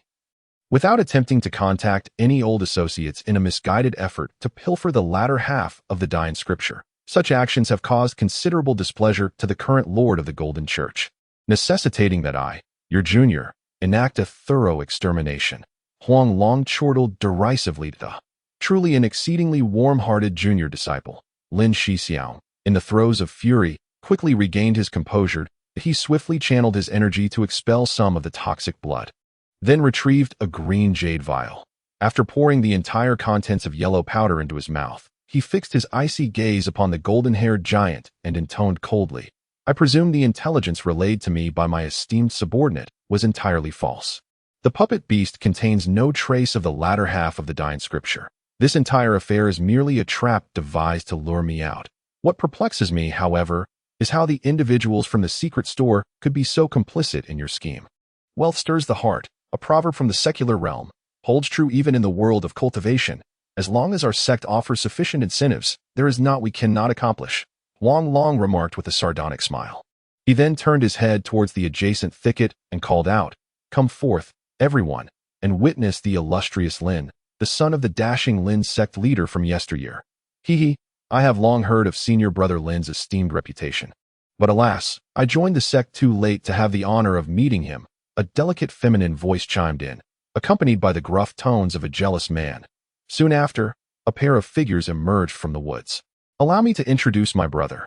These two are the newly appointed guardians of our sect," Huang Long began, eager to mock the once dominant Lin Shixiao. However, before he could finish his words, Brother Lin, realizing he had fallen into a trap, abruptly turned his body with great urgency, his hands flailing wildly that a multitude of black dots, shimmering with a spectrum of colors, erupted from him, scattering around his vicinity. Instantly, countless beams of light flickered upon the ground. And then, fully armored puppet soldiers began to materialize around him, growing in size from small to large, numbering over 200 in total. A truly spectacular sight. Be cautious. This individual has actually mastered the third layer of the Great Transformation technique. Allowing him to control such a multitude of puppets, we must ensnare him at all costs. He must not escape. Once the toxins within him flare up, even with immense power, you will be rendered helpless," bellowed the burly Huang Long, commanding his puppets to charge forward. After exchanging a glance, the man and woman summoned over 200 puppet beasts, launching their assault in unison. Thus commenced an extraordinary battle of puppets. Colorful light arrows and beams clashed incessantly, while in the front lines, vast numbers of weapon-wielding soldier puppets and mechanized beasts engaged in fierce combat. Han Li, who had been observing from above, was left utterly astonished. Though he had yet to fully comprehend the situation, he began to form a vague understanding. Brother Lin had evidently hailed from the Qian Bamboo sect prior to entering Huangfeng Valley, and he was none other than the son of the sect's leader. However, it was clear that he had lost his standing and had thus been hiding in Huangfeng Valley until now. Yet, now, in pursuit of some grand scheme involving the Great Transformation technique, he had inadvertently provoked the new sect leader, who had sent former comrades to eliminate him. Upon grasping the intricate relationships at play, Han Li couldn't help but let out a sigh. Observing the fierce battle below, he realized that this was not a conflict in which a mere foundation establishment cultivator like himself could afford to meddle. It would be wise to extricate himself before he unintentionally became embroiled in the fray. Understanding the stakes, Han Li swiftly retracted the green fire miasma, then activated his divine wind boat with all his might, transforming it into a long, white comet that soared into the sky. The commotion caused by Han Li's departure did not go unnoticed by the four engaged in battle below, startling them and causing them to momentarily ease their conflict. They had not anticipated that someone was eavesdropping on their conversation, and it seemed that many secrets had been overheard. However, upon seeing Han Li's judicious retreat, which indicated he was not an ally, The four exchanged glances and promptly resumed their fierce struggle. Chapter 231. Trouble approaches flying at full speed. Han Li wasted no time as he retrieved the formation jade slip entrusted to him by Qi Yunxiao and focused his mind on thoroughly studying the method for deploying the formation artifacts. He resolved to set aside other matters for the moment and prioritize the establishment of the defensive array for his cave dwelling. After all, the battleground of those individuals was alarmingly close, leaving him with a profound sense of insecurity. The arrangement of the inverted five elements formation was remarkably straightforward, by accurately positioning the formation flags and discs and burying them underground, along with arranging several spirit stones to form a miniature formation at the focal point. He could ensure that the entire array was adequately supplied with spiritual energy. Such a grand formation could be activated immediately, and as long as its master possessed a basic understanding of some simple manipulation techniques, they could utilize the primary array flag in hand to incite the great formation to operate with various tactical transformations, ensnaring and bewildering their foes. Han Li meticulously arranged the magical instruments as required, inserting them correctly and burying those that needed to be buried. Then, with a steely resolve, he embedded several mid-tier spirit stones. This constituted half of all his spirit stones, inflicting considerable discomfort upon him for quite some time. Yet, to ensure the formation's power remained uncompromised, he had no choice but to endure this painful sacrifice, although he could easily exchange some aged spirit herbs for a substantial quantity of spirit stones at the market. Doing so would significantly increase the likelihood of his secret being discovered, leading to capture and interrogation. If he were not cautious, he might find himself in the very same predicament he had witnessed today. Han Li lamented inwardly. After testing the operation of the formation, it appeared quite satisfactory. However, the true efficacy of its enemy confinement and defense could only be verified when faced with an external invasion. The mere fact that it could envelop dozens of acres surrounding his cave abode without revealing any signs of anomaly from the outside left Han Li feeling that it was worth every spirit stone spent. With a sense of relief, Han Li returned to his chamber to contemplate his cultivation matters. To have even the slightest chance of fortuitously entering the core formation stage, one must possess an exceptional technique, unparalleled talent, and immense opportunities, among many other prerequisites. In comparison, the difficulty of foundation establishment was hardly significant. After all, with sufficiently good aptitude and a couple of foundation establishment pills, the probability of success was quite substantial. Yet, for a core formation, even with all the aforementioned conditions met, the number of cultivators who could truly succeed was exceedingly few. Thus, the emergence of each core formation cultivator was typically a cause for celebration, often leading to grand festivities within their sects, quickly spreading throughout the local cultivation community. The reason the Hidden Moon sect could claim the title of the foremost sect in the state of Yu was not only due to their thousands of foundation establishment disciples, far surpassing other sects, but also because their number of core formation cultivators was significantly higher than those of other sects, boasting over a dozen, enough to look down upon the remaining 6 sects. Han Li recognized that his aptitude was woefully inadequate, certainly lagging behind other foundation establishment disciples. Thus far, he had only acquired a rather mediocre technique, the Azure Origin Sword Art, which he could not even cultivate. Opportunities were ethereal and elusive, dependent solely on one's fortune. In light of this, it seemed that, at present, the odds were decidedly against Han Li. However, after some analysis, Han Li concluded that although his aptitude was abysmal, possessing the mysterious vial capable of hastening the growth of spirit herbs and the ability to refine pills was not an insurmountable deficiency. As for opportunity, it was beyond human control, and thus he need not dwell on it. Therefore, the only avenue left for him to enhance his chances of core formation was to seek out a superior technique suitable for his cultivation. The very first person that sprang to Han Li's mind in his quest for a cultivation technique was his rather lenient master, Li Huayuan. Since the latter had accepted him as a named disciple, it seemed only fitting that he should impart some techniques to him now. After all, having successfully achieved core formation, perhaps he could offer him some guidance in selecting a technique. As Han Li pondered over this matter, he resolved to return to Huangfeng Valley at dawn the following day to inquire about the whereabouts of his master's cave dwelling, hoping to seek his guidance. It was likely that his master remained unaware of Han Li's successful foundation establishment. It was indeed quite absurd. Ever since Li Huayuan accepted him as a disciple, he had not summoned Han Li even once, treating him almost as if he were non-existent over the years, leaving Han Li with a sense of unease that, of course, in his frustration, Han Li would not take the initiative to seek him out. lest he appear overly presumptuous. Yet now, having successfully established his foundation, he truly wished to find this master. To his dismay, he was left in utter confusion, resorting to inquiries with outsiders. A situation that was exceedingly awkward. After a moment of self-deprecation, Han Li let out a wry smile and gradually drifted into slumber on the stone bed. Uncertain of the passage of time, he was abruptly jolted awake by a sudden and violent tremor. Still teetering between consciousness and dreams, he initially suspected the shaking was merely a figment of his imagination. However, another violent quake dispelled the last vestiges of sleep from his mind. Besides the quaking ground, a resounding explosion echoed from outside the cave, unmistakably indicating that someone was tampering with his protective barriers and forcefully assaulting the grand formation. Han Li was both alarmed and enraged. Without a moment's hesitation, he dashed out of his chamber, racing toward the cave's entrance. Upon emerging, he was met with a sight that nearly caused him to bite his own tongue in shock. A multitude of luminous arrows and beams of light assailing him, while the sky above was teeming with mechanical puppets. What was going on? In an effort to avoid attracting trouble, he had intentionally refrained from intervening in yesterday's events. Yet now that he had returned to his abode, they had come seeking him instead. Moreover, their aggressive demeanor suggested there was no misunderstanding at play. Could it be that he had been tracked after leaving yesterday, and some foul play had occurred? In this moment of crisis, Han Li's mind became remarkably clear, and various strategies began to flood his thoughts. Listen well. It would be prudent to surrender the individual who has taken refuge here. As long as you hand him over to us, we shall refrain from further disturbing the master of this domain.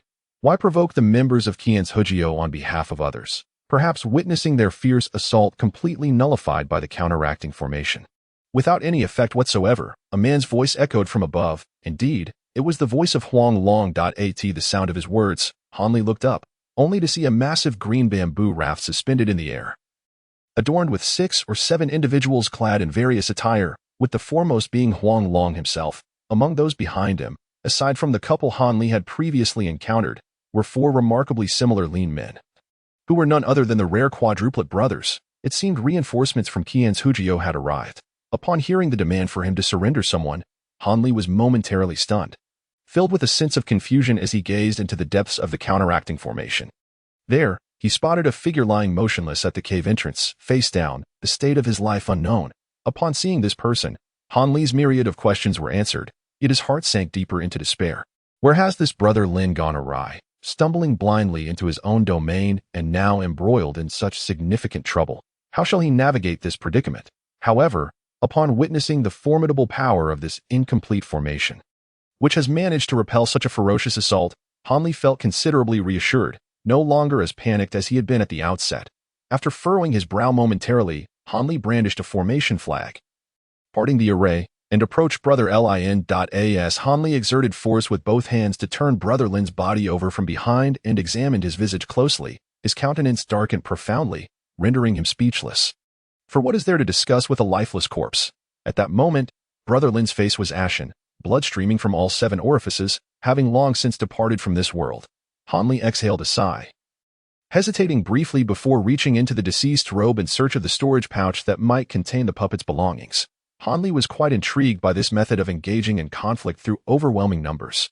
Yet, as Han Li lifted the corner of the garment, a green, eerie light suddenly burst forth from the corpse's embrace, darting toward Han Li's face like a shooting star. Taken aback, Han Li gasped and instinctively leaned back. However, just as the light was about to make contact with his face, a flash of white light emanated from Han Li's right hand, as he swiftly grasped the green orb with remarkable speed. Securing it firmly in his grip, the orb emitted a series of piercing cries, resonating with anguish. "Junior brother, spare me. I too have fallen victim to my enemies and was left with no choice. If you would but let me go, I, Lin, promise to grant you an immense benefit." The voice of Brother Lin's spirit echoed in Han Li's mind, pleading for mercy and offering substantial rewards. "Was it not your intention to seize my body?" Han Li retorted, his expression darkening without further inquiry into the promised benefits. "Indeed, that is true, but I was merely momentarily confused and will surely compensate you for your fright." Brother Lin's voice was tinged with embarrassment, repeatedly offering apologies. Chapter 232. The Great Transformation Technique. Upon hearing the words of his adversary, Han Li maintained his firm grip on the spirit, pondering deeply. After a lengthy pause, He finally lifted his gaze and coldly remarked, "Had I been caught off guard by your spirit's invasion, would you have shown me mercy?" The implications of Han Li's words were unmistakable, revealing the sinister undertones of his inquiry. "I can reveal a secret to you. A transcendent technique." Brother Lin's spirit, now filled with dread, hastily communicated telepathically that a secret, a technique? Could it be the great transformation technique of your Qian Bamboo sect? Han Li's nonchalant inquiry caused the green light of the spirit to flicker, and a stammering voice of astonishment emerged. "How do you know of this? You were the one who spied yesterday." At this moment, Brother Lin grasped the reality of the situation. "Very well. Since you are aware that I am not entirely ignorant of your affairs, you might as well divulge everything. Surely, you wouldn't wish for me to obliterate your spirit at once." Although Han Li spoke nonchalantly, it caused Lin's primordial spirit to tremble in his grasp. What more could there be to say? Hadn't the junior brother already heard most of it yesterday? Lin let out a long sigh and spoke in a soft voice. Meanwhile, the members of the Qianzhou sect outside the formation, witnessing the lack of response from within after their communication, became infuriated and ordered their puppets to launch a new wave of attacks. The area outside the formation once again erupted in chaos. Yet within, tranquility reigned supreme, save for the faint sounds and subtle vibrations that could be perceived. "Junior brother, what kind of extraordinary formation is this? Capable of withstanding such fierce assaults, it is truly remarkable," Lin exclaimed, feigning astonishment upon witnessing the scene. "Humph. Do not concern yourself with the nature of my formation, nor should you make reckless interjections. Moreover, I have no interest in the squabbles among your Qianzhou sect. What I wish to know is whether you possess any knowledge of the Diyinju, and what mystical powers may arise from its cultivation. Should you intend to deliberately delay, I shall not hesitate to destroy you immediately." Han Li replied, his brow furrowing as his voice turned icy. He then concentrated the white light in his hand, exerting a slight pressure with his fingers, which elicited a pained cry from Lin's primordial spirit, rendering him unable to utter another word. The Diyinju is a secret technique uniquely created by our sect's founding ancestor, specifically designed to enhance one's spiritual consciousness and cultivate the art of spirit division. It is also an essential skill for mastering puppetry within our Qianzhou sect. Only by practicing this art can one infuse their consciousness into numerous puppets and manipulate them at will. Otherwise, no matter how many puppets we craft, if we cannot control them simultaneously, what purpose do they serve? Having experienced Han Li's methods, Lin dared not prolong his response and hurriedly spoke. "Since it is the foundational technique of the Qianzhou sect, why would you seek to covet it? Furthermore, there seems to be mention of a simplified version. What is the meaning of this?" Han Li inquired, maintaining an impassive demeanor. "There is nothing to conceal. While the Diyinju is indeed our sect's foundational technique, it is also the cornerstone of our teachings and cannot be easily imparted to all disciples. Thus, the version practiced by current members of the Qianzhou sect is merely a simplified first layer of the original Diyinju. Although it is easier to cultivate, once fully mastered, it pales in comparison to the power of the first layer of the authentic Diyinju. Only the higher echelons of our sect are permitted to cultivate the original. Those outside, having only attained the first two layers of the authentic Diyinju, can manipulate nearly 100 mechanical puppets at once. As for myself, having cultivated the third layer, I am capable of controlling over 300, surpassing them. However, the layers beyond the third have historically been reserved for the sect leader and the heir apparent.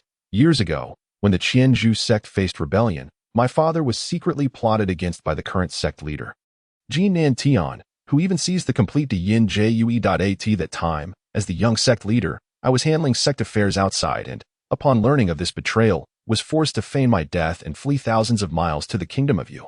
Though I lacked the complete Diyinju as the sole son of the sect leader, I was nonetheless privy to the techniques of the first four layers and compiled them into a volume known as the upper text of the Diyinju. Originally, I intended to spend the remainder of my days in this place. Yet unexpectedly, the Diyinju has recently shown signs of imminent advancement to the third tier, igniting within me a fervent desire for vengeance. In a moment of folly, I reached out to a few loyal subordinates from that time, hoping they could pilfer the incantations for the latter three tiers. However, I never anticipated such a calamitous outcome. I am left uncertain as to whether they were apprehended during the theft or if they have betrayed me entirely. Brother Lin recounted this incident in detail, yet as he approached the conclusion, his voice brimmed with anger and resentment.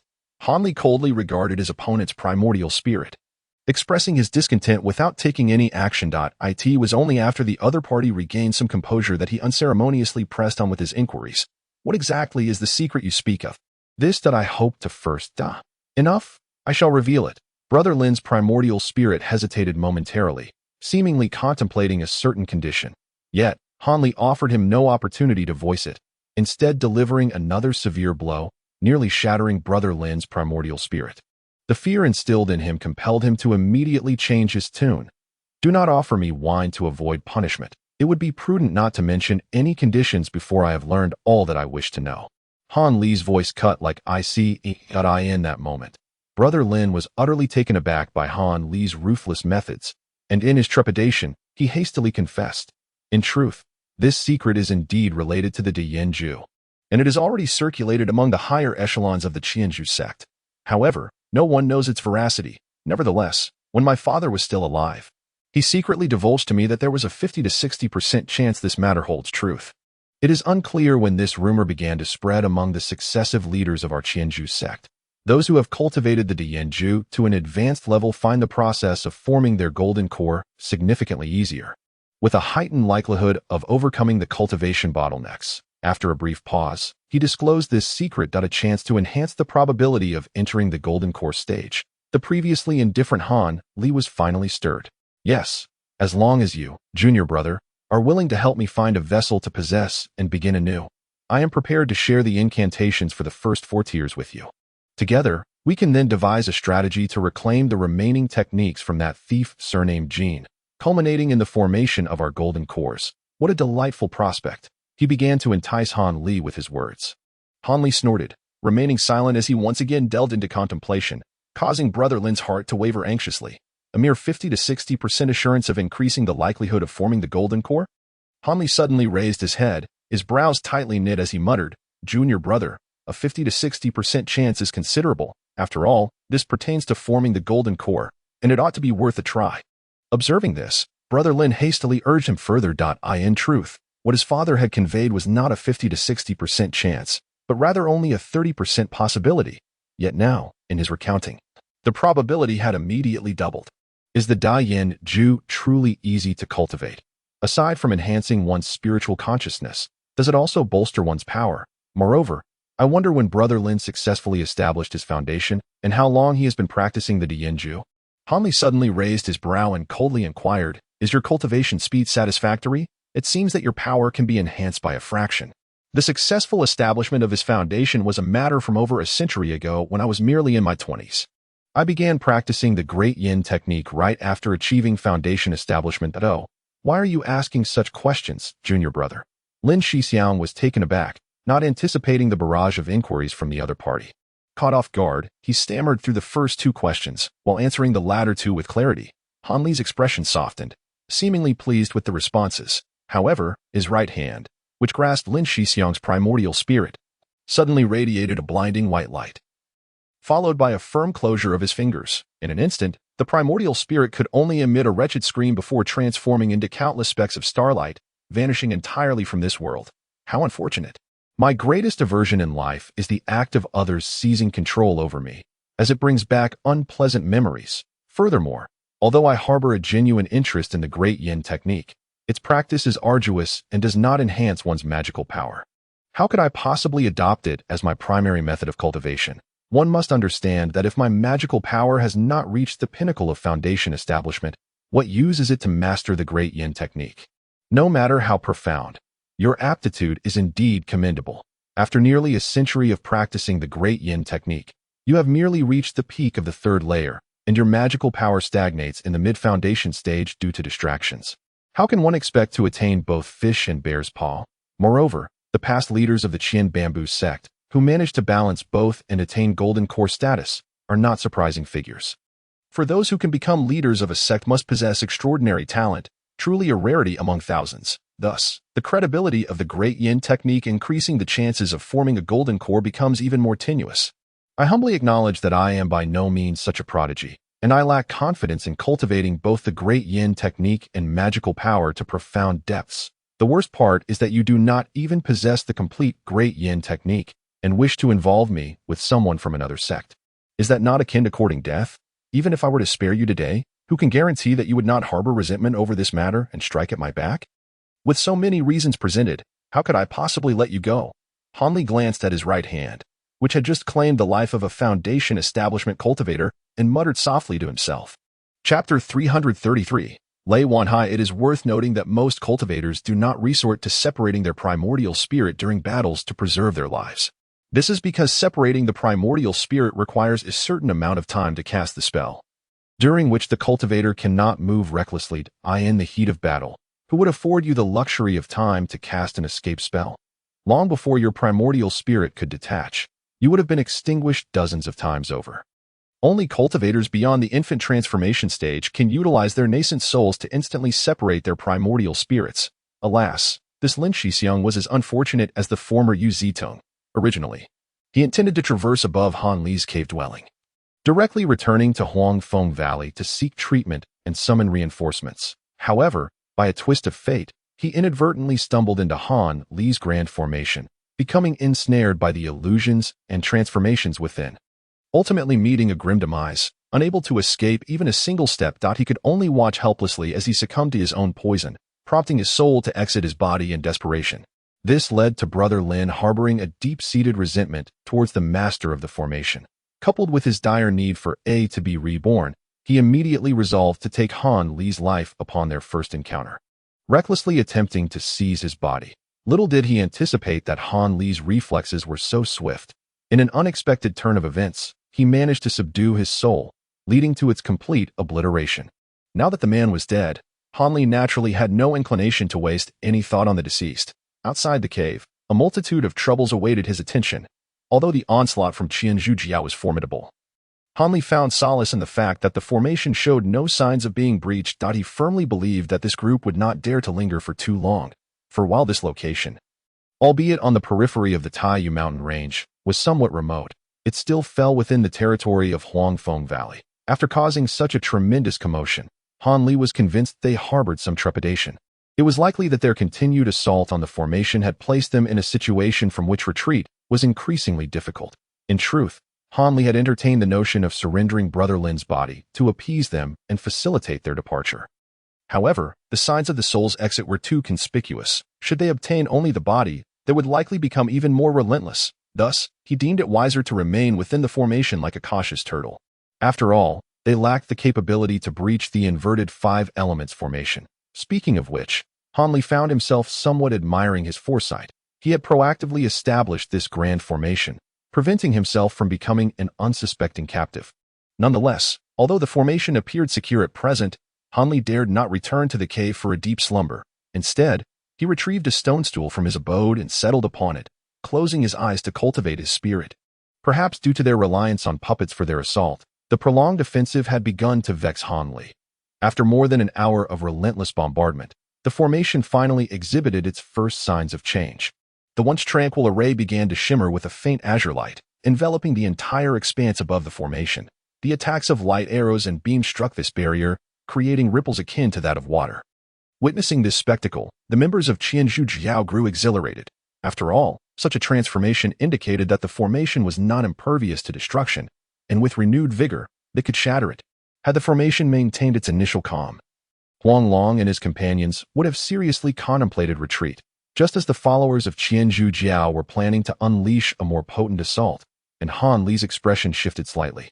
A thunderous roar echoed from afar. Which audacious brats dare to act so recklessly in the Taiyu mountain range, attacking the cave dwelling of my disciples? If you seek death, I shall gladly send you on your way. The voice reverberated so powerfully that even Han Li, shielded by the formation, felt his ears ringing, and his complexion turned pale. Moreover, let alone the several disciples of the Qianzhu who were directly confronted by this voice outside the formation. They staggered momentarily, nearly tumbling off the bamboo raft. These were cultivators at the core formation stage. We must retreat swiftly.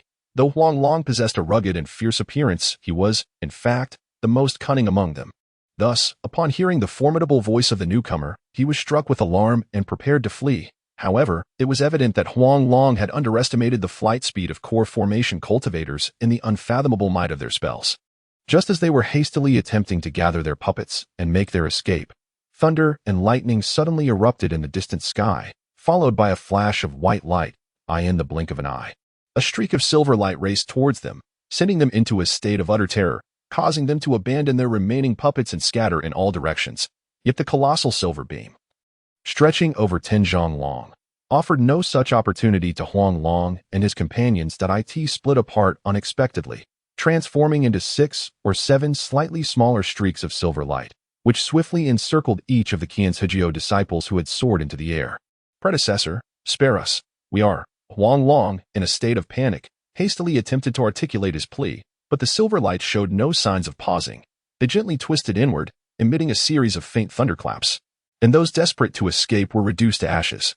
With Huang Long meeting the same fate, at this moment, all the silver lights converged once more, revealing a corpulent figure, an exceedingly rotund man. His eyes were squinted to mere slits beneath the layers of flesh that hung heavily from his chin, which seemed to consist of folds upon folds of thick skin.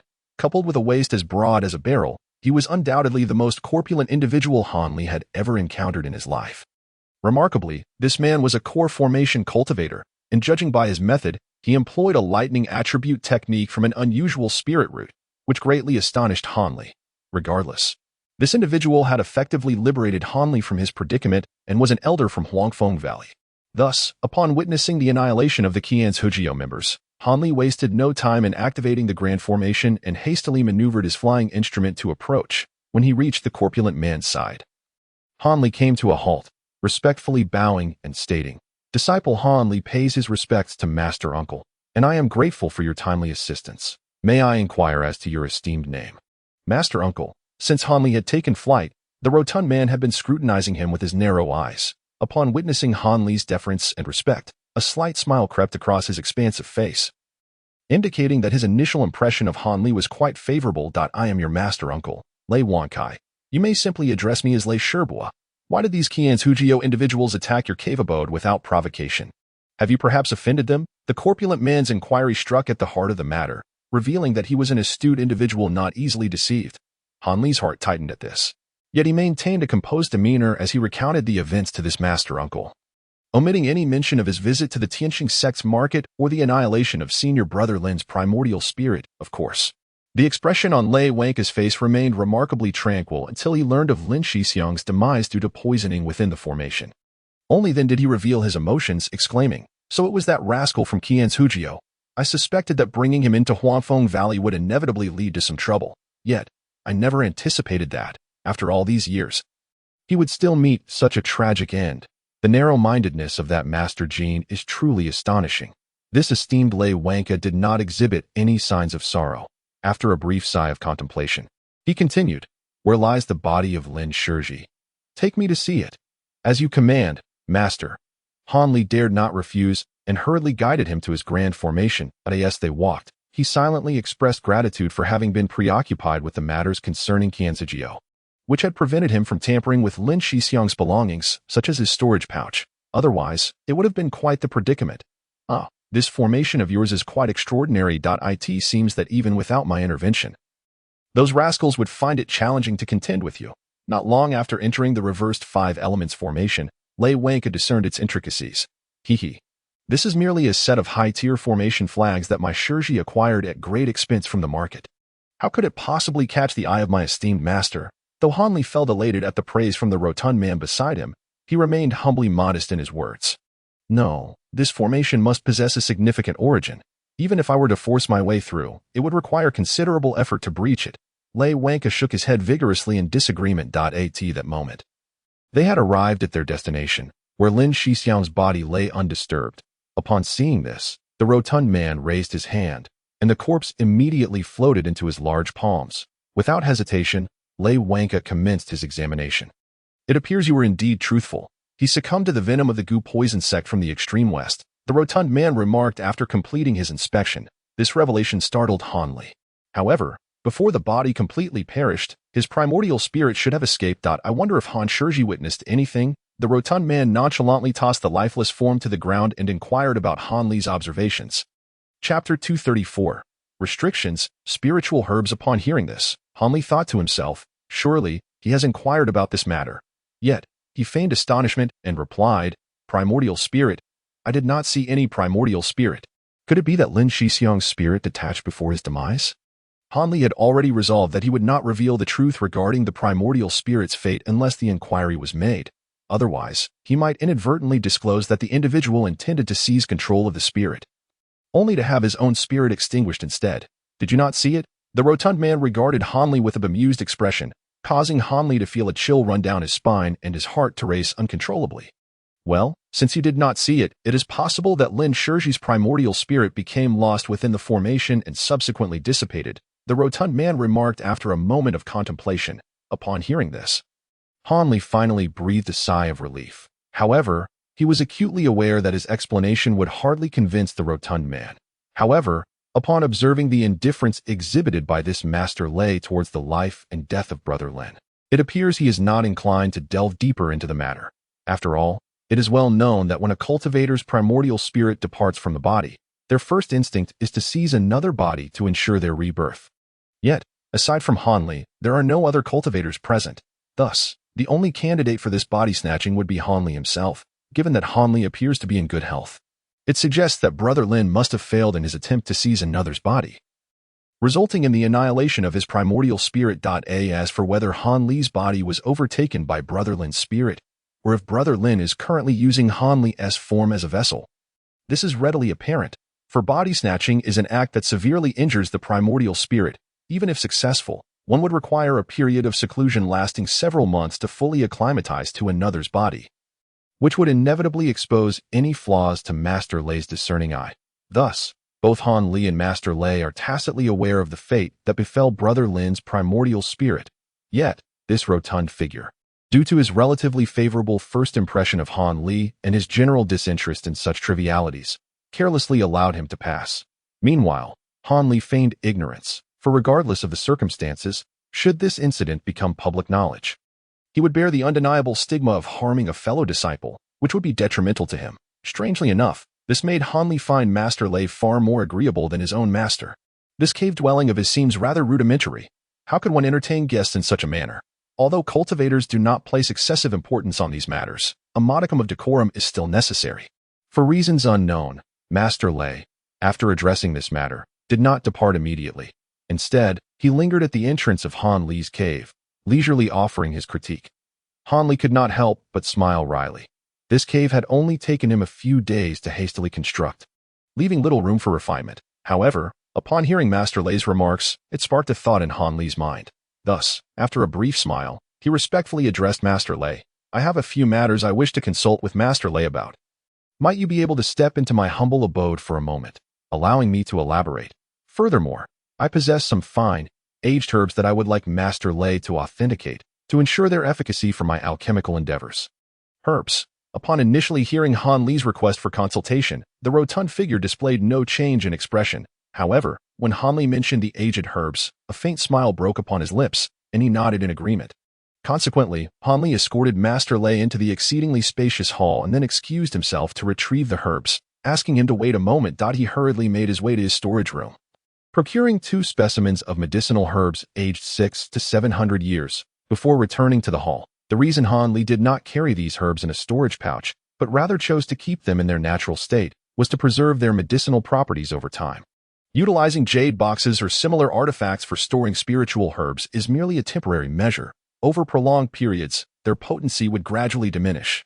Hence, nearly every cultivator's cave is equipped with such a specially warded storage room, ensuring the perpetual preservation of the herb's spiritual essence. However, in order to guard against the extraordinary spiritual awareness of this Master Lei, Han Li had already concealed all the items within his storeroom, as well as the spirit spring, from sight. He had activated a special variation of the forbidden spiritual awareness technique within the inverted 5 elements great array. Now, if this Master Lei wished to spy on anything, he must be feeling quite frustrated. The Jade Slip explicitly stated that this variation of forbidden spiritual awareness was remarkably simple to execute, thus allowing it to be manufactured alongside the authentic artifact without any diminishment of power. This was the sole effect capable of rivaling that of the genuine Great Array. After Han Li had successfully arranged the array, he had tested the efficacy of this variation, discovering that his spiritual awareness could only traverse a few feet around him. Unable to extend any further. As for Master Lei, even as a golden core cultivator, his spiritual awareness far surpassed Han Li's. Thus, it was reasonable to assume he could not extend beyond the vast hall several dozen yards. This was precisely why Han Li dared to invite him in. Otherwise, should Master Lei sweep his awareness over Han Li's storeroom and the other spirit spring he had sealed away, it was likely that this Master Lei Wanha would harbor some ill intentions. However, failing to invite Master Lei into his abode from the outset would have been even more unwise, only serving to heighten the man's suspicions. After all, it was indeed quite abnormal for a master to arrive at a junior's abode without being invited inside. Even if the other party initially overlooked this, what if he later pondered the matter? That would be even worse. Moreover, Han Li genuinely wished to consult this rotund master on certain matters and was eager to forge a connection with him. After all, he was a golden core cultivator, and establishing a rapport with Master Lei could yield significant benefits in the future. As Han Li silently contemplated this, he held 2 medicine boxes in his hands and entered the hall. He then proceeded to open the boxes before Lei Wanha, inviting him to perform the so-called appraisal. At that moment, Lei Wanha felt quite displeased. While Han Li was fetching the medicinal materials, he had indeed extended his spiritual awareness, attempting to gauge the size and scale of the abode. This was not out of any nefarious intent, but rather an instinctive reaction of a golden core cultivator. Yet, when his awareness ventured more than a dozen yards from his body, it inexplicably felt as though it were burdened by 1,000 pounds, unable to extend even a hair's breadth further. This revelation left a look of shock upon Lei Wanha's broad face. He had encountered this limitation of spiritual awareness before. In several of his friends' abodes, he had faced similar circumstances. Clearly, some form of restriction against probing spiritual awareness was at play. However, those acquaintances of his were all golden core cultivators, and it was not surprising for their abodes to contain such restrictions. Yet, this disciple of his was evidently only a foundation establishment cultivator, and this abode seemed to have been constructed not long ago. For such restrictions to exist here was rather peculiar. Lei Wanha did not associate the emergence of this restriction with the great array outside the abode. For him, the potency of the great array outside was already quite remarkable, demonstrating formidable defensive capabilities. If it could also produce additional variations that severed spiritual awareness, would it not be akin to the defensive great arrays of some minor sects? Such a powerful forbidden array could hardly be expected to manifest outside the abode of a foundation establishment disciple. It is highly likely that Lei Wan never anticipated that Han Li's grand formation was, in fact, a simplified version of the renowned reverse 5 elements formation, even if it possesses merely 1/10 of the original formation's power. It is certainly not inferior to those so-called sect-defending formations. Therefore, when Han Li opened the medicinal box for him to inspect, Lei Wan was momentarily distracted, contemplating this very matter. His gaze did not immediately fixate on the contents within the box, adopting a nonchalant demeanor as if it mattered little whether he looked or not. However, when his eyes finally fell upon the 2 medicinal herbs, aged between 600 to 700 years, an abrupt change occurred. His previously languid expression vanished in an instant. At that moment, considerations of any restrictions or spiritual awareness were cast aside. In Lei Wan's eyes, there remained only the 2 remarkably vibrant herbs. These 2 spiritual medicines had been procured by his disciple from the outside world at great expense. Yet due to the disciple's lack of experience, he was unable to accurately assess their age, hence they had remained unused. Now that his senior apprentice had arrived, it was the perfect opportunity for him to assist in their appraisal. Lei Wan scarcely heard what Han Li had said. After a few casual acknowledgments, he gingerly lifted one of the spiritual herbs, scrutinizing it closely. Han Li observed the other's expression with keen interest, a subtle smile gracing his lips. It seemed that these 2 herbs were indeed the right choice. He had long heard that golden core stage cultivators coveted spiritual herbs even more than those in the foundation establishment stage. At the golden core stage, not only is it an arduous endeavor to transform a core into an infant, but elevating one's magical power to a higher tier is equally fraught with challenges. Thus, consuming a substantial quantity of elixirs becomes the common pathway for golden core cultivators to enhance their magical prowess. Chapter 235. Han Li's thoughts. Ordinary elixirs in this world have long since ceased to be effective for golden core cultivators. Only elixirs concocted from herbs aged several hundred years and certain naturally occurring spiritual plants can accelerate their cultivation speed. Consequently, a significant portion of a golden core cultivator's journeys is devoted to scouring for exceedingly rare herbs. This was precisely the reason why Li Huayuan, upon encountering Han Li emerging from a forbidden zone with such a plethora of spiritual herbs, was determined to recruit him as a disciple by any means necessary. These heavenly spiritual herbs were simply too tantalizing to resist. In truth, even if the expedition had been led not by Li Huayuan but by Lei Wan or other golden core cultivators, they would likely not have overlooked Han Li's share of the herbs. There is a high probability they would have employed similar tactics. It was merely that Li Huayuan had been somewhat parsimonious, contenting himself with merely accepting Han Li as a nominal disciple. However, consuming elixirs is merely an auxiliary means of advancing one's magical power. It serves only to shorten the duration of meditation and the absorption of spiritual energy. Diligent and arduous cultivation is the true path to transforming spiritual energy into one's own magical power. Otherwise, no matter how many elixirs one consumes, if one does not dedicate time to refining the spiritual energy contained within them, it remains utterly futile and will not augment one's magical prowess. After all, external spiritual energy and one's own magical power are fundamentally distinct entities. There have even been instances where individuals consumed forbidden elixirs unearthed from ancient ruins, resulting in an excess of spiritual energy within their bodies, ultimately leading to their explosive demise. Therefore, carelessly consuming elixirs that far exceed one's realm is an exceedingly perilous endeavor. Moreover, when confronted with a formidable bottleneck, many cultivators often resort to the ethereal power of medicinal pills as a means to break through, a method that has proven to be quite effective. Those rare practitioners who can transcend their cultivation barriers without any external aid from such elixirs are exceedingly few within the realm of cultivation, and each of them is regarded as a prodigy, appearing only once in a century. Individuals blessed with heavenly spiritual roots are universally acknowledged as possessing unparalleled innate talent, even those with extraordinary spiritual roots, when faced with similar cultivation impediments, find themselves compelled to resort to medicinal pills, rendering their plight no different from that of ordinary cultivators. The esteemed cultivator, Lei Wanka, finds himself ensnared by such a bottleneck. Therefore, he had just returned from his quest for medicinal herbs to concoct auxiliary pills. However, fortune did not favor him this time. Aside from acquiring 2 specimens of herbs aged over 400 years, he returned empty-handed, which left him seething with frustration. This was the principal reason he resorted to violence upon encountering the disciples of the Qian Bamboo sect. Had he not vented his pent-up emotions then, it is likely that his mood would have languished for an extended period. It can only be said that Huang Long and others were exceedingly unfortunate to cross paths with this ill-tempered harbinger of calamity. At that moment, Lei Wanka's thoughts were in tumult. Having traversed the path of cultivation for over 3 centuries, he had encountered countless varieties of herbs. The instant these 2 spiritual grasses came into his sight, he immediately discerned their precise age, much to his elation. It is worth noting that the enhancement pill he aspired to refine required spiritual herbs that were at least 500 years old, which necessitated his year-long expedition. Yet, despite scouring every market and apothecary throughout the entirety of the Yu Kingdom, he had failed to find a single herb that met his expectations. Thus, he reluctantly settled for 2 inferior specimens aged 400 years, intending to use them in a pinch. However, he was acutely aware that utilizing such insufficiently aged spiritual grasses to concoct the enhancement pill would likely result in a diminished efficacy, providing him with little substantial benefit.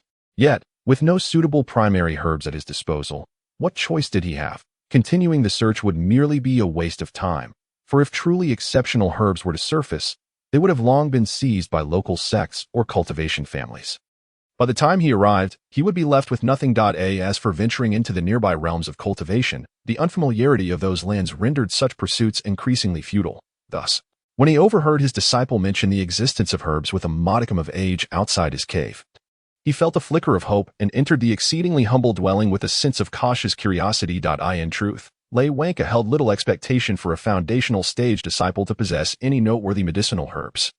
At best, he anticipated finding herbs merely aged 200 to 300 years. After all, his extensive journey had only yielded herbs aged 400 years, largely due to the fact that others refrained from competing with him, recognizing his status as a master at the core formation stage. Now, the prospect of encountering 2 spiritual grasses aged 600 to 700 years seemingly materialized before him, leaving him in a state of disbelief, followed by overwhelming joy. Thus, while he appeared to be intently scrutinizing the 2 herbs in his hands, ostensibly assessing their age, his mind was already devising strategies on how to procure these herbs from his disciple. After all, it seemed a pity for such a rare treasure to be placed in the hands of another. It would be far better to let the esteemed master Lei refine the elixir, as he could truly bring out its efficacy. However, having lived for so many years, he was quite the cunning old fox, and in the blink of an eye, he had concocted an excuse. Thus, he cleared his throat twice, reluctantly returned the herbs to their box, and with an almost imperceptible twist of his neck, he addressed Han Li with a genial demeanor. These two herbs are indeed rare treasures, possessing at least 600 or 700 years of maturity. I dare say it must have taken considerable effort on your part to acquire them. Indeed, I exerted tremendous effort to secure them at an auction from a certain secret shop at that time. There was also a 1,000-year-old spiritual herb for sale, but alas, I was unable to afford it and could only watch as it was taken by another, which left me quite regretful, Hanli replied. Half-truthfully, at a secret shop and a 1,000-year-old spiritual herb. The rotund man nearly leapt from his stone seat upon hearing this. For him, it was more than just a matter of regret. It was akin to having his heart cruelly wrenched from his chest. As a cultivator in the core formation stage, he had gone to great lengths to seek out spiritual herbs and elixirs, visiting 7 or 8 secret shops, yet he had never encountered such a fortuitous opportunity. Had he been present at the time, he would never have allowed such a rarity to slip through his fingers. He would have willingly exchanged an exorbitant amount of spirit stones for it. The thought that such a once-in-a-lifetime opportunity had been squandered by this young man before him filled him with indignation, almost prompting him to seize the other's collar in inquiry. Yet, he was well aware that, given Hanli's status as a Foundation establishment disciple, it was entirely reasonable that he could not afford such a sky-high price. Well, what is done is done. Perhaps there will be another opportunity in the future. The rotund man finally managed to calm himself and, begrudgingly, offered a few words of consolation to Hanli. After all, he still aimed to covet the 2 spiritual herbs in Hanli's possession. These were items he simply could not let slip away. Master Han, how do you intend to handle these 2 spiritual herbs? Do you plan to hand them over to the alchemists within the sect? However, I must caution you, the alchemists of Huanfeng Valley are rather lacking in skill. If you entrust such precious items to them, it would undoubtedly be a grievous waste. You would suffer significant losses. The rotund man advised with a tone of earnest concern. How could I allow them to concoct it? I actually intend to exchange these spiritual herbs for something more useful. You see, I nearly went bankrupt purchasing these spiritual herbs. How could I so easily squander them? Hanli shook his head vigorously, uttering words that left Lei Wankong quite taken aback. His prepared lines suddenly faltered. However, upon further reflection, the rotund man realized that this disciple's intention to exchange the herbs was even more to his liking. Given his position as a core formation cultivator, aside from the exceedingly scarce materials for alchemy and artifact refinement, what else could he possibly lack to satisfy the other's needs? This presented a splendid opportunity to acquire items in a straightforward manner. With this thought, Lei Wankong's eyes narrowed into a smile, becoming all the more amiable. Might I inquire, Master Han, what is it that you require? Master, I have amassed quite a collection over the centuries. Perhaps I possess something that your disciple requires. The portly man remarked, his small eyes twinkling with sudden delight. Master, do you also desire this spiritual herb? If that is the case, I would be more than willing to gift you one as a token of filial piety from your junior. At this moment, Hanli seemed to experience a moment of clarity and quickly responded with utmost respect. Upon witnessing Hanli's cleverness, Lei Wankong, realizing that the young man had not mentioned the matter of exchange, felt elated, finding Hanli increasingly agreeable. However, the rotund man's objective was to procure both herbs. He too was reluctant to part with the remaining one. Thus, with a grand gesture, Lei Wankong proclaimed, "What does my esteemed disciple mean by such words? Am I, Lei Wankong, a man who covets the possessions of my juniors? Should you require anything, do not hesitate to express your needs. I shall ensure a fair exchange and will not allow my disciple to suffer any loss. Are you in search of a top-tier magical artifact? Or perhaps a potion that is particularly useful at this moment?" Upon hearing the elder's grandiose declaration, Hanli's heart swelled with joy. He had navigated this elaborate conversation precisely to elicit such a response. Yet, feigning a troubled demeanor, he scratched his head and said, "To be honest, Master Lei, I have always harbored a keen interest in the art of alchemy. However, within the storeroom of the Yuelu Hall, there exists scarcely any practical formulas for potions. I later learned that the ancient methods of alchemy have nearly been lost to time. The alchemical techniques employed by my fellow brothers and esteemed elders are either the result of decades of painstaking research within their families or sporadically discovered in ancient ruins, each one exceedingly precious and rarely shared. Therefore, I merely wish to exchange these 2 spiritual herbs for a formula that would be suitable for my own use." Chapter 236. Ancient Formulas in Exchange for a Formula? The portly man's previously cheerful countenance abruptly froze. He understood that these formulas were treasures held dearer than life itself by his fellow brothers and esteemed elders, and thus he was not particularly discerning. As long as it could slightly enhance the speed of his cultivation during the Foundation establishment period, he would not be picky. Ever since Han Li gleaned the specifics regarding potion formulas in the realm of cultivation during a conversation with the old man, he had been intent on collecting some for his own use. After all, possessing the secret method of hastening the growth of herbs, how could he not maximize this advantage? However, the slightly better formulas were all in the hands of Golden Core stage cultivators. And even if Foundation Establishment disciples possessed one or two formulas, they could only concoct trivial potions. Therefore, his original plan had been to target his master, Li Huayuan. Yet now, upon encountering this master Lei, Han Li swiftly adjusted his approach, for, in every regard, this master Lei appeared to be far easier to deal with than his own master. It was not only Han Li's impression, Li Huayuan had been rather stingy towards his named disciple. Moreover, their master-disciple relationship made negotiations even more arduous. It was highly probable that employing the same tactics on Li Huayuan would yield no results. He would merely have to casually praise his master's fine filial piety to justify claiming these two spiritual herbs for himself. Han Li wore an expression of profound gratitude, thanking his master with a heartfelt demeanor. Now that he had finally encountered fellow cultivators at the core formation stage, he was determined to seize this rare opportunity. He desired to exchange for a new alchemical formula, which was indeed a rather troublesome affair. Lei Wanxie, lost in thought, eventually relaxed his expression. However, it was replaced by a furrowed brow and an air of uncertainty. Observing this, Han Li felt not a tinge of disappointment. Rather, his heart surged with optimism. Otherwise, this esteemed Master Lei would not exhibit such a countenance. As long as the formula was beneficial to his disciple, he would ensure that his master faced no undue difficulty. Han Li promptly lowered his expectations another notch. Dear disciple Han, there are indeed some commendable formulas available here. However, these are secret recipes passed down within the family and cannot be exchanged lightly. Lei Wanxie shook his head, expressing regret. Upon hearing this, Han Li's disappointment was palpable, clearly reflected on his face. The plump figure before him, having noticed, chuckled and said, "Although I cannot trade family recipes, I do have several ancient formulas at my disposal. Some were discovered in ruins, while others were acquired through exchanges with friends. Trading these with you poses no issue at all. Truly, then, I express my deepest gratitude to you, Master," Han Li exclaimed joyfully, hastily offering his thanks. "But hold on, let me finish speaking before you express your gratitude." The plump man waved his hand dismissively. "Since we are to engage in an exchange, I, as your master, must clarify a few matters first." His serious demeanor caused Han Li to pause slightly. "Please, Master, speak freely. I shall heed your teachings with utmost respect." Han Li promptly replied with deference. "Teachings? What teachings? I merely wish to lay out the harsh truths up front. So you do not have regrets later." Lei Wanxie cast a sidelong glance at Han Li, speaking matter-of-factly. "If you manage to concoct elixirs based on these ancient formulas, they will undoubtedly be genuine top-tier spiritual pills. However, the crux of the matter lies in the fact that the ingredients for these formulas are exceedingly difficult to procure nowadays. I genuinely cannot ascertain whether you will be able to gather these materials.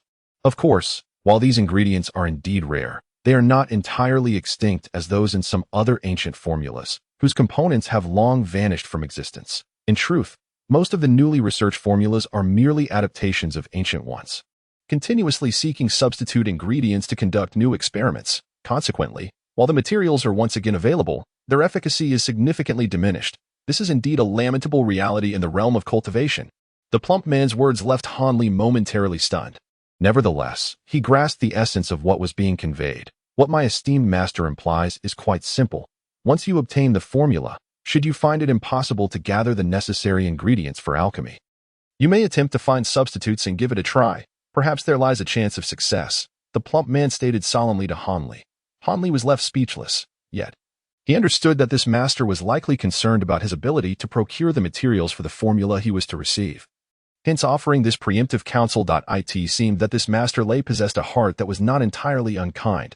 Han Li mused silently to himself. However, on the surface, he still maintained a compliant demeanor, repeatedly expressing his gratitude, indicating that he would never regret the exchange of the elixir formula. Seeing this, Lei Wanka felt a surge of joy within, yet he couldn't shake the feeling that he had taken undue advantage of his disciple, which left him somewhat uneasy. After pondering for a moment, he proposed, "How about this? You have 2 spiritual herbs here. Let us exchange 1 herb for 1 formula. As your master, I cannot let you bear all the losses." Han Li, upon hearing this, was momentarily taken aback but soon erupted with joy, his admiration for Master Lei soaring to new heights. he expressed his heartfelt thanks to Lei Wanka, sincerity radiating from every word.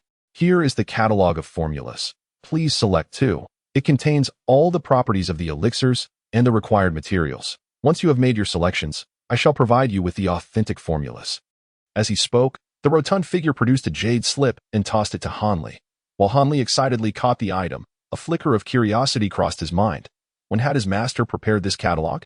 Yet, this question flitted away as he focused on the jade slip, meticulously searching for the suitable elixirs. The gathering spirit pill and the chi refining powder, perhaps? He exclaimed, excitement evident in his tone. The gathering spirit pill. The chi refining powder? The stout figure nodded indifferently upon hearing this, saying nothing further, and immediately retrieved 2 more jade slips from his storage pouch, tossing them over. Well, it's getting late. I must take my leave. After happily collecting the spiritual herbs from the table, he was eager to depart. With his materials now in hand, he was anxious to return and concoct his own enhancement pills. Hanli promptly rose to see him off. However, as they reached the entrance of the cave, Hanli suddenly recalled something and inquired about the whereabouts of his current master, Li Huayuan, as well as the location of his cave. Upon learning that Hanli was indeed a registered disciple of Li Huayuan, the stout figure was visibly taken aback but nonetheless shared the location before swiftly ascending into the air, vanishing in a flash of silver light, once Hanli watched Lei Wanka completely disappear into the sky. A smile graced his face as he retrieved the jade slip containing the formulas, admiring it for a while. After some time, he turned to head back into the cave. However, just as he took a couple of steps, something nearby caught his attention. Upon a glance, he was startled to see the corpse of Senior Lin, curled up and lying there in the same position as when the stout figure had hurled him away. After a moment of shock, Hanli approached without hesitation, bending down to search the body. He distinctly remembered that Master Lei had not disturbed anything on the corpse, whether it was out of embarrassment in front of him, a junior, or simply a lack of regard for the belongings of a Foundation establishment disciple, he could not say. Indeed, Hanli soon discovered a storage pouch nestled within the corpse's embrace, eliciting a broad grin across his face. After all, he had a keen interest in these puppets, and it was reasonable to expect that the pouch contained a treasure trove. However, as Hanli examined the contents of the storage pouch, the smile slowly faded from his face. To his dismay, the pouch contained not a single puppet. Aside from a few meager spirit stones and 2 bottles of ordinary elixirs, there was only an inconspicuous jade slip. This reality doused Hanli's fervor in an instant. On that fateful day, he had controlled numerous puppets, yet now not a single one remained in sight. Had they all been destroyed? Hanli murmured to himself. His expression clouded with displeasure. Remarkably, his conjecture was quite close to the truth. On that day, Senior Brother Lin had initially possessed a considerable number of manipulable puppets, allowing him to engage in a fierce standoff with his opponents. However, after the quadruplet brothers of the Qian Bamboo sect dispatched the 2 fleeing cultivators, they hurried to provide assistance. Recognizing the dire turn of events, Senior Brother Lin promptly detonated all the puppets, seizing the opportunity amidst the ensuing chaos to break free from the encirclement. Thus, not a single mechanical puppet remained in his storage pouch. In his disappointment, Hanli casually retrieved a jade slip. As if performing a routine task, he probed his consciousness into it and glanced at it casually. Suddenly, his eyes widened in astonishment, and the lazy expression on his face froze. For as soon as his spiritual sense entered the jade slip, 3 golden characters materialized. De Yin Ju. Chapter 237, presenting the De Yin Ju. This very De Yin Ju, which Hanli had heard mentioned countless times today and had been used by Senior Brother Lin as bait to entice him, was now effortlessly revealed with just a casual glance. It struck Hanli as wonderfully surreal. However, the fact that Senior Brother Lin had the De Yin Ju on his person raised questions in Hanli's mind. Was this senior brother excessively foolish or extraordinarily clever? After briefly perusing the De Yin Ju, Hanli confirmed that it indeed contained only 4 layers of incantations, indicating that, on this point, his opponent had not deceived him.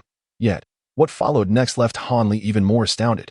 Upon finishing the entirety of the De Yin Ju, he was met with a subsequent text titled Puppet True Resolution, which detailed the methods for refining various grades of puppet beasts and puppet beings, presenting an exceedingly comprehensive compendium on puppet crafting. After studying it for a while, Hanli finally withdrew his consciousness, his expression brimming with excitement, seemingly overjoyed. However, upon glancing at the jade slip in his hand, a peculiar look suddenly crossed his face. The combination of the De Yin Ju and the Puppet True Resolution was a perfect match. If both were cultivated simultaneously, it was likely that one could wield the power of numerous puppets. Much like the Huanglong of yore, overwhelming several cultivators of the same foundational tier without affording them a single opportunity for resistance. The prospect of such a technique, capable of overpowering other foundational cultivators, stirred Han Li's heart with fervor. Yet, the drawbacks of cultivating these techniques were glaringly apparent, as he had previously analyzed. It could very well impede his own cultivation, potentially extinguishing his already slim chances of achieving the golden core stage. Such an outcome would be utterly unworthy of the effort. As for the notion that the Dianju could enhance the likelihood of forming a golden core, Han Li dismissed it outright as baseless nonsense. After a moment of contemplation, he found himself at a crossroads, unable to make a decisive choice. With a shake of his head, he placed the jade slip back into his storage pouch, deciding to ponder the matter further at a later time. Indeed, it was rather hasty to determine whether to cultivate the Dianju and engage in the art of puppet crafting at this moment. It would be wiser to settle down and reflect on the matter in due time. Nevertheless, this recent acquisition had undeniably invigorated Han Li.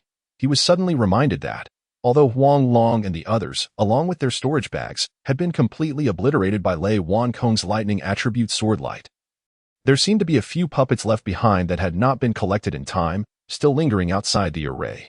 These were treasures that one could take without hesitation. With this thought in mind, Han Li stepped out of the great formation in high spirits. Indeed, not far from the array, he discovered several palm-sized puppets and mechanical beasts that had reverted to their original state due to the absence of control. However, they were not as numerous as Han Li had imagined, only numbering around 20, while the rest had been swept away by Lei Wankong's sword light and reduced to ashes. Nevertheless, Han Li enthusiastically collected them one by one. After sweeping up such a bounty, he still felt a lingering desire, wishing for another 100 or 80 puppets to appear before him for collection. This mindset amused Han Li, as he realized he was being somewhat greedily insatiable. After a few self-deprecating murmurs, he returned to his cave dwelling, intending to study the two ancient formulas he had first. The next day, he planned to visit his master, Li Huayuan, to see if he could acquire a decent cultivation method. Early the following morning, Han Li stood on the Shinfeng boat, heading straight toward the eastern part of the Taiyue mountain range. From Lei Wankong, he had learned that his master's cave dwelling was located beneath a certain peak there. Coincidentally, it seemed that Li Huayuan had been busy in his cave recently. If he sought him out now, it would be the perfect time. With the speed of the Shinfeng boat, Han Li soon arrived at the location described by Lei Wankong. It truly was a secluded yet picturesque spot, adorned with verdant mountains and clear waters. Standing before a magnificent waterfall at the base of the peak, Han Li retrieved a communication talisman from his robe, whispered a few words into it, and then tossed it outward. The talisman transformed into a streak of fire, vanishing into the immense curtain of water. After approximately the time it takes for an incense stick to burn, a large hole suddenly appeared in the waterfall, and a slender scholar in his 30s emerged from within. Upon seeing Han Li, he immediately greeted him with exuberance.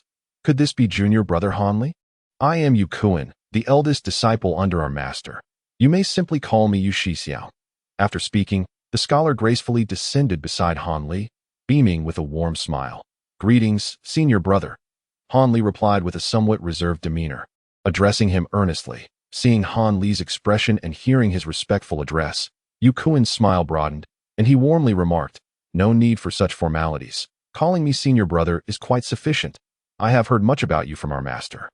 It is truly remarkable that you participated in the blood trial and returned in triumph," Yu Kuan praised repeatedly.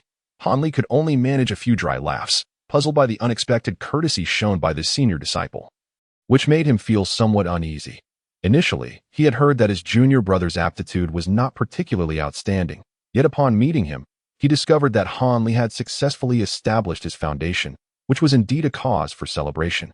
Yu Kuan seemed to have been aware of Han Li's successful foundation establishment long before, thus he never displayed any astonishment towards Han Li, who had already entered the foundation stage, yet he incessantly offered his congratulations. This only served to heighten Han Li's sense of unease that, my master is still waiting for his disciple in the cave. I mustn't keep him waiting too long. Let us proceed to the Green Wave Cave. It appeared that Yu Kuan had just recalled this matter, as he clapped the back of his head and said with a grin. Observing this demeanor, Han Li felt a twitch at the corner of his mouth, but maintained a respectful expression, responding affirmatively as they both soared into the water curtain. Upon entering the water curtain, Han Li's eyes widened in surprise. A natural valley unfolded before him, filled with the melodious chirping of birds and the fragrance of flowers. where verdant trees and crystal-clear waters thrived, alongside some exceptionally rare small creatures frolicking about. It was utterly endearing. What is this? Hanli found his mind somewhat befuddled. The scene before him was truly unexpected. Could it be that his master had a penchant for keeping small pets? This revelation left him utterly astonished. Haha. So, dear junior brother, are you taken aback? It's not just you. Every newcomer is bound to be startled by this spectacle. However, these little creatures are not cared for by our master, but are treasures belonging to our master's wife. Do take care not to harm them, for otherwise you shall not escape her wrath. Yukuin chuckled, wearing an expression that implied he had anticipated Hanli's shock. Master's wife? Hanli was left utterly speechless. Indeed, although our master's wife is merely at the mid-foundation stage, her bond with master is remarkably strong. Moreover, she is quite amiable and easy to get along with. Yukuin shrugged. Thus, Hanli, still in a daze, was led by Yukuin into the large cave on the side of the valley, where in the hall of the cave he encountered his master, Li Huayuan, alongside a beautiful young woman, seemingly in her late 20s. His master, as ever, bore that icy countenance, yet upon seeing Hanli enter, a hint of a smile finally graced his lips. As for the young woman, while Hanli found her beauty striking, he dared not gaze too intently in front of Li Huayuan. After a cursory glance, he respectfully approached and saluted. Disciple Hanli. Paying my respects to master. You may rise. The woman beside me is your master's wife. You should greet her as well. Li Huayuan, pleased with Hanli's respectful demeanor, gestured towards the young woman. Greetings, master's wife. Hanli sighed inwardly, obliged to bow to this woman who appeared not much older than himself. Very well, there is no need for excessive formalities. The young woman smiled warmly upon seeing Hanli's bow. Her voice soft and melodious, exuding the gentleness characteristic of a woman from a water town. Indeed, she was an exceptionally gentle soul. Hanli, I learned of your successful foundation establishment just a few days ago. To be honest, I found it quite hard to believe. It was quite a shock. Li Huayuan remarked with a smile, his tone exceedingly gentle, which left Hanli feeling both honored and flustered. It is merely a stroke of luck that the disciple has succeeded in establishing a foundation. Even I am somewhat surprised. Hanli's face flushed slightly as he spoke, seemingly rather embarrassed. Ha! Fortune is indeed a manifestation of one's inherent qualities. Otherwise, how could a naturally gifted practitioner be deemed fortunate for possessing such extraordinary talents? Li Huayuan lightly shook his head, a gentle smile gracing his lips as he spoke. This. Hanli had never contemplated this matter, and now found himself at a loss for words, feeling somewhat awkward.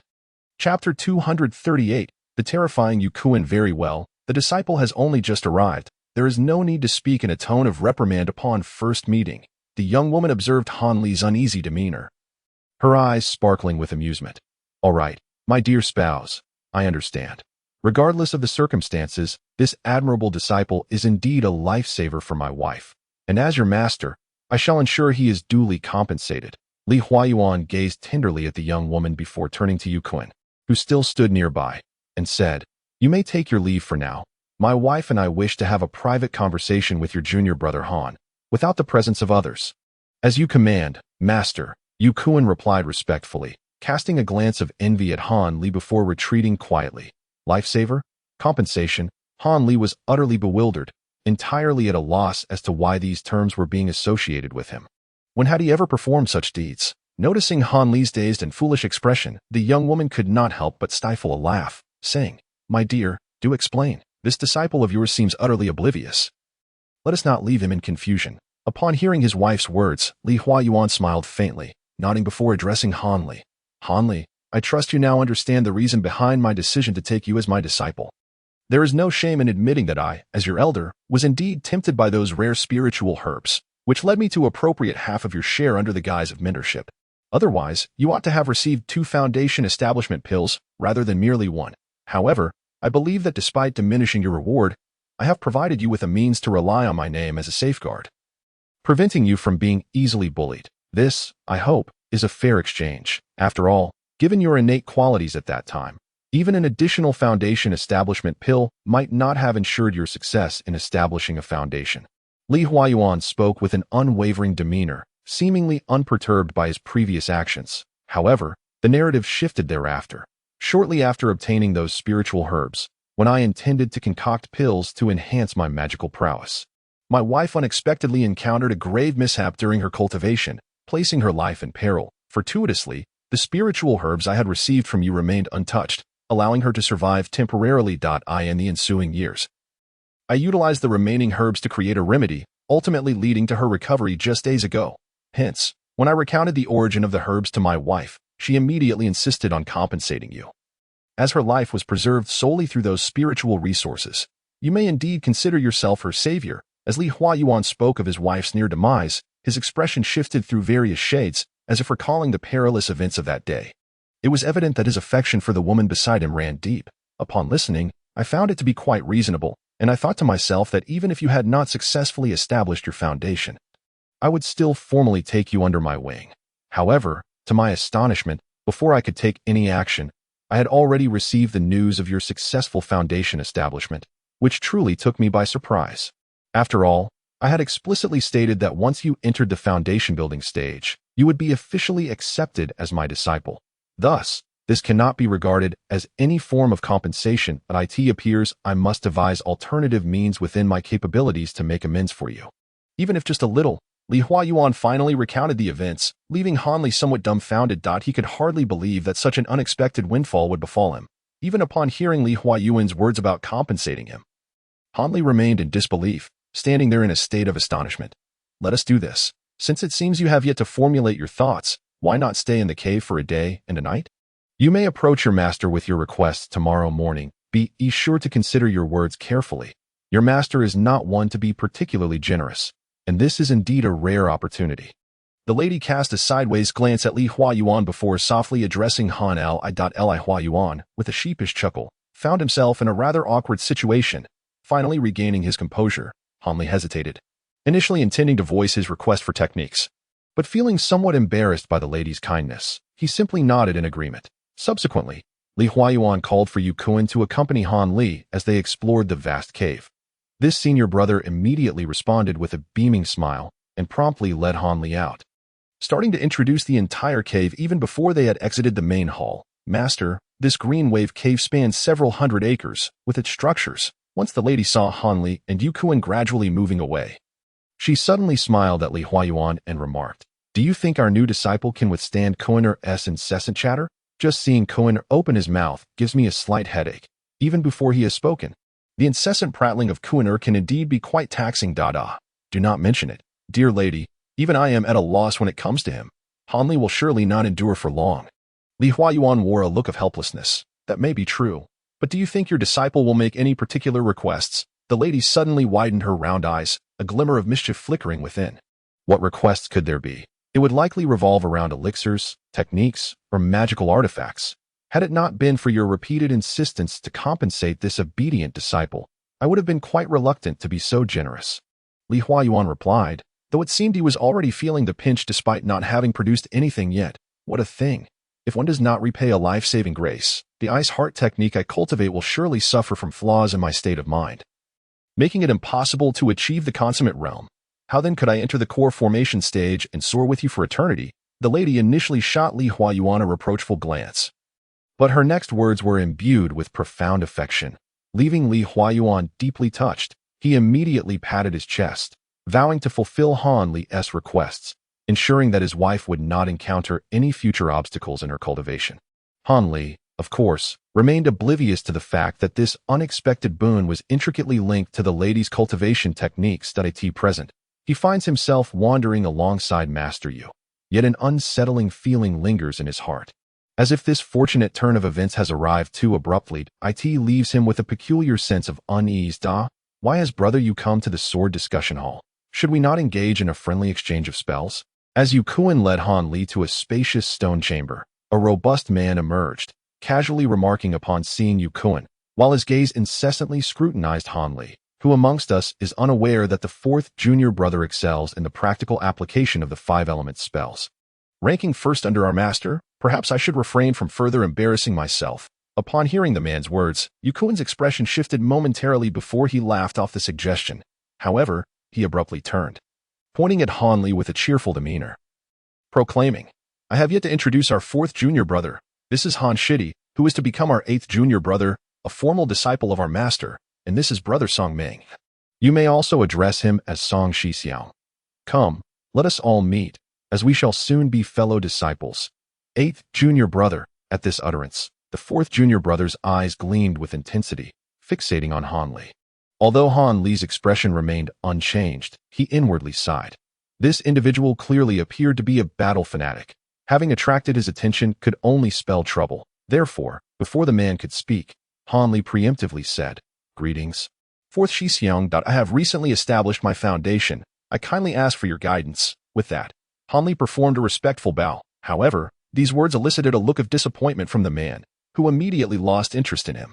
He merely nodded a few times before turning away coldly, striding past the two without another glance. Left standing were Han Li and Yu Kuan, exchanging bewildered glances for a considerable time. Haha. Han Shitty, do not take offense. Brother Song has a rather peculiar temperament. Though he may seem aloof, he is genuinely a good person. Yu Kuan was the first to regain his composure, swiftly dispelling the awkward atmosphere with a few words. Han Li naturally adopted a conciliatory attitude, and the two resumed their banter as they continued their journey. Although the cave was quite spacious, apart from Li Huayuan and his wife, Yu Kuan, and that fellow Song Ming, they encountered no one else. The other 5 brothers remained unseen by Han Li. Later, he would learn that they, like him, each possessed their own cave abodes, only occasionally visiting Li Huayuan and his wife. As for Yu Kuan and Song Ming, having grown up beside Li Huayuan and his wife, they had developed a deep bond and thus naturally chose to remain here, foregoing their own residences. Through his casual conversation with Yu Kuan, Han Li gradually gleaned some understanding of the other brothers, yet unbeknownst to him, they had traversed the entire estate, seemingly invigorated by their discourse. The eldest brother took it upon himself to lead Han Li to his quarters, eager to continue their lengthy discussion. Although Han Li felt a tinge of surprise, he paid it no mind and followed along nonchalantly. After all, this man was the eldest brother, and such courtesy was only fitting. Initially, he attentively absorbed everything the eldest brother conveyed, hoping to uncover some valuable insights. However, it was not long before Han Li gradually began to experience the terrifying nature of the incessant prattle from this senior brother. The relentless stream of words, akin to an enchanting melody, drilled into his mind, causing Han Li, who had listened for several hours, to develop a throbbing headache. At that moment, he realized that the initial warm demeanor displayed by this senior brother upon welcoming him was far from genuine enthusiasm. It was merely the excitement of encountering a rare guest, indulging in idle chatter. After a brief while, unable to endure any longer, Han Li feigned exhaustion and hurriedly escaped from the brothers' quarters, seeking refuge in a guest room to rest. The verbal onslaught he had endured from this senior brother was truly exhausting. Han Li was completely taken aback by this individual. To think that such a loquacious and verbose man existed in the world was indeed an eye-opening experience. Chapter 239. The choice. After spending a day in the cave dwelling, Han Li once again stood before the couple, Li Huayuan and his wife. The following day that he listened as his master spoke in a calm tone. Han Li, have you thought about what you would like your master to grant you? Now is the time to express your desires. The disciple wished for a cultivation technique that was suitable for his practice and earnestly hoped his master could fulfill this request. There was nothing to contemplate, as Han Li had already arrived at his conclusion in his heart. Upon hearing this, Li Huayuan did not display any surprise. Instead, he shared a subtle smile with the young woman beside him, as if to say, "See, I was right. He indeed desires a technique." He then turned back to Han Li and spoke with composure. Your choice is commendable. Step closer, so I may examine your spiritual root attributes and determine what technique to bestow upon you." Han Li, upon hearing this, did not hesitate and promptly approached. He was then seized by the wrist, and a warm current swiftly coursed through his meridians. Aside from the metal attribute, it seems you can cultivate techniques of all other attributes. To possess a 4-attribute spiritual root is truly astonishing. I had only perceived the mixed nature of your spiritual root superficially and did not anticipate it to be to such an extent. After a moment of probing, Li Huayuan's expression grew slightly peculiar, and he let out a gentle sigh. The young woman beside him, upon hearing this, also displayed a hint of surprise, although she did not speak. She could not help but steal a few glances at Han Li. The disciple's aptitude is lacking, disappointing the master. Han Li's face flushed slightly as he spoke, feeling a touch of shame. There is no need for concern. Since heaven has allowed you to successfully establish your foundation, it is certain that you possess your own fortuitous opportunities. However, this does complicate the selection of techniques. What does that mean? Han Li blinked in confusion upon hearing this remark. Although he did not inquire directly, his face betrayed his bewilderment. You truly are something. Just explain it clearly to your disciple without being so vague. Essentially, what your master means is that he originally intended to select a commendable technique for you. But now, seeing your spiritual root attributes, he is somewhat hesitant. After all, the better the technique, the more challenging it is to cultivate. It may be wiser to provide you with a simpler technique that could facilitate your advancement more swiftly. The young woman reproached Li Huayuan lightly and then gently elucidated to Han Li. Indeed, what my wife has articulated is precisely what I wish to convey. Li Huayuan nodded in agreement. However, he continued with a detailed explanation. It is essential to understand that the cultivation techniques practiced by us, the cultivators, can generally be categorized into three distinct types based on their potency and effectiveness. The first category comprises techniques that, after cultivation, result in a rather moderate or even slightly diminished rate of power enhancement. Yet, the accompanying supernatural abilities and means to vanquish adversaries are often extraordinarily formidable and exceptional in practical combat. These techniques allow practitioners to thrive, enabling them to triumph over higher-tier cultivators even when their own power remains at a lower level. Hence, those who are aware that reaching the golden core stage in this lifetime is beyond their grasp predominantly choose to cultivate such methods. The second category, conversely, features techniques that yield astonishing improvements in power, are relatively easy to master, and present far fewer obstacles compared to those who opt for the first category. However, with every gain comes a loss, as the advantages of the first category are precisely the critical shortcomings of this second type. Practitioners of this category generally lack robust self-protection techniques, and their supernatural abilities are rather meager. Choosing to pursue these methods essentially seals their fate as weaker cultivators among their peers. Nevertheless, a considerable number of those aspiring to ascend to higher realms of cultivation and seek to embark on the path of the heavenly Tao still select these techniques, as they most readily facilitate the approach to the golden core stage. At this juncture, Li Huayuan paused momentarily, suddenly smiling at Han Li, and inquired, "I wonder, my disciple, which type of technique you would choose, or which you believe is more suited to your disposition?" Han Li, upon hearing this, was momentarily taken aback and hesitated before asking, "Master, weren't there three types? Why have only two been mentioned?" Upon hearing Han Li's question, Li Huayuan exchanged a knowing smile with the young woman beside him before responding amiably. "Indeed, aside from the first two categories, there exists an exceedingly rare third category of techniques, which are the pinnacle of cultivation methods sought after by many cultivators. However, I would not recommend that you pursue them. Moreover, none of your 7 senior brothers have chosen such techniques, while they almost amalgamate the strengths of the first two categories, exhibiting both great power and remarkable enhancement of spiritual energy. Their cultivation is fraught with numerous restrictions and substantial challenges. The process itself is perilously hazardous, where a single misstep could lead to irreversible ruin. Your master's wife practiced an apex technique, and despite her utmost caution, she narrowly escaped with her life. So unless a cultivator possesses exceptional talent, pursuing these techniques is akin to courting death. Although I possess a couple of these top-tier techniques, do you truly believe that you would succeed in cultivating them? Of course, since these techniques are compensatory, if you insist on selecting a top-tier method, I would provide them to you. However, should you encounter any dangers or difficulties thereafter, you would have to rely solely on your own resolve to overcome them." Li Huayuan clearly disapproved of Han Li choosing the last category of techniques, and thus offered a cautionary warning. Han Li, furrowing his brow, bowed his head in deep contemplation, recognizing the weight of this difficult decision. Yet, not long after, he raised his head, his expression tranquil, evidently having reached a conclusion. "Master, please forgive your disciple's impertinence. Before I articulate my request, may I inquire as to which cultivation technique you practice?"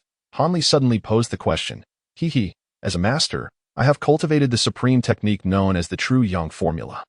And being a body of the 3 suns, which is second only to the celestial roots, my practice of this technique is akin to a fish finding water, far surpassing other methods. Otherwise, how could I have formed the golden core? Li Huayuan, although taken aback by Han Li's unexpected inquiry, replied with a sense of pride. The disciple comprehends, and thus chooses to study the second category of techniques. Han Li stated calmly.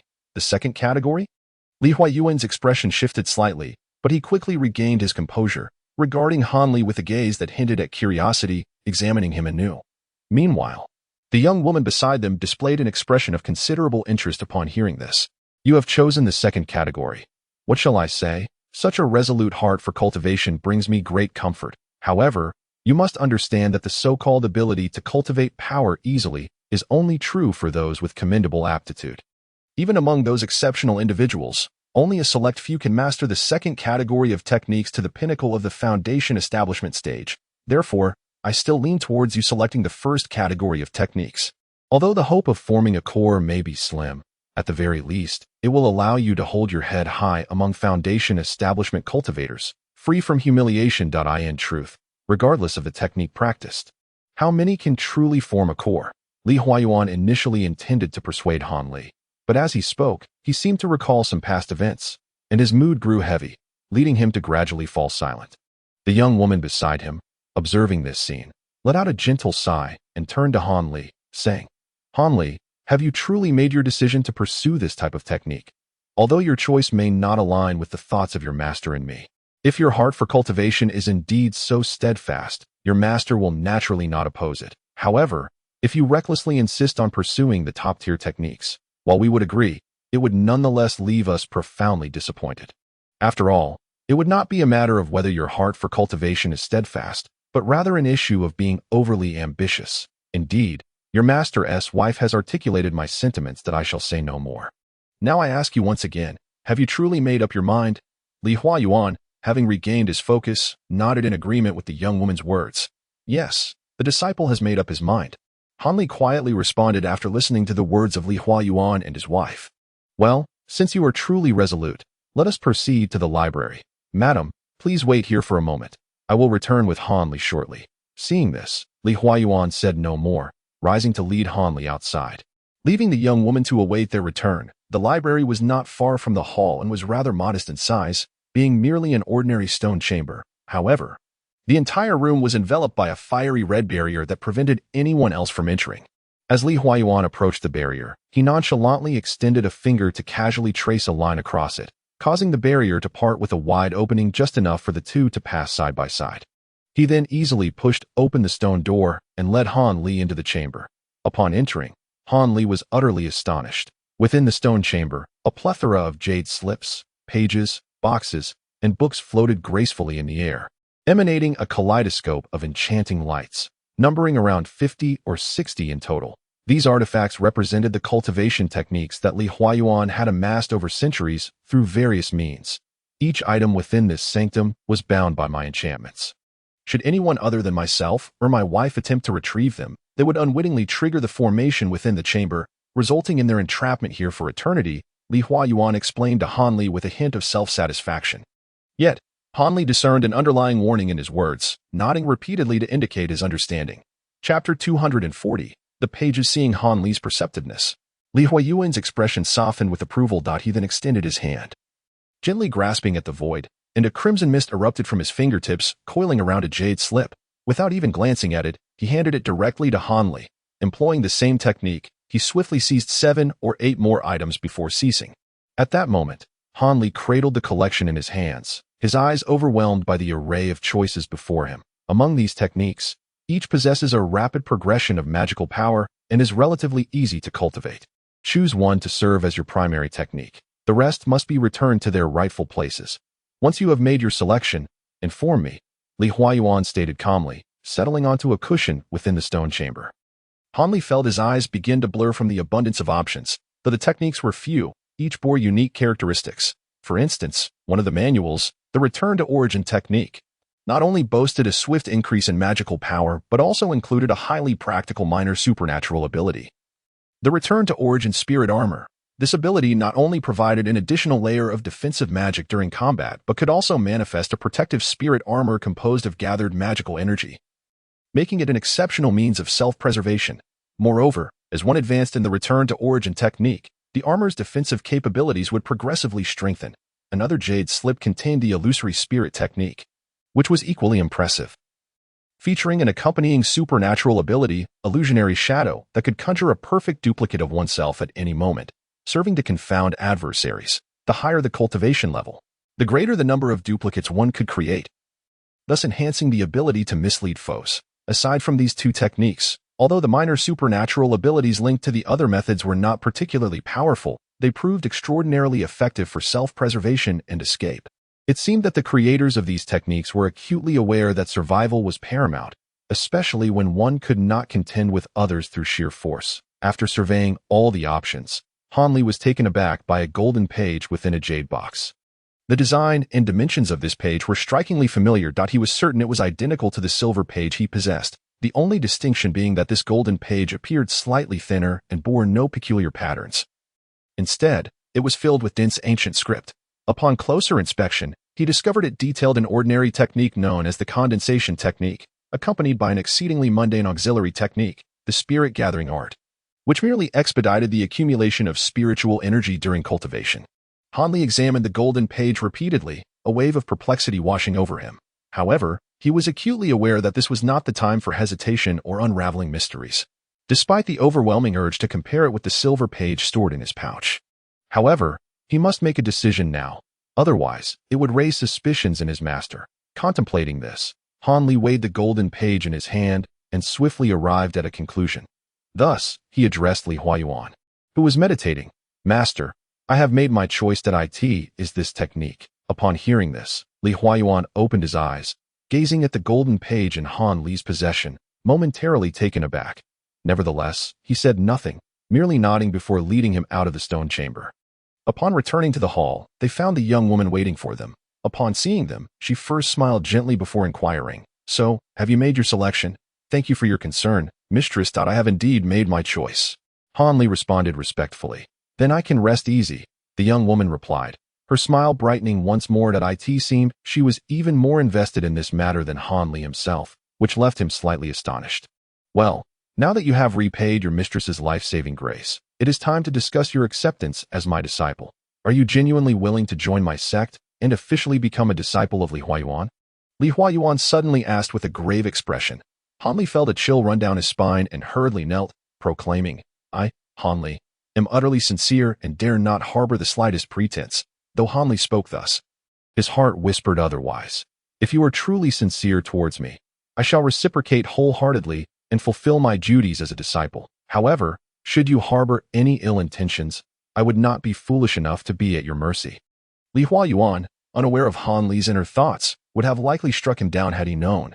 "Very well, as cultivators, we shall keep matters simple. From this day forth, you are officially my disciple.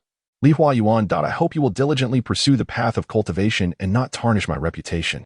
Li Huayuan's demeanor softened, and he spoke with a smile. Following this, Han Li and Li Huayuan enjoyed a harmonious master-disciple interaction. Shortly after receiving Li Huayuan's teachings, Han Li took his leave. As he exited the cave dwelling, he fortuitously encountered the senior apprentice brother, who insisted on seeing the junior disciple off. However, having experienced the incessant chatter of the other party just the day before, Han Li was unwilling to subject himself to such torment and promptly declined. Ultimately freeing himself from the senior's persistent entreaties and departing on his flying vessel, as Han Li stood on the small boat, he couldn't help but reflect on all that had transpired over the past 2 days. Li Huayuan, as a master, had left a much better impression on him than before, and his attitude was markedly different from their previous encounter in the Forbidden Area. He pondered whether this change was due to his indirect life-saving gratitude towards the mistress, or if it was because he had successfully established his foundation and thus garnered the attention of this golden core cultivator. Regardless, Han Li felt that his journey had not been in vain. He had not only secured a substantial backing in the realm of cultivation, but also obtained a golden page, which now held the promise of unraveling the mystery of the silver page. Even if he could not decipher it immediately, Han Li was unconcerned. At worst, he could practice the condensation technique inscribed upon it. Although this technique lacked any grand supernatural powers, Han Li had devised his own means of self-preservation, leaving him with little worry regarding the matter. Upon returning to his own lair, Han Li promptly entered his chamber and eagerly retrieved the golden and silver pages from his storage bag. Meticulously comparing them, the silver page retained its original appearance, and when Han Li placed it alongside the golden page, overlapping them beneath his gaze, it became evident that their sizes and contours were entirely identical. Indicating a significant connection between the two, he separated the 2 pages, weighing each in his hands. The silver page was noticeably heavier. It appeared that his impression of the golden page being thinner was not merely a figment of his imagination, but indeed a reality of differing thicknesses. Tilting his head in contemplation, Han Li suddenly brought the silver page close to his eyes, scrutinizing the peculiar patterns with relentless fingers. At that moment, an air of indecision flickered in his gaze. As if confronted with an immense conundrum, nevertheless, a resolute expression soon graced his features. He positioned the pages between his hands and gently rubbed them together. Instantly, the silver page was enveloped in a blaze of fiery crimson, illuminating Han Li's countenance in a warm glow. Unfazed, he fixed his unwavering gaze upon the page engulfed in flames, which began to melt under the intense heat. Suddenly, Han Li's expression shifted, revealing a glimmer of delight. For the melting surface of the silver page unveiled a golden radiance, hinting at hidden treasures within. Observing this phenomenon, Han Li cautiously manipulated the flames, ensuring that the golden core remained unscathed. However, his concerns proved excessive, as the newly revealed golden page appeared impervious to the searing heat, showing no signs of distortion. Once the pristine golden page was fully exposed, Han Li waved his hand, extinguishing the flames, and began to read the newly acquired page, his heart racing with anticipation. Yet, upon reading the first few lines, he became utterly stunned, his expression darkening with discontent.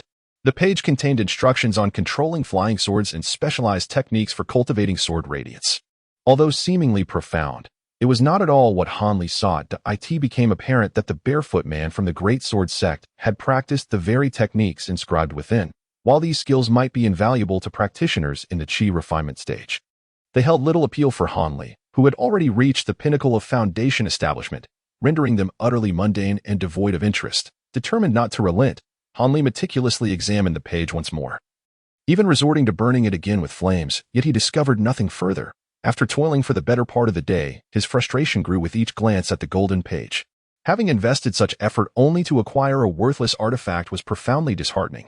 The mention of sword radiance particularly irked him, for he had already cultivated a technique known as the Azure Radiance Sword, leading him to ponder whether he was to pursue yet another form of sword radiance. With a sullen expression, Han Li suddenly seized the page and tossed it into the air.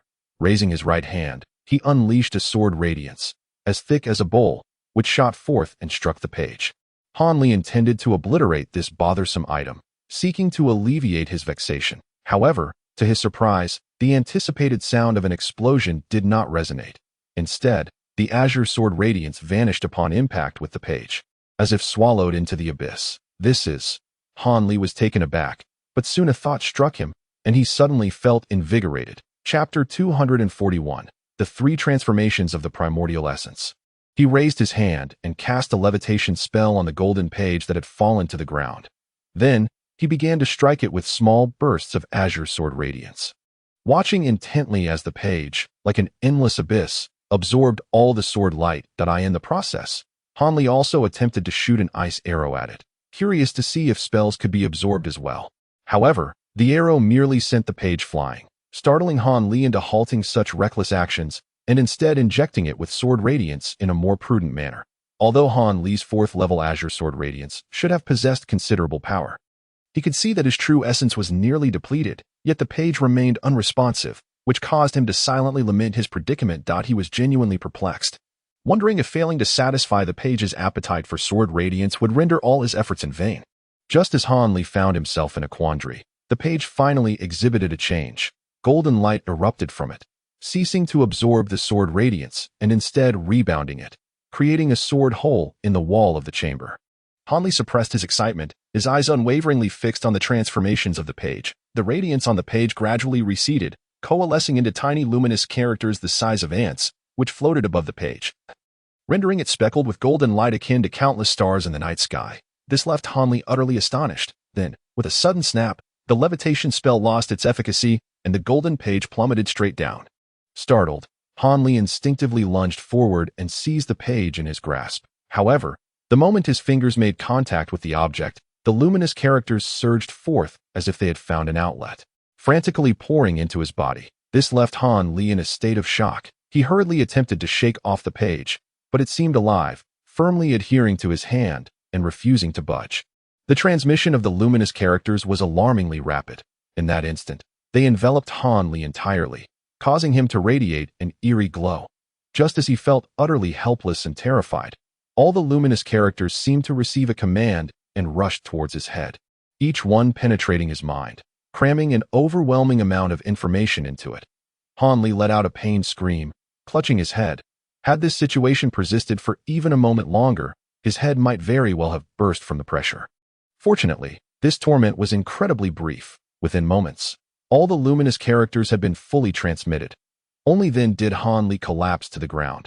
Utterly unable to move, it was not until a quarter of an hour later that he regained some semblance of spirit and managed to stand up. Albeit with great difficulty it that moment. Although the pain in his mind had lessened considerably, it still buzzed incessantly, and his nerves were tightly wound. Han Li quickly climbed onto the stone bed, closed his eyes, and began to meditate, striving to relax his mind completely. He sat in meditation for a full 3 days and nights, during which not only did the discomfort in his mind vanish entirely, but he also finally comprehended the influx of luminous characters that had entered him. The Qingyuan sword art, encompassing the complete set of techniques from the 1st to the 13th layer without any deficiencies, allows for cultivation up to the legendary transformation stage without any hindrance. This constitutes the crux of the information imparted by the luminous text. Upon initially receiving this revelation, Han Li was momentarily taken aback, though he did not outwardly display any significant elation. Additionally, an auxiliary technique for the 3 transformation heavy Yuan Gong was included, which piqued Han Li's interest, prompting him to glance over it casually. As he perused the introductory explanation, he was initially stunned, suspecting a misinterpretation. However, after several meticulous readings of this section, he confirmed that his earlier understanding was indeed accurate, plunging him into a tempestuous euphoria. The 3 transformation heavy Yuan Gong astonishingly possessed the remarkable efficacy to circumvent the bottleneck encountered at the core formation stage. This revelation struck Han Li like a celestial proclamation, rendering the experience surreal, as if he were caught in a dream. Since his entry into the realm of cultivation, virtually every practitioner lamented the challenges associated with core formation. Expressing their frustrations and shaking their heads in despair, they unanimously claimed that the ability to transcend into the core formation realm hinged upon one's fortune, entirely at the mercy of fate. This particularly applied to those with exceptional aptitude who had reached the pinnacle of the foundation establishment stage, thus qualifying for core formation. Naturally, those with heavenly spiritual roots were free from such tribulations. In all honesty, Han Li's confidence in achieving core formation was nearly non-existent. The prospect of relinquishing the arduous path toward immortality was utterly unacceptable to him.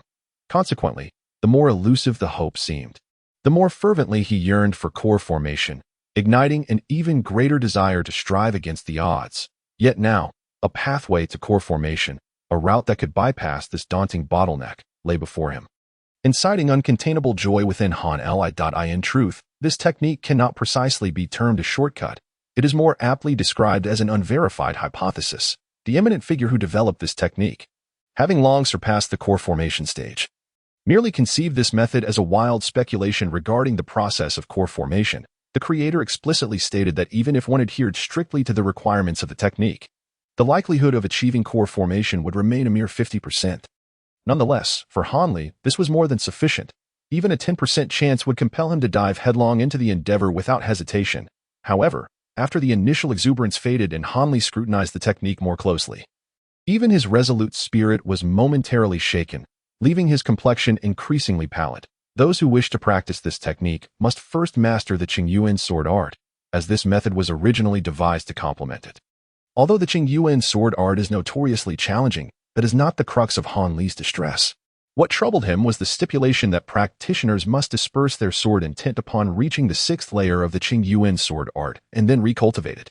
According to the founder, only by doing so could one utilize the 3 transformation heavy Yuan Gong to compress the refined energy and true essence, rendering it several times purer. After this process is repeated thrice, a practitioner at the peak of the foundation establishment stage would effortlessly be able to form a core within their dantian. According to the conjecture of this esteemed individual, the golden elixir is fundamentally formed from the solidification of true essence.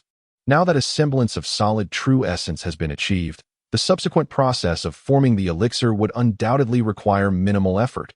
However, the notion of dispersing one's energy, despite Han Li acknowledging the reasonableness of this esteemed individual's words, caused him to hesitate. This was not due to Han Li's fear of the arduous task of recultivating after dispersing his energy, but rather his profound lack of confidence in being able to accomplish what the other party suggested.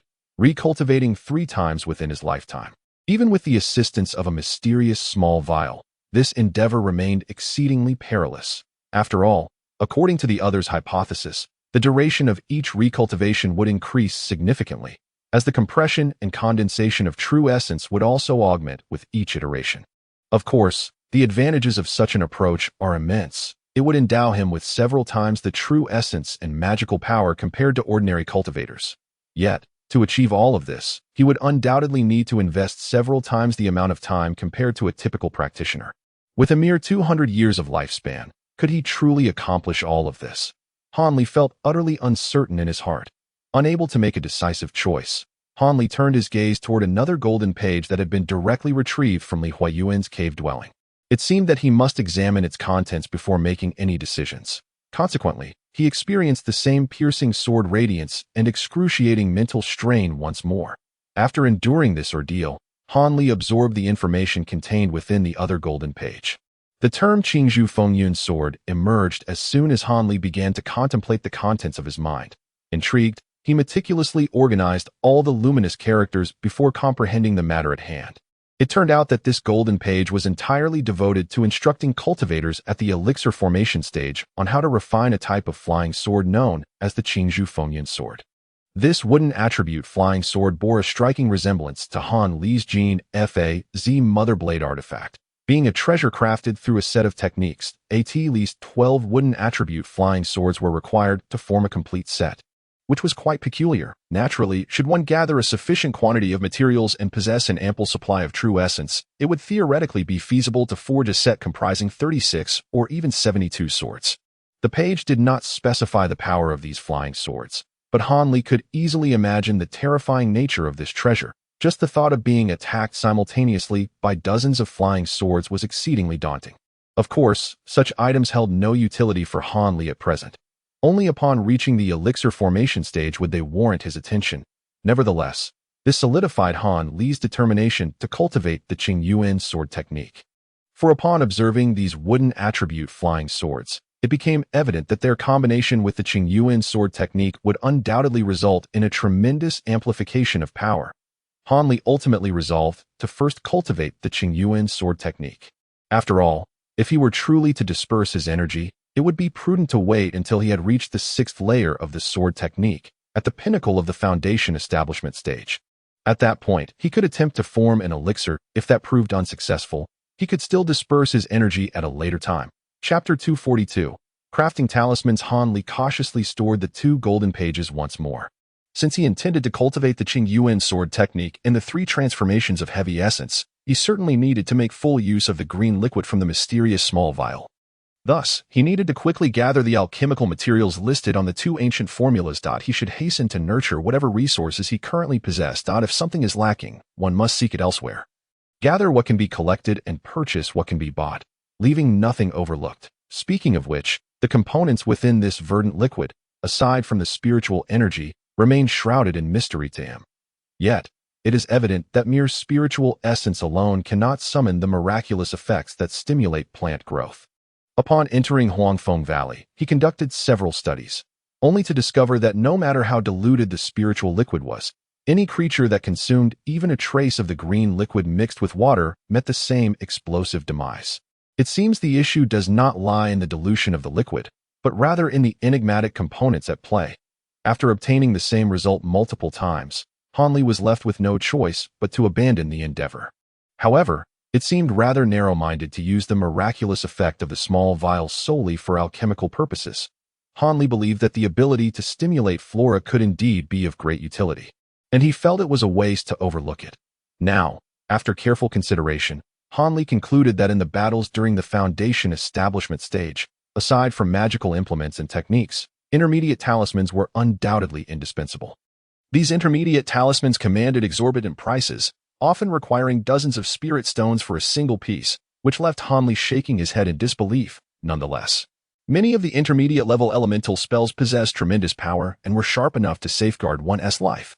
However, due to their high rank, even practitioners in the foundation establishment stage needed to expend considerable amounts of spiritual power and time to wield them. Consequently, acquiring a few for self-defense became an unavoidable necessity. Thus, Hanli turned his attention to talisman crafting, particularly intermediate talismans. The blank talisman paper required for crafting, whether of lower or intermediate grade, was made from certain long-aged spiritual herbs, which allowed Hanli to harness the miraculous effects of his vial to their fullest potential. Of course, high-grade talisman paper could not be produced using this method. It required the skins of certain special demonic beasts, which were beyond Hanli's current reach for the cinnabar used in talisman crafting. It was rather unremarkable, being made from the blood of spiritual beasts, typically extracted from domesticated ones, and was hardly worth mentioning. The talisman brush, however, carried some significance, yet Hanli possessed a golden brush, which should suffice. Contemplating the golden brush naturally led Hanli to think of the bashful girl, Han Yunji, eliciting a faint smile. She was likely still at the Spirit Beast Mountain at this moment. However, in the blink of an eye, Hanli refocused his mind, reassessing the feasibility and implications of talisman crafting. With the tools and a steady supply of materials, the issue of material consumption that posed the greatest restriction to talisman crafters was no longer a concern for him. The only remaining limitation was the cultivation of spells above the intermediate level. For a talisman craftsman to produce a specific talisman, they must first be able to wield that particular spell. Otherwise, it is impossible to conjure spells onto the talisman paper out of thin air. After all, talismans are merely a means of pre-sealing spells. The mere thought of needing to cultivate intermediate-level spells made Hanli's head spin. It remains uncertain whether his lack of aptitude in the practice of the five elements Tao is genuinely linked to the chaotic nature of his spiritual roots, despite investing significantly greater effort and time than the average cultivator. He often finds himself empty-handed, unable to grasp the essence of the art. However, ever since he entered the foundation establishment stage, he has effortlessly mastered those rudimentary spells, many of which he can now cast instantaneously. Yet, when it comes to intermediate spells, he finds himself back at square one, eliciting a deep sigh from Hanli. Although intermediate spells are notoriously challenging to cultivate, Hanli believes he can still manage to master a few, which he intends to seal into talismans for practical use. He has never harbored the unrealistic expectation of being able to refine all intermediate spells into talismans for unfettered application. Possessing a plethora of intermediate talismans would not only grant him a significant advantage in combat, but would also allow him to sell them openly without drawing undue attention. This would liberate him from the predicament of lacking spirit stones. He can no longer afford to exchange spirit herbs for spirit stones, as that would attract too much scrutiny. Moreover, Hanli harbors a concern. Should he ever need to disperse his cultivation and start anew, that period would undoubtedly render him exceptionally vulnerable. If enemies or rivals were to seize this opportunity, he would find himself in a perilous situation. After all, the world of cultivation is anything but stable, and anything can happen. However, possessing a substantial number of talismans would enable him to maintain a certain level of strength. Even if he cannot defeat his foes, the possibility of escaping using talismans remains quite high. Although the dual pursuit of talisman crafting may hinder his progress in refining his spiritual energy, he believes that the benefits of dedicating this time to it ultimately outweigh the drawbacks. After pacing his chambers several times, Hanli resolved to simultaneously practice the Qingyuan sword art and talisman crafting. Having meticulously considered all factors, he promptly set his plans into motion. A few days prior, he had ventured to both the Sect's marketplace and the Tianqing Sect's bazaar to gather materials for alchemy and seeds and saplings of spirit herbs essential for crafting talisman paper. Given that these alchemical materials were recorded in ancient texts, they were undoubtedly rare and valuable. Fortunately, Hanli had no specific requirements regarding the age of these herbs, and by sheer luck, he managed to collect enough of one particular ingredient for the qi-nourishing elixir, which filled him with immense joy for the materials needed for talisman paper. Starting with low-level talismans made them relatively easy to procure. Of course, a substantial amount of cinnabar was also indispensable. 3 to 4 days later, Hanli activated all the formations and restrictions surrounding his cave abode, sealing it tightly before embarking on his first closed-door cultivation session since entering the foundation establishment stage.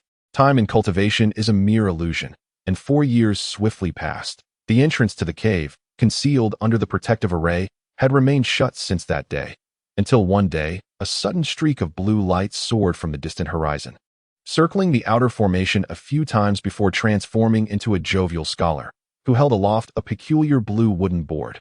This must be the cave of my junior apprentice. How peculiar that it is located in such a remote area.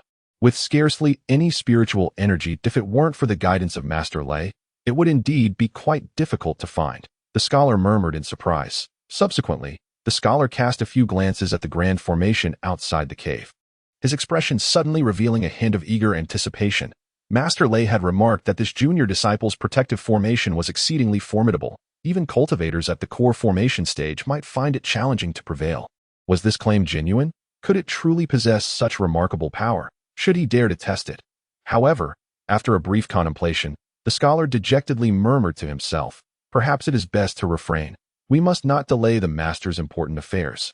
With that, he retrieved a transmission talisman and cast it into Han Li's formation. The talisman instantly transformed into a streak of firelight, silently penetrating the array. Immediately, the scholar tossed the wooden board he held into the air and soared away on his flying device. At this moment, within the cave, in the secluded chamber of the Spirit Eye Spring, Han Li was deep in meditation. His appearance remained unchanged from 4 years prior, devoid of any discernible alteration, save for a faint azure glow enveloping him, shimmering ceaselessly, resembling an exquisite dream or ethereal mist. Yet, a glance around the surroundings would render one speechless, for aside from the area immediately surrounding Han Li, the rest of the space was strewn with talismans of various ranks. From low-tier fireball and ice arrow talismans to upper-tier earth wall and fire cloud talismans, it appeared to be a veritable repository of talismans. Moreover, scattered among them were empty boxes of cinnabar and numerous blank talisman papers.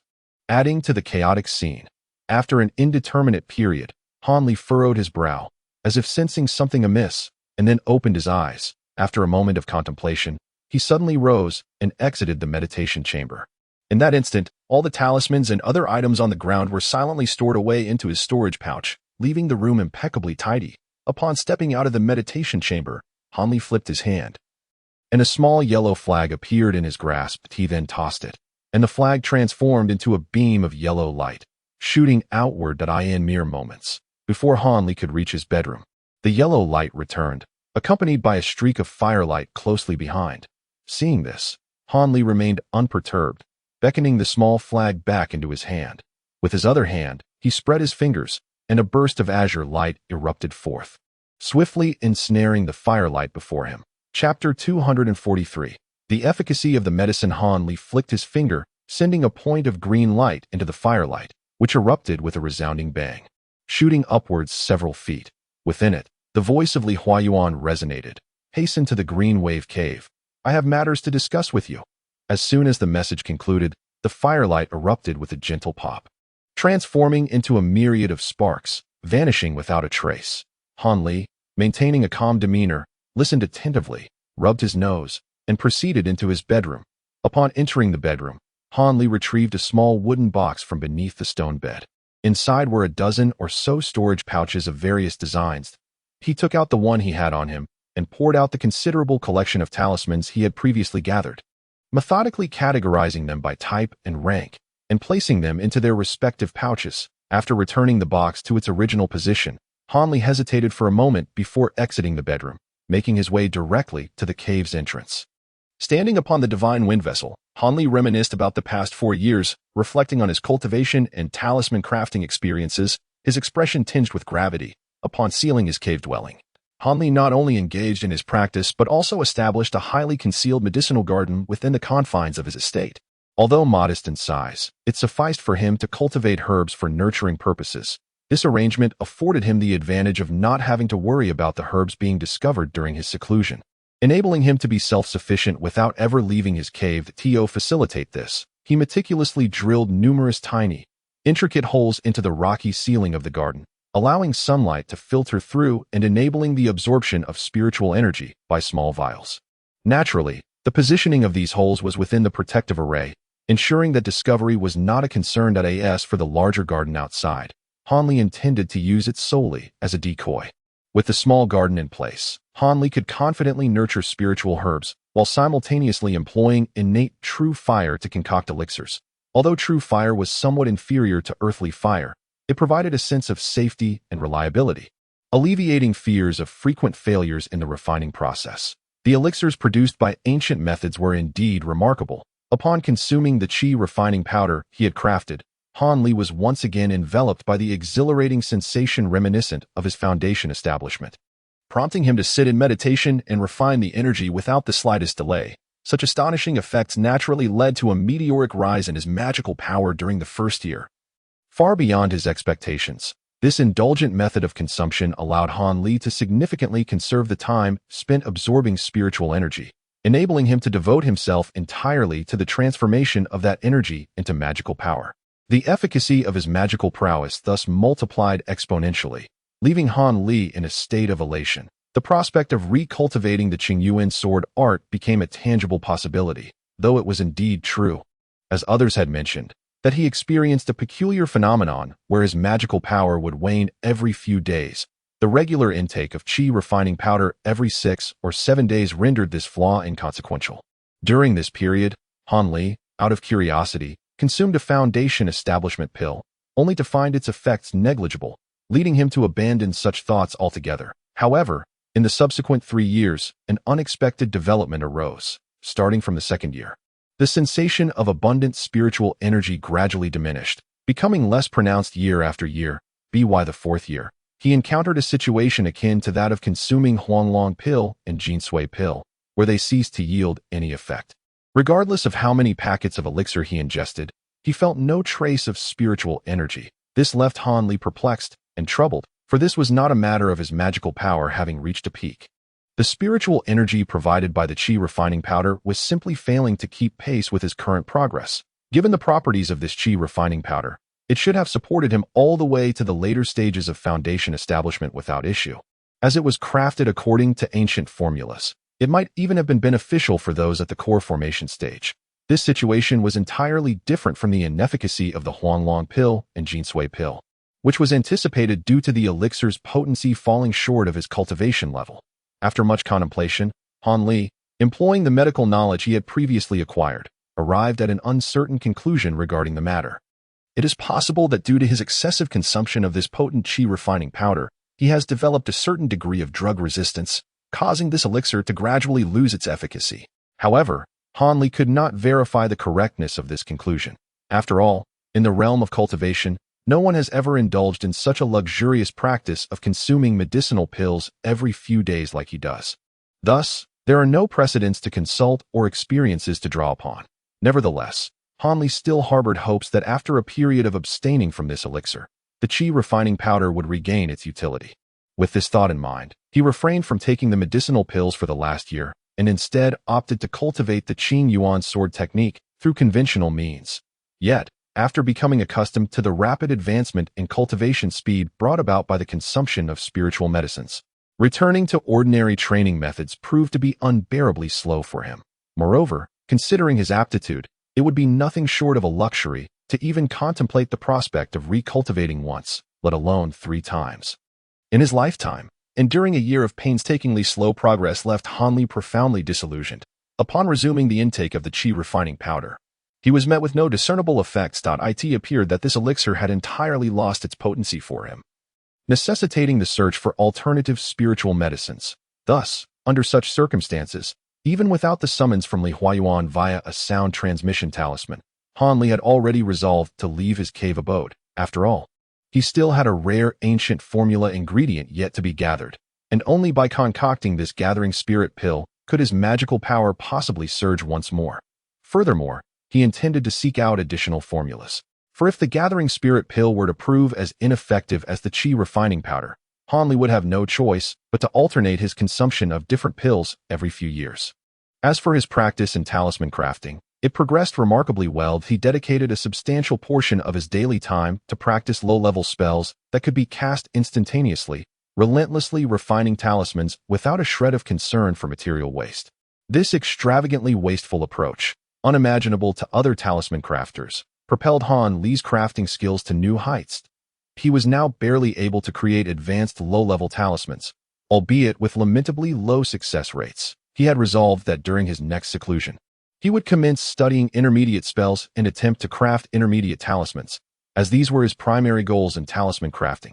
Additionally, during his seclusion, besides the qi refining powder, Han Li seized the opportunity during his relatively free moments to concoct 7 or 8 youth-preserving pills.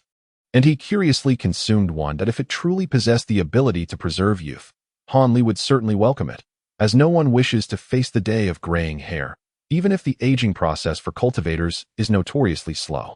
At this moment, the ineffectiveness of the elixir had left Han Li feeling quite dejected during his flight, yet he remained somewhat curious about the sudden summons from his master, Li Huayuan, that he couldn't help but speculate on the reasons behind his master's initiative to seek him out after 4 years. Thus, with a heart full of thoughts, Han Li arrived at the Green Wave Cave. However, upon sending a sound transmission, the barrier was not opened by his senior brother, but rather by a handsome youth in his 20s.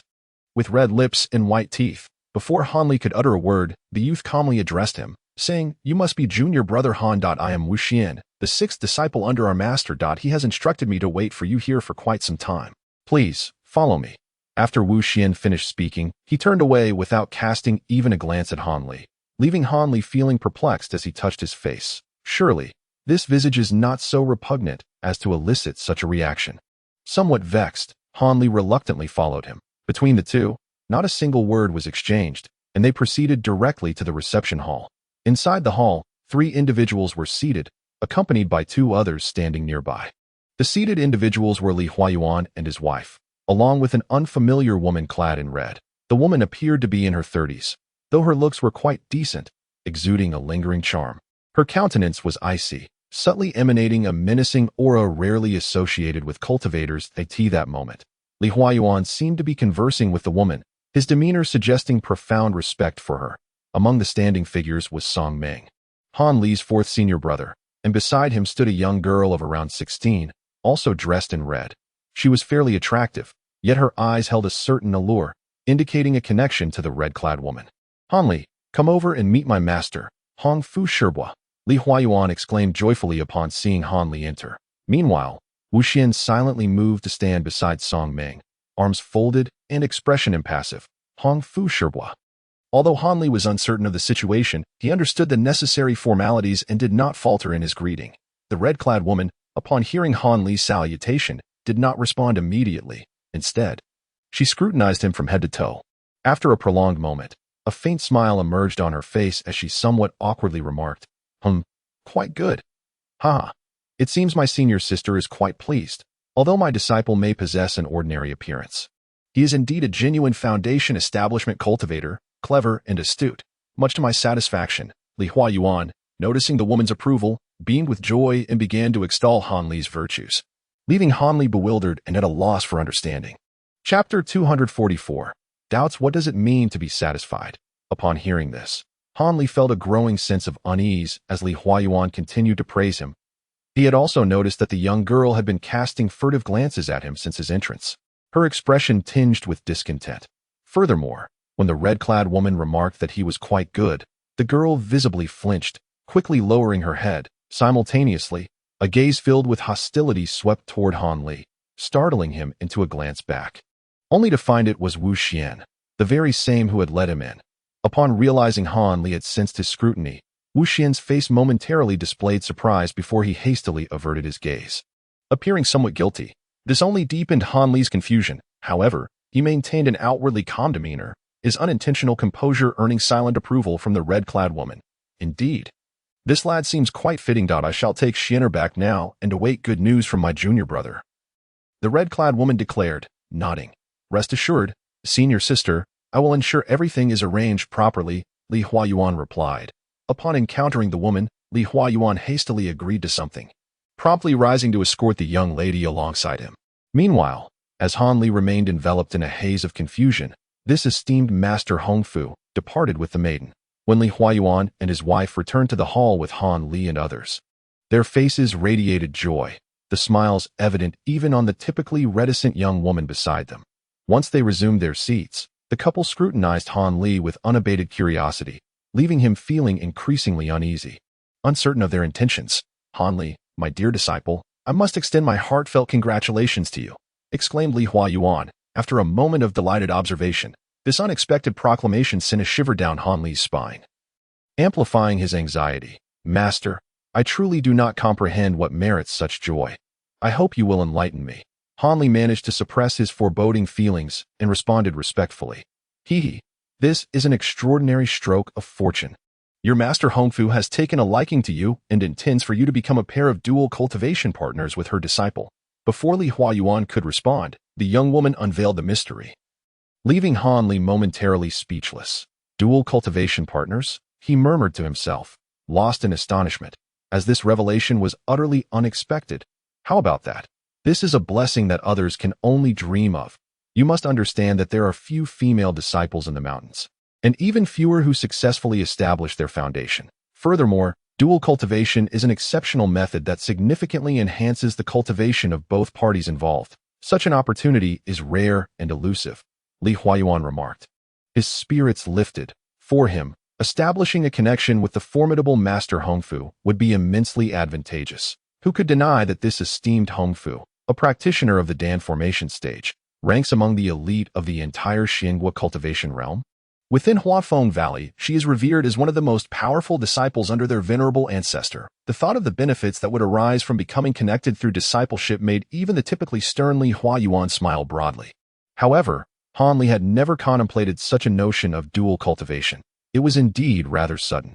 Moreover, given the multitude of male practitioners in Huangfeng Valley, many of whom surpassed him in appearance and aptitude, how could he possibly be the chosen one? Returning to his senses after Li Huayuan's inquiry, Han Li could only muster the courage to respond, though he remained utterly baffled. But this is indeed your fortunate destiny. My disciple, Li Huayuan continued with a chuckle. Your master Hongfu once experienced heartache and harbors a strong aversion to frivolous, handsome men.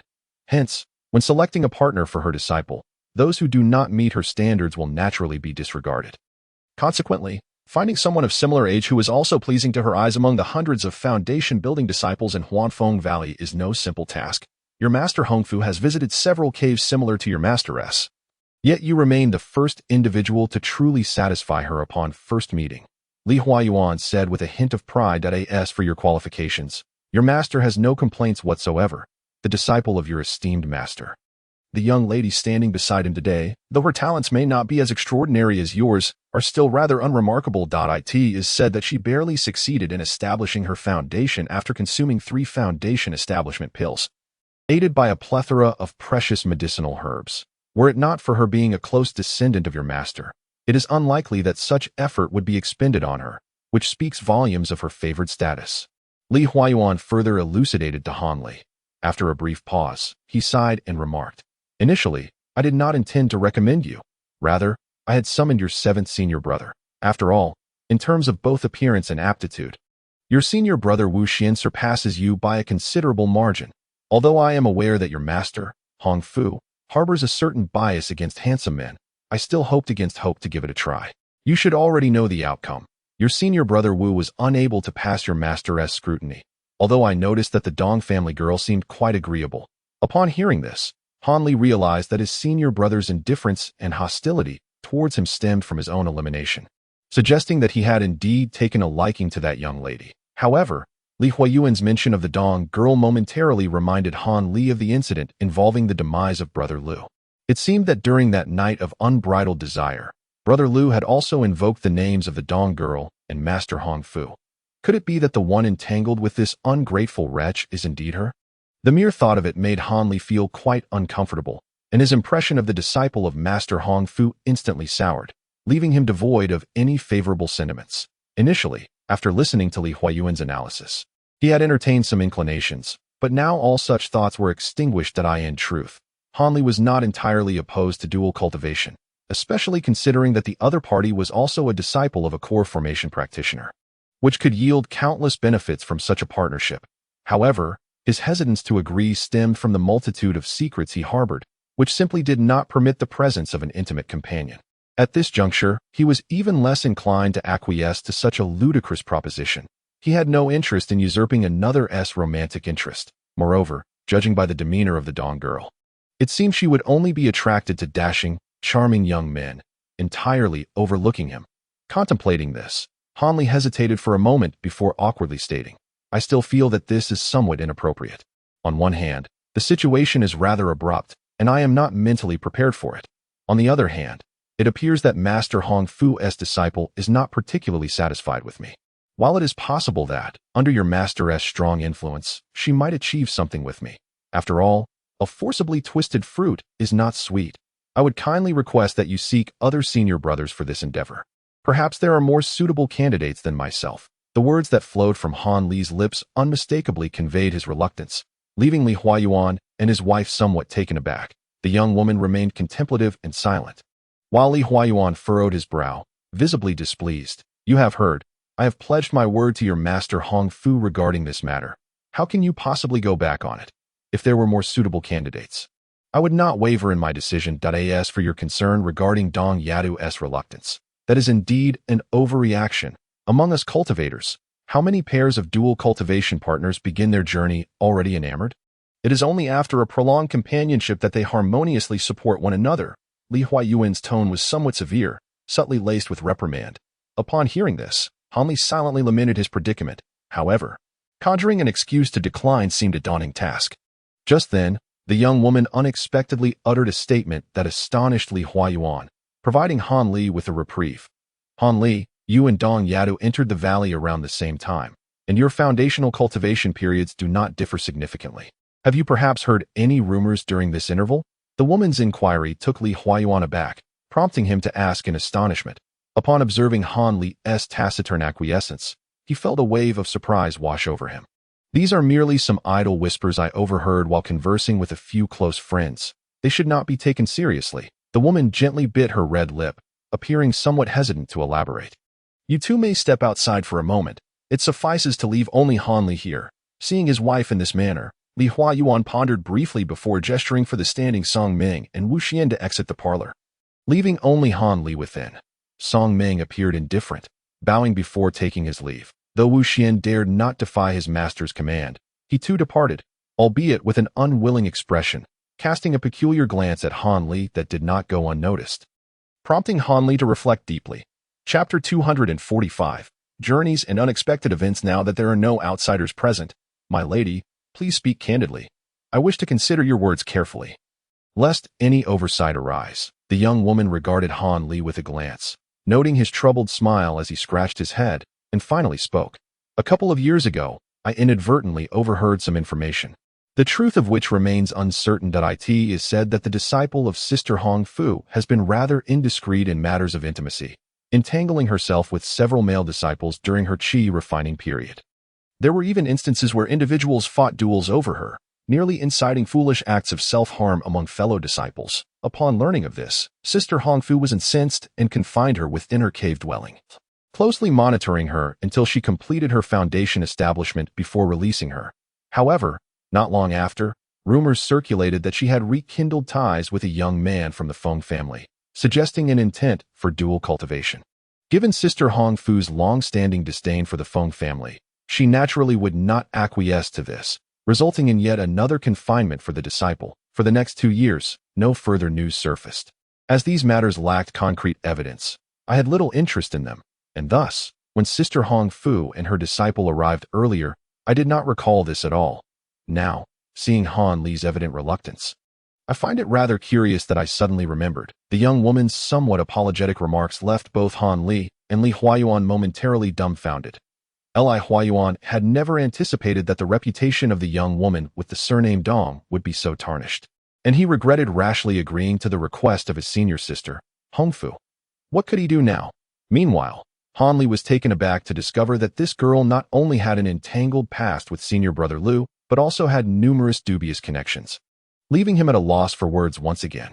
Madam, is what you say truly the case? The disciple of senior sister Hong Fu has such a disreputable name. Li Huayuan could no longer remain seated, rising impulsively with an incredulous expression, and began to pace restlessly within the hall. This was no longer merely a matter of Han Li's willingness to engage in dual cultivation, if his disciple were to take such a woman under his wing. Li Huayuan's own reputation would undoubtedly suffer as well. I cannot say for certain, as these matters are merely hearsay. Perhaps even the storyteller is unaware of the truth. The lady sighed, speaking with resignation. Upon hearing this, Han Li rolled his eyes inwardly, silently exclaiming, "What do you mean by uncertain? At the very least, this girl undoubtedly shares a complex relationship with senior brother Lu. Otherwise, how could he so easily resort to killing his former partner?" Of course, Han Li would not voice these thoughts, instead standing awkwardly in place, feigning ignorance as if he were unaware of the unfolding situation. This only served to heighten Li Huayuan's frustration, now that such matters had arisen. It was no longer appropriate for Li Huayuan to pressure Han Li into acquiescing to the situation, and he himself was beginning to reconsider. However, his senior sister, Hongfu, was not someone who could easily renege on a promise, and the reasons for his change of heart were not easily articulated, which left him in a state of considerable distress. After pacing back and forth several times in the hall, he found himself at a loss for a solution. A sideways glance revealed Han Li still waiting expectantly, eager for a response from his master, which only deepened Li Huayuan's irritation. "You may return for now. Once I have discussed this matter with your master, I will notify you of how to proceed," he said curtly. Han Li, filled with trepidation, had been anxiously awaiting the outcome, fearing that he might be coerced into agreeing to the dual cultivation arrangement. However, upon hearing Li Huayuan's instructions, he felt a wave of relief wash over him. Realizing that the matter was likely to be dismissed, with great joy, he responded affirmatively and swiftly departed. Subsequently, Han Li hurriedly left the cave, much to the astonishment of Song Meng and Wu Xian, who were waiting outside. After a tense 3 days, Han Li finally received a communication talisman from Li Huayuan. Upon learning the outcome of the discussions between his master and senior sister Hongfu, he could not help but let out a deep sigh. Half a month later, at the waterfall of Bodong, Li Huayuan and his wife, along with immortal Hongfu, gathered to bid farewell to two departing individuals. The expressions of the man and woman, Han Li and Dong Xiener, the disciple of the Red Buddha immortal, were somewhat rigid, merely nodding in agreement without exhibiting the excitement typically associated with travelers embarking on a journey. "Han Li, you two must support each other along the way. Take care." Li Huayuan cautioned that I have heard that the world of cultivation has been rather turbulent lately. There have been frequent disappearances among cultivators, initially involving those in the Qi refinement stage, but recently even foundation establishment practitioners have encountered misfortunes. Before the departure of the two, Li Huayuan offered but a few simple words of advice to Han Li. Yet the sentiment left a profound impact on Han Li's heart. However, the parting words of the red-clad Master Fu towards the young girl opened Han Li's eyes wide. "Throughout this journey, you must heed your senior brother Han's counsel and abide by the rules. Should you err again, do not blame me for disregarding the bond of master and disciple." The forthright remarks of Master Fu rendered the young girl pale, causing her to nod repeatedly in silence, her demeanor pitifully delicate. Thus, Han Li and Dong Xiener soared into the skies on their flying instruments, heading southward until they vanished beyond the horizon. Li Huayuan, watching the diminishing points of light, suddenly felt a pang of worry as he turned to the red-clad fairy Fu and asked, "Sister, can you truly rest assured sending them to represent us at the Yin family's treasure-seeking assembly? It must be noted that they have only recently established their foundation and hold no hope whatsoever. What? Do you, junior brotherly, fear that by not dispatching capable disciples, it may tarnish your reputation, or do you lament the treasures offered by the Yin family, such as the Qian Coin Tower?" Fairy Fu cast a sidelong glance at Li Huayuan, her expression a mixture of amusement and pity. "Of course, my husband does not mean such a thing, that he merely wonders why Master Fu does not send forth her strongest disciples. When compared to the true experts of foundation establishment, Han Li and the young lady would surely be no match." The gentlewoman smiled warmly, softly defending Li Huayuan. "Junior brotherly, your wife is indeed a virtuous helpmate. In truth, I harbor some intent in this matter. Should she and your disciple develop feelings along their journey and achieve a happy union, that would be splendid. However, this is not my primary aim. I mainly wish for this girl to encounter some hardships to temper her pride. I have heard that the little girl with a heavenly spirit root from the Yin family will also return home for this treasure-seeking assembly. This will allow her to comprehend the gap between herself and true geniuses, lest she mistakenly believes herself remarkable merely because she has reached the foundation establishment stage, remaining blissfully ignorant of her limitations. Previously, due to her being the sole descendant of my late elder brother, I spoiled her excessively. She dared to engage in actions unbecoming of a lady, entangling herself with male disciples. What kind of decorum is that? She has nearly tarnished the reputation of a young woman. Had it not been for the several examinations of her virtue, confirming her purity, I would have long since dealt with her, to spare everyone the impression that our Dong family has produced a shameless woman." The woman in red spoke coldly, yet her words seemed to carry an underlying implication. Li Huayuan and his wife exchanged glances, both revealing expressions of embarrassment upon discerning the meaning behind her words. On that day, the couple mustered their courage to broach the subject of their disciples' withdrawal with Master Futo. Their astonishment. This sister, who typically bore a rather irritable temperament, let out a gentle sigh. However, Hongfu presented a condition, hoping that Han Li could accompany Dong Xian'er on a journey to attend the recent treasure-seizing conference held by the Yin family. This conference, organized by the foremost family in the cultivation world of the Yu Kingdom, the Yin family, invited disciples of Jiedon stage masters from neighboring nations to gather together. The purpose was to foster relationships with numerous Jiedon stage cultivators, thereby benefiting the future development of the Yin family. Consequently, the legendary artifact, the Qian Kuan Tower, was offered as the grand prize for this event, along with a plethora of other rare treasures, magical instruments, and spiritual elixirs. Thus, many Jiedon stage cultivators who received invitations indeed sent their strongest disciples to participate in this gathering. After all, the Qian Kuan Tower was an object of desire even for Jiedon stage masters. Naturally, due to the distance, the likelihood of Jiedon stage cultivators from outside the Yu Kingdom attending was rather low, with local cultivators predominating. Upon hearing the conditions set forth by the other party, Li Huayuan felt that it was somewhat wasteful for the relatively weaker Han Li to participate in such a grand event. However, upon reflection, he realized that his strongest disciple was currently away on another matter and would not make it in time for the conference. If he sent other disciples, securing the first prize would be out of the question. Even if they were to attain other rankings and obtain some magical instruments, he would hardly regard them with any esteem. Thus, he acquiesced to the request. The Li couple initially thought the matter concluded and intended to take their leave. However, to their surprise, Hongfu suddenly wished to detain the young woman for a moment, claiming there were matters she wished to discuss privately. This left Li Huayuan, filled with questions, waiting outside. As a result, half a day later, when the young woman returned from Hongfu's abode, she relayed to Li Huayuan a shocking revelation. In Chapter 246, Dong Xian'er, this disciple of Hongfu, astonishingly still possessed her virtue, as evidenced by the intact vermilion seal of purity. This revelation left Han Li's master wife utterly astounded, for, judging by her alluring demeanor, it was inconceivable that Dong Xian'er had not been involved with any man. The couple had feigned ignorance and directly agreed to the dual cultivation matter, harboring a hint of ambiguity in their acceptance. Yet, they had never anticipated that this woman's notorious reputation was already widely known, prompting her to retract her agreement for the sake of their couple's reputation.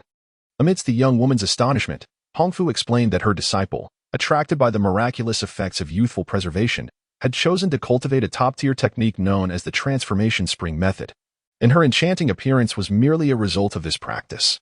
Thus, cultivators well-versed in identification techniques, after encountering Dong Xian'er a few times, naturally concluded that she had lost her original essence, leading to the gradual circulation of many unfavorable rumors about her. Of course, her disciple did exhibit some lack of self-respect, entangling herself in flirtatious interactions with several male disciples. However, owing to the beguiling effects of the transformation spring method and her unique status, it was indeed a rare occurrence that no male cultivators swarmed around her.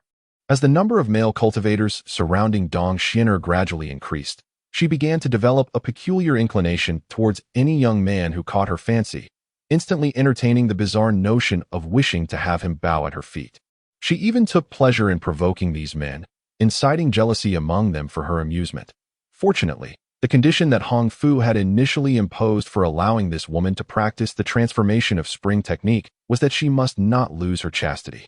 Should it be discovered that her chastity mark had vanished, the formidable Hongfu would promptly strip her of her magical powers, relegating her back to the realm of mortals. This was to prevent Dong Xian'er, who had acquired some beguiling methods through her practice, from tarnishing the reputation of the Dong family. Thus, under this life-threatening constraint, although Dong Xian'er frequently exchanged flirtatious glances with those men, she still dared not cross the boundaries too far. However, the misdeeds she committed gradually reached Hongfu's ears. Inciting her furious wrath, she dealt Dong Xian'er a severe punishment and subsequently confined her for a period. Yet, by then, it was too late. Dong Xian'er's sullied reputation had already spread throughout the entire Yellow Maple Valley. Once such matters were set in motion, they became nearly impossible to clarify, leaving even the seasoned cultivator Hongfu at a loss. At this juncture, even those cultivators who valued their reputations would be reluctant to take the risk of forming a dual cultivation partnership with Dong Xian'er. despite knowing she remained virtuous. However, due to the demands of the transformation of spring technique, she had reached a critical stage where she must engage in dual cultivation with someone. Otherwise, her powers would stagnate and potentially regress.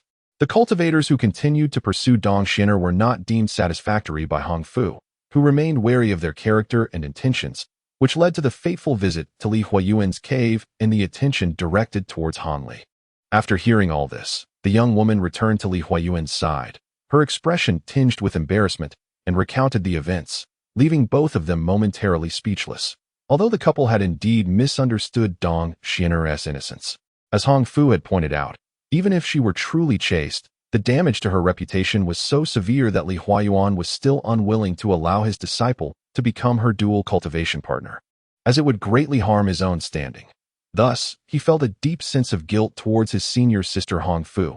To atone for this, Li Huayuan naturally made no effort to obstruct Han Li from attending the treasure-seizing conference, and even actively facilitated the matter, which led to the journey undertaken by Han Li and Dong Xian'er. In Li Huayuan's mind, considering Han Li's exceedingly poor impression of Dong Xian'er, even if the two did embark on this trip, it was unlikely that any entanglement would arise. However, his seventh disciple, Wu Xian, had become infatuated with Dong Xian'er ever since their first encounter. Just a few days prior, he had mustered the courage to ask Li Huayuan to approach Hong Fu once more, hoping to see if he could still secure a favorable outcome with Dong Xian'er. Li Huayuan, feeling indebted to Hong Fu, naturally could not acquiesce to such a ludicrous request.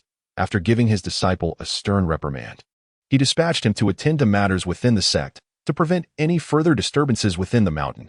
Despite the severity of his reprimand, Wu Xian appeared to have become significantly more compliant, dutifully venturing out to fulfill his tasks. However, Li Huayuan could still discern the lingering mischief in his disciple's demeanor, which inevitably caused him some degree of concern. After bidding farewell to the two, Hong Fu Xiangu engaged in a brief yet pleasant conversation with the couple before taking her leave. Li Huayuan and the young woman then entered the Green Wave Cave, commencing their routine cultivation, momentarily setting aside the matters concerning Han Li and Dong Xian'er. As the foremost family in the state of Yu, the Yin family's roots lay in the relatively unremarkable Linzhou, one of the 13 prefectures of Yu. Not only was the region's size modest, but its population also fell within the average spectrum, rendering it a rather unremarkable locale. Xinyang City, an ordinary small town in Linzhou, boasted little more than the scenic Yinyang Mountain nearby. Lacking any distinctive features or local specialties to speak of, the Yin family stronghold, Yinling Fortress, was nestled within this very mountain. At this moment, Han Li held in his hand an invitation to the treasure-seeking conference. The location inscribed upon it was none other than Yinling Fortress. After scrutinizing the invitation once more and confirming its accuracy, Han Li carefully tucked it away. However, a woman's voice, laced with cold mockery, echoed in his ears. "What a blockhead! You've read that invitation 5 or 6 times, and still, you remain unconvinced. Truly, you have quite the peculiar tendency." Her voice was soft yet imbued with a deep, magnetic resonance, capable of stirring certain fantasies within men, particularly young ones. Yet, Han Li remained unfazed, appearing as if he had not heard her at all. Instead, he raised his hand, sending 3 fireballs the size of bowls soaring into the sky, where they erupted in a brilliant display. He then stated calmly, "If the Yin family does not arrive to escort us shortly, we shall depart and return tomorrow. If you're feeling well enough to indulge in arguments, perhaps you might fly high and survey the surroundings, just in case there are others lurking about." Han Shixiao, you truly are quite timid. We are at the gates of the Yin family. Do you truly believe there will be any danger? I suspect you are merely seeking trouble and creating unnecessary commotion. Dong Xian'er pouted, languidly remarking while stretching beneath an ancient pine, showing no inclination to comply with his suggestion. At that moment, Han Li and the young woman found themselves atop a modest peak, seemingly awaiting some forthcoming event. This was indeed the designated location for receiving guests as mentioned in the invitation, yet despite their prolonged presence, no members of the Yin family had yet appeared. This delay heightened Han Li's vigilance, instilling within him a sense of foreboding regarding potential unforeseen circumstances. Conversely, Miss Dong dismissed Han Li's cautious demeanor, perceiving it merely as an expression of his inherent timidity. 7 or 8 days had elapsed since the pair departed from the Green Wave Cave. Throughout their journey, an innate discord seemed to exist between them, as each found the other exceedingly irksome.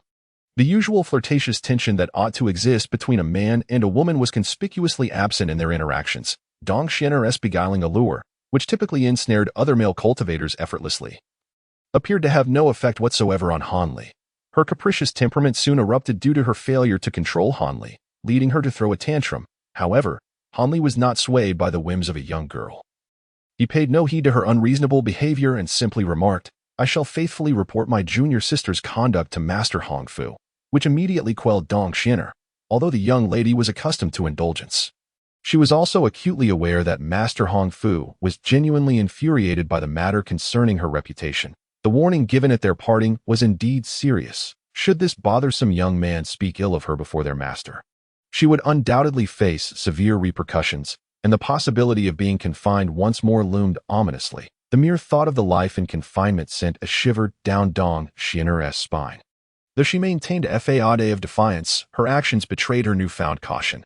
Hanli, perceiving her change in demeanor, did not press her unduly and even allowed her to claim minor verbal victories without concern. Yet, if Dong Xian'er ever crossed the line, he would unhesitatingly invoke the name of Master Hongfu, swiftly silencing her and leaving her with no room to retaliate. After all, before their departure, Master Hongfu had explicitly instructed Dong Xian'er to heed Han Li's words in their presence.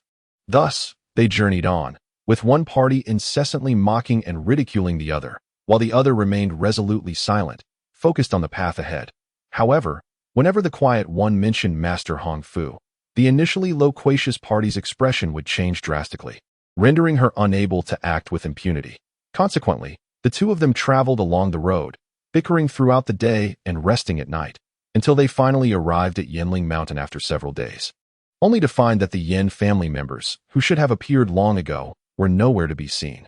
Growing increasingly impatient, they had been waiting for over half a day. Here it comes. And this. Steamed white rice. With that, the matron served a bowl of steaming, fragrant glutinous rice before him. Duruo felt a twinge of nervousness at his words, and after inserting an earbud, they had spent considerable time to no avail, not hearing any sound. This question had neither been posed by Ren Payne nor by Gulan, yet Duruo bluntly inquired who had given her such audacity. The boy's ice-like gaze rolled toward Yi Qingcheng, questioning if she would still set traps. The hint of disdainful arrogance curled at the corners of his mouth as he softly declared, "My people have arrived." Lan Yuchen wore a light smile. Yet to Ouyang Qing, it appeared grotesque, as if Lan Yuchen's next words would condemn him to the depths of despair. Susan, unnerved by Yun Songhai's icy stare, instinctively inched closer to Chu Su, akin to drinking poison to quench thirst. "What do you make of this matter?" Cold Diensan settled into the sofa, his previously stoic demeanor showing signs of cracking. They had already investigated the events surrounding the kidnapping that Aruran had witnessed, yet they had unearthed nothing. Yushima closed his eyes, suddenly recalling a conversation he had once had with Cold Diensan. After a considerable pause, Lu Qinglin gradually released Jiang Beibei, panting heavily as he fastened her buttons.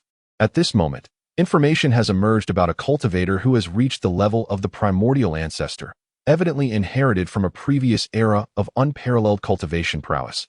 Is this vehicle for nation building and military establishment yours? Yao Jiaming inquired with astonishment, gazing at the two brothers he had not seen for over a decade, now clad in expensive new attire, devoid of their former timid and silent demeanor, regardless of one's innate talent. Time is essential for growth. What can be achieved in a mere century? Even for true prodigies, it is hardly sufficient that as for the secret manuals, there are numerous imperial-level texts, crafted by the emperors of the Xingyue clan. Distinct from those of the human race, in the outer lounge, directly facing the entrance, stood an octagonal table with two grandmaster chairs beside it, while a central painting adorned the rear wall. It depicted a pig demon, towering at least 2 zhang high, even taller than a monkey, soundly asleep on the ground, drooling from its tusked mouth, seemingly dreaming of delectable treats. As a video concluded, Feng Wei was already in tears. And Uxin, having anticipated this, promptly offered her several tissues. She first placed the milk over the fire to heat, turning off the flame once it reached a boil. Not long after, a natural layer of cream formed on the surface of the milk. Cui Yuanyang suddenly sprang up, rushing over to attempt to carry Zhao Changhe away. But to her surprise, Zhao Changhe was unexpectedly heavy, and she could not lift him momentarily. "All right, you need not concern yourself." Just this once. If there's a next time, I won't even answer your call, Ao Shui threatened before hanging up the phone, leaving Ao Jun to sigh at the silent device. Alice promptly activated her fire element domain, aiming to suppress the earth element force. However, her opponent simultaneously unleashed their earth element domain, which forcibly extinguished her fire domain, that he snapped his fingers, igniting a small blue flame at his fingertip. The flame was modest, and its glow was not particularly intense. The gust of wind blew past, causing the flame to wane abruptly, nearly extinguishing it. Chapter 247. The Yin siblings. Perhaps the impatience of the two had an effect, as two black dots suddenly appeared in the sky to the west of the peak. It was the double-headed eagle that Han Li had encountered at the Tainan conference, upon which sat a man and a woman. Upon seeing outsiders, the previously languid Dong Xianyuan immediately perked up, standing straight and curiously gazing at the increasingly large double-headed eagle. But I sincerely apologize for keeping you waiting. I am Yin Yu, and this is my younger sister, Yin Ling, here to escort you to Yanling Fortress. As the double-headed eagle landed atop the peak, the man and woman promptly leaped down. The young man, having just steadied himself, spoke with utmost sincerity. It's quite all right. We have only just arrived ourselves. Before Han Li could respond, Dong Xianyuan, noticing that Yin Yu was a remarkably handsome man, brightened with delight, her voice melodious and enchanting, causing Han Li to glance at her in surprise. Had he not witnessed her capricious demeanor over the past few days, he might have genuinely believed her to be a refined lady merely from the sweetness of her tone. Yin Yu, of course, remained oblivious to all of this. Upon first laying eyes on the enchanting Dong Xianer, a girl of exquisite beauty, he was instantly stirred by her gentle words, causing an unusual sensation to well up within him. He straightened his posture and declared in a resonant voice, indeed, there were disciples of the Yin family here awaiting esteemed guests. However, due to an unforeseen incident involving the disciples responsible for receiving guests, there has been a temporary lapse in hospitality that I sincerely apologize for any oversight on behalf of the Yin family and hope that you will not take offense. Hearing this, Dong Xianer smiled coyly, her eyes sparkling with charm. Just as she was about to speak further, a soft voice from Han Li pierced her thoughts. Sister, are you not worried about incurring the ire of Master Hongfu? Upon hearing these words, Dong Xianer's expression shifted dramatically. Her lips parted in shock, yet no words emerged, leaving the Yin siblings perplexed by this peculiar turn of events. Yin Ling, a lively girl of around 15 or 16, possessed bright, twinkling eyes that flitted between Han Li and Dong Xianer, exuding an air of cleverness. As Sister Dong mentioned, a slight delay is inconsequential. I trust that the Yin family would never intentionally neglect their invited guests. However, I am somewhat curious about the nature of the unforeseen incident that befell the disciples responsible for reception. Did they perhaps have a conflict with a guest? Suppressing Dong Xianer's erratic use of the transformative spring decision, Han Li cleared his throat twice and made a polite inquiry, lightheartedly probing into the so-called incident. Upon hearing Han Li's words, Yin Yu's face revealed a look of discomfort, as if he had reservations about speaking candidly. Han Li, since Brother Yu has his own reasons for discretion, it would be best not to press the matter further. Let us proceed to Yanling Fortress. I believe many guests have already arrived, he suggested. Indeed, we should head to Yanling Fortress. Quite a few other guests have indeed arrived and are engaging in discussions about cultivation insights and various exchanges. Your presence would be a delightful addition. Dong Xianer chimed in, sensing Yin Yu's hesitation and suddenly advocating for him. This eased Yin Yu's tension considerably, and he wholeheartedly agreed, his admiration for Dong Xianer growing. However, Yin Ling, standing nearby, began to sense Dong Xianer's ulterior motives. Pouting slightly in discontent, this time, Han Li chose not to confront Dong Xianer, simply smiling subtly as he nodded in agreement, saying, "Then please, Brother Yin and Miss Yin, lead the way. Dong Xianer, and I shall follow in your wake." Yin Yu felt a surge of joy at Han Li's lack of probing into the matter, but then, as if recalling something, he added apologetically, "Before we proceed, I must, as a matter of protocol, verify the invitation. I hope you will not take offense." Although Yin Yu spoke courteously, Han Li could clearly sense that his tone was largely directed at Dong Xianer, indicating that this Yin disciple was becoming ensnared in her web of charm. Han Li chuckled quietly to himself, opting not to inquire into Dong Xianer's indiscretions, and feigned ignorance as he retrieved Li Huayuan's invitation from his person, promptly handing it to Yin Yu. As for Dong Xianer, she too presented her delicate hand, reminiscent of the legendary Hong Fu Xiangu, to offer something. the alluring fragrance emanating from her and the glistening, jade-like sheen momentarily captivated Yin, causing him to forget to reach out and accept it. Observing this, his sister could no longer bear the sight, and, with a hint of irritation, promptly took it from him. This action roused Yin from his stupor. And under Dong Xianyer's soft chuckles, his face flushed crimson. It turned out that it was Master Han and junior sister Dong. With no issues regarding the invitation, let us proceed. After returning the invitation, he had perused to Han Li and the others. Yin, feeling somewhat unsettled, mounted the twin-headed duck, stealing glances at Dong Xianyu along the way. Yet, at that moment, this willful maiden presented herself with an unexpectedly dignified demeanor, further igniting the imagination of the elite from the Yin family. The four of them departed in succession, heading straight towards the direction of the Yin siblings. After flying several dozen miles, they arrived at a location nestled between two small peaks and came to a halt. At this juncture, Yin retrieved a token-like object from his person, grasping it firmly in both hands while channeling his spiritual energy into it. Instantly, a vast expanse of golden light erupted from the token. Soaring towards the void ahead, the originally empty air was swept by this golden brilliance, revealing a shimmering display of 5 colors. As the multicolored radiance dissipated, a magnificent ancient fortress materialized between the once barren mountain ridges. Gazing at the towering walls, reaching heights of 30 to 40 zhang, and the countless grand, ancient structures beyond, both Han Li and Dong Xianyer felt an overwhelming sense of novelty, their senses almost overwhelmed.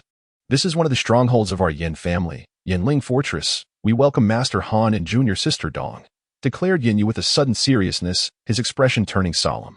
Han Li smiled, poised to respond, when suddenly Dong Xianyer exclaimed softly, her gaze fixed on a particular spot within the formidable fortress, her eyes wide with astonishment. Noticing her reaction, Han Li naturally followed her line of sight. There, on a platform resembling a martial arts arena at the fortress's edge, 2 men in distinct attire faced off against one another. One was a burly man clad in the Yin family's brown garb, while the other, with a face adorned by curly facial hair, possessed gray eyes, yellow hair, and dark skin, draped in an eerie green robe. Surrounding them was a gigantic white energy shield, flickering as if it were both present and absent. Beyond this, many individuals stood scattered about, with 2 groups in uniform attire particularly standing out. One group was neatly arranged, silent, and disciplined, unmistakably the Yin family members. The other group, clad in green robes akin to the peculiar man in the air, largely mirrored his gray eyes and yellow hair, though mingled among them were some ordinary faces. Upon realizing this, Han Li's expression mirrored a hint of astonishment, and he glanced at the Yin siblings, seeking an explanation. Before he could inquire, however, Yin Yu's complexion shifted uncomfortably upon witnessing the scene. Meanwhile, Yin Ling, beside him, clenched her fists in anger and exclaimed, "They have begun to challenge each other again, and with such ruthless intent. This is simply outrageous." Upon hearing these words, Han Li felt a stir in his heart and tentatively inquired, "Are these individuals not guests of the Yin family?" "Certainly not," came the emphatic reply. "These ruffians sought us out themselves. Upon their arrival, they immediately injured our hosts, the young brothers Xiao Shilu and Xiao Shiwu, and insisted on participating in the treasure-seizing event. It is beyond comprehension how several elders could acquiesce to such demands. It is truly infuriating." This time, Yin Ling disregarded Yin Yu's admonishing gaze and, like a torrent of beans, began to chatter incessantly, displaying a fit of youthful petulance that left Han Li in a state of bemusement. Meanwhile, Yin Yu's expression turned awkward, at a loss for words. It appears that these are indeed the culprits we have been enduring atop the peak, she mused. Might brother you enlighten Xian'er with the particulars? Without Han Li needing to prompt, curiosity piqued, Dong Xian'er eagerly pressed Yin Yu for information, prompting a moment of hesitation before she readily complied. "These individuals arrived at our Yinling fortress this morning. At the entrance, they attempted to force their way in without an invitation, injuring 2 of our disciples who were there to greet them. When other disciples, responding to a call for help, arrived, they initially intended to teach these intruders a harsh lesson. However, to their surprise, the intruders presented letters and tokens that compelled the leading elders to swallow their anger and allow them entry into the fortress. Yet, upon entering Yinling Fortress, these individuals proved to be anything but compliant, immediately requesting a sparring match with the Yin family. After deliberation, the elders seemingly decided to teach these ruffians a lesson, agreeing to the challenge. The contests were set to be numerous, with 10 matches in total, all contested by foundational disciples. Before I went to fetch the two of you, several matches had already taken place, but the results? Yin Yu gently shook her head, her expression somber, clearly indicating that the Yin family was at a disadvantage. Di Kuan exerted tremendous force, crushing the man's skull, sending a spray of pulp in all directions. The military and living conditions were all well-equipped, nearly reaching the standards of China in the 1970s and 1980s. Observing Colin's logical discourse, Hoshino Minatsu exhaled, feeling a slight relaxation of her taut nerves. Had Colin gone berserk, she would have been at a loss for how to manage him. The traditional practice of welcoming the bride with a show of force against the groom was automatically waived due to Chai Lingwu's status. Furthermore, even if they were aware of their own strengths, they did not take any action to confront Gu Lingtian, nor did he suffer any losses. The Dark Trelka attempted a rescue, yet tendrils ensnared him from behind, rendering him immobile. Nevertheless, the spoils captured must be surrendered to the court. After all, the court incurs costs in preparing provisions and military supplies, and even if not a significant profit, should they not at least recoup some expenses? At that time, rumors circulated within the military that the emperor had allocated the finest equipment and the most substantial resources to the northern town army, inciting dissatisfaction among the four great families, who feared the imperial family might leverage this to regain power, leading them to conspire to disband the northern town army. Yuan Xin, as a mid-level military officer, retained some awareness of those events. Currently, the crowd was not overly large. Today being a holiday, the noon assembly was likely at its peak, with the evening also expected to draw a considerable number of people. It is inconceivable. How is it that you remain unaffected by the circumstances of the realm, maintaining such remarkable speed?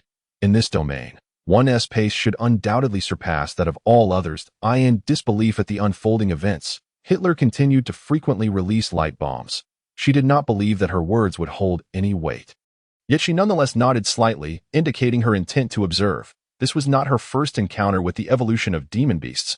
Her own bird bear had undergone 2 transformations in the past. Moreover, she was curious to see what the demon beasts here would look like after their metamorphosis. However, the master of the Nine Hells Mountain was indeed formidable.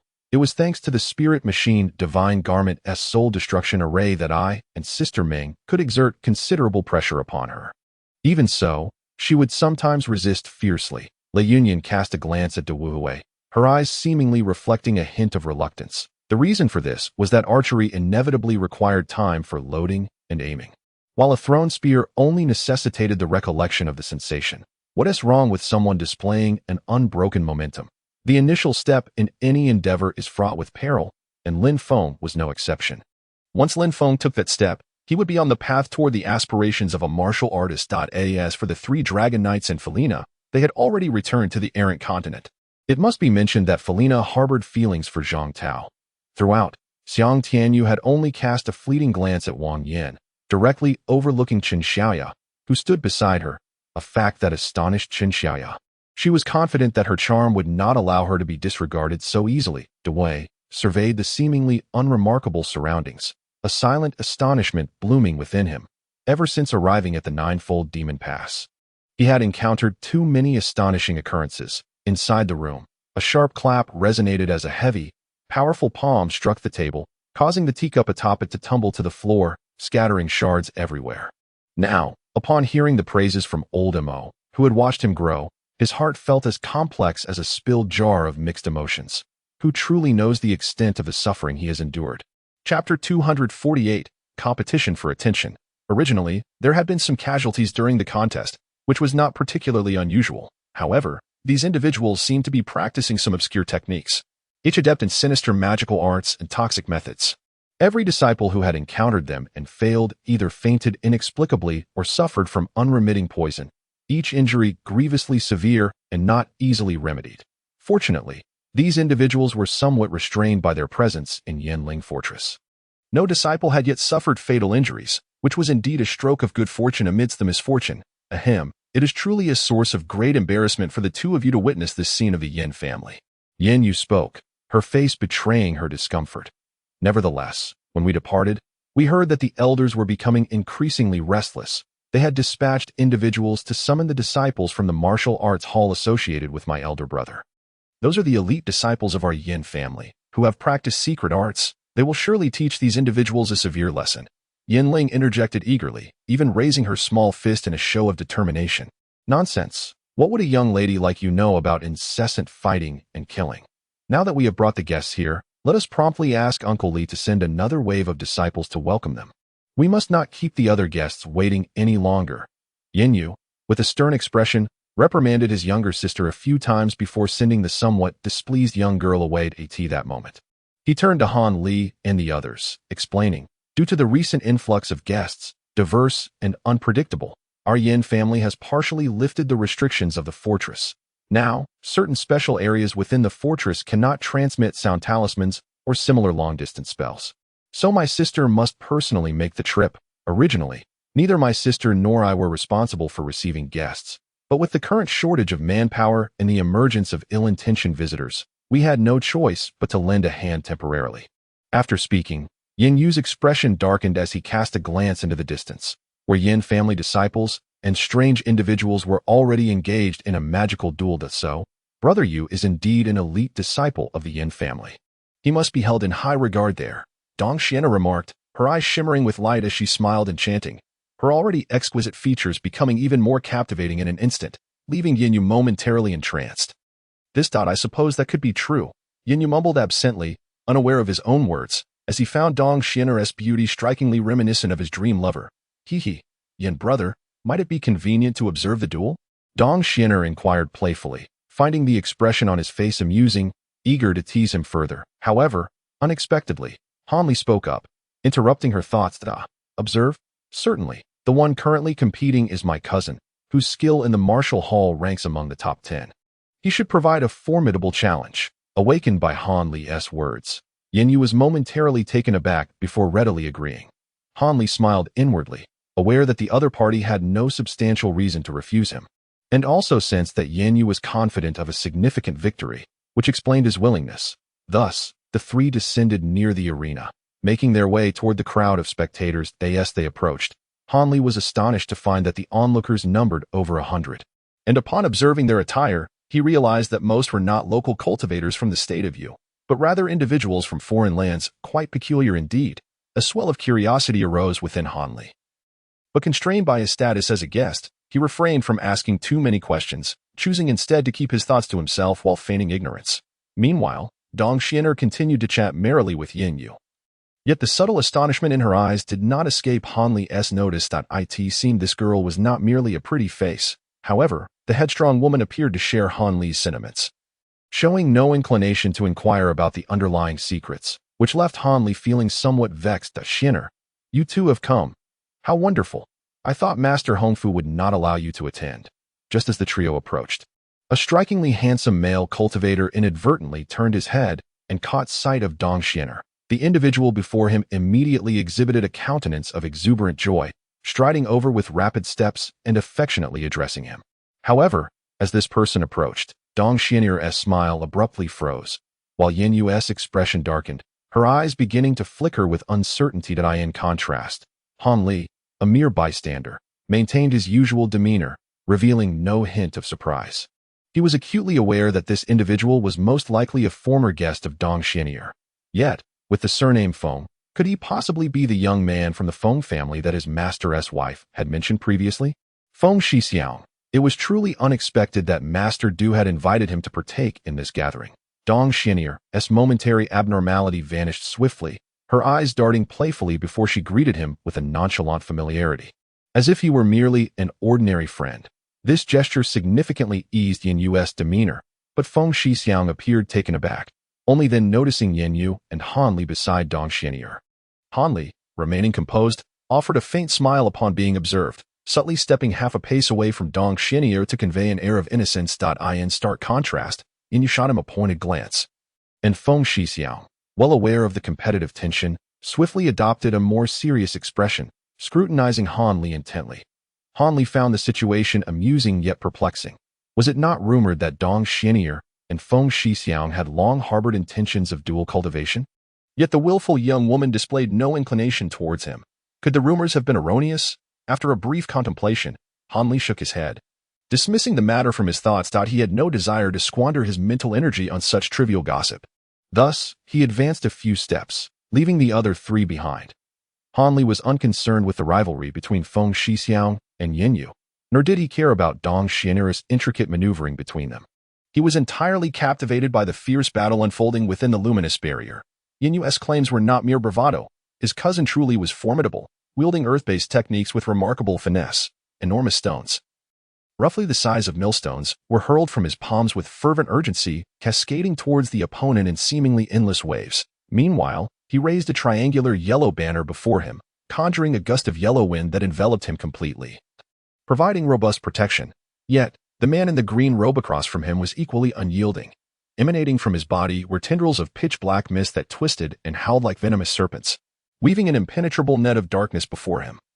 Effectively rebounding the incoming stones at 80 times, the ricocheted projectiles struck the opposing side, leaving the elite of the Yin family momentarily flustered. Surrounding him were 6 or 7 floating white skulls, the purpose of which remained a mystery. Thus, a stalemate ensued, one side relentlessly attacking while the other remained steadfast and silent. It was evident that both combatants were merely testing each other, not yet engaging in earnest. Therefore, despite the chaotic scene filled with flying boulders and swirling black mist, they remained composed and unhurried, betraying no signs of strain. As Han Li observed this spectacle with rapt attention, he was suddenly jolted from his reverie by Dong Xian'er's voice calling out, "Han Shixiang, do you agree?" This took him by surprise, and before he could turn around, he instinctively responded with a non-committal However, as soon as the sound escaped his lips, he inwardly lamented his reaction and hurriedly turned to face her. It was a sight to behold. The two rivals, who were expected to be at odds with one another, cast him malevolent glances, seemingly united in their enmity. Clearly, he had fallen victim to the schemes of this willful woman. "Did you hear that?" exclaimed Dong Xian'er, adopting a pitiful demeanor. "Senior brother Han himself admits that I must remain by his side at all times, as it is a direct command from my master." Yet, taking advantage of the moment when the two infatuated souls were distracted, she promptly made a face at Han Li, leaving him at a loss for words in that fleeting moment of negligence. Dong Xian'er had manipulated the situation to her advantage, thrusting upon him two considerable troubles. It was evident that her grievances had been stoked by his incessant use of Hong Fu's name throughout their journey, prompting her to seek revenge. Surely, if these two were to administer a lesson to him, she would be in high spirits. Han Li cast a glance at the two watchful adversaries, sighed, and was about to speak when suddenly the expressions of the duo shifted. Particularly Yin Yu, whose demeanor grew tense. Their gaze swiftly transitioned from Han Li to the arena.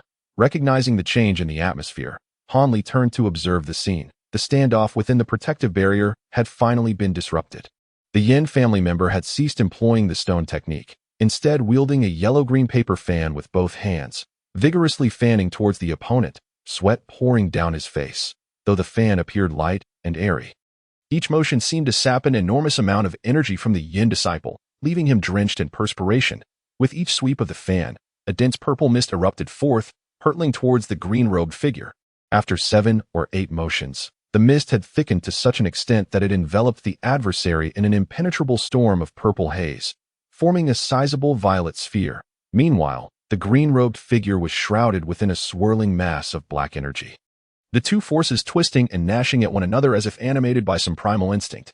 Yet, it was apparent that the green mist, under the control of the Yin family member, held the upper hand, compressing the black energy further and further. My cousin's bone transformation fan is renowned within our Yin clan as a top-tier magical artifact. The toxic mist it releases, upon contact, would surely dissolve flesh and bone, a truly formidable weapon. However, my cousin has always deemed this fan too malevolent to wield lightly. Yet now, he has resolved to utilize it earnestly, demonstrating his determination to ensure that the opponent does not escape unscathed. Observing this spectacle, Yin Yu's spirit soared, and she turned to explain to Dong Xian'er at her side. "Go. Is this fan truly so famous?" Dong Xian'er inquired, a light laugh escaping her lips as her smile revealed a captivating allure. "I wonder how it compares to the illustrious thunderstorm fan in terms of might. While the bone transformation fan may lack the sheer power of the thunderstorm fan, it can be wielded effortlessly by any cultivator with a wood spirit root.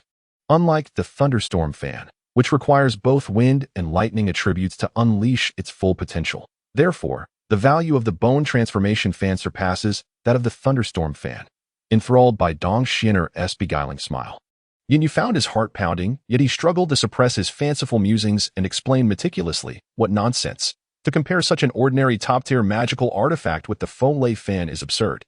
If it possesses even one-tenth of its power, that would be remarkable. In truth, I find this fan lacks even the potency of my own Ziguang Bo. Seeing Dong Xin'er and Yin Yu engaged in light-hearted banter, Brother Feng's face betrayed a hint of jealousy, and he taunted, "You dare to belittle the artifacts crafted by the Yin family. Very well. Let me witness the might of your Ziguang Bo." Yin Yu, incensed by the disparagement of the Huagu fans' capabilities, felt an urge to measure their strengths. Fine, I was just hoping to experience the prowess of a distinguished disciple from the Yin family. Brother Feng, upon hearing this, let out a cold laugh and readily acquiesced. In that moment, both seemed to forget the presence of Han Li, their common adversary. Perhaps we should just let it go. My little sister merely asked out of curiosity. Why must there be such fury? Can't the two of you each take a step back? Dong Xian'u appeared to mediate, yet her words only served to embolden both men, who were reluctant to appear weak in front of her. Unwilling to lose face, naturally, instigating an immediate duel between the two was hardly feasible. After all, their quarrel stemmed mostly from jealousy, and much of what had been said was mere bluster. However, if Dong Xian'er were to provoke them further, the situation could escalate unpredictably. Although Han Li remained concerned about the unfolding battle, he was acutely aware of the events transpiring around him. Shaking his head in disbelief, he perceived this headstrong girl as a true troublemaker. Understanding now why that red fluff had insisted to keep a close watch on her. Yet, Brother Feng and Yin Yu, judging by their appearances, hardly seemed foolish. Why then did they appear so impulsive and combative? Was Dong Xian'er's enchanting allure truly so potent that it could sway even foundation-building cultivators unbeknownst to themselves? As Han Li pondered this, he felt a twinge of alarm. Nevertheless, he had no desire to intervene in the affairs of the two hot-headed individuals. Their fates were of no concern to him. Yet, he couldn't help but find it peculiar that no matter how Dong Xian'er flaunted her charms, captivating the other men to the point of distraction, she held no allure for him. Not a single flutter of emotion stirred within him. This perplexity was not his alone. Dong Xian'er herself was equally vexed, for reasons unbeknownst to her. Her beguiling skills seemed ineffective against the very person she found most detestable. Otherwise, she would have long since manipulated him into a dizzying dance, unable to threaten her along their journey. Just as Han Li and Dong Xian'er were lost in their respective thoughts, the scene around them shifted upon witnessing this. The Yin family members across the way, despite being unaware of the other party's intentions, were not inclined to show any courtesy since their adversary had self-destructed their defenses. Without hesitation, one of them pointed the treasured fan in hand, and the green mist surged forward, seizing the moment when the black fog was rendered powerless. "You think you can flaunt a mere wisp of toxic mist before me? How utterly foolish," cackled the man in the green robe. He then extended a hand, swiftly striking the tops of the skulls, causing them to swell to the size of wheels. The ghastly white skulls were ominously shrouded in a layer of black mist, rendering them even more grotesque and eerie. They instantly consumed the remnants of the black fog, and with a wide gaping maw, began to inhale the previously obstructive green mist. With each breath, they grew larger. As if being nourished, the cousin Yin Yu Tong, upon witnessing this spectacle, was taken aback that he hurriedly attempted to retract the green mist with his treasured fan, but it was evidently too late. Only a third of the original toxic mist could be reclaimed. While the majority had been devoured by the adversarial skulls, the once vibrant green surface of the fan dulled, causing the Yin family to feel a pang of sorrow. Cognizant that the potency of the bone transformation fan would be significantly diminished henceforth. Before this disciple of the Yin family could recover from the blow of witnessing his artifact's destruction, the menacingly enlarged skulls, under the command of the man in the green robe, emitted ominous sounds as they rushed towards him, closing the distance in an instant, startling him into reaching for his storage bag. Simultaneously, several skulls opened their jaws, unleashing beams of darkness that converged into a colossal pillar of shadow, which pierced through the protective yellow wind of the Yin family member, causing him to collapse into unconsciousness, plummeting from the air. Observing the outcome, a fellow disciple of the Yin family could not bear to see his comrades suffer such a fate and swiftly flew out to catch Yin Yutong's cousin before returning to safety. The techniques of the Ghost Spirit sect are indeed exquisite. Our Yin family has lost 4 out of 5 matches. Shall we proceed to the 6th contest? Queried an elderly elder of the Yin family, his visage worn yet his eyes gleaming, addressing the members of the Ghost Spirit sect coldly. Perhaps it would be prudent to wait for the disciples of the Yin family's life and death hall to arrive before continuing the matches. I have long heard of the formidable reputation of the Yin blood cultivators. From the ranks of the ghost spirit sect emerged their leader, a mysterious figure adorned with a silver ghost mask. His voice was refined and resonant, indicative of a remarkably young man. Very well, since the young sect master is indeed so inclined, the Yin family shall certainly accommodate you until the end, the elder.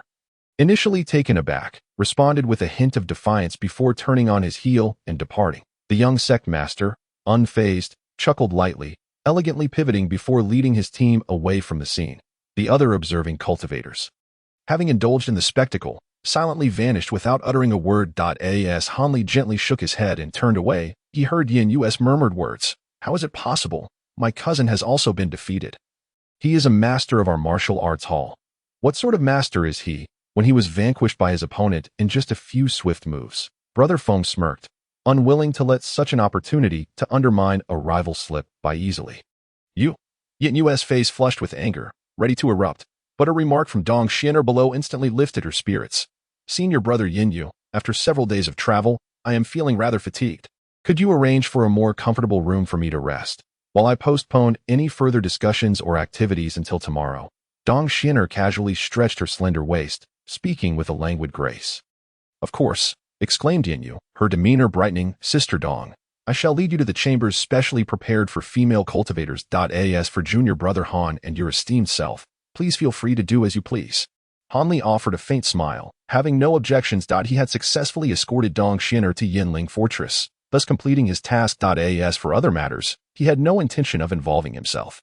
With a nonchalant remark about wanting to explore the surroundings, Hanli departed from the group alone. Chapter 250. Reunion with an old friend. Hanli was eager to distance himself from Dong Xin'er, which was precisely what Brother Feng and Yin Yu desired. Therefore, they had no intention of hindering him. Inside was a topographical map of Yinling Fortress, allowing Hanli to save time by heading directly to his destination rather than wandering aimlessly like a disoriented fly. Although Dong Xin'er was taken aback by Hanli's sudden release of her from constraints, she was overjoyed to find freedom amidst the many male cultivators. Nevertheless, she cast several bewildered glances at Hanli. Perplexed by his intentions, he simply wished to be unburdened. Besides, it was far more liberating to act alone, strolling along the cobblestone path of Yinling Fortress with his hands clasped behind his back. Hanli leisurely contemplated while occasionally glancing at the shops lining the street. These establishments sold talismans, materials for refining weapons, and alchemical ingredients, with a few offering low-tier magical artifacts, though most proprietors were ordinary mortals devoid of magical power. This was hardly surprising, as the expanse of Yinling Fortress was vast, housing a population exceeding 100,000. However, only a small fraction possessed the spiritual roots necessary to cultivate spells, the majority being commonplace mortals. These mortals, who might have belonged in the secular world, included a portion lacking spiritual roots but still descended from the Yin family, while others were relatives of the Yin disciples. After all, marrying solely within the Yin family was rather inappropriate. It was essential to infuse new blood to ensure the clan's continued prosperity. Of course, this remained a closely guarded secret. Those mortals who entered Yinling Fortress would never leave, destined to live out their lives within its confines. Though they would be free from want, it was an exceedingly tragic fate. The newcomers who migrated from outside had at least glimpsed the vibrant world beyond, while those born and raised within the fortress, devoid of spiritual roots, would never have even a fleeting chance to behold the outside world. Yet, when these mortals originally entered the fortress, none were coerced to do so. They were either in a state of desperation or deeply indebted to the Yin family, willingly placing themselves in such a predicament. Furthermore, the Yinling Fortress was heavily fortified, shrouded in intricate formations, with a strict policy of executing any mortal who attempted to leave the castle without permission. Thus, it has yet to be heard of any mortal successfully escaping this place. This information, of course, was not merely conjectured by Hanli. It was gleaned from the supplementary details attached to the jade slip of the map. Consequently, Hanli developed a general impression of the Yinling Fortress in his mind. He was currently making his way to a tea house within the castle, as he understood that cultivators had a profound appreciation for fine tea, making tea houses almost an obligatory gathering place for all cultivators. Hanli felt that there might be an opportunity to encounter other cultivators there and perhaps join some small groups, presenting a rare chance for interaction. After all, working in isolation was far from ideal. At the end of this stone street, at a three-way intersection, he anticipated spotting the tea house's sign. As he contemplated this, he quickened his pace. Suddenly, a heated argument erupted from a nearby shop, followed by a man's furious shout. A young woman, dressed as a married lady, stormed out of the building and dashed onto the stone street, colliding directly with a somewhat taken-aback Hanli. The woman's appearance was strikingly beautiful, and Hanli, succumbing to the common weakness of men, cast a nonchalant glance her way. However, upon clearly seeing her visage, he was momentarily stunned, standing there in a daze. The young woman, noticing Hanli's unabashed gaze, felt a surge of anger. Yet, having resided in the fortress for a considerable time, she, despite lacking any magical prowess, recognized Hanli's status as a cultivator from his attire, although she was too flustered to pay attention to his features. She found them somewhat familiar, and with great effort, she suppressed her annoyance and lowered her head, stiffly stating, "Esteemed cultivator, may I pass? I am a married woman. Are you not concerned about propriety by staring at a mere mortal woman?"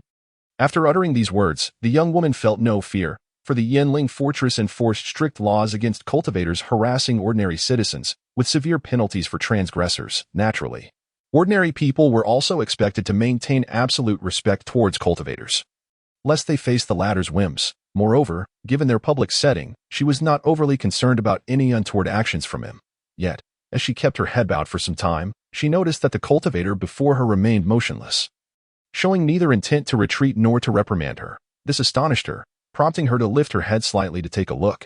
What met her gaze was a face that seemed to wear a smirk, one that evoked an impulse to strike.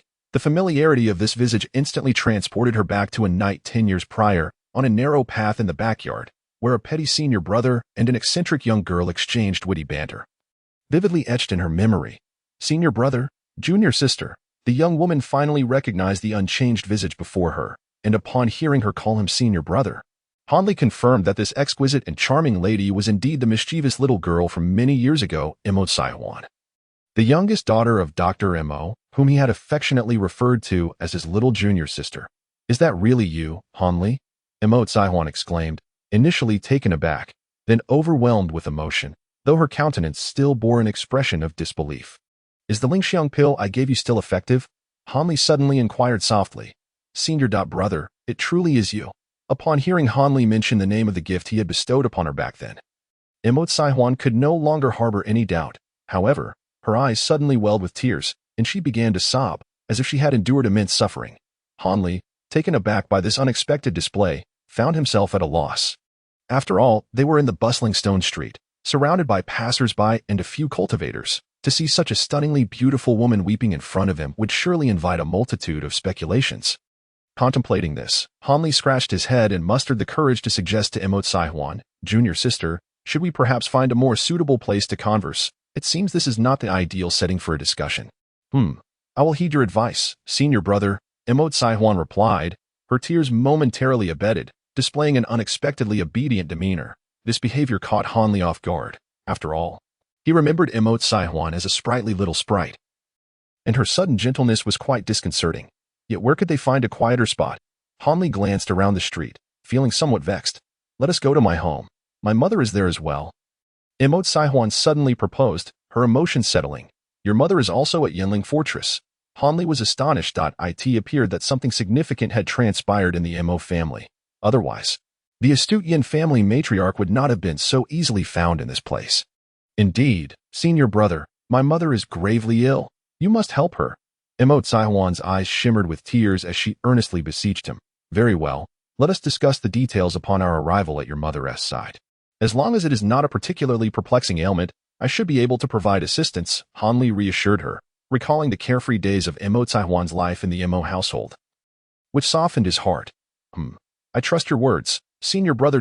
My second sister once mentioned that your medical skills surpass even hers. Now my mother is hope." Upon hearing Hanli's words, Immortal's tears transformed into a radiant smile.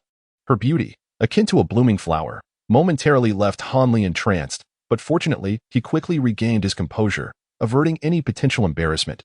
"Come, my home is not far from here. We need only cross one street. My mother will surely be delighted to see you." Immortal naturally took hold of Hanli's sleeve, leading him forward with an exuberant demeanor, as if she had found her pillar of support. The sight of a young woman guiding a man through the bustling street inevitably drew the attention of those nearby. However, Hanli's appearance as a cultivator deterred anyone from speaking ill in their presence. What they whispered after their departure was beyond his concern. "Junior sister, how did you and your mother come to be here? Could it be that something has happened in the Mo mansion?" Hanli walked alongside Saihuan and, seizing a moment when she was distracted, discreetly pulled back his sleeve, inquiring subtly. This question, however, is rather lengthy to elaborate upon. The Imo mansion had already been destroyed 7 years ago, and the Jingzhou society had been simultaneously disbanded. Upon hearing this, Saihuan shuddered slightly, her expression darkening as she spoke. What about the other 2 junior sisters and our matron? Although Hanli had already surmised the likely fate of others, he still sighed and inquired about their circumstances. Second sister and fifth sister are deceased. As for the others, I cannot say. My mother and I barely managed to escape ourselves. It was utter chaos at the time, and everyone could only flee in different directions. Saihuan's voice trembled, revealing her profound anguish. Chapter 251, Annihilation. Seeing Saihuan in such a state, Hanli understood that this was not the time to press for further details. Thus, Saihuan led him to his small shop on the adjacent street, halting before it. Here, Hanli was somewhat taken aback, casting a questioning glance at Saihuan. Indeed, this is the place. My mother and I have engaged in a modest business, hoping to earn some spirit stones to procure medicinal pills for her ailments. Saihuan replied, her cheeks flushing with a hint of embarrassment. She then took the lead and stepped inside. Hanli smiled at this and, saying nothing further, followed her within. Mother, look who I've brought. As Hanli crossed the threshold, he heard Saihuan's exuberant voice. Following that, another voice, familiar yet tinged with age, resonated. Who else could it be? Ever since Uncle Zhu passed away, only Aunt Xianglian from next door has come to visit us. Indeed, the voice belonged to Yinshi, although it was notably raspier than before. No, it's my senior brother. I encountered him at the fortress. Saihuan exclaimed excitedly. Senior brother? Guarantee your senior brother's already deceased? Have you lost your senses, child? Yinshi's concern was palpable. At that moment, Hanli surveyed the interior of the shop. It was a modest 6 or 7 zhang room, with several wooden counters neatly displaying dozens of low-grade talismans and some inconsequential materials. A wooden door led to an inner room, and behind the counter, a woman reclined in a bamboo armchair, gazing anxiously at Saihuan. It was Yinshi, the beautiful matron he had not seen in nearly a decade. Yet now, her features bore the marks of age and illness, with only a hint of her former beauty still discernible in her countenance. Hanli's entrance naturally drew Yinshi's attention, but upon recognizing him, she momentarily froze, instinctively attempting to rise. However, given her frail condition, she could only elevate herself partially before collapsing back down. Saihuan, witnessing this, hurriedly extended her hand to support her. You are Hanli. Yinshi gasped for breath. Equally astonished as Saihuan, though amidst her surprise, a flicker of hopeful joy shone through. Hanli understood well what she was contemplating, yet after a brief hesitation, he stepped forward, performing a slight bow as he greeted. Matron Shi, do you still acknowledge me as your Shirmu? Have you truly forgotten the events of that year? Upon hearing Hanli address her as the 4th Shirmu, Yinshi's face momentarily brightened with joy, though disbelief lingered in her expression. As for the matters between myself and Shi, the truth of that time is best left unspoken. However, the bond of master and disciple between Shi and myself is undeniably genuine. Thus I must indeed refer to you as Shirmu. Hanli replied with a serene demeanor. As for the subsequent issue regarding the antidote, there is no need to dwell on that. Am I not standing here quite well? He added nonchalantly. Indeed, given his current status as a foundational period cultivator, he had no reason to harbor resentment towards a few mundane individuals, and the entanglements with Yinshi and her fellow Shimus were no longer worth his concern. Ah, with your intellect, you must be thriving in the world of cultivation, unlike me and your Shimus, who have all become like strays. Yinshi lamented momentarily, but her complexion suddenly flushed a deep crimson, prompting a fit of coughing. Mother, are you all right? Senior brother. Saihuan exclaimed in alarm, hastily soothing Yinshi's chest, her gaze towards Hanli filled with a desperate plea. Let me take a look, Hanli, unable to withstand the imploring look from Saihuan, sighed softly and extended his hand to grasp Yinshi's wrist, checking her pulse. After a brief moment, he released her and stated, it is nothing serious. Merely a resurgence of old wounds, compounded by a lack of proper rest and excessive mental and physical strain over these past few years. Is it treatable? Saihuan inquired anxiously. Rest assured, had this been 10 years ago, I would have struggled with these old injuries, but now it is merely a trifling matter. Hanli reassured her, then retrieved a needle case from his storage pouch and performed a series of acupuncture techniques on Yinshi, which immediately alleviated her coughing. From now on, take one of these daily. In a matter of days, you shall be completely healed, Hanli added, producing a small vial, and handing it to Yin Shi with confidence. Yin Shi felt an overwhelming sense of relief as her long-standing ailments vanished, rejuvenating her as if she had regained years of youth. Upon receiving the vial, her heart surged with emotion, leaving her at a loss for words. Hanli. Yet before Yin Shi could fully express her gratitude, Hanli interjected, "Might you now elucidate what truly transpired back then, and how you ended up at Yinling Fortress?" Hearing this, Yin Shi's face clouded with sorrow as she slowly recounted the events of that year. It turned out that after Hanli eliminated Ouyang Feitian, who had monopolized the Duoza Mountain Manor, the Jingju Society, already prepared, seized a significant portion of territory and benefits. However, the response from the other dominant force in Lanzhou, the Wusman, was swift, consuming the remaining share of interests. Thus, a stalemate emerged in Lanzhou, with two powerful factions vying for supremacy. Yet, with the balance of power disrupted, it was inevitable that conflict would ensue. As the Jingju Society, led by the Imo family, engaged with the Wusman, they soon realized they had made a grave error. They should never have allowed Ouyang Feitian to perish so easily. The prowess of the five-colored gate far surpasses the strength it outwardly displays, decisively leading to the overwhelming defeat of the Jingjiao Association in a single battle. Subsequently, the Jingjiao Association was uprooted entirely, and the Imo family faced fierce resistance from a multitude of formidable opponents. In desperation, the womenfolk were compelled to break through and flee for their lives, resulting in the untimely demise of the second Madam, Lady Li, and the fifth Madam, Lady Wang. During the escape, the remaining individuals, upon breaking free from encirclement, immediately scattered in different directions to evade capture. Madame Yin, accompanied by Imo Huan, found themselves relentlessly pursued, just as they were on the brink of perishing together. A middle-aged man who introduced himself as Yinju intervened and rescued Madame Yin. After obtaining the consent of both mother and daughter, he brought them to Yinling Fortress, where they became ordinary residents of the Yin family.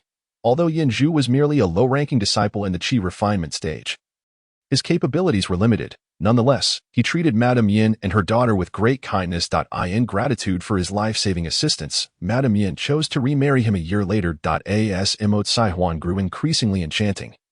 To avoid attracting undue attention, Yinju publicly declared that she was a widow of ill omen, having previously been married outside and having lost her husband before entering the fortress. Thus, it became a matter of uncertainty when Imo Huan might find a suitor or enter into a legitimate marriage to have her name restored. In this manner, Madame Yin and her daughter indeed enjoyed 2 years of peaceful living within the fortress. Regrettably, Yinju met with a tragic accident during a family mission, losing his life in the process. This left Madame Yin and her daughter once more without support. Escaping the fortress was impossible, so they continued to rely on one another within Yinling Fortress, utilizing the spirit stones provided as compensation to establish a modest shop, which they managed with great difficulty. If matters continued as they were, the shop's income, though meager, would suffice to cover Madame Yin's medical expenses and keep her injuries at bay. However, recently, the wholesale supplier that had consistently provided low-grade talismans to their establishment suddenly ceased all deliveries, plunging Madame Yin's shop into a crisis of closure. Given Madame Yin's astuteness, she immediately discerned the underlying issue. After a brief analysis, she identified the culprit behind the disruption. It turned out that a nearby cultivator had taken an interest in the ever-beautiful Imo Huan, despite the rumors of her being a husband killer, and had audaciously proposed to take her as a concubine. Naturally, Madame Yin would not acquiesce, which incited the cultivator's extreme ire, prompting him to depart in a fit of rage. Thus, the instigator behind this mischief was soon revealed. On the day Hanli encountered Imo Huan in the streets, it was precisely when she was embroiled in a heated argument with the supplier. Madame Yin recounted the details in full, while Imo Huan interjected occasionally to provide additional context. By the time they finished, Hanli had grasped the essence of the situation. However, upon hearing that Imo Huan was being coerced into becoming a concubine, he couldn't help but chuckle softly. Who would have thought? It seems that the matriarch wishes for me to resolve the entanglement with that particular cultivator. Does she not? This individual surely poses a considerable nuisance. Does he not? Hanli remarked straightforwardly after a faint smile. Upon hearing this, Yinshi exhibited a somewhat awkward yet visibly relieved expression. From Hanli's tone, it appeared he was inclined to offer assistance. Chapter 252, Separation. Are you aware of the details regarding this cultivator's techniques? Were he not a significant disciple of the Yin family, and if his cultivation were not particularly advanced, I believe a candid discussion with him would likely lead to a satisfactory resolution. Hanli rubbed his nose, fully aware that anyone capable of coercing mortal women would possess considerable cultivation. His inquiry was merely a manifestation of cautious instinct. I had Kai Huan inquire about this matter in advance. It is said that he has only reached the 5th level of basic cultivation techniques. Although he bears the surname Yin, he is undoubtedly an inconsequential figure within the Yin family. Otherwise, how could a disciple of any significance reside among mortals? Yin Shi, a former leader of the Mo family, despite her current plight, still exhibited remarkable clarity and organization in her dealings. This should pose no issue. In a moment, my junior sister will guide me there. I merely need to familiarize myself with the route. I shall resolve this matter for you. Han Li nodded in acknowledgement. Thank you, senior brother. I knew you would certainly lend your assistance. Mo Kai Huan exclaimed joyfully from the side, her delight palpable. Han Li, you have truly alleviated my burdens. Otherwise, in the face of a cultivator's coercion, my mother and I would be at a complete loss regarding how to cope. A look of gratitude surfaced in Yin Shi's eyes. Yet it was soon replaced by a long sigh as she lamented. Although this place ostensibly prohibits cultivators from harassing us mortals, the reality is that the humiliation of commoners occurs far too frequently in the shadows. And how could the Yin family genuinely punish those cultivators? More often than not, careless mortals who cross cultivators simply vanish without a trace. Han Li discerned a sense of powerless resentment within her words. After all, compared to the past when she wielded life and death authority within the Mo family, her current existence of enduring humiliation was indeed a bitter pill for Yin Shi to swallow. After a moment of silence, Han Li suddenly posed a question that had been troubling him. Matriarch, your junior sister has reached an age suitable for marriage. Why not seek a suitable partner within the fortress? If she were to marry a cultivator, would she not then have a solid support? Marry? I would never wed those cultivators from the Yin family. Upon hearing this, Yin Shi smiled bitterly, while Mo Kai Huan vehemently opposed, her face displaying clear displeasure. What is the matter? Han Li inquired, somewhat astonished. Senior brother, the cultivators of the Yin family do not regard us mortal women at all. To marry one of them would be akin to being less than a mere servant. Any minor discontent would lead to frequent beatings and abuse. I shall remain single for life, and will never marry here. Mo Kai Huan's voice was swift and urgent, clearly sensitive to the topic. You may not be aware, but my junior sister befriended someone here who married a cultivator within the fortress. Alas, she was not only disregarded but also subjected to mistreatment. Eventually, after her beauty waned, she was cast aside with a mere letter of divorce, returning home with a most tragic fate. The cultivator, on the other hand, has taken a younger and more beautiful wife. Alas, there are truly too few cultivators with a heart as kind as that of Tsai Huan's stepfather. I would not wish for Tsai Huan to suffer. As for marrying an ordinary person, your junior sister has such lofty standards that she would hardly find anyone appealing. Yin Shi, standing nearby, offered an explanation regarding Mo Tsai Huan's actions. I see. However, it is impossible for my junior sister to remain unmarried for life, is it? Han Li furrowed his brows and spoke naturally. Yet, as soon as he uttered these words, Yin Shi's expression shifted, as if she wished to say something, but after a moment's hesitation, she ultimately refrained from speaking. Meanwhile, Mo Tsai Huan seemed to recall something, lowering her head and falling silent. Han Li then realized that the atmosphere had suddenly become somewhat peculiar. It seemed that he hastily changed the subject. Junior sister, lead the way for your senior brother. Let us first resolve that cultivator's entanglement. Mo Tsai Huan hesitated for a moment but ultimately agreed. Seeing this, Yin Shi showed no signs of opposition. Thus, Han Li and Mo Tsai Huan temporarily departed from the shop, heading towards the residence of that cultivator, which appeared to be quite a distance away. Senior brother, what level is your cultivation technique? That fellow, upon seeing you approach, acted as if he had encountered a cat while being a mouse, incessantly calling you senior and bowing repeatedly. His demeanor was so respectful, it was as if he were in the presence of his ancestors. Mo Tsai Huan had completely regained the cheerful appearance that Han Li cherished, chattering incessantly along the secluded path back, hardly resembling a woman in her 20s. Han Li smiled slightly at this, casually replying, It's nothing. I merely possess a higher level of cultivation than him. According to the customs of the cultivation world, he is indeed required to address me as senior. Upon hearing this, a glimmer of joy appeared in Mo Tsai Huan's eyes as she laughed even more heartily. However, I cannot help but find it amusing when I recall his comical expression upon seeing me. This time, Han Li said nothing, merely gazing at Mo Tsai Huan with a smile. Before long, Mo Tsai Huan shyly turned her face away, ceasing her chatter.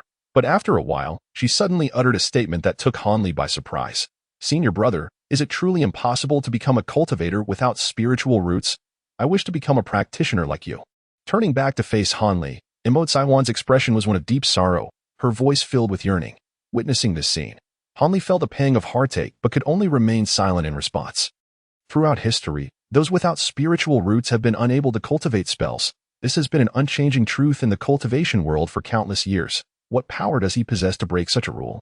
Seeing Hanli's expression, Emotsahuan's once fervent heart instantly cooled. Realizing that this immensely powerful senior brother seemed to have no solutions, she couldn't help but feel dejected, silently falling a few steps behind Hanli.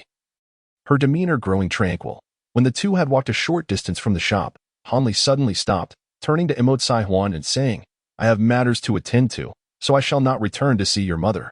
Let us part ways here. Fortunately, I will be staying at Yinling Fort for some time, and perhaps we shall have another opportunity to meet." "What? Senior brother is leaving just like this?" Emotsahuan was initially taken aback, followed by an expression of profound disappointment. "Well, here are several dozen spirit stones, reserved for the matriarch in case of emergencies. This is all I can offer at the moment," Hanli said, pulling out a small leather pouch from his storage bag and handing it to Emotsahuan. "Thank you, senior brother," Emotsahuan murmured, her voice frail and filled with reluctance. Hanli, upon witnessing her forlorn demeanor, felt an inexplicable discomfort welling up within him. After a moment of hesitation, he produced a silver vial and poured out a pink pill.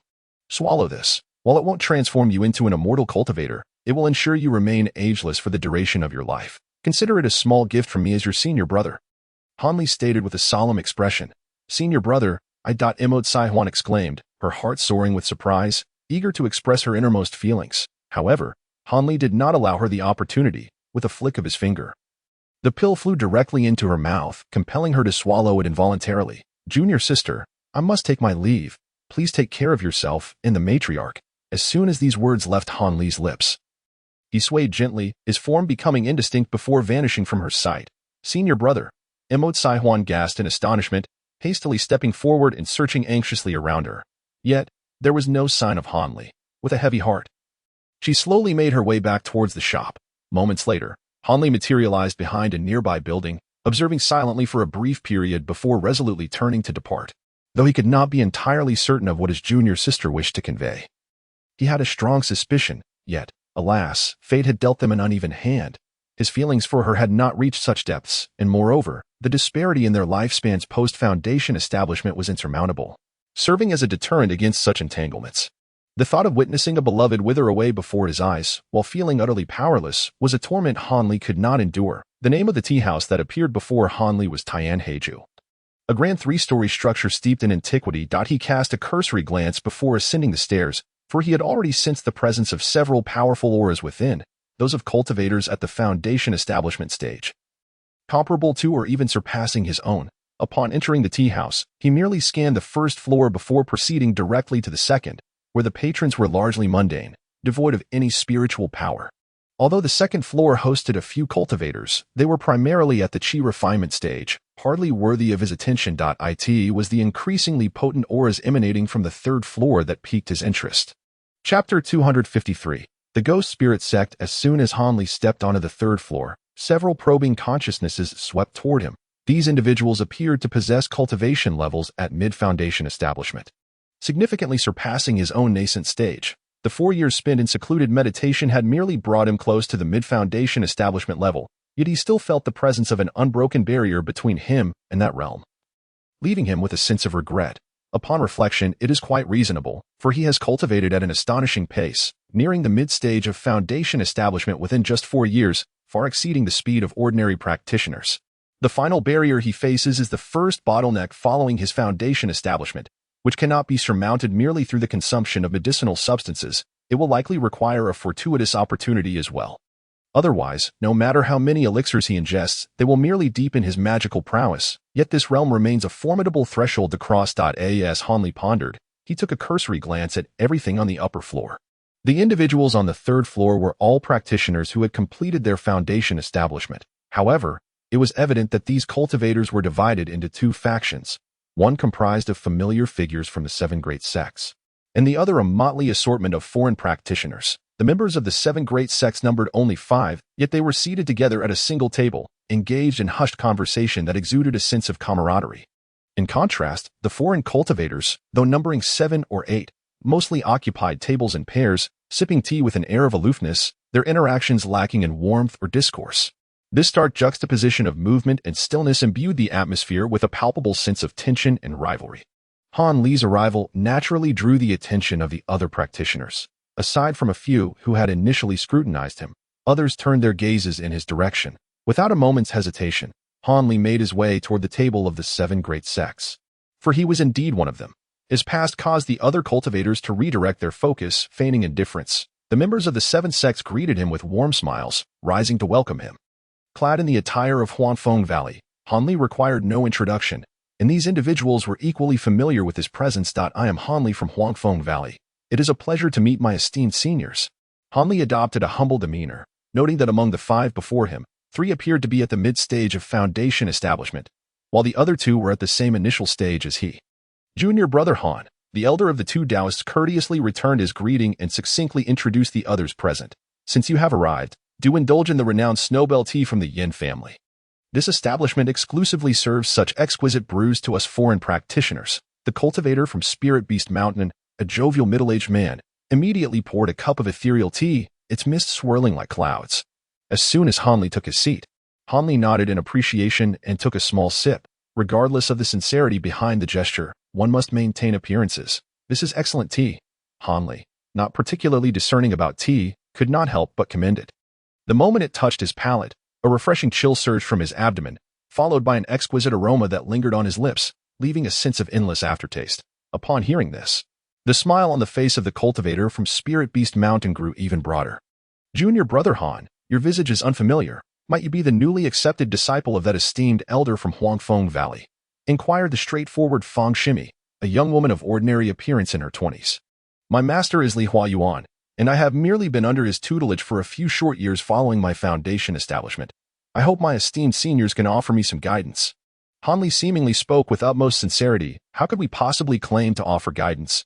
We are merely engaging in mutual exchange. He continued, since you, junior brother Han, have been accepted under the tutelage of Master Li, and at such a young age have been entrusted with significant responsibilities, there must be exceptional qualities within you. There is no need for such unwarranted modesty. This remark came from a middle-aged man of the Giant Sword sect, who, despite appearing honest and straightforward, spoke with a sharpness that took Han Li by surprise. Naturally, Han Li offered a few humble words in response. Thus, apart from the silent, thin figure, Han Li quickly struck up a lively rapport with these cultivators. After engaging in pleasantries, Han Li casually steered the conversation towards the main topic, inquiring, "What has been the subject of your discussion?" "Nothing much. We are merely speculating about the sudden arrival of so many foreign cultivators at Yinling Fortress." "This is indeed quite unusual," replied Wu Fa, whose expression turned serious upon hearing Han Li's question. This aligned perfectly with the doubts lingering in Han Li's mind, prompting him to nod in agreement. "We discussed it for a while, yet we remain at a loss for clues. The likelihood that a rare treasure is about to emerge here, drawing them in, seems rather slim if that were the case. Cultivators beyond the foundation establishment stage would have already swarmed here. It wouldn't be so tranquil." The woman from Tianke Fortress, bearing the surname Fang, added, "As for other possible explanations, we cannot decipher this matter at all. Let us refrain from wild conjectures. I believe that in 2 days, when the treasure-seeking event commences, everything will be revealed. However, I do feel a certain unease regarding the ghost spirit sect cultivators that have appeared today. There is something distinctly unusual about them. It is quite astonishing that they have caused the Yin family disciples to suffer repeated setbacks. Does anyone know their origins?" The middle-aged man surnamed Wu inquired. His playful demeanor entirely vanished, revealing a genuine concern regarding those cultivators. Fang's question immediately caused most individuals, including Han Li, to exchange glances of bewilderment. For many, it was their first encounter with this sect. The very name suggested an unsavory association, likely tied to the demonic path. It was unclear from which nearby nation this sect hailed, yet it was evident that even the local Yin family, typically formidable, regarded them with trepidation after inflicting injuries on numerous disciples without immediate retaliation. This implied a significant threat. However, amidst the crowd, one individual stood out with a markedly different demeanor, Wu Yuzi, who had remained silent until now. His expression remained unchanged, as though he possessed knowledge of the ghost spirit sect, igniting a spark of anticipation among the others. "Junior brother, do you know about the ghost spirit sect?" Wu Fa asked. Taken aback, his junior brother, usually disinterested in socializing, had a penchant for poring over various texts and scrolls. It was entirely possible he possessed some insights. The Ghost Spirit Sect is one of the 6 demonic sects of Tianluo Kingdom. Skilled in the art of summoning ghosts and commanding demons, as well as proficient in poison and other shadowy techniques. Although it ranks among the weakest of the 6 sects, it still surpasses our nation's most powerful sect. The Hidden Moon Sect, by a considerable margin. Without a word, Wu Yuzi lifted his gaze, coldly uttering these few sentences before once again sealing his lips in silence. Yet, those mere utterances were sufficient to cause the countenances of others to shift dramatically. The demonic faction of Tianluo Kingdom. I wondered why the Yin family had been so submissive. That was undoubtedly a superpower several times more formidable than our 7 factions in our region, aside from the righteous alliance of Fengdu Kingdom. No other nation's cultivators could stand alone against their invasion. This was remarked upon by a man from the Great Sword Sect, who spoke with a look of trepidation. Surely this cannot be correct. How could such a colossal force suddenly arrive in our Yu Kingdom to participate in such a trivial treasure-seeking conference? A woman of the Fong family expressed her disbelief, her words laced with skepticism. The Southern Handwritten Notes, Volume 2, Section 4, Wu Yuzi stated coldly. The female cultivator initially failed to grasp the meaning, but soon comprehended the implication. This was a comprehensive collection of texts held by the major sects, specifically detailing the customs and peculiarities of various nations within this region. While it seemingly touched upon matters of the cultivation world, she had only skimmed through a few volumes before losing interest due to the sheer volume of material. Could it be that the affairs of the ghostly spirit sect could be found within these texts, perhaps sensing the doubt not only in her but also in the expressions of the others? Wu Yuzi reluctantly continued. In this section of the 2nd volume, not only the ghostly spirit sect, but also a rough overview of the other 5 sects is provided. Witnessing Wu Yuzi's resolute demeanor, the others finally began to accept his assertions. Now, aside from their astonishment, they began to ponder the intentions behind the sudden appearance of the ghostly spirit sect at the Yin family.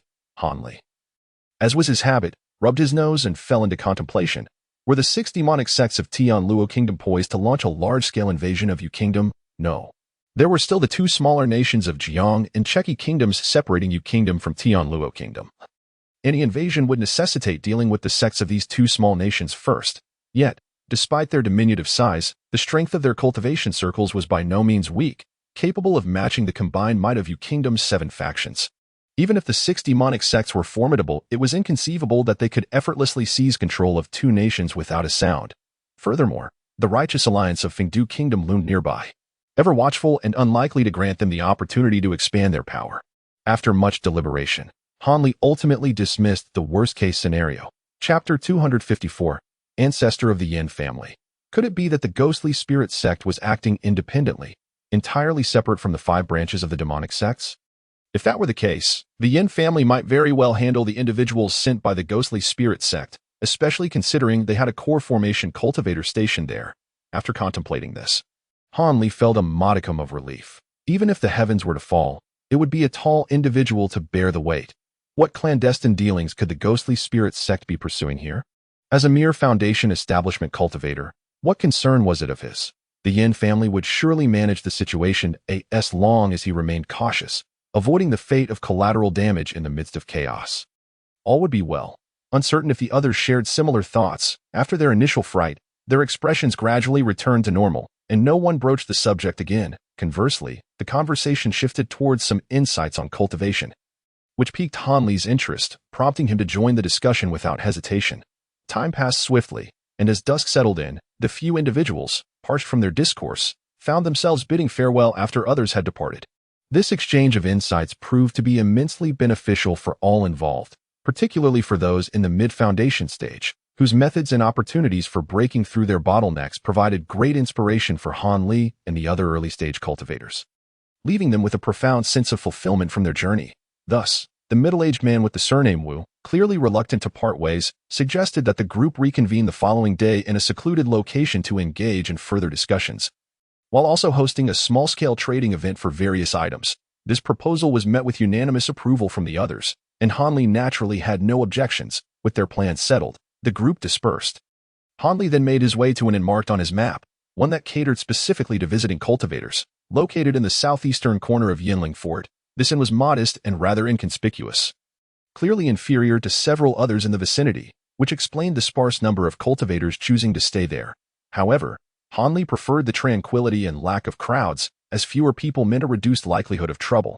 Moreover, the proximity to the city wall afforded him a quick escape should unexpected events arise, especially given the unsettling presence of the Gui Ling sect cultivators. Taking precautions was merely a manifestation of his cautious nature. True to expectations, the Fengwei Inn was indeed not crowded, with the few residents being those who shunned the bustle of society or exhibited a more reclusive demeanor. Each occupant remained in their respective rooms, leaving the inn devoid of any wandering souls. This pleased Han Li immensely, and he promptly selected a relatively clean room to settle in. As for Dong Xuanyuan's whereabouts, he had no inclination to search for her, knowing well that their paths would cross once the treasure-gathering event commenced. At that time, he would simply return to Huangfeng Valley alongside her. With these thoughts in mind, he soon succumbed to a deep slumber. In the night, as numerous cultivators began to enter their dreams or meditate to refine their qi, within a heavily guarded chamber of the tallest structure in Yinling Fort, the command center known as Fei Yin Pavilion, an elderly man with a head of fiery red hair paced back and forth, his hands clasped behind him, his expression devoid of emotion. Not far in front of him stood 3 gray-clad elders, their demeanor exceedingly respectful. Zijuan, did that young man from the Gui Ling sect truly say he would come to see me tonight? The red-haired elder finally halted his steps, casting a languid glance at one of the elders. Indeed, ancestor, the young master of the Gui Ling sect did convey such a message to me privately after the competition concluded. The elder replied with utmost deference. The red-haired elder nodded impassively, though a glimmer of keen insight flashed in his eyes. At that moment, a middle-aged man clad in black entered the room, bowing as he spoke. Ancestor, esteemed elders, the guest has arrived. He has been settled in the main hall, but his 2 bodyguards refused to wait outside. A few of the iron guards attempted to forcibly remove them, but they were instead subdued, seemingly by cultivators at the core formation stage. How should we proceed? I seek your guidance, ancestor. Core formation cultivators? There is nothing peculiar about this. How could the illustrious young master feel secure in this place without a single bodyguard by his side? It is only fitting that we pay him a visit. I am quite curious to discern what lies beneath the mask of this young master, who seems so furtive. Upon hearing the report from the man in black, the red-haired elder's face darkened with a hint of anger, and he spoke with an unwelcoming tone. He then led the way out of the room, with the others following closely behind. As they entered the grand hall, the red-haired elder beheld a tall youth adorned with a sinister silver mask, seated motionless in the guest seat. Behind him stood 2 figures in green robes. One, an elderly man whose face was a tapestry of wrinkles, his hair as white as snow, appearing aged beyond measure. The other was a young boy with pearly white teeth and rosy lips, sporting 2 small braids. In the center of the hall lay 7 or 8 unconscious figures clad in black, each shrouded in an aura of dark energy that I wondered who they might be. It is none other than the renowned Li brothers. No wonder they looked down upon our Yin family. Upon recognizing the 2 figures in green, the red-haired elder's pupils contracted slightly, yet he maintained an impassive demeanor as he spoke. He then made his way toward the main seat, casually lifting his robe to sit down. After a couple of sharp claps, several more figures in black entered silently, dragging the unconscious individuals out of the hall. Heh, who would have thought that my brother and I have gained such notoriety that even the ancestors of the Yin family are aware of us? What an honor it is for us. However, this time, my brother and I are solely responsible for ensuring the safety of the young master. The true authority lies with him. Should any issues arise, Brother Yin may as well consult with our young master. The boy-like figure smiled innocently, but his voice emerged like a rusty gong, startling the vigilant members of the Yin family. The red-haired elder, upon hearing their words, felt a shiver run down his spine. If these 2 infamous figures spoke so highly of the young master, he must indeed be a person of considerable significance, and his gaze fell upon the youth in the silver mask. After scrutinizing him for a moment, he asked nonchalantly, "Are you the young master of the ghostly spirit sect? Why do you wear a mask? Is there something you wish to conceal? You have misunderstood me." Esteemed elder, I don the mask for reasons of my own, not out of any desire to hide something shameful. If you truly wish to see my face, I can certainly remove the mask for your inspection, replied the young master of the ghostly spirit sect with a light laugh, maintaining an air of calm dignity. Humph, what is there to see on the visage of a man? I am not so interested. However, I am curious as to why your ghostly spirit sect has traveled such a distance to our Yin family and insisted on meeting me. Now that I am here, and you have laid eyes upon me, let us dispense with the pleasantries and get straight to the point. I have little patience for unnecessary matters, the elder of the Yin family remarked coldly, casting a sharp glance at the young master of the ghostly spirit sect, exuding an unmistakable aura of impending confrontation. Hee, since you put it that way, esteemed Yin, I shall be forthright. My father has entrusted me with a letter to deliver to you. along with 2 words that he wishes me to convey. The young master of the ghost spirit sect, upon witnessing the elder of the Yin family address him in such a manner, remained remarkably composed and unruffled. Such poise is truly extraordinary. What message could possibly warrant my attention? I have never met your father, and there exists no connection between the ghost spirit sect and the Yin family. What could compel the delivery of a message to me? Moreover, the mysterious manner of its presentation, are you jesting with Yin? The elder of the Yin family spoke these words while casting a subtle glance towards the Li brothers. Discerning any signs of unrest, it was evident that the elder of the Yin family found it hard to believe that the one in charge was indeed this young master of the ghost spirit sect. The Li brothers, perceiving the elder's skepticism, exchanged a knowing smile but made no further movements. At that moment, the young master of the ghost spirit sect retrieved a jade slip from his person, rose to his feet, and stepped forward to present it. However, the elder of the Yin family remained seated, showing no inclination to accept it. Instead, he glanced at the jade slip and coldly remarked, "The letter can wait. Let us first discuss those 2 words. I shall decide whether to read the message afterward." Upon hearing this, the young master of the ghost spirit sect did not lose his temper. Instead, he let out a soft sigh through his mask, and his lips moved to utter 2 words, which he discreetly conveyed to the red-haired elder's ear. Though the others from the Yin family could not discern what was said, the elder, upon hearing it, abruptly shifted his position, leaping from his chair with an expression dark as thunder. "Give me the letter, and then accompany me to the secret chamber," declared the red-haired elder, his countenance shifting tumultuously before he decisively spoke. Thus, before the multitude of Yin family disciples, the elder led the young master of the ghost spirit sect into a secret chamber ensconced with formidable barriers. The rest, including the 2 cultivators from the Li family at the core formation stage, remained outside, exhibiting no sign of concern. They appeared remarkably confident regarding the safety of the young master of the ghost spirit sect. Their wait extended through the entire night. Chapter 255. The secret meeting. Han Li gazed at the alchemical formula presented by the esteemed figure before him, furrowing his brow. It was now midday on the 2nd day since Han Li had arrived at Yinling Fortress, following a morning filled with eager discussions among the newly joined members. The dozen or so cultivators from various factions began to exchange the items they required. Each individual took turns articulating their needs and offerings, assessing whether any of the present cultivators were willing to engage in trade. Remarkably, amidst this small-scale trading event, several cultivators produced noteworthy items. For instance, a woman from Tianke Fortress offered a piece of Tianhua stone, the finest material for crafting top-tier earth attribute artifacts, which could also be utilized for less demanding earth attribute treasures.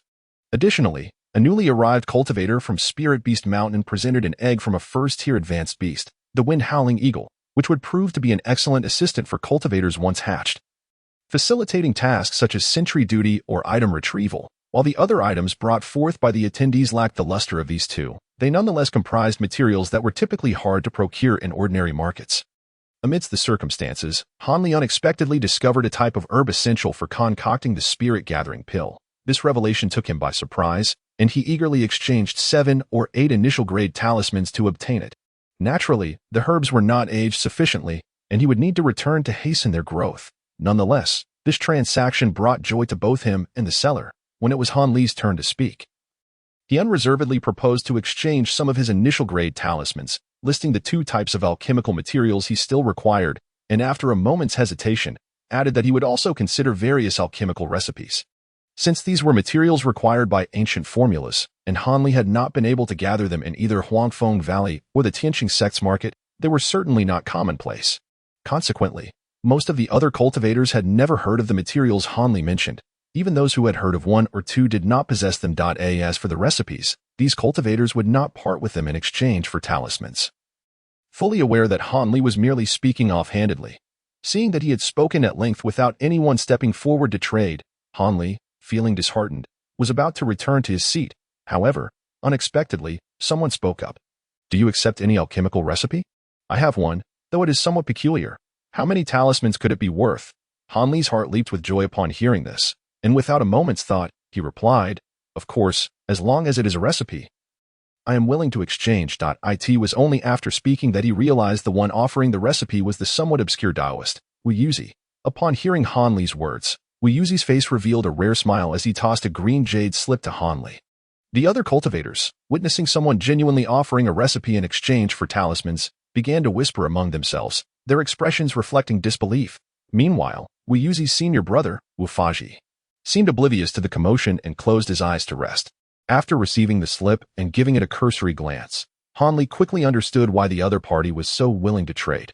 This was indeed an ancient recipe, specifically for crafting spirit-feeding pills, which, according to the recipe, were not only highly favored by most spirit beasts, but also possessed the remarkable effect of promoting the advancement of spirit beasts' ranks when consumed over time.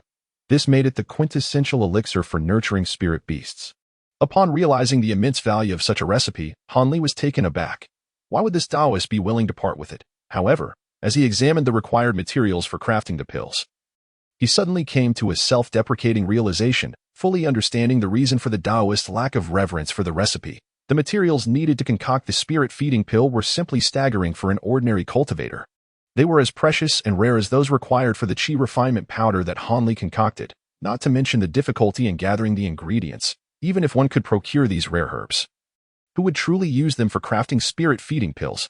It was far more advantageous to reserve them for personal cultivation, as enhancing one's own magical prowess was far more beneficial than investing in spirit beasts.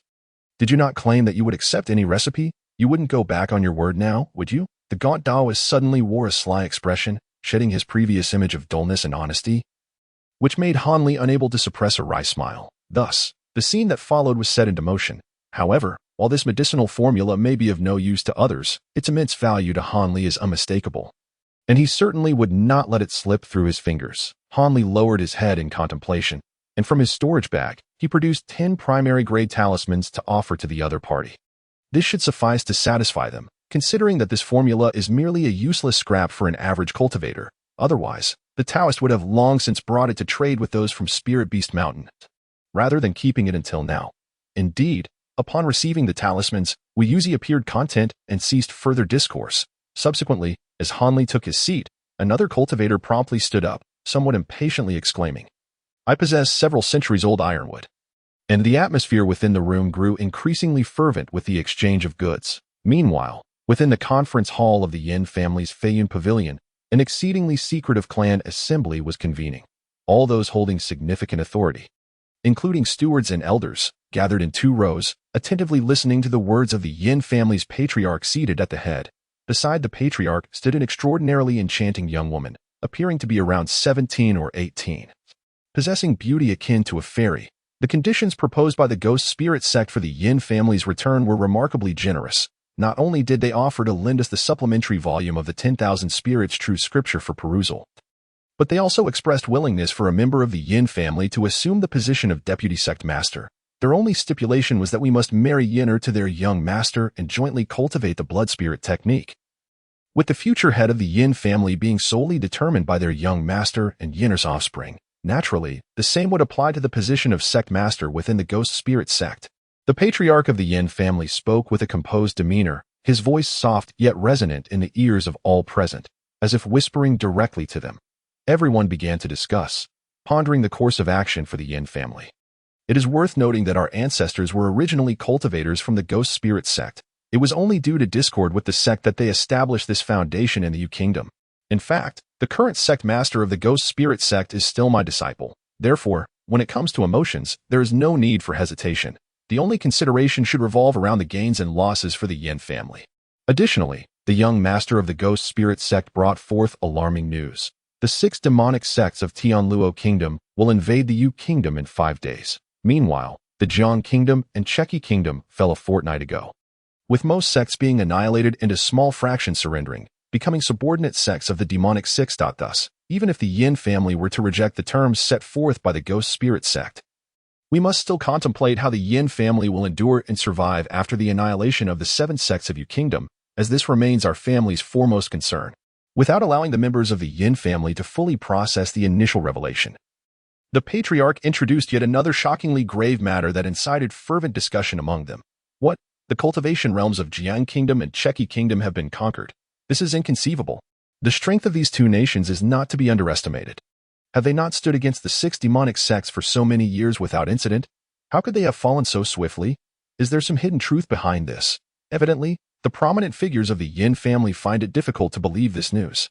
Very well, if anyone has any doubts, let them voice their concerns one by one. Such raucousness is utterly unbecoming. Upon witnessing this, the elder of the Yin family spoke with a frosty demeanor. As soon as these words were uttered, the previously noisy hall fell into an immediate silence. Yet, all eyes were drawn to a middle-aged scholar seated in the third position to the right of the red-haired elder, the elder of the Yin family. Perceiving the situation clearly, furrowed his brow and addressed the scholar with a congenial tone. Xinyi, what is your perspective on this matter? You are the think tank of our Yin family, and this pertains to our very survival. Please provide a thorough analysis. Indeed, esteemed ancestor, the scholar, not daring to be negligent, promptly rose to his feet. However, may I first pose a few questions before delving into other matters? Of course. Feel free to express any uncertainties you may have. I shall speak candidly, the elder of the Yin family assured with a grave expression. Having received this assurance, the scholar nodded and then solemnly inquired, firstly, is this blood spirit technique exceedingly powerful? What impact would the dual cultivation between Yan's niece, endowed with her celestial root constitution, and the young master of the opposing faction have on this technique? Secondly, how did the opposing party discover our Yin family's origins, and how did they come to know that our ancestors originally hailed from the ghost spirit sect? Lastly, regarding the information received about the kingdom of Jiang and the kingdom of Cheki being occupied by the demonic sects, was this knowledge entirely obtained from the opposing party? If so, what is the righteous alliance of the Wind capital currently engaged in? The scholar posed 3 questions in one breath, upon hearing the scholar's inquiries, which struck at the heart of the matter. The elder of the Yin family could not help but reveal a look of admiration, responding to each query in turn. As for the blood spirit technique, although our ancestors did not bring it forth, they held it in the highest regard in their records, referring to it as the foremost magical art in the true scripture of all spirits. Once mastered, it could indeed dominate the 6 demonic sections. However, this technique is exceedingly domineering. To prevent backlash, it necessitates dual cultivation between a male and a female. The quality of one's spiritual root is crucial to how many levels one can cultivate. Should one lack adequate qualification, they may only achieve 2 or 3 levels at most, rendering it a rather insipid endeavor. Thus, Yan's celestial root is undoubtedly the most coveted dual cultivation partner for the opposing faction, while the young master of the ghost spirit sect possesses an exceedingly rare dark spiritual root, making them equally suited for the practice of the blood spirit technique, with their exceptional talents. If they were to truly engage in dual cultivation of the blood spirit technique, they would undoubtedly refine this secret art to profound depths, making the conquest of the 6 sects a plausible outcome. It is precisely for this reason that the ghost spirit sect is so willing to invest resources in courting us, even going so far as to risk revealing their impending invasion of the kingdom of Yu, all for the opportunity to dominate the entire southern heavenly region. As for how they came to know of our Yin family's origins, that is simpler to explain. Before his passing, our ancestor had sent emissaries to establish contact with the ghost spirit sect. It is likely that from that point onward, our Yin family entered their purview. Regarding Yan's situation, they have likely been scheming for quite some time.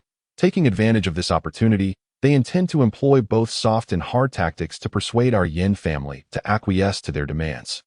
The elder of the Yin family, upon reaching this point, let out a bitter smile. It was evident that he felt a deep sense of helplessness regarding the reckless liaison established by the ancestors of the Yin family with the ghostly spirit sect.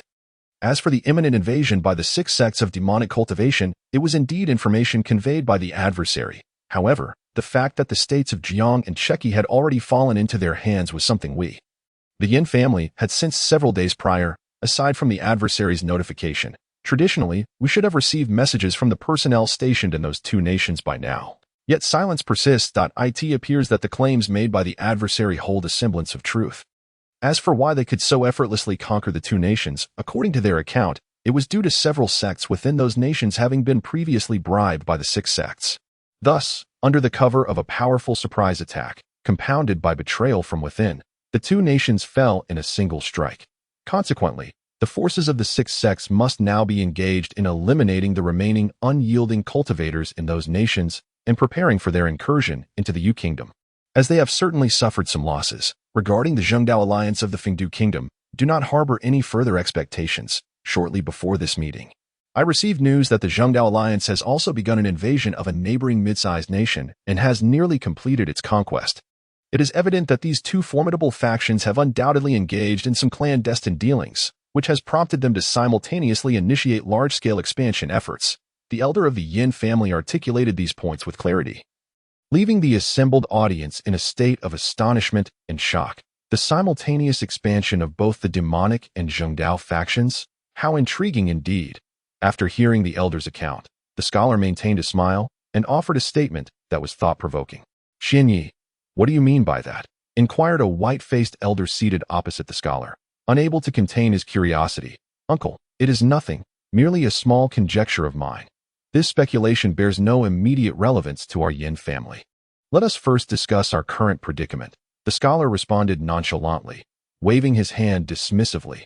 Humph. The elder, having encountered resistance, shot an irritated glare at the scholar, yet found himself compelled to return to his seat. Begrudgingly, "Oh, may I hear this small conjecture of yours later?" The elder of the Yin family expressed a newfound interest. If the ancestor wishes to hear it, Xianyu certainly shall not withhold. The scholar, sensing the elder's interest, promptly bowed and respectfully replied, "Very well. However, let us first address the matters at hand. Our Yin family's erroneous choice this time has led us either to become unwitting pawns for others, resulting in our annexation, or to have offended the adversary, leading to our complete annihilation with the aid of the sixth sex." The voice of the red-haired elder carried a tone of resignation. After all, the Yin family's strength remains rather feeble, and even with hidden reserves, the thought of direct confrontation is utterly daunting. Indeed, the ancestor speaks wisely. The Yin family currently finds itself in a precarious position. Agreeing to the adversary's demands risks being consumed, while refusal could incite dire consequences. Given their formidable power, a contemplative expression flickered in the scholar's eyes. Nevertheless, my stance remains firm. We must acquiesce to their terms and align ourselves with the ghostly spirit sect. The scholar declared resolutely in conclusion. Then, without waiting for any objections from the Yin family members, he continued, "Everyone has been pondering the dire consequences of not acquiescing to the demands of the other party. However, have we considered whether we could derive sufficient benefits from the 7 factions if we refuse? As far as I know, the 7 factions currently maintain a facade of goodwill towards us, yet secretly fear the further development of our Yin family's strength, which poses a threat to their interests. Consequently, in recent years, they have subtly exerted pressure on us in various aspects, even if we do not agree to the conditions set by the ghost spirit sect. And even if we disclose the news of the demonic invasion to the 7 factions, it is likely that we will gain little in return. After all, the interests of the state of Yu have long been divided among the 7 factions, and it is improbable that they would relinquish anything to our Yin family. Moreover, with the 6 sects jointly invading the state of Yu, even if the 7 factions enlist cultivators from other nations to combat the demonic forces, I believe their chances of victory remain rather slim. Thus, aligning ourselves with the victors is the path to survival for our Yin family. After all, being on the side of the vanquished, no matter how favorable the promised conditions may seem, will ultimately yield no tangible results. Similarly, should we agree to the demands of the ghost spirit sect, we ought not to solely focus on the potential drawbacks. The benefits should also be discerned. Joining the ghost spirit sect, aside from the position of deputy sect master and the advantages that Yinner would gain from learning blood spirit techniques, presents a golden opportunity for the demonic forces to expand their influence. Consequently, our Yin family would be able to boldly develop its own power after joining. Of course, we must also exercise caution to ensure that we are not merely used as pawns by the ghost spirit sect, wasting our manpower in vain. As long as we allow our Yin family to grow strong enough to stand on equal footing with them, they will naturally be unable to assimilate us. Indeed, should we surpass them in strength, it may even be possible for us to make the ghost spirit sect adopt the surname Yin. The scholar eloquently articulated a grand vision for the future, invigorating many listeners. Nevertheless, some of the older townsfolk remained deeply apprehensive. After all, the ghost spirit sect is hardly benevolent enough to grant us the time needed to strengthen ourselves. However, the scholar's subsequent remarks alleviated their concerns. Yet, we cannot simply passively submit without any means of restraining the other party. If they genuinely wish for our Yin family to submit, let the young sect master and the 2 core formation cultivators accompany him exchange life and death oaths with Yinner and 2 of our uncles. This way, the other party would, at the very least, be unable to harm our Yin family for 200 to 300 years, which is precisely the time we need to grow stronger. If the ghost spirit sect is not even willing to pay this minimal price, then we should utterly dismiss any thoughts of aligning with them. This would indicate that everything previously stated is merely a trap set for our Yin family. The scholar ultimately proposed a method to verify the sincerity of the other party, and the ancestral figures of the Yin family and those present nodded in agreement. Finding this approach to be quite reliable. Yinner, Yin 1. Yin Shi. Go and sign the life and death oath with the guests from the ghost spirit sect still in the parlor. If they refuse, immediately activate the grand array within the hall and trap them here. After a moment of contemplation, the venerable ancestor of the Yin family opened his eyes and issued his commands. As you wish, ancestor. A breathtakingly beautiful young lady beside him smiled gently, gracefully stepping forward to receive her instructions, accompanied by two middle-aged men. Yinner, exercise caution. If the situation turns awry, prioritize your escape. I will have others arranged outside to assist you. The Yin family ancestor clearly exhibited profound affection for the young lady, his face etched with concern. Do not worry, ancestor. With the protection of the Ziyun banner, I am confident in my ability to evade capture. The young lady comforted him sweetly. Before departing the grand hall with the two middle-aged men, the crimson-haired elder watched his beloved great-granddaughter leave, his heart tinged with worry. Without hesitation, he issued a series of commands, establishing a formidable net around the parlor to facilitate Yin Ruiyan's return and to prevent any adversaries from breaching their defenses. For some time thereafter, the assembly hall was enveloped in silence, with everyone anxiously awaiting news from Yin Ruiyan and her companions. After the passage of a short incense stick's worth of time, a sound transmission talisman suddenly soared into the hall, landing directly in the hands of the Yin family ancestor. Gently squeezing the talisman, he heard Yin Ruiyan's melodious voice. Ancestor, the matter has been settled. Upon presenting our requests, the other party readily acquiesced. The life and death curse has been cast smoothly, and I am currently accompanying them back to the hall. As they wish to converse further with you, please prepare yourself, ancestor. Upon hearing that the life and death curse was successfully placed, the Yin family ancestor and the others exhaled a collective sigh of relief. However, upon learning that the other party intended to enter the assembly hall, everyone fell momentarily silent. Everyone else may disperse. Only Xian Yi shall remain with me. The Yin family ancestor pondered briefly before decisively commanding. Instantly, the numerous elders and stewards within the hall complied and dispersed in a flurry. Chapter 257. Blood Sacrifice and the dazzling young man. The elder of the Yu family and the scholar waited for a while. Since our Yin family has agreed to submit to your esteemed sect, does the young master have any further guidance? The Yin family ancestor spoke with noticeably greater warmth than before, clearly mindful of the Yin family's future as part of the ghost spirit sect. There is no need for such formality, Elder Yin. Given that Miss Ruiyan and I have mutually cast the life and death curse, we have effectively established a betrothal, Wang Chan elegantly stated after performing a slight bow. Such behavior is unacceptable. Until you and Yinner are officially wed, it would be improper for me to address you as the young master, especially since the Yin family is soon to become a member of the ghost spirit sect. The Yin family ancestor dispassionately stroked his short beard, shaking his head in disapproval. Upon hearing this, the ghost spirit sect's young master recognized that the Yin family ancestor's wariness had yet to dissipate entirely. So he smiled without pressing further and said, in truth, I requested Miss Ruiyan to bring me along to meet with you, ancestor, to inquire about your plans to fulfill our agreement. After all, in 5 days, our 6 sects will officially launch an assault on the Yu Kingdom, and if the Yin family does not evacuate in a timely manner, it could lead to complications. Rest assured, esteemed lord, while it may appear that the Yin family boasts a considerable number of members, in reality, many of those with distant blood ties and ordinary individuals devoid of magical prowess will be relinquished. After all, it is quite impractical to relocate all family members in one fell swoop. The Yin family is well aware of this fact. At this juncture, the scholar interjected. The Yin family's capacity for decisive action brings reassurance to the younger generation. Indeed, if the Yin family were to act in unison, it would be impossible to keep their actions concealed from the watchful eyes of the 7 sects. Should any whispers of their plans escape, the consequences would be dire. Might I inquire if this distinguished individual is the renowned Mr. Xian Yi of the Yin family? I have long admired your esteemed name. The young master of the ghost spirit sect, concealed behind his mask, cast a scrutinizing glance at the scholar and offered a light chuckle. Upon hearing his name and title uttered by the other party, the scholar felt a shiver run down his spine. Nonetheless, he maintained a composed demeanor, smiling in response. Younger generations seek out the ancestors not solely for this matter, but also to ascertain how the Yin family intends to handle the over 200 foundational cultivators currently within the fortress. Many of them are pivotal disciples of the 7 sects. Moreover, the Yin family must relocate within 2 days. Encountering these individuals would surely spell trouble. The young master of the ghost spirit sect spoke with an impassive countenance. Yet his words elicited a palpable shift in expression from both the Yin family ancestor and the scholar. The implication of the young master's words, the Yin family ancestor remarked somberly. How about this? The cultivation of blood spirit technique necessitates the souls of cultivators for a blood sacrifice to commence smoothly. Instead, why not refine the physical forms of these cultivators within the fortress using our ghost spirit sect's fire grand array, preserving only their souls for Miss Ruyan's foundational cultivation?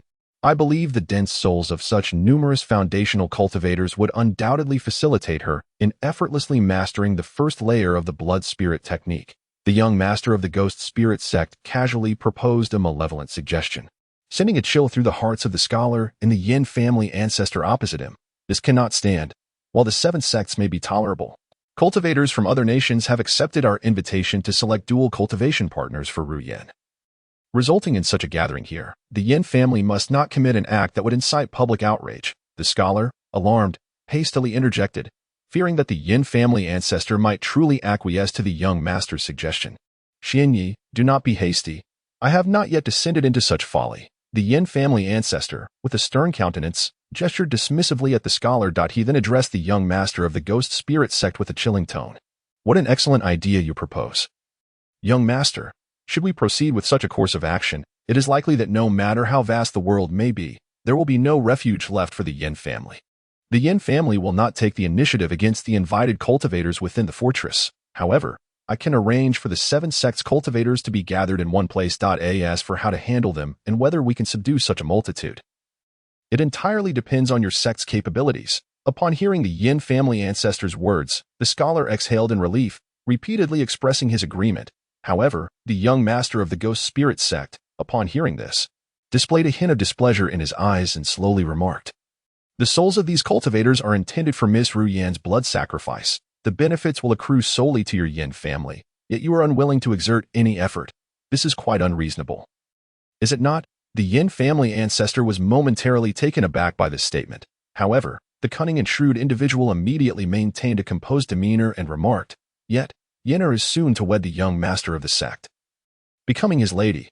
Since the person is destined to be yours, it seems only natural for your esteemed self to lend a hand. Of course, once our Yin family formally aligns with the ghost spirit sect, we shall no longer show mercy to the disciples of the 7 sects. Nevertheless, these disciples were, after all, invited by us. Should the Yin family take the initiative to act, it would undoubtedly tarnish our reputation in the eyes of foreign cultivators. Naturally, it would also be quite improper to simply let them go. Thus, it would be best if the young master's people were to take action. This way, our Yin family would have grounds to justify our actions to the foreign cultivators. I believe that with the 2 core formation cultivators by the young master's side, it would be impossible for them to fail to capture dozens of foundation establishment disciples, wouldn't it? Upon hearing these words, the young master of the ghost spirit sect cast a deep glance at the elder of the Yin family before lowering his head in contemplation. After a moment, he raised his gaze to Yin Ruyan, who had remained silent, and said, "Since the elder has proposed so, let us, the ghost spirit sect, assume the role of the villains this time. The souls of these cultivators shall serve as a wedding gift from Wang Chan to Miss Ruyan. Haha, I shall graciously accept the young master's gift on Yenner's behalf in the future. Yenner, quickly pay your respects to the young master, for the young master's gift is indeed of great significance." Seeing that the Yin family would not need to act against the cultivators in the fortress, a faint smile appeared on the elder's face. "Thank you for your kind intentions, young master. Ruyan shall remember this." The enchanting young lady stepped forward gracefully, performing a delicate bow and speaking sweetly. The bashful yet radiant expression on her face elicited a flicker of unusual emotion in the young master of the ghost spirit sect's eyes. If Miss Ruyan can cultivate the blood spirit technique soon, it would also be beneficial for Wang Chan. So there is no need for such formality. Please inform me of the gathering place for the 7 sects once the elder has decided, and I shall await your good news. For now, I must take my leave." The young master of the ghost spirit sect exchanged polite pleasantries before bowing to the elder of the Yu family and gracefully departing. Within the hall, the elder of the Yin family and the scholar exchanged a meaningful glance. Hanli was currently experiencing a throbbing headache, and it was all stemming from the 3 familiar figures and one unfamiliar one confronting him. The acquaintances were Yin Yu and senior brother Feng, alongside Dong Xin'er, who was nearly cradled in the arms of the unfamiliar individual. The stranger was an extraordinarily striking young man. The moment Hanli clearly discerned the man's features, the words striking and radiant immediately came to mind. This man was undeniably exquisite and androgynous, possessing an equally potent allure for both genders. Had he not been clad in male attire, one might easily mistake him for a stunning beauty. and such a revelation would hardly raise eyebrows. Yet, what was even more astonishing was that despite his remarkable appearance, every movement he made was perfectly poised and appropriate, eliciting no sense of awkwardness whatsoever. Under normal circumstances, it was likely that Yin Yu and senior brother Feng would not harbor any ill feelings towards such a man. However, at this moment, they were both glaring fiercely at the purple-clad male cultivator with fiery intensity.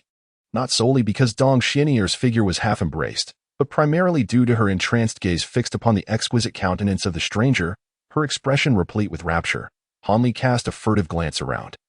His brow furrowed in consternation, while inwardly cursing vehemently. He had merely intended to take a shortcut back to the inn after the gathering. Who would have anticipated that in such a secluded alley he would stumble upon such a dramatic scene of jealousy and rivalry? Now, even if he wished to evade the situation, escape was no longer an option, after all. The esteemed Hong Fu Shirbua had admonished him to keep a close watch on Dong Xinier before departing. Should he have not encountered her, he could have feigned ignorance regarding her reckless antics. However, now that he had come face to face with the reality, to remain silent would be utterly untenable. Moreover, the two gentlemen, now thoroughly ensnared by Dong Xinier, upon seeing his appearance, were first taken aback, then rushed towards him with palpable delight, urging him to extricate Dong Xinier from the company of the male cultivator. For, in their eyes, Han Li's potential threat was negligible compared to that of the ostentatious man. It seemed they had come to regard Han Li as their last lifeline. As Han Li listened to the two men, who had completely overturned the vinegar jar of jealousy, expressed their grievances, he meticulously scrutinized the flamboyant gentleman and Dong Xinier's entranced demeanor. According to their account, they had been accompanying Dong Xinier earlier that afternoon to procure some materials and talismans from renowned shops when, unexpectedly, they encountered this gentleman in one of the establishments. Upon sighting him, Dong Xinier had instantly succumbed to infatuation, actively pursuing him, her actions growing increasingly audacious, much to the ire of the two gentlemen. What nearly drove them to the brink of apoplexy was the fact that the gentleman, upon noticing Dong Xinier's advances, had unceremoniously welcomed her affections and even expressed his intent to take her away. Naturally, the two could not acquiesce to such a proposition. They sought to corner the man in the narrow alleyway, demanding he relinquish Dong Xinier. However, with a derisive smirk, he declared that he would not impede her wishes should she choose to leave willingly, leaving the two men in a pitiable state of helplessness, for it was evident from Dong Xinier's expression that she was the one initiating the advances. As Han Li began to piece together the chain of events, he found himself at a loss to ascertain the stranger's approximate age based solely on his breathtaking appearance. Judging by his smooth, youthful skin, he appeared to be in his 20s. Yet, his demeanor and gaze suggested a maturity more akin to that of a man in his 30s or 40s, coupled with an air of frivolity reminiscent of an extravagant young master. Nevertheless, Han Li could discern that this individual was merely at the mid-stage of foundation establishment, which emboldened Han Li to remain in the vicinity. Otherwise, had the man been at the late stage of foundation establishment, Han Li would have had to reconsider involving himself in such a melodramatic affair. Furthermore, despite his presence, Dong Xinier merely cast him a cursory glance before returning her infatuated gaze to the flamboyant gentleman, as though he were a complete stranger. This struck Han Li as rather peculiar. "Who might you be? Are you yet another suitor of this young lady?" he interjected. "Let me be perfectly clear, unless she chooses to depart of her own volition, no one shall wrest this beauty from my embrace." The flamboyant young man, upon observing Han Li's unremarkable appearance and the fact that he was merely at the initial stage of foundation building, could not help but reveal a hint of disdain in his eyes. After lightly patting Dong Xinier on the shoulder, he nonchalantly remarked. Han Li, witnessing such condescension directed at himself, displayed no sign of frustration. Rather, after scrutinizing the space between Dong Xinier and the flamboyant young man, he suddenly spoke in a deep voice. "Might I inquire as to your identity, sir? That you would dare to employ such underhanded methods against the cultivators of our 7 sects? Your audacity is rather excessive." Upon hearing Han Li's words, the flamboyant young man's expression shifted slightly, yet he quickly regained his composure and responded with an air of casual confidence. "What nonsense are you spouting? This lady and I share a mutual affection. If you do not step aside at once, do not blame Tian for being heartless." At this moment, Yin Yu and senior brother Feng, who had also caught wind of Han Li's remarks, suddenly came to a realization. They immediately surrounded the flamboyant young man with a fierce demeanor and angrily declared, "I must ask you, Dong Ximi, why have you so inexplicably ignored us too? It turns out you have been ensnared by this scoundrel's wicked arts. Release her from your enchantment at once, or do not blame Feng for being ungracious with my purple lightsabers." Indeed, I too have sensed something amiss. How could Dong Xin'er so casually accompany a stranger? It appears you are indeed a vile character. I shall see to it that you are taught a lesson on behalf of Dong Xin'er." As Feng and Yin Yu spoke, they each produced a purple saber-shaped artifact and a short spear-like artifact, clearly indicating their intention to strike. Faced with the threat of a cultivator in the initial stage of foundation building and another in the mid-stage, the flamboyant young man was enveloped in a chill, coldly retorting, "You overestimate yourselves." At this moment, Han Li felt an unsettling sense of foreboding arise within him, instinctively recognizing the peril that the flamboyant young man posed. His mind raced, and he suddenly transmitted a voice to Dong Xin'er. "Dong Xin'er, do you not see the trouble you have caused? Are you not afraid of being confined by Master Hongfu?" Han Li's transmission went unnoticed by Yin Yu and senior brother Feng, yet the flamboyant young man seemed to sense something amiss. Casting a glare at Han Li, he hurriedly lowered his gaze towards Dong Xin'er. However, at that instant, Dong Xin'er displayed an expression of horror, and with a sudden struggle, she broke free from the flamboyant young man's embrace, retreating several steps. Subsequently, a look of confusion crossed her face, as if awakening from a deep slumber. Yin Yu and senior brother Feng, seeing this, were filled with joy, but upon noticing the flamboyant young man's displeased expression as he attempted to approach Dong Xin'er once more, they instinctively stepped forward to separate her from him. Unwilling to allow her to fall prey to his wicked arts again after having just regained her clarity, Dong Xin'er's mind was now completely clear. However, upon recalling something terrifying, she dared not look at the flamboyant young man even once. In a panic, she rushed towards Han Li, quickly taking refuge behind him, thereby severing the gaze of the infuriated young M. and at this moment, she trembled uncontrollably, her face a mask of fear, devoid of any trace of her previous rebellious demeanor. The flamboyant young man's complexion turned slightly pale as he cast a venomous glare at Yin Yu and senior brother Feng, who stood before him, before fixating his gaze on Han Li with unwavering intensity.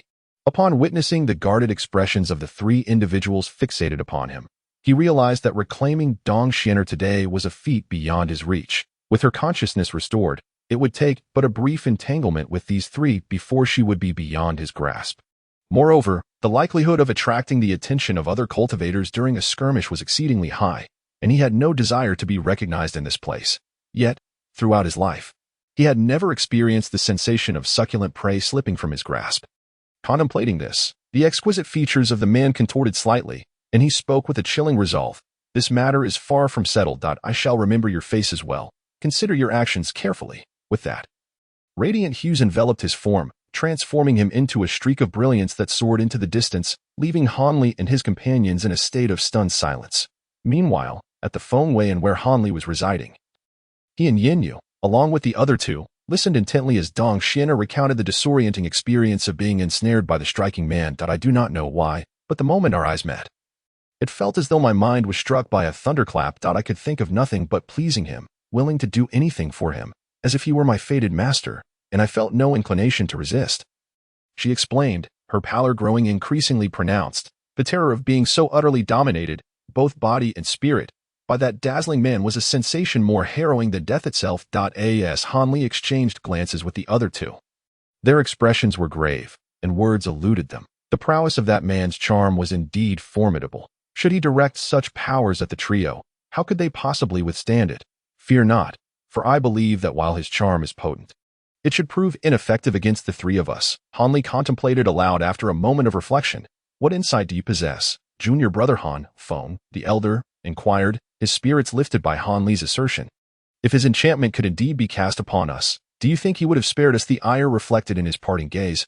Or perhaps he simply lacked the requisite energy to employ it again. However, his demeanor when confronting us was one of unbridled confidence, which suggests he was not short of power.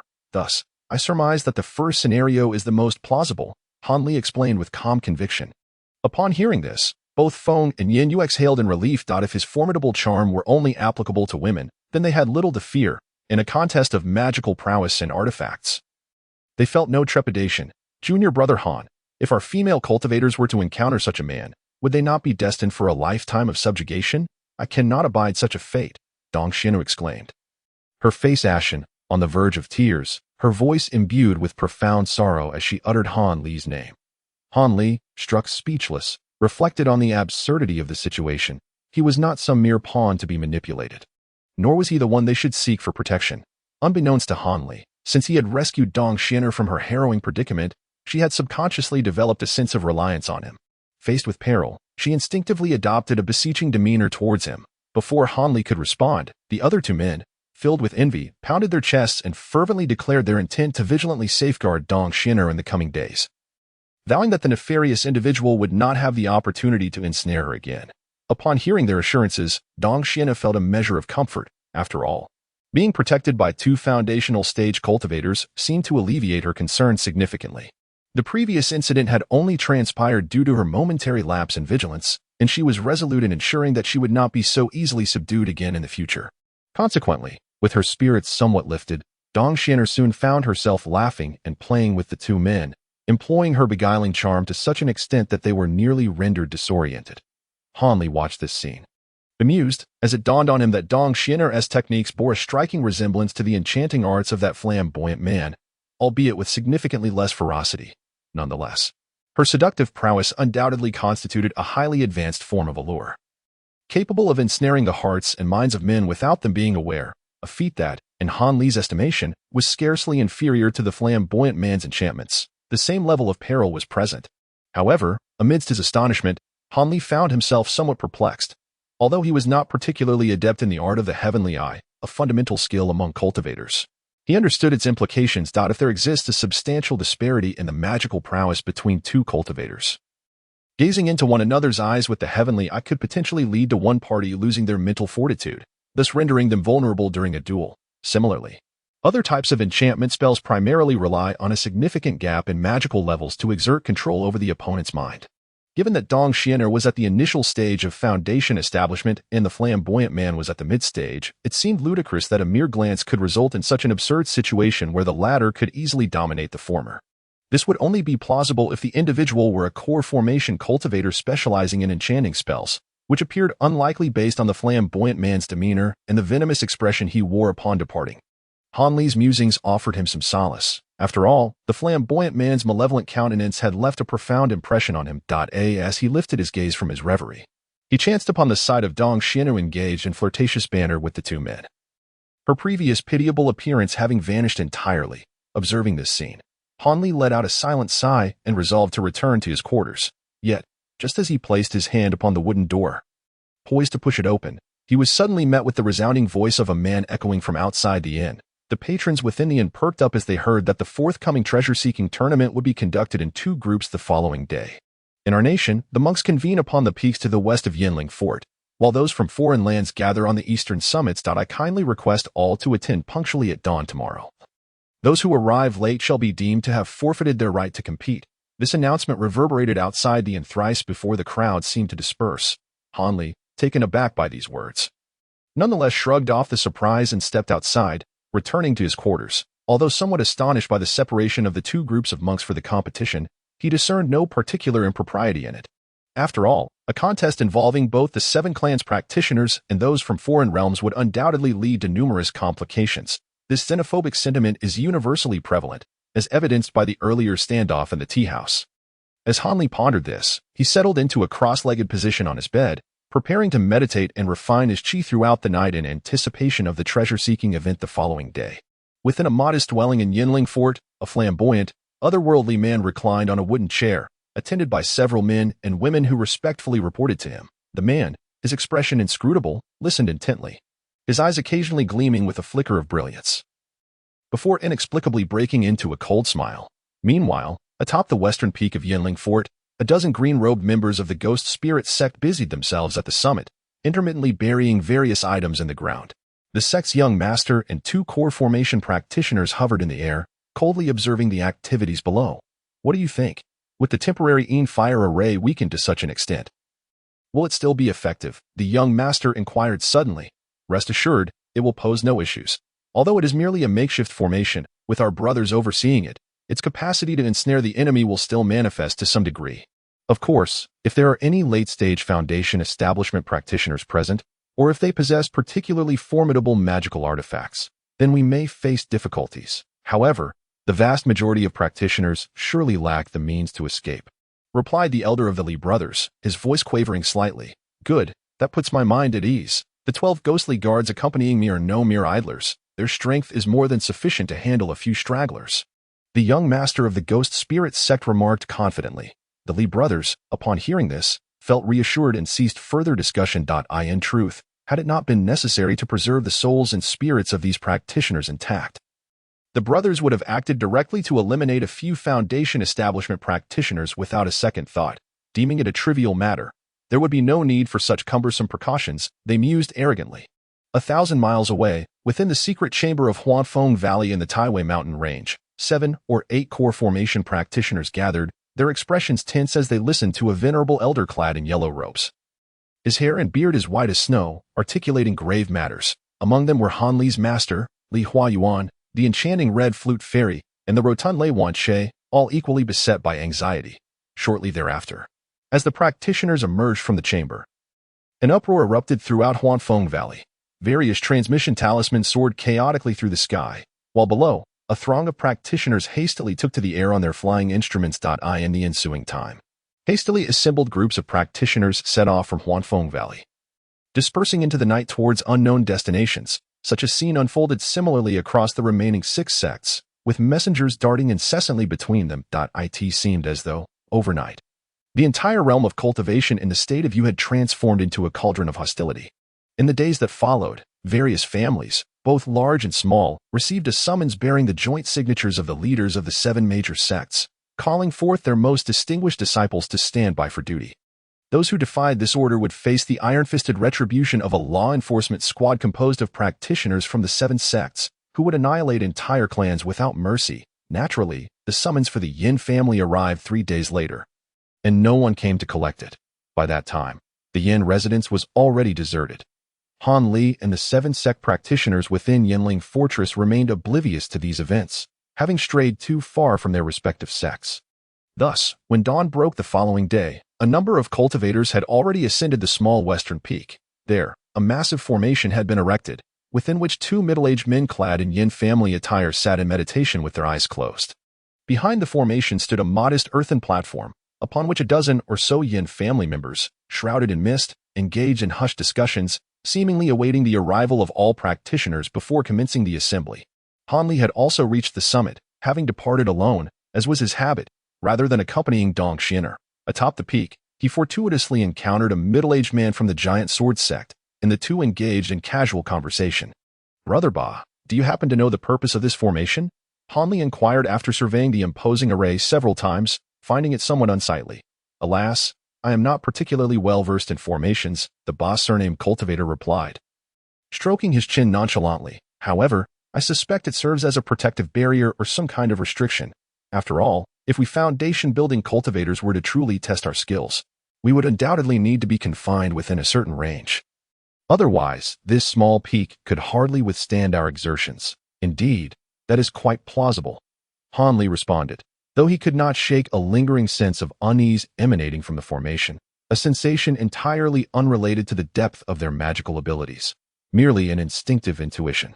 Furrowing his brow, Han Li scanned the surroundings. By this time, over 30 cultivators had gathered, including familiar faces from Qingshu sect and a woman from Tianke Fortress, who congregated in small groups, engaged in conversation.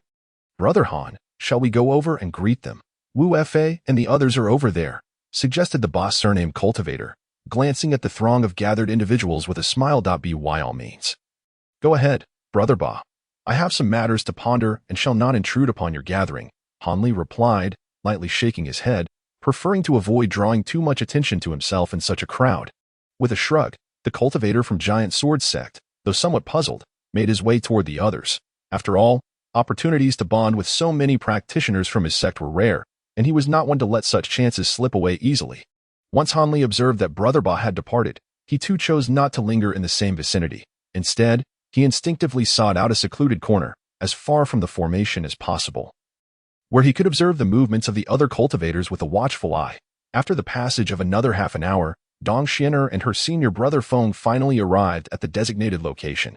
Upon their arrival, they seamlessly integrated into a crowd composed entirely of disciples from Huangfeng Valley, quickly engaging in lively banter with several male students. Meanwhile, Yinyu, who had previously remained closely by Han Li's side, had vanished without a trace, which left Han Li somewhat taken aback. At that moment, Over a dozen cultivators clad in the attire of the Yin family, yet actual members of the ghost spirit sect, were stationed on the earthen platform, counting the number of attendees. Young Master, 2 individuals are still absent. Moreover, time is running short. Should we wait a little longer after completing the count? One of the ghost spirit sect cultivators reported to the young master. No need to wait any longer, the young master commanded without hesitation. Immediately inform the 2 elders to activate the grand formation. Otherwise, if we delay too long, some astute cultivators may sense something amiss. And that would be disastrous. As for the 2 missing cultivators, let the 8th and 12th guards pursue them. Regardless of their reasons for not arriving, they must not be allowed to leave Yinling Fortress alive. The young master of the ghost spirit sect issued his orders with a palpable air of menace. However, a cultivator beside the young master suddenly appeared, taken aback, and turned to seek further clarification. Young master, the 2 elders have mentioned that 3 cultivators are too far from the formation. Once activated, we won't be able to restrain them within the array. We must devise a means to draw them closer.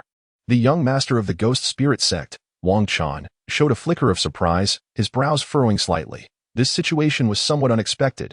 Logically, the temporary Yin Fire Grand Array should encompass a considerable range.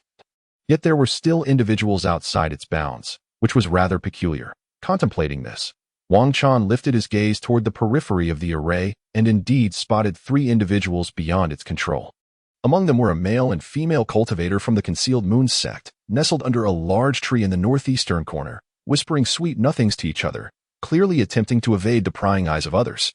Meanwhile, to the west, standing over 10 paces from the boundary of the array near a boulder, was an unremarkable young man clad in yellow, quietly observing the peaks, a cautious Hanli. Those must be the 3. Wang Chan murmured to himself thoughtfully. After a brief moment of contemplation, he quietly relayed a few instructions to the ghost spirit cultivator beside him, who nodded in agreement. The cultivator, garbed in Yin family attire, stepped out from the earthen platform in the mist, positioning himself not far from the array, and began to call out loudly, "All guests attending the conference, please come forth to draw lots for registration. Once we tally the numbers, the treasure-seeking event will officially commence." His shout immediately drew the attention of other cultivators, who instinctively began to converge towards the vicinity of the array. Even the hesitant couple from the Concealed Moon sect reluctantly approached, stepping into the confines of the formation's restrictions. Witnessing this scene, a subtle smirk crept onto the corner of Wang Chan's mouth beneath his mask. However, when his gaze shifted towards Han Li's location to the west, the hint of a smile that had just formed abruptly froze in place. In the depths of his gaze, Han Li remained utterly still, displaying no inclination to step forward and draw lots for registration. Instead, he stood with his arms crossed, observing with keen interest as the various cultivators gradually gathered. "Which sect does that man belong to?" Wang Chan inquired coldly after a prolonged silence. "From the attire, he appears to be a disciple of Huanfeng Valley." A nearby ghost spirit sect cultivator, sensing the displeasure of the young master, cautiously responded, "Let the 2 elders take action. This disciple from Huanfeng Valley seems quite intriguing. It would be beneficial for me to stretch my limbs a bit." Wang Chan replied nonchalantly, yet a hint of crimson flickered ominously in his eyes, as if exuding a faint scent of blood. "Indeed, young master." Several ghost spirit guards behind him shuddered slightly, responding respectfully. From a distance, Hanli stood at the edge of a rock, seemingly smiling as he watched the cultivators register. However, if one were to draw nearer and scrutinize his expression, they would discern the forced and rigid nature of his smile, accompanied by beads of perspiration forming on his forehead. That member of the Yin family is a ghost spirit sect cultivator. This revelation struck Hanli like a thunderbolt moments prior. Initially, when the ghost spirit sect disguised themselves as members of the Yin family, he felt no